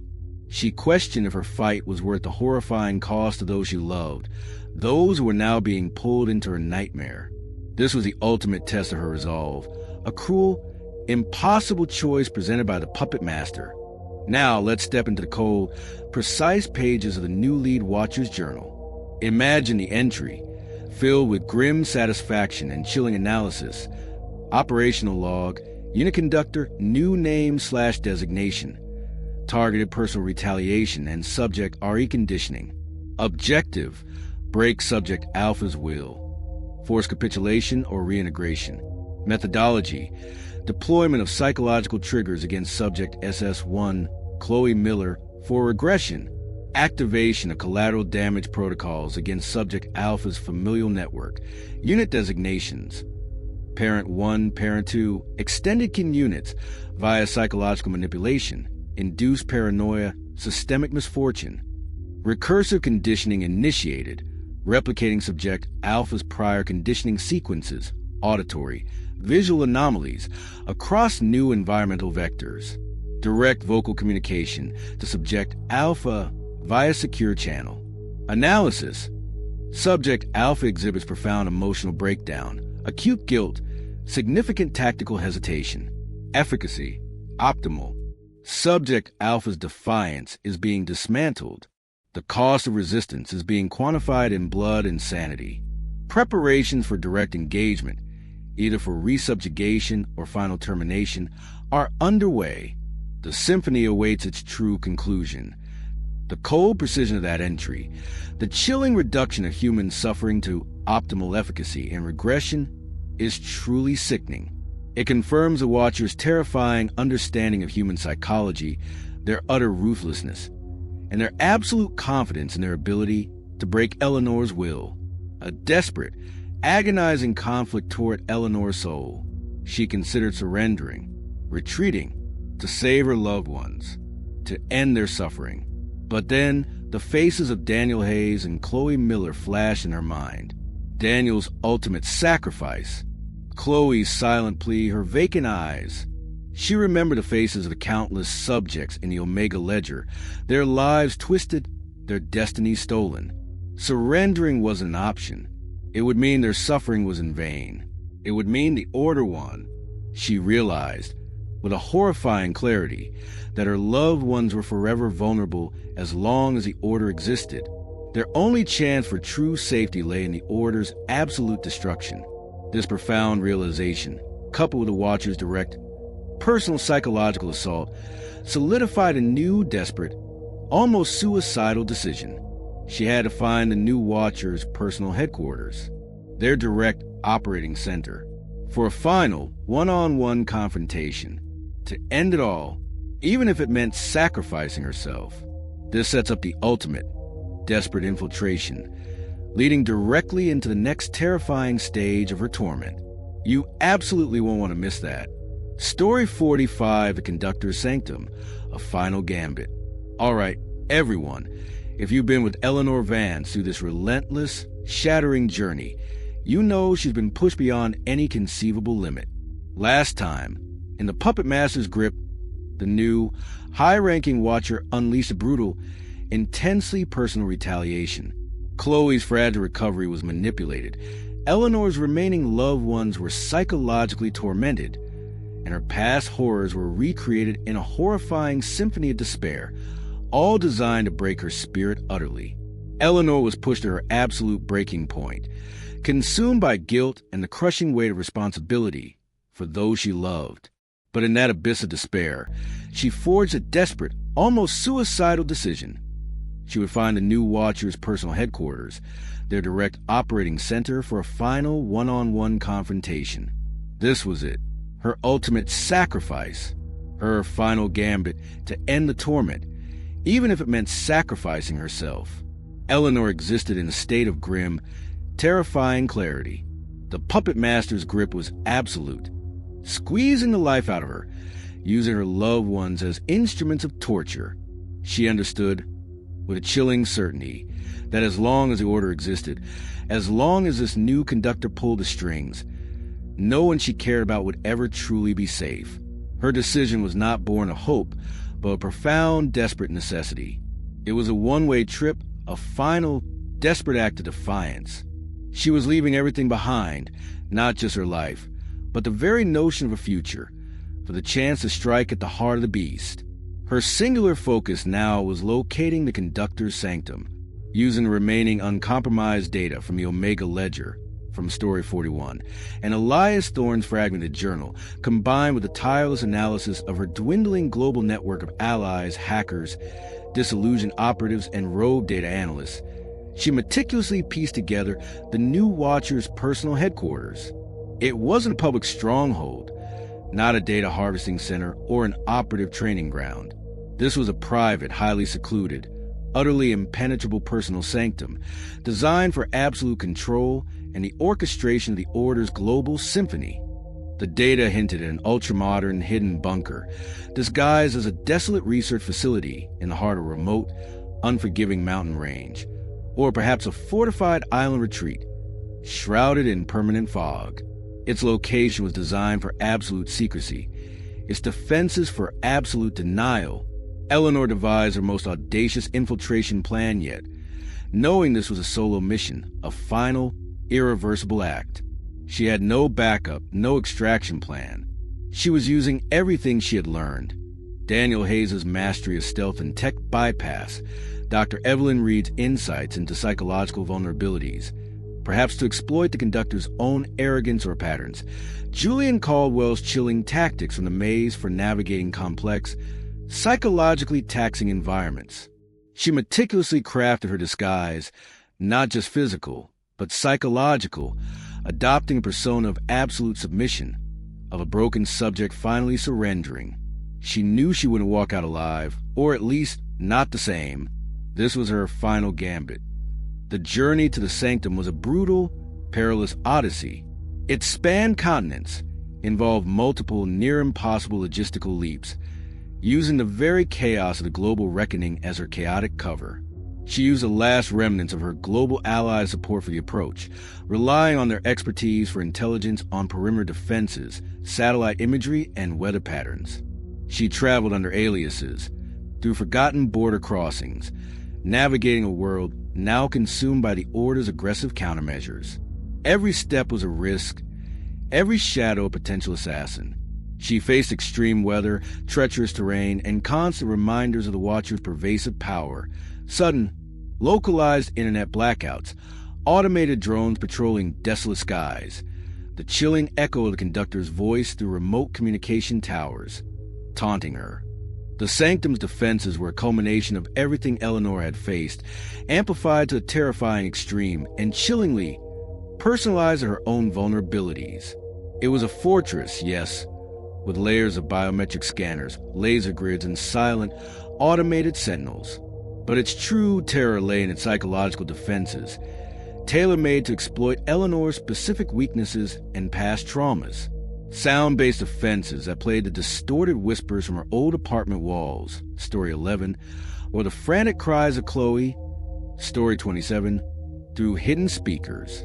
Visual illusions projected onto the polished surfaces, recreating the distortions from her haunted mirror, Story 20, making her question her own eyes. Automated voice systems, activated by her very presence, spoke with the conductor's cold, commanding tone, or most cruelly, mimicked Chloe's fragile voice, begging her to stop, to surrender. It was a psychological gauntlet, designed to break her spirit before she even reached the conductor. Eleanor infiltrated the sanctum, moving through its pristine, sterile corridors, her heart a frantic drum against her ribs. Every step was a battle against her own mind, against the ghosts of her past. She bypassed biometric scanners, manipulated thermal sensors, and navigated shifting laser grids by anticipating their patterns, using the very data she'd stolen from the underground lair, Story 33. She confronted the psychological torment head-on, forcing herself to see the illusions as mere projections, to mute the voices in her head, to push through the exhaustion. She was a single, defiant spark in a world of absolute control. Finally, after what felt like an eternity of agonizing progress, Eleanor reached the heart of the sanctum. It was a vast, circular chamber, bathed in the cool, blue glow of thousands of interconnected screens. This was the ultimate command center, a nerve hub where the new watcher pulled the strings, orchestrating the global symphony of control. Global data streams flowed across the screens, flashing with real-time surveillance, financial transactions, political maneuvers. It was terrifyingly vast, a terrifyingly beautiful display of absolute power. And there, in the center of the chamber, seated on a minimalist, almost ethereal throne, was the new conductor. Eleanor finally faced him, and the identity was a shocking twist, one she never could have anticipated. It wasn't Elias Thorne resurrected. It wasn't a familiar face from her past. It was Dr. Evelyn Reed, the renowned psychiatrist, her last desperate lifeline, the one who was supposed to be helping her fight for her sanity, Story 29. Her calm, empathetic demeanor, her profound understanding of psychological trauma and dissociation. It had all been a lie. She was the ultimate puppet master, Elias Thorne's direct successor, a true genius of psychological warfare, hiding in plain sight, using her profession as the ultimate cover. Her eyes, now cold and utterly detached, held a chilling familiarity. The confrontation began. It wasn't a physical fight, not initially. It was a final, profound psychological confrontation, a battle of wills. Dr. Reed, the conductor, smiled, a chillingly serene expression. "Welcome, Eleanor," she purred, her voice the calm, empathetic tone Eleanor had once trusted, now laced with an unbearable cruelty. "You've proven to be the most resilient subject alpha we've ever encountered. Your journey has been illuminating." She explained her true purpose, her grand design, her personal interest in Eleanor, beyond just her subject status. She was not just a watcher. She was a creator, a sculptor of minds. She revealed that she had personally orchestrated Eleanor's entire torment, from the earliest notes, through Julian's obsession, Arthur's betrayal, Elias's philosophical teachings, to Chloe's conditioning, all to refine Eleanor, to perfect her. She believed Eleanor possessed a unique capacity for pattern recognition and system disruption, a latent talent the Order needed. She offered Eleanor a choice: surrender, embrace her destiny, join them, or face absolute, horrifying obliteration, not just of her body, but of her legacy, her memory, her very existence. Eleanor was utterly devastated. The betrayal, the depth of the manipulation, ripped through her. Dr. Reed, the one she trusted, the one who was supposed to heal her. It was a cruel, sickening twist of the knife, designed to break her utterly. But even as despair threatened to consume her, a tiny, defiant spark ignited within her. She remembered Daniel's sacrifice, Chloe's silent plea, the faces of countless subjects in the Omega Ledger. She wouldn't break. She wouldn't surrender. She chose defiance. With a primal scream of rage and defiance, Eleanor lunged, not at Dr. Reed, but at the main console, the heart of the conductor's global system. She used her body, her knowledge of the Order's tech from Daniel's notes, her raw, animalistic desperation. She slammed her fist against the central processing unit, tearing out wires, smashing screens. Dr. Reed, her serene mask finally cracking, shrieked, activating the Sanctum's physical defenses. Automated turrets whirred to life, alarms blared, and hidden vents spewed a blinding, suffocating gas. This was Eleanor's ultimate final gambit. Now, let's step into the chillingly precise pages of Conductor's journal. Imagine Dr. Evelyn Reed's final, desperate entry, written with a frantic, furious hand, perhaps just moments before the catastrophic event. Operational log, Unit Conductor ER, Dr. Evelyn Reed. Fatal compromise. Subject Alpha, Eleanor Vance, has breached Sanctum Core. Final conditioning protocol initiated. Subject exhibits unprecedented defiance, rejecting integration. Physical engagement commenced. Unforeseen variable. Subject Alpha's capacity for direct system sabotage. The grand design, the symphony, is failing. Loss of primary control parameters. Irreversible. Note, Subject Alpha's elimination remains paramount. All remaining protocols to be activated. The pattern breaking. My entry ends abruptly with distorted digital screech. The cold precision of that entry, the chilling reduction of Eleanor's ultimate sacrifice to system sabotage, is truly sickening. It confirms the Watchers' final fury, their disbelief at Eleanor's defiance, and a catastrophic collapse of their global control. The confrontation culminated in a catastrophic event. Eleanor succeeded in disrupting the Conductor's main operation, triggering a chain reaction that sent massive power surges through the Sanctum, causing explosions and fires. The global screens flickered, then went dark. The Conductor's vast network was crippled, but the cost was immense. Eleanor, severely wounded, collapsed amidst the destruction. Her fate was uncertain. Dr. Reed, the Conductor, was either incapacitated, trapped in collapsing Sanctum, or vanished, her ultimate fate unknown. The victory was hard-won, but the price was her life, or at least the life she knew. Eleanor emerged from the Conductor's Sanctum, not triumphant, but a phantom herself. The Conductor's global network was crippled, perhaps broken, but her own body was shattered, her consciousness fading. The world outside, the chaos of the global reckoning she had unleashed, was still raging. Her ultimate act of defiance had succeeded, but it had come at a profound, possibly final cost. This sets up the lingering questions for the very final stories. Was it enough? Was the Order truly destroyed? And what became of Eleanor Vance, the woman who dared to break the symphony of control? You absolutely won't want to miss that. Story 46, The Fragmented Dawn, A World Adrift. All right, everyone, if you've been with Eleanor Vance through this relentless, shattering journey, you know we reached the absolute apex of the nightmare. Last time, in the Conductor's Sanctum, Eleanor made her ultimate sacrifice, a desperate final gambit to end the Order's reign. She faced Dr. Evelyn Reed, the new Conductor, in her pristine, terrifying headquarters, a chamber where the very strings of global control were pulled. Eleanor, despite being profoundly wounded, managed to sabotage the Conductor's core system, triggering a catastrophic collapse that sent massive power surges through the Sanctum, presumably incapacitating Dr. Reed and crippling the Order's vast global operations. The world held its breath. The victory was hard-won, paid for with Eleanor's very life, or at least the life she knew. And as we're about to see, the world would awaken to a fragmented dawn, utterly adrift in the chaos she had unleashed. Eleanor's immediate fate was shrouded in an agonizing, terrifying ambiguity. The last thing she remembered was a blinding flash of the system core rupturing, the shriek of alarms, the smell of ozone, and then nothing. Utter darkness.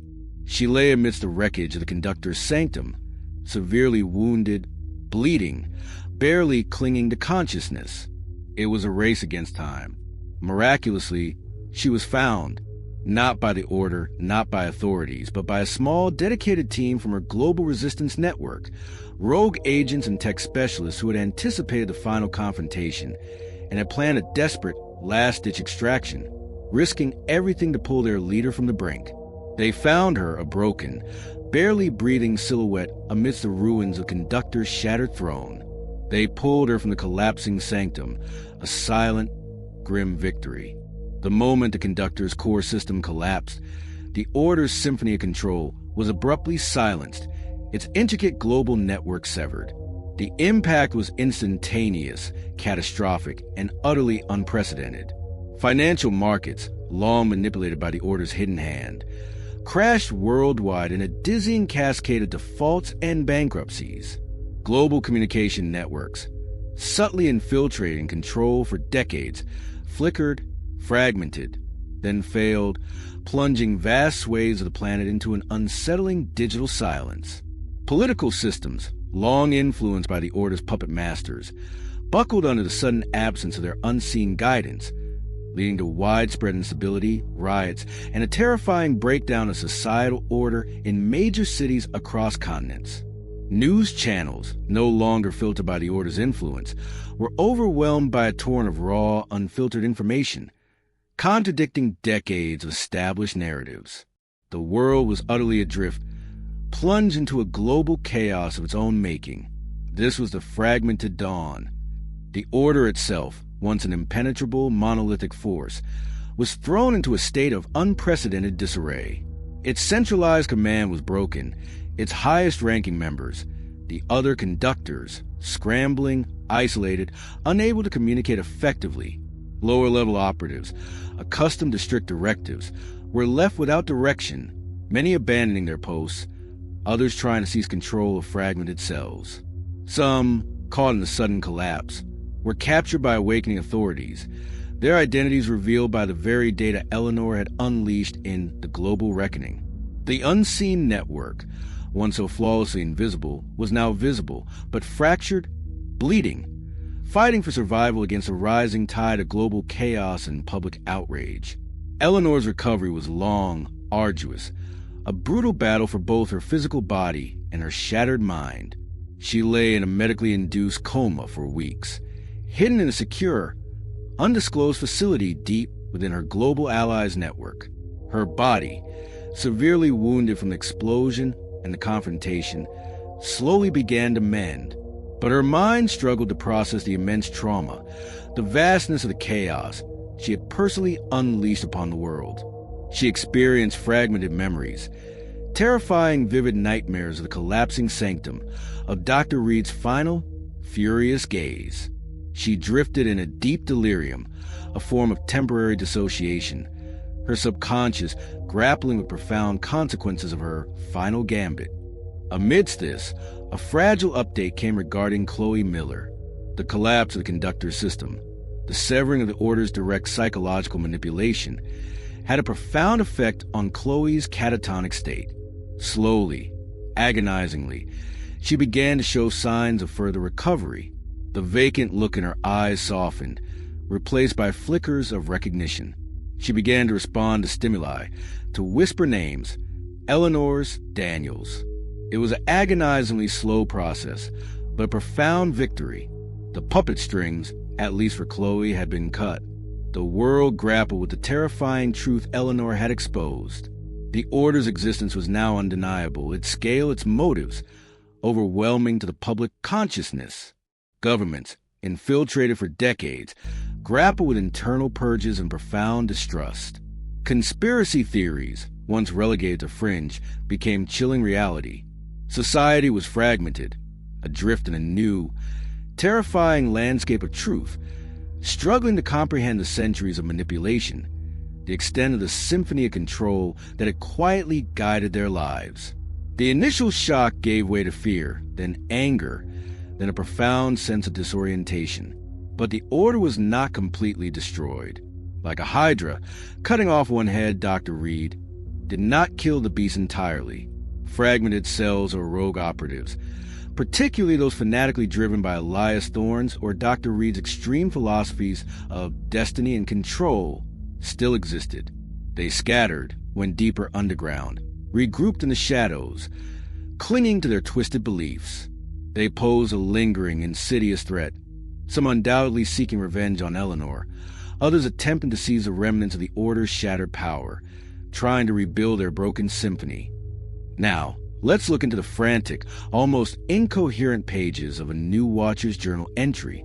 This wouldn't be from a high-ranking conductor, but perhaps from a lower-level operative or even a rogue faction leader desperately trying to make sense of the chaos. Imagine it. Operational log, unit new designation, global system collapse. Conductor Yar Dr. Reed, status. Unknown. Central command. Silent. Data flow. Severed. Unforeseen systemic failure caused by subject Alpha. The grand design is compromised. Chaos protocols initiated. Losses immense. Objectives regroup, secure remaining assets, contain global fallout. Analysis. Subject Alpha's resilience and capacity for systemic disruption are unprecedented. Note, target A, Eleanor Vance, remains primary threat. She must be neutralized. All resources to tracking and elimination. The symphony is silenced, but the echoes remain. We will rebuild. We will restore the pattern. The hunt continues. This entry reflects a profound disarray within the Order, their desperation, and their unwavering determination to survive and retaliate against Eleanor. Eleanor slowly awakened to the new, terrifying world she had created. The sheer scale of the chaos, the collapse of societal order, the raw, unfiltered truth now exposed for all to see, it weighed heavily on her. Her initial drive was to expose. Now, she was responsible for the aftermath. She had broken the Order's control, but the world was now adrift, a ship without a rudder. She was just one person, wounded, exhausted, but with a terrifying knowledge and a burning sense of purpose. She had a choice to make: to disappear into quiet aftermath, to simply focus on her own healing, or to embrace her new role, to help the world navigate this fragmented dawn, to continue fighting the scattered remnants of the Order, helping humanity rebuild from the ashes of centuries of hidden control. Eleanor's slow, agonizing recovery and the overwhelming, terrifying chaos of the world she had unleashed set the stage for her next monumental challenge. She had broken the Order's control, but the world was now adrift, fragmented, struggling to cope with the profound implications of her truth. She needed to decide what her new role was in this fragmented dawn: to help rebuild, to continue hunting the remnants, or to simply disappear into the shadows, a ghost in the new reality. This would lead her to grapple with a profound new responsibility, the world's desperate need for guidance, and the lingering, unseen threats of the Order. This sets up Story 47, where she tries to grapple with her new reality in the world's aftermath, charting a new path forward in a world forever changed by her actions. You absolutely won't want to miss that. Story 47, The Silent Architects, Rebuilding the Ruin. All right, everyone, if you've been with Eleanor Vance through this relentless, shattering journey, you know the world itself has been utterly redefined. Last time, in the fragmented dawn, Eleanor emerged from the conductor's sanctum, alive but profoundly wounded, after crippling Dr. Evelyn Reed's global control. The world plummeted into chaos. Financial markets crashed, communication networks failed, governments fractured under the weight of the Order's exposed influence. The Order itself was in disarray, its central command shattered, but fragmented cells still posed a deadly threat. Eleanor, awakening slowly to the immense responsibility of the global disruption she had unleashed, was a beacon of truth in a world adrift. Now, as she grappled with the profound aftermath of her actions, her purpose would shift from fighting the shadows to becoming one of the silent architects, working to rebuild the ruin she had, in a way, created. Eleanor's recovery was a long, agonizing battle, far from over. Her body was a roadmap of scars, physical reminders of the brutal confrontation in the sanctum. Her mind, though no longer tormented by direct psychic attacks, was still a fragile landscape, haunted by the images of Dr. Reed's cold fury, the echoes of the Omega Ledger's chilling truths. She recuperated in a secure hidden facility, deep within the protective embrace of her global resistance network. The allies who pulled her from the wreckage, the hackers, the former intelligence operatives, the truth-seeking journalists, they became her new family, her unwavering shield against the lingering threats. She was physically and mentally scarred, yes, but alive. And with life came an overwhelming, undeniable responsibility. The chaos she had unleashed upon the world was immense, overwhelming in its sheer scale. News reports, filtered through fragmented communication channels, painted a grim picture. Economies in freefall, social unrest rampant, a profound distrust in institutions that had secretly been manipulated for centuries. Governments struggled to regain control, facing public outrage and internal purges. Eleanor grappled with the profound responsibility of being the catalyst for this global disruption. Guilt gnawed at her, a bitter acid in her stomach. Had she simply traded one form of chaos for another? Had her desperate fight for freedom merely broken the world instead of healing it? But then, she remembered Daniel Hayes' sacrifice, Chloe Miller's agonizing journey toward recovery. She remembered the countless subjects listed in the Omega Ledger, their lives twisted, their destinies stolen.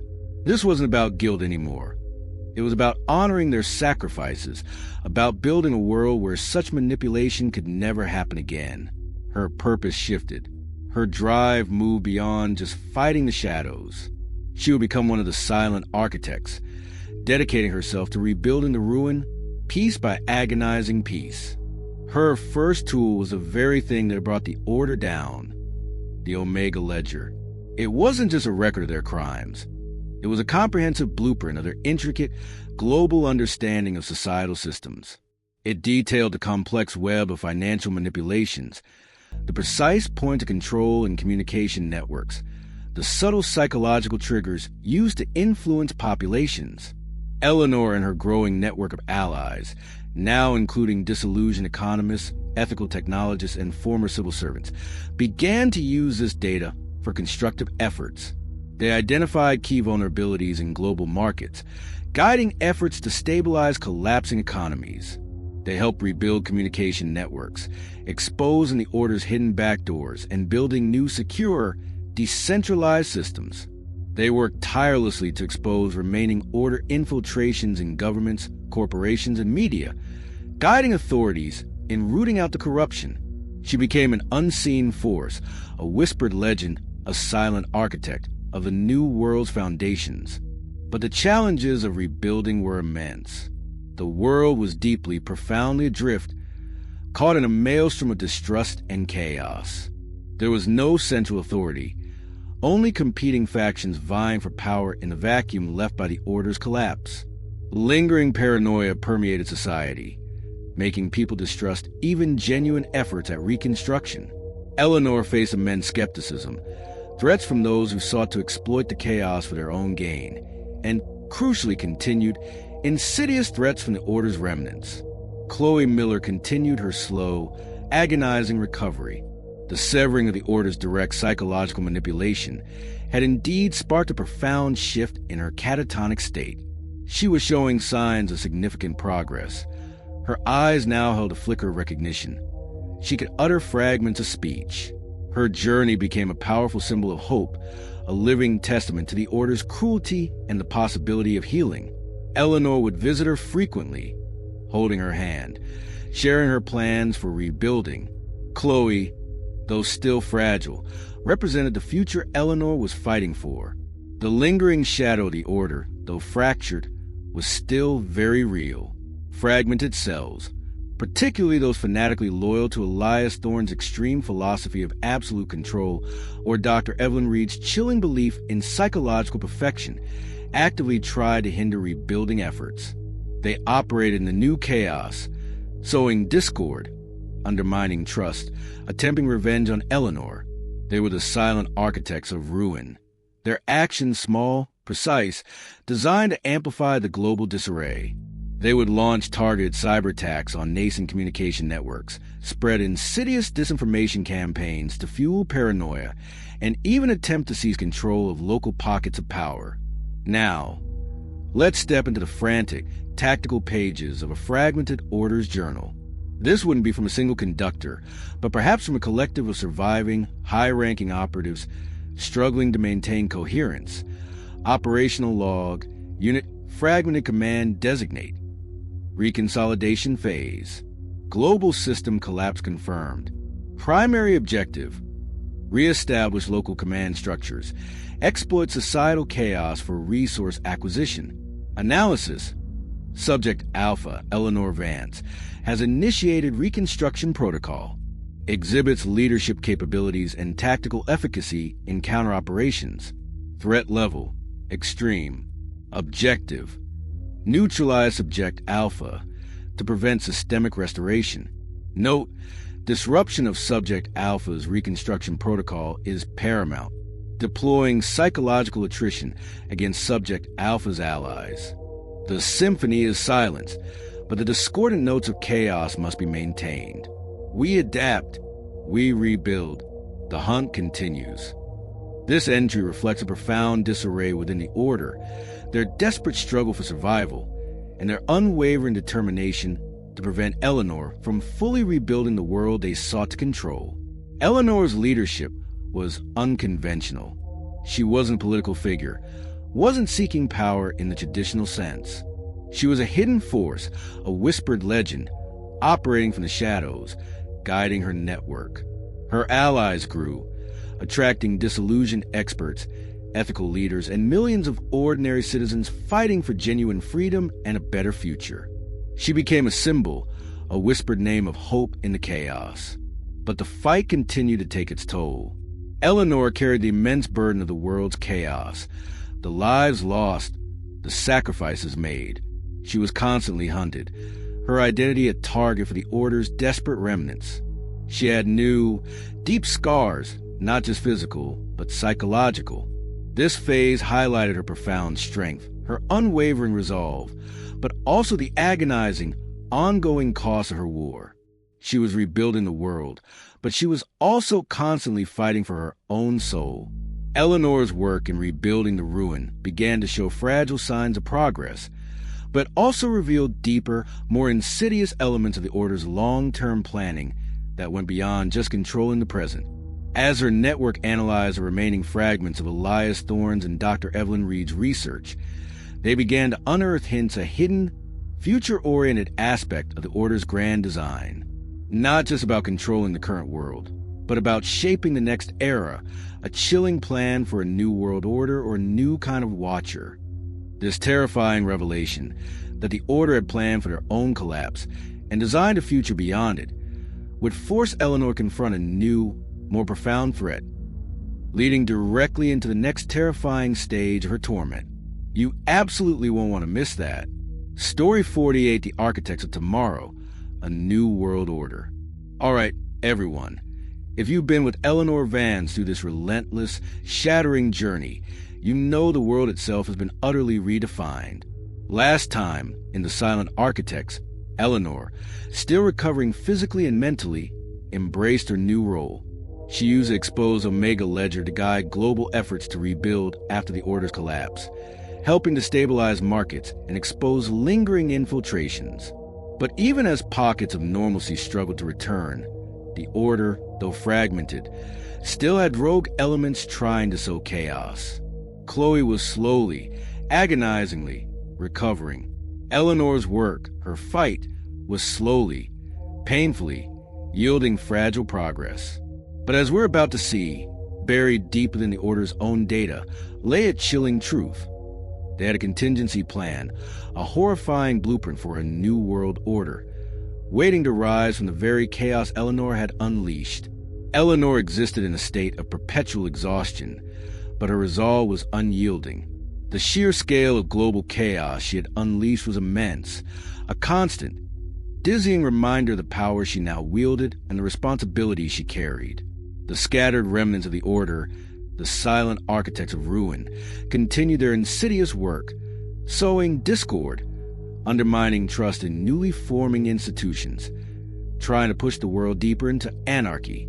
Her new global network of allies, hackers, journalists, disillusioned scientists, and former agents, worked tirelessly, analyzing the vast Omega Ledger data, not just to rebuild, but to fully understand the Order's pervasive reach. Chloe, meanwhile, continued her slow, agonizing journey toward recovery, her gradual reawakening a constant, powerful reminder of the human cost of this war, and the fragile hope for a future free from manipulation. As Eleanor and her team sifted through the deeper, more complex layers of Elias Thorne's and Dr. Evelyn Reed's research from the Omega Ledger and Elias's personal journal, recovered in Story 41, they stumbled upon a hidden, intricately encrypted section. It was buried under layers of seemingly benign data, disguised as long-term meteorological projections or global resource management models. It was almost missed, but Daniel Hayes's old, obscure decryption protocols, which Eleanor and her tech allies had painstakingly reconstructed after his demise, finally cracked the final layer. What they found made Eleanor's blood run cold. It was the Order's future protocol, or as Elias Thorne chillingly referred to it in a buried audio file, the succession plan. The future protocol revealed a horrifying truth. The Order had not only anticipated its own potential collapse, but had meticulously prepared for it for decades. They had a hidden faction, operating entirely separate from the main Order, beyond Elias Thorne's direct command, a clandestine group known only as the Architects of Tomorrow.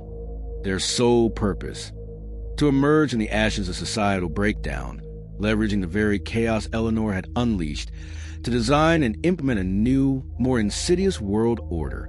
This new order was not about subtle manipulation and hidden strings.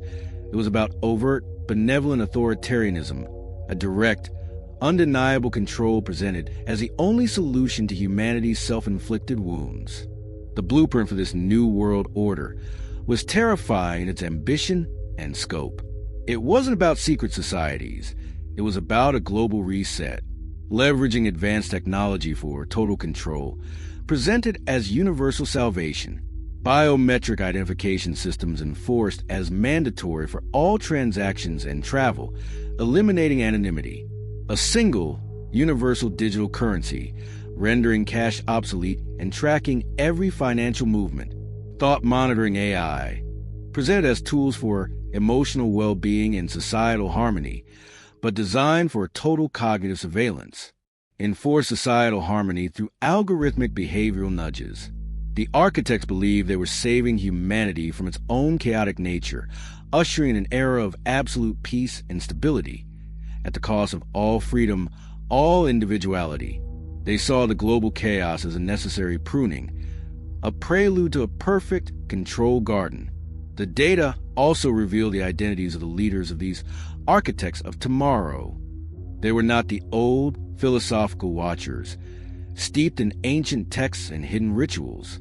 They were young, brilliant, charismatic figures, often celebrated public figures in tech, science, and philanthropy, who had quietly risen to prominence during the global chaos, publicly advocating for revolutionary solutions to the world's problems. Some were even figures Eleanor's network had tentatively begun to trust, individuals who had publicly denounced the old order in the wake of Eleanor's expose. This was a shocking, soul-crushing betrayal. They were the new conductors, planning to consolidate power by presenting themselves as humanity's saviors, ready to rise from the very chaos Eleanor had fought so hard to expose. This new threat was fundamentally different. It wasn't about shadows and whispers anymore. It was about overt control, presented as the only path to global salvation. They were exploiting the current global chaos, the public's profound desperation for stability and order, to push their terrifying agenda. They were dangerous precisely because they appeared to be saviors, offering a seductive promise of peace and security in a world adrift. They were building their new prison with the bricks of humanity's fear. Now, let's step into the chillingly precise pages of the Architect of Tomorrow's own journal, a section found within Elias Thorne's vast archive, written by one of these new young conductors. Operational log, Unit conductor, new designation, e.g., the architect. Phase, gamma, ascension protocol.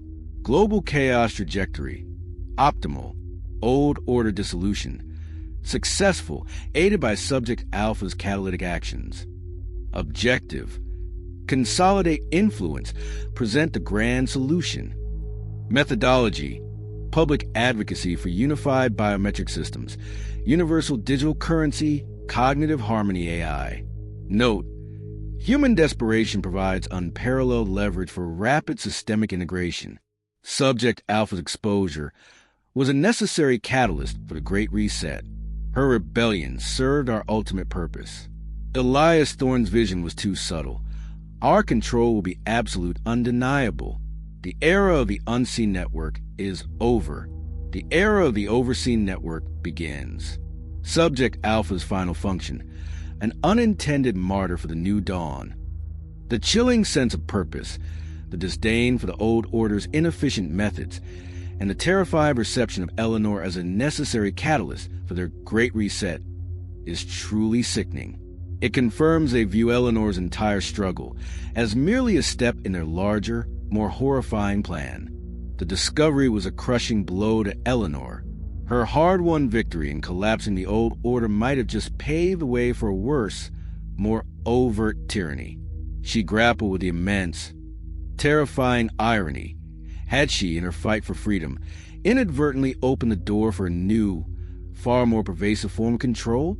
Her purpose shifted again, from rebuilding to actively fighting this new, more insidious threat.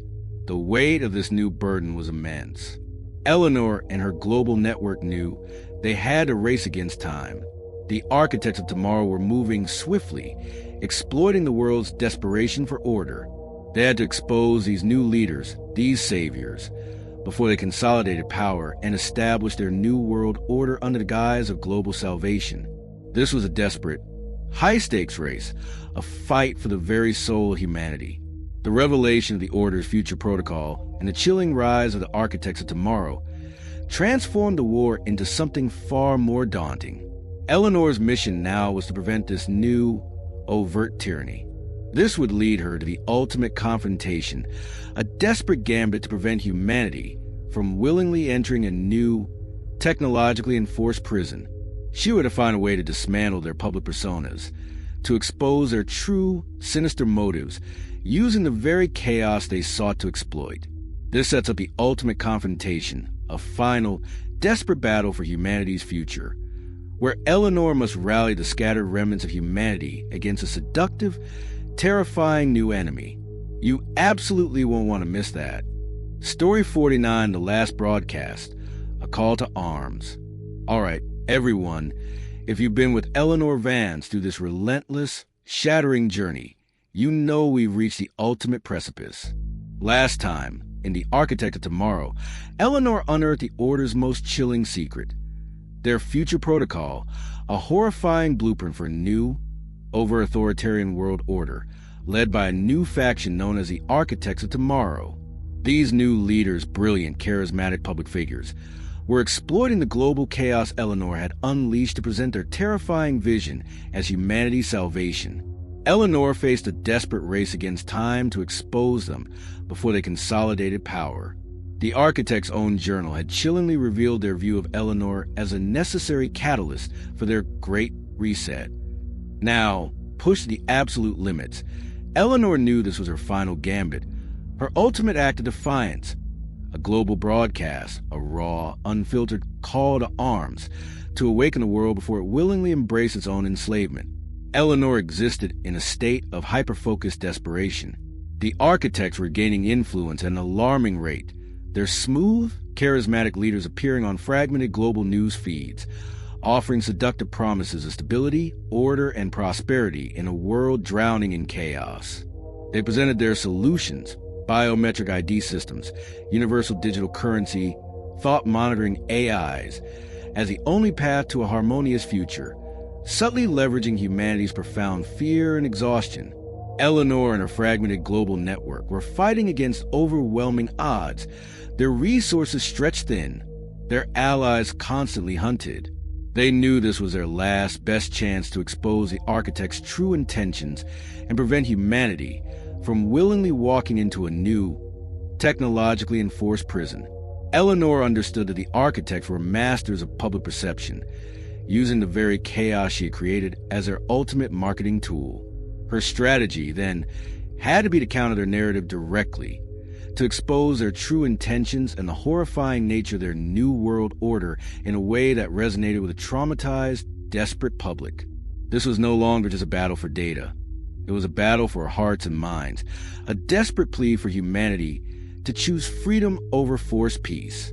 Eleanor and her core team, the surviving hackers from Daniel Hayes' network, the most courageous investigative journalists, and a few disillusioned former order operatives who had turned against the architect's radical vision, pored over the recovered journals and plans of the architects.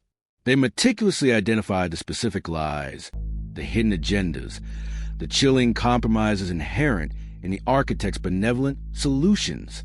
They found the damning proof.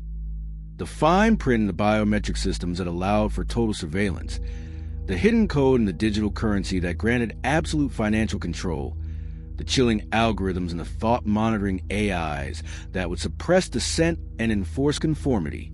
Every promise of salvation held a hidden clause of enslavement. Eleanor devised her final, most audacious act of exposure, a global simultaneous broadcast. This wasn't just data dumps anymore. It was a highly sophisticated, direct communication to masses designed to bypass all traditional media gatekeepers.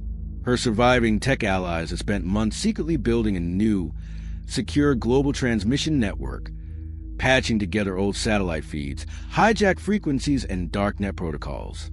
The plan was to hijack major news feeds, stream directly onto millions of devices, flood public screens in major cities, a torrent of truth designed to reach every single human being capable of receiving a signal. This was the last broadcast. The content of the broadcast was raw, terrifying truth. It would be narrated by Eleanor herself, her true voice, unfiltered, powerful, and raw with the weight of her suffering and her journey. It wasn't just a factual expose. It was a deeply personal testimony, a call to arms. She would share her story, briefly, powerfully, concisely, resonating with the public's own fragmented experiences of chaos and hidden influence. She would then reveal the architects' true identities, their public personas stripped bare, and expose their chilling plans for a new world order, detailing their specific lies and how their solutions would lead to total, overt enslavement. She would use compelling, undeniable visuals from the recovered data, fragments of the architect's own planning documents, their chilling algorithms, the true schematics of their global control systems. The moment of the broadcast was a terrifying, breathless countdown. Eleanor was in a secure, undisclosed location, her voice raw, but her resolve unyielding. As the signal went live, the world was plunged into a chaotic, mesmerizing maelstrom of truth.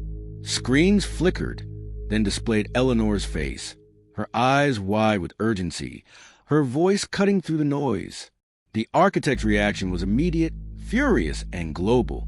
They tried to shut down the broadcast, launching massive cyber attacks against Eleanor's transmission hubs, sending physical raid teams to known transmission points, deploying their remaining elite operatives.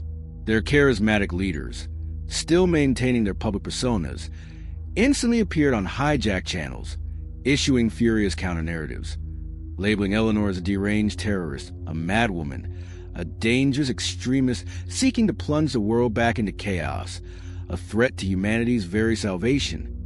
They threw everything they had at it, their vast resources screaming in a desperate attempt to silence her. But the broadcast, fueled by truth and despair, pierced through. It plunged the world into ultimate chaos. Initial disbelief, then absolute terror, then a stark, undeniable division. Some, blinded by the promise of order, clung to the architect's solutions. But others, seeing the truth in Eleanor's eyes and words, hearing her raw, undeniable testimony, understanding the profound personal cost of her journey, were galvanized. Mass protests erupted in cities across the globe. Small, Localized rebellions, sparked by her call to arms, broke out against the architect's growing influence. The world was pushed to a tipping point, a choice between orchestrated peace and chaotic freedom. Eleanor became the ultimate target, hunted by the architects and their loyalists with a vengeance that transcended all previous attempts. This was a final, desperate chase. She knew they were closing in, but she had to ensure the broadcast continued, to make sure her message resonated, even as they came for her.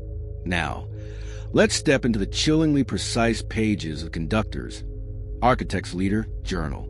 Imagine his final entry, written in furious, fragmented prose, betraying a rare, terrified desperation.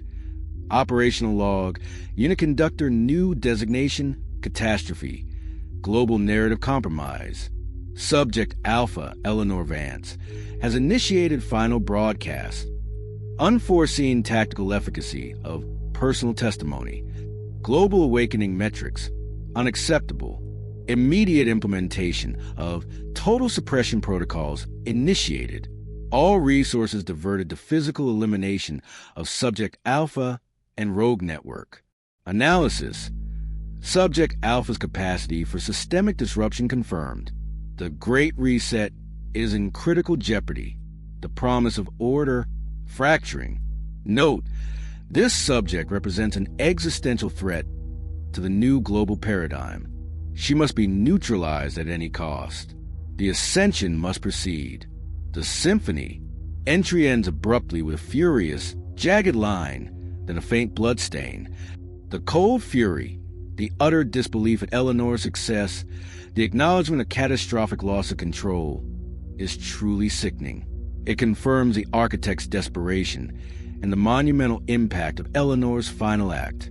The broadcast succeeded, but Eleanor's survival was precarious, bought at an immense personal cost. As the last fragments of her message faded from global screens, the architect's forces finally closed in. She made a final, desperate personal sacrifice to ensure the broadcast completed, to transmit one last piece of crucial, encrypted data, perhaps the very code to dismantle the architect's global digital currency, or to completely neutralize their biometric systems, before they overwhelmed her. This was her ultimate act of defiance, her final legacy. The broadcast culminated, leaving the world at an agonizing precipice. The architect's plans were exposed, but the world was plunged into ultimate chaos, divided between those who accepted their solutions and those who would fight for true freedom. Eleanor's fate was uncertain, her body battered, her consciousness fading. But her message, her raw, defiant truth had resonated, inspiring a desperate global fight. This sets up the very final story, where we explore the sprawling aftermath of the global conflict she ignited, the lingering questions about humanity's future, and Eleanor's ultimate legacy in a world forever changed by her impossible courage. You absolutely won't want to miss what happens next. Story 50, The Inherited Dawn, A New Legacy. All right, everyone, if you've been with Eleanor Vance through this relentless, shattering, and utterly unforgettable journey, you know we've reached the very end of her story. Last time, in the last broadcast, Eleanor launched her ultimate act of defiance, her call to arms, exposing the architect of tomorrow and their chilling New World Order plans to the entire globe. She used her true voice, raw and powerful, amplified by stolen data, to scream the truth into a divided world. The architects, furious, threw everything they had at her, attempting to suppress the broadcast. Eleanor made a final, personal sacrifice, a desperate, valiant act to ensure her message completed its terrifying journey. Her fate, as the world watched, was left uncertain, hanging in the balance. The architect's final journal entry screamed of rage and catastrophic loss of control, but also hinted at their enduring, desperate fight. Now, as we draw to a close, we witness the inherited dawn, the world struggling to rebuild from the chaos she unleashed, and the beginning of Eleanor's true, terrifying legacy. The immediate aftermath of the broadcast was a blur of chaos and near oblivion for Eleanor. The immense power surge, the explosions, the collapsing structure of the conductor's sanctum. It all swallowed her in a terrifying vortex of light and sound. Her body, already battered and pushed beyond its limits, crumpled amidst the ruins. She lay there, unconscious, barely clinging to life, a whisper away from finality. Miraculously, she was found, not by the architects, whose forces were scattered and in disarray, but by a small, determined team from her global resistance network. They were the ones she'd rallied, the ones who believed. They risked everything, navigating the collapsing structure, pulling her from the rubble, a silent extraction from the heart of the enemy. She was severely wounded, her body ravaged, her consciousness fading in and out, but she was alive. Barely. Eleanor entered a long, arduous, and mostly silent recovery. Her physical wounds, though deep, slowly began to mend. But the scars on her mind were profound, invisible, and far more complex. She drifted in and out of consciousness, experiencing vivid, fragmented nightmares of the collapsing sanctum, of Dr. Evelyn Reed's final, furious gaze, of the screams of a world pushed to the brink. She was a ghost in her own recovery, her body mending, but her spirit struggling to grapple with a new reality she had single-handedly forged. The world she slowly, painfully awakened to was no longer the one she had fought for. It was utterly new, chaotic, but also subtly, profoundly changed by her actions. She was now a legend, a whispered name, a symbol of defiance for millions, even as she remained hidden, protected by her network. The global landscape was a testament to the colossal disruption she had caused. The architects' plans for an overt authoritarian world order were in ruins, their leadership fractured, their network crippled. But the chaos of the old order's collapse from Story 46, combined with the sudden vacuum of power, was still profound. Society was deeply divided. Open warfare erupted between those fighting for true freedom and the fragmented, desperate elements of the order and the architects who desperately sought to regain control. Financial markets remained volatile. Communication networks, though slowly rebuilding, were still vulnerable.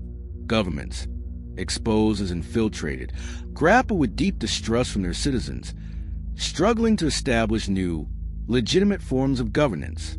Trust was shattered. It was a new dawn, yes, but it was inherited chaos, a world adrift in the aftermath of centuries of hidden control. The order and the architects, as centralized monolithic entities, were crippled, possibly destroyed. Their grand symphony had crashed. However, the malignant ideology, the philosophy of control, was harder to kill. Isolated, fanatical cells or individual watchers, particularly those driven by Elias Thorne's chilling belief in guiding destiny, or Dr. Evelyn Reed's cold, scientific psychological perfection, still existed. They scattered, went deeper underground, operating in the shadows, tried to rebuild, to regain influence, or simply survive. Their Watchers' journal entries, now fragmented, sporadic, and often desperate, reflected their disarray. They detailed desperate attempts to sow chaos, to rebuild local cells, and their continued, unwavering obsession with neutralizing Eleanor as the ultimate symbol of their downfall. They might express a chilling satisfaction at the global chaos, seeing it as a necessary pruning that Elias Thorne had always envisioned. Chloe Miller continued her slow, agonizing recovery, but with a new, profound sense of purpose. The severing of the Order's direct psychological manipulation, the destruction of Dr. Reed's core system, had indeed freed her mind. She emerged from her catatonia, regaining her faculties, but forever changed by her ordeal. She became a powerful, living symbol of hope and resilience, her story a poignant testament to the Order's cruelty and the possibility of healing. She would later become a key figure in the rebuilding efforts, advocating for mental health awareness in the post-order world, using her unique perspective to help others heal from psychological trauma. Daniel Hayes' work and sacrifice, though tragic, became foundational for the new world. His research, his methods, his network, all meticulously preserved by Eleanor's allies, became the bedrock for new, decentralized, freedom-oriented information systems, secure, encrypted communication networks, transparent data sharing protocols, and citizen-led surveillance countermeasures were developed based on his legacy. His memory lived on, a silent sentinel for freedom. Eleanor could not return to a normal life. She was too famous, too hunted, too profoundly changed by her journey. Her body, her mind, bore the indelible marks of the Order's torture. Her role was now to be a silent watcher for humanity, but for freedom. She used her unparalleled insights into the Order's methods, her global network, and the invaluable remnants of the Omega Ledger to safeguard the new world. She monitored for emerging threats, for subtle signs of new manipulation, for any attempts to establish control. She guided the resistance in the shadows, a whispered legend, ensuring no new order, no new architects could ever rise again. She taught others how to discern truth from manipulation, how to protect their minds, how to build resilience against unseen forces. The series concludes with Eleanor, now hidden from the world, starting her own Watcher's Journal. But this journal is different. It's not a tool for control, but a record of vigilance. Its pages are not filled with cold observations of subjects or conditioning trajectories, but with analyses of new threats, strategies for freedom, and reflections on the cost of eternal vigilance. Her first entry might reflect on the immense pain of the past, the fragile hope for the future, and the eternal, quiet battle that must be fought to maintain true freedom. The story ends with questions, poignant and profound. Is the Order truly gone? Can humanity ever be truly free? Has Eleanor sacrificed too much, lost too much of herself in the fight? The victory is incomplete, reflecting the ongoing, eternal struggle for freedom and truth against the insidious nature of control. It's a new legacy, born from immense pain and unimaginable courage, a testament to the power of one individual to change the course of human destiny. Finally, let's reflect on Eleanor's journey. From a quiet graphic designer haunted by a note, to a global leader fighting an ancient conspiracy, her story is a testament to resilience, to the unyielding human spirit. It reminds us that freedom isn't just given. It's fought for constantly in both visible and invisible wars. It makes you wonder, doesn't it? In our own connected world, with all its hidden algorithms and unseen influences, who truly holds the strings? And are we, perhaps unknowingly, part of a larger symphony, waiting for our own call to arms? Eleanor's story teaches us that the Watcher might not just be out there, but perhaps the capacity to observe, to choose, to fight, to protect freedom resides within all of us, and that in itself is a powerful and terrifying inheritance.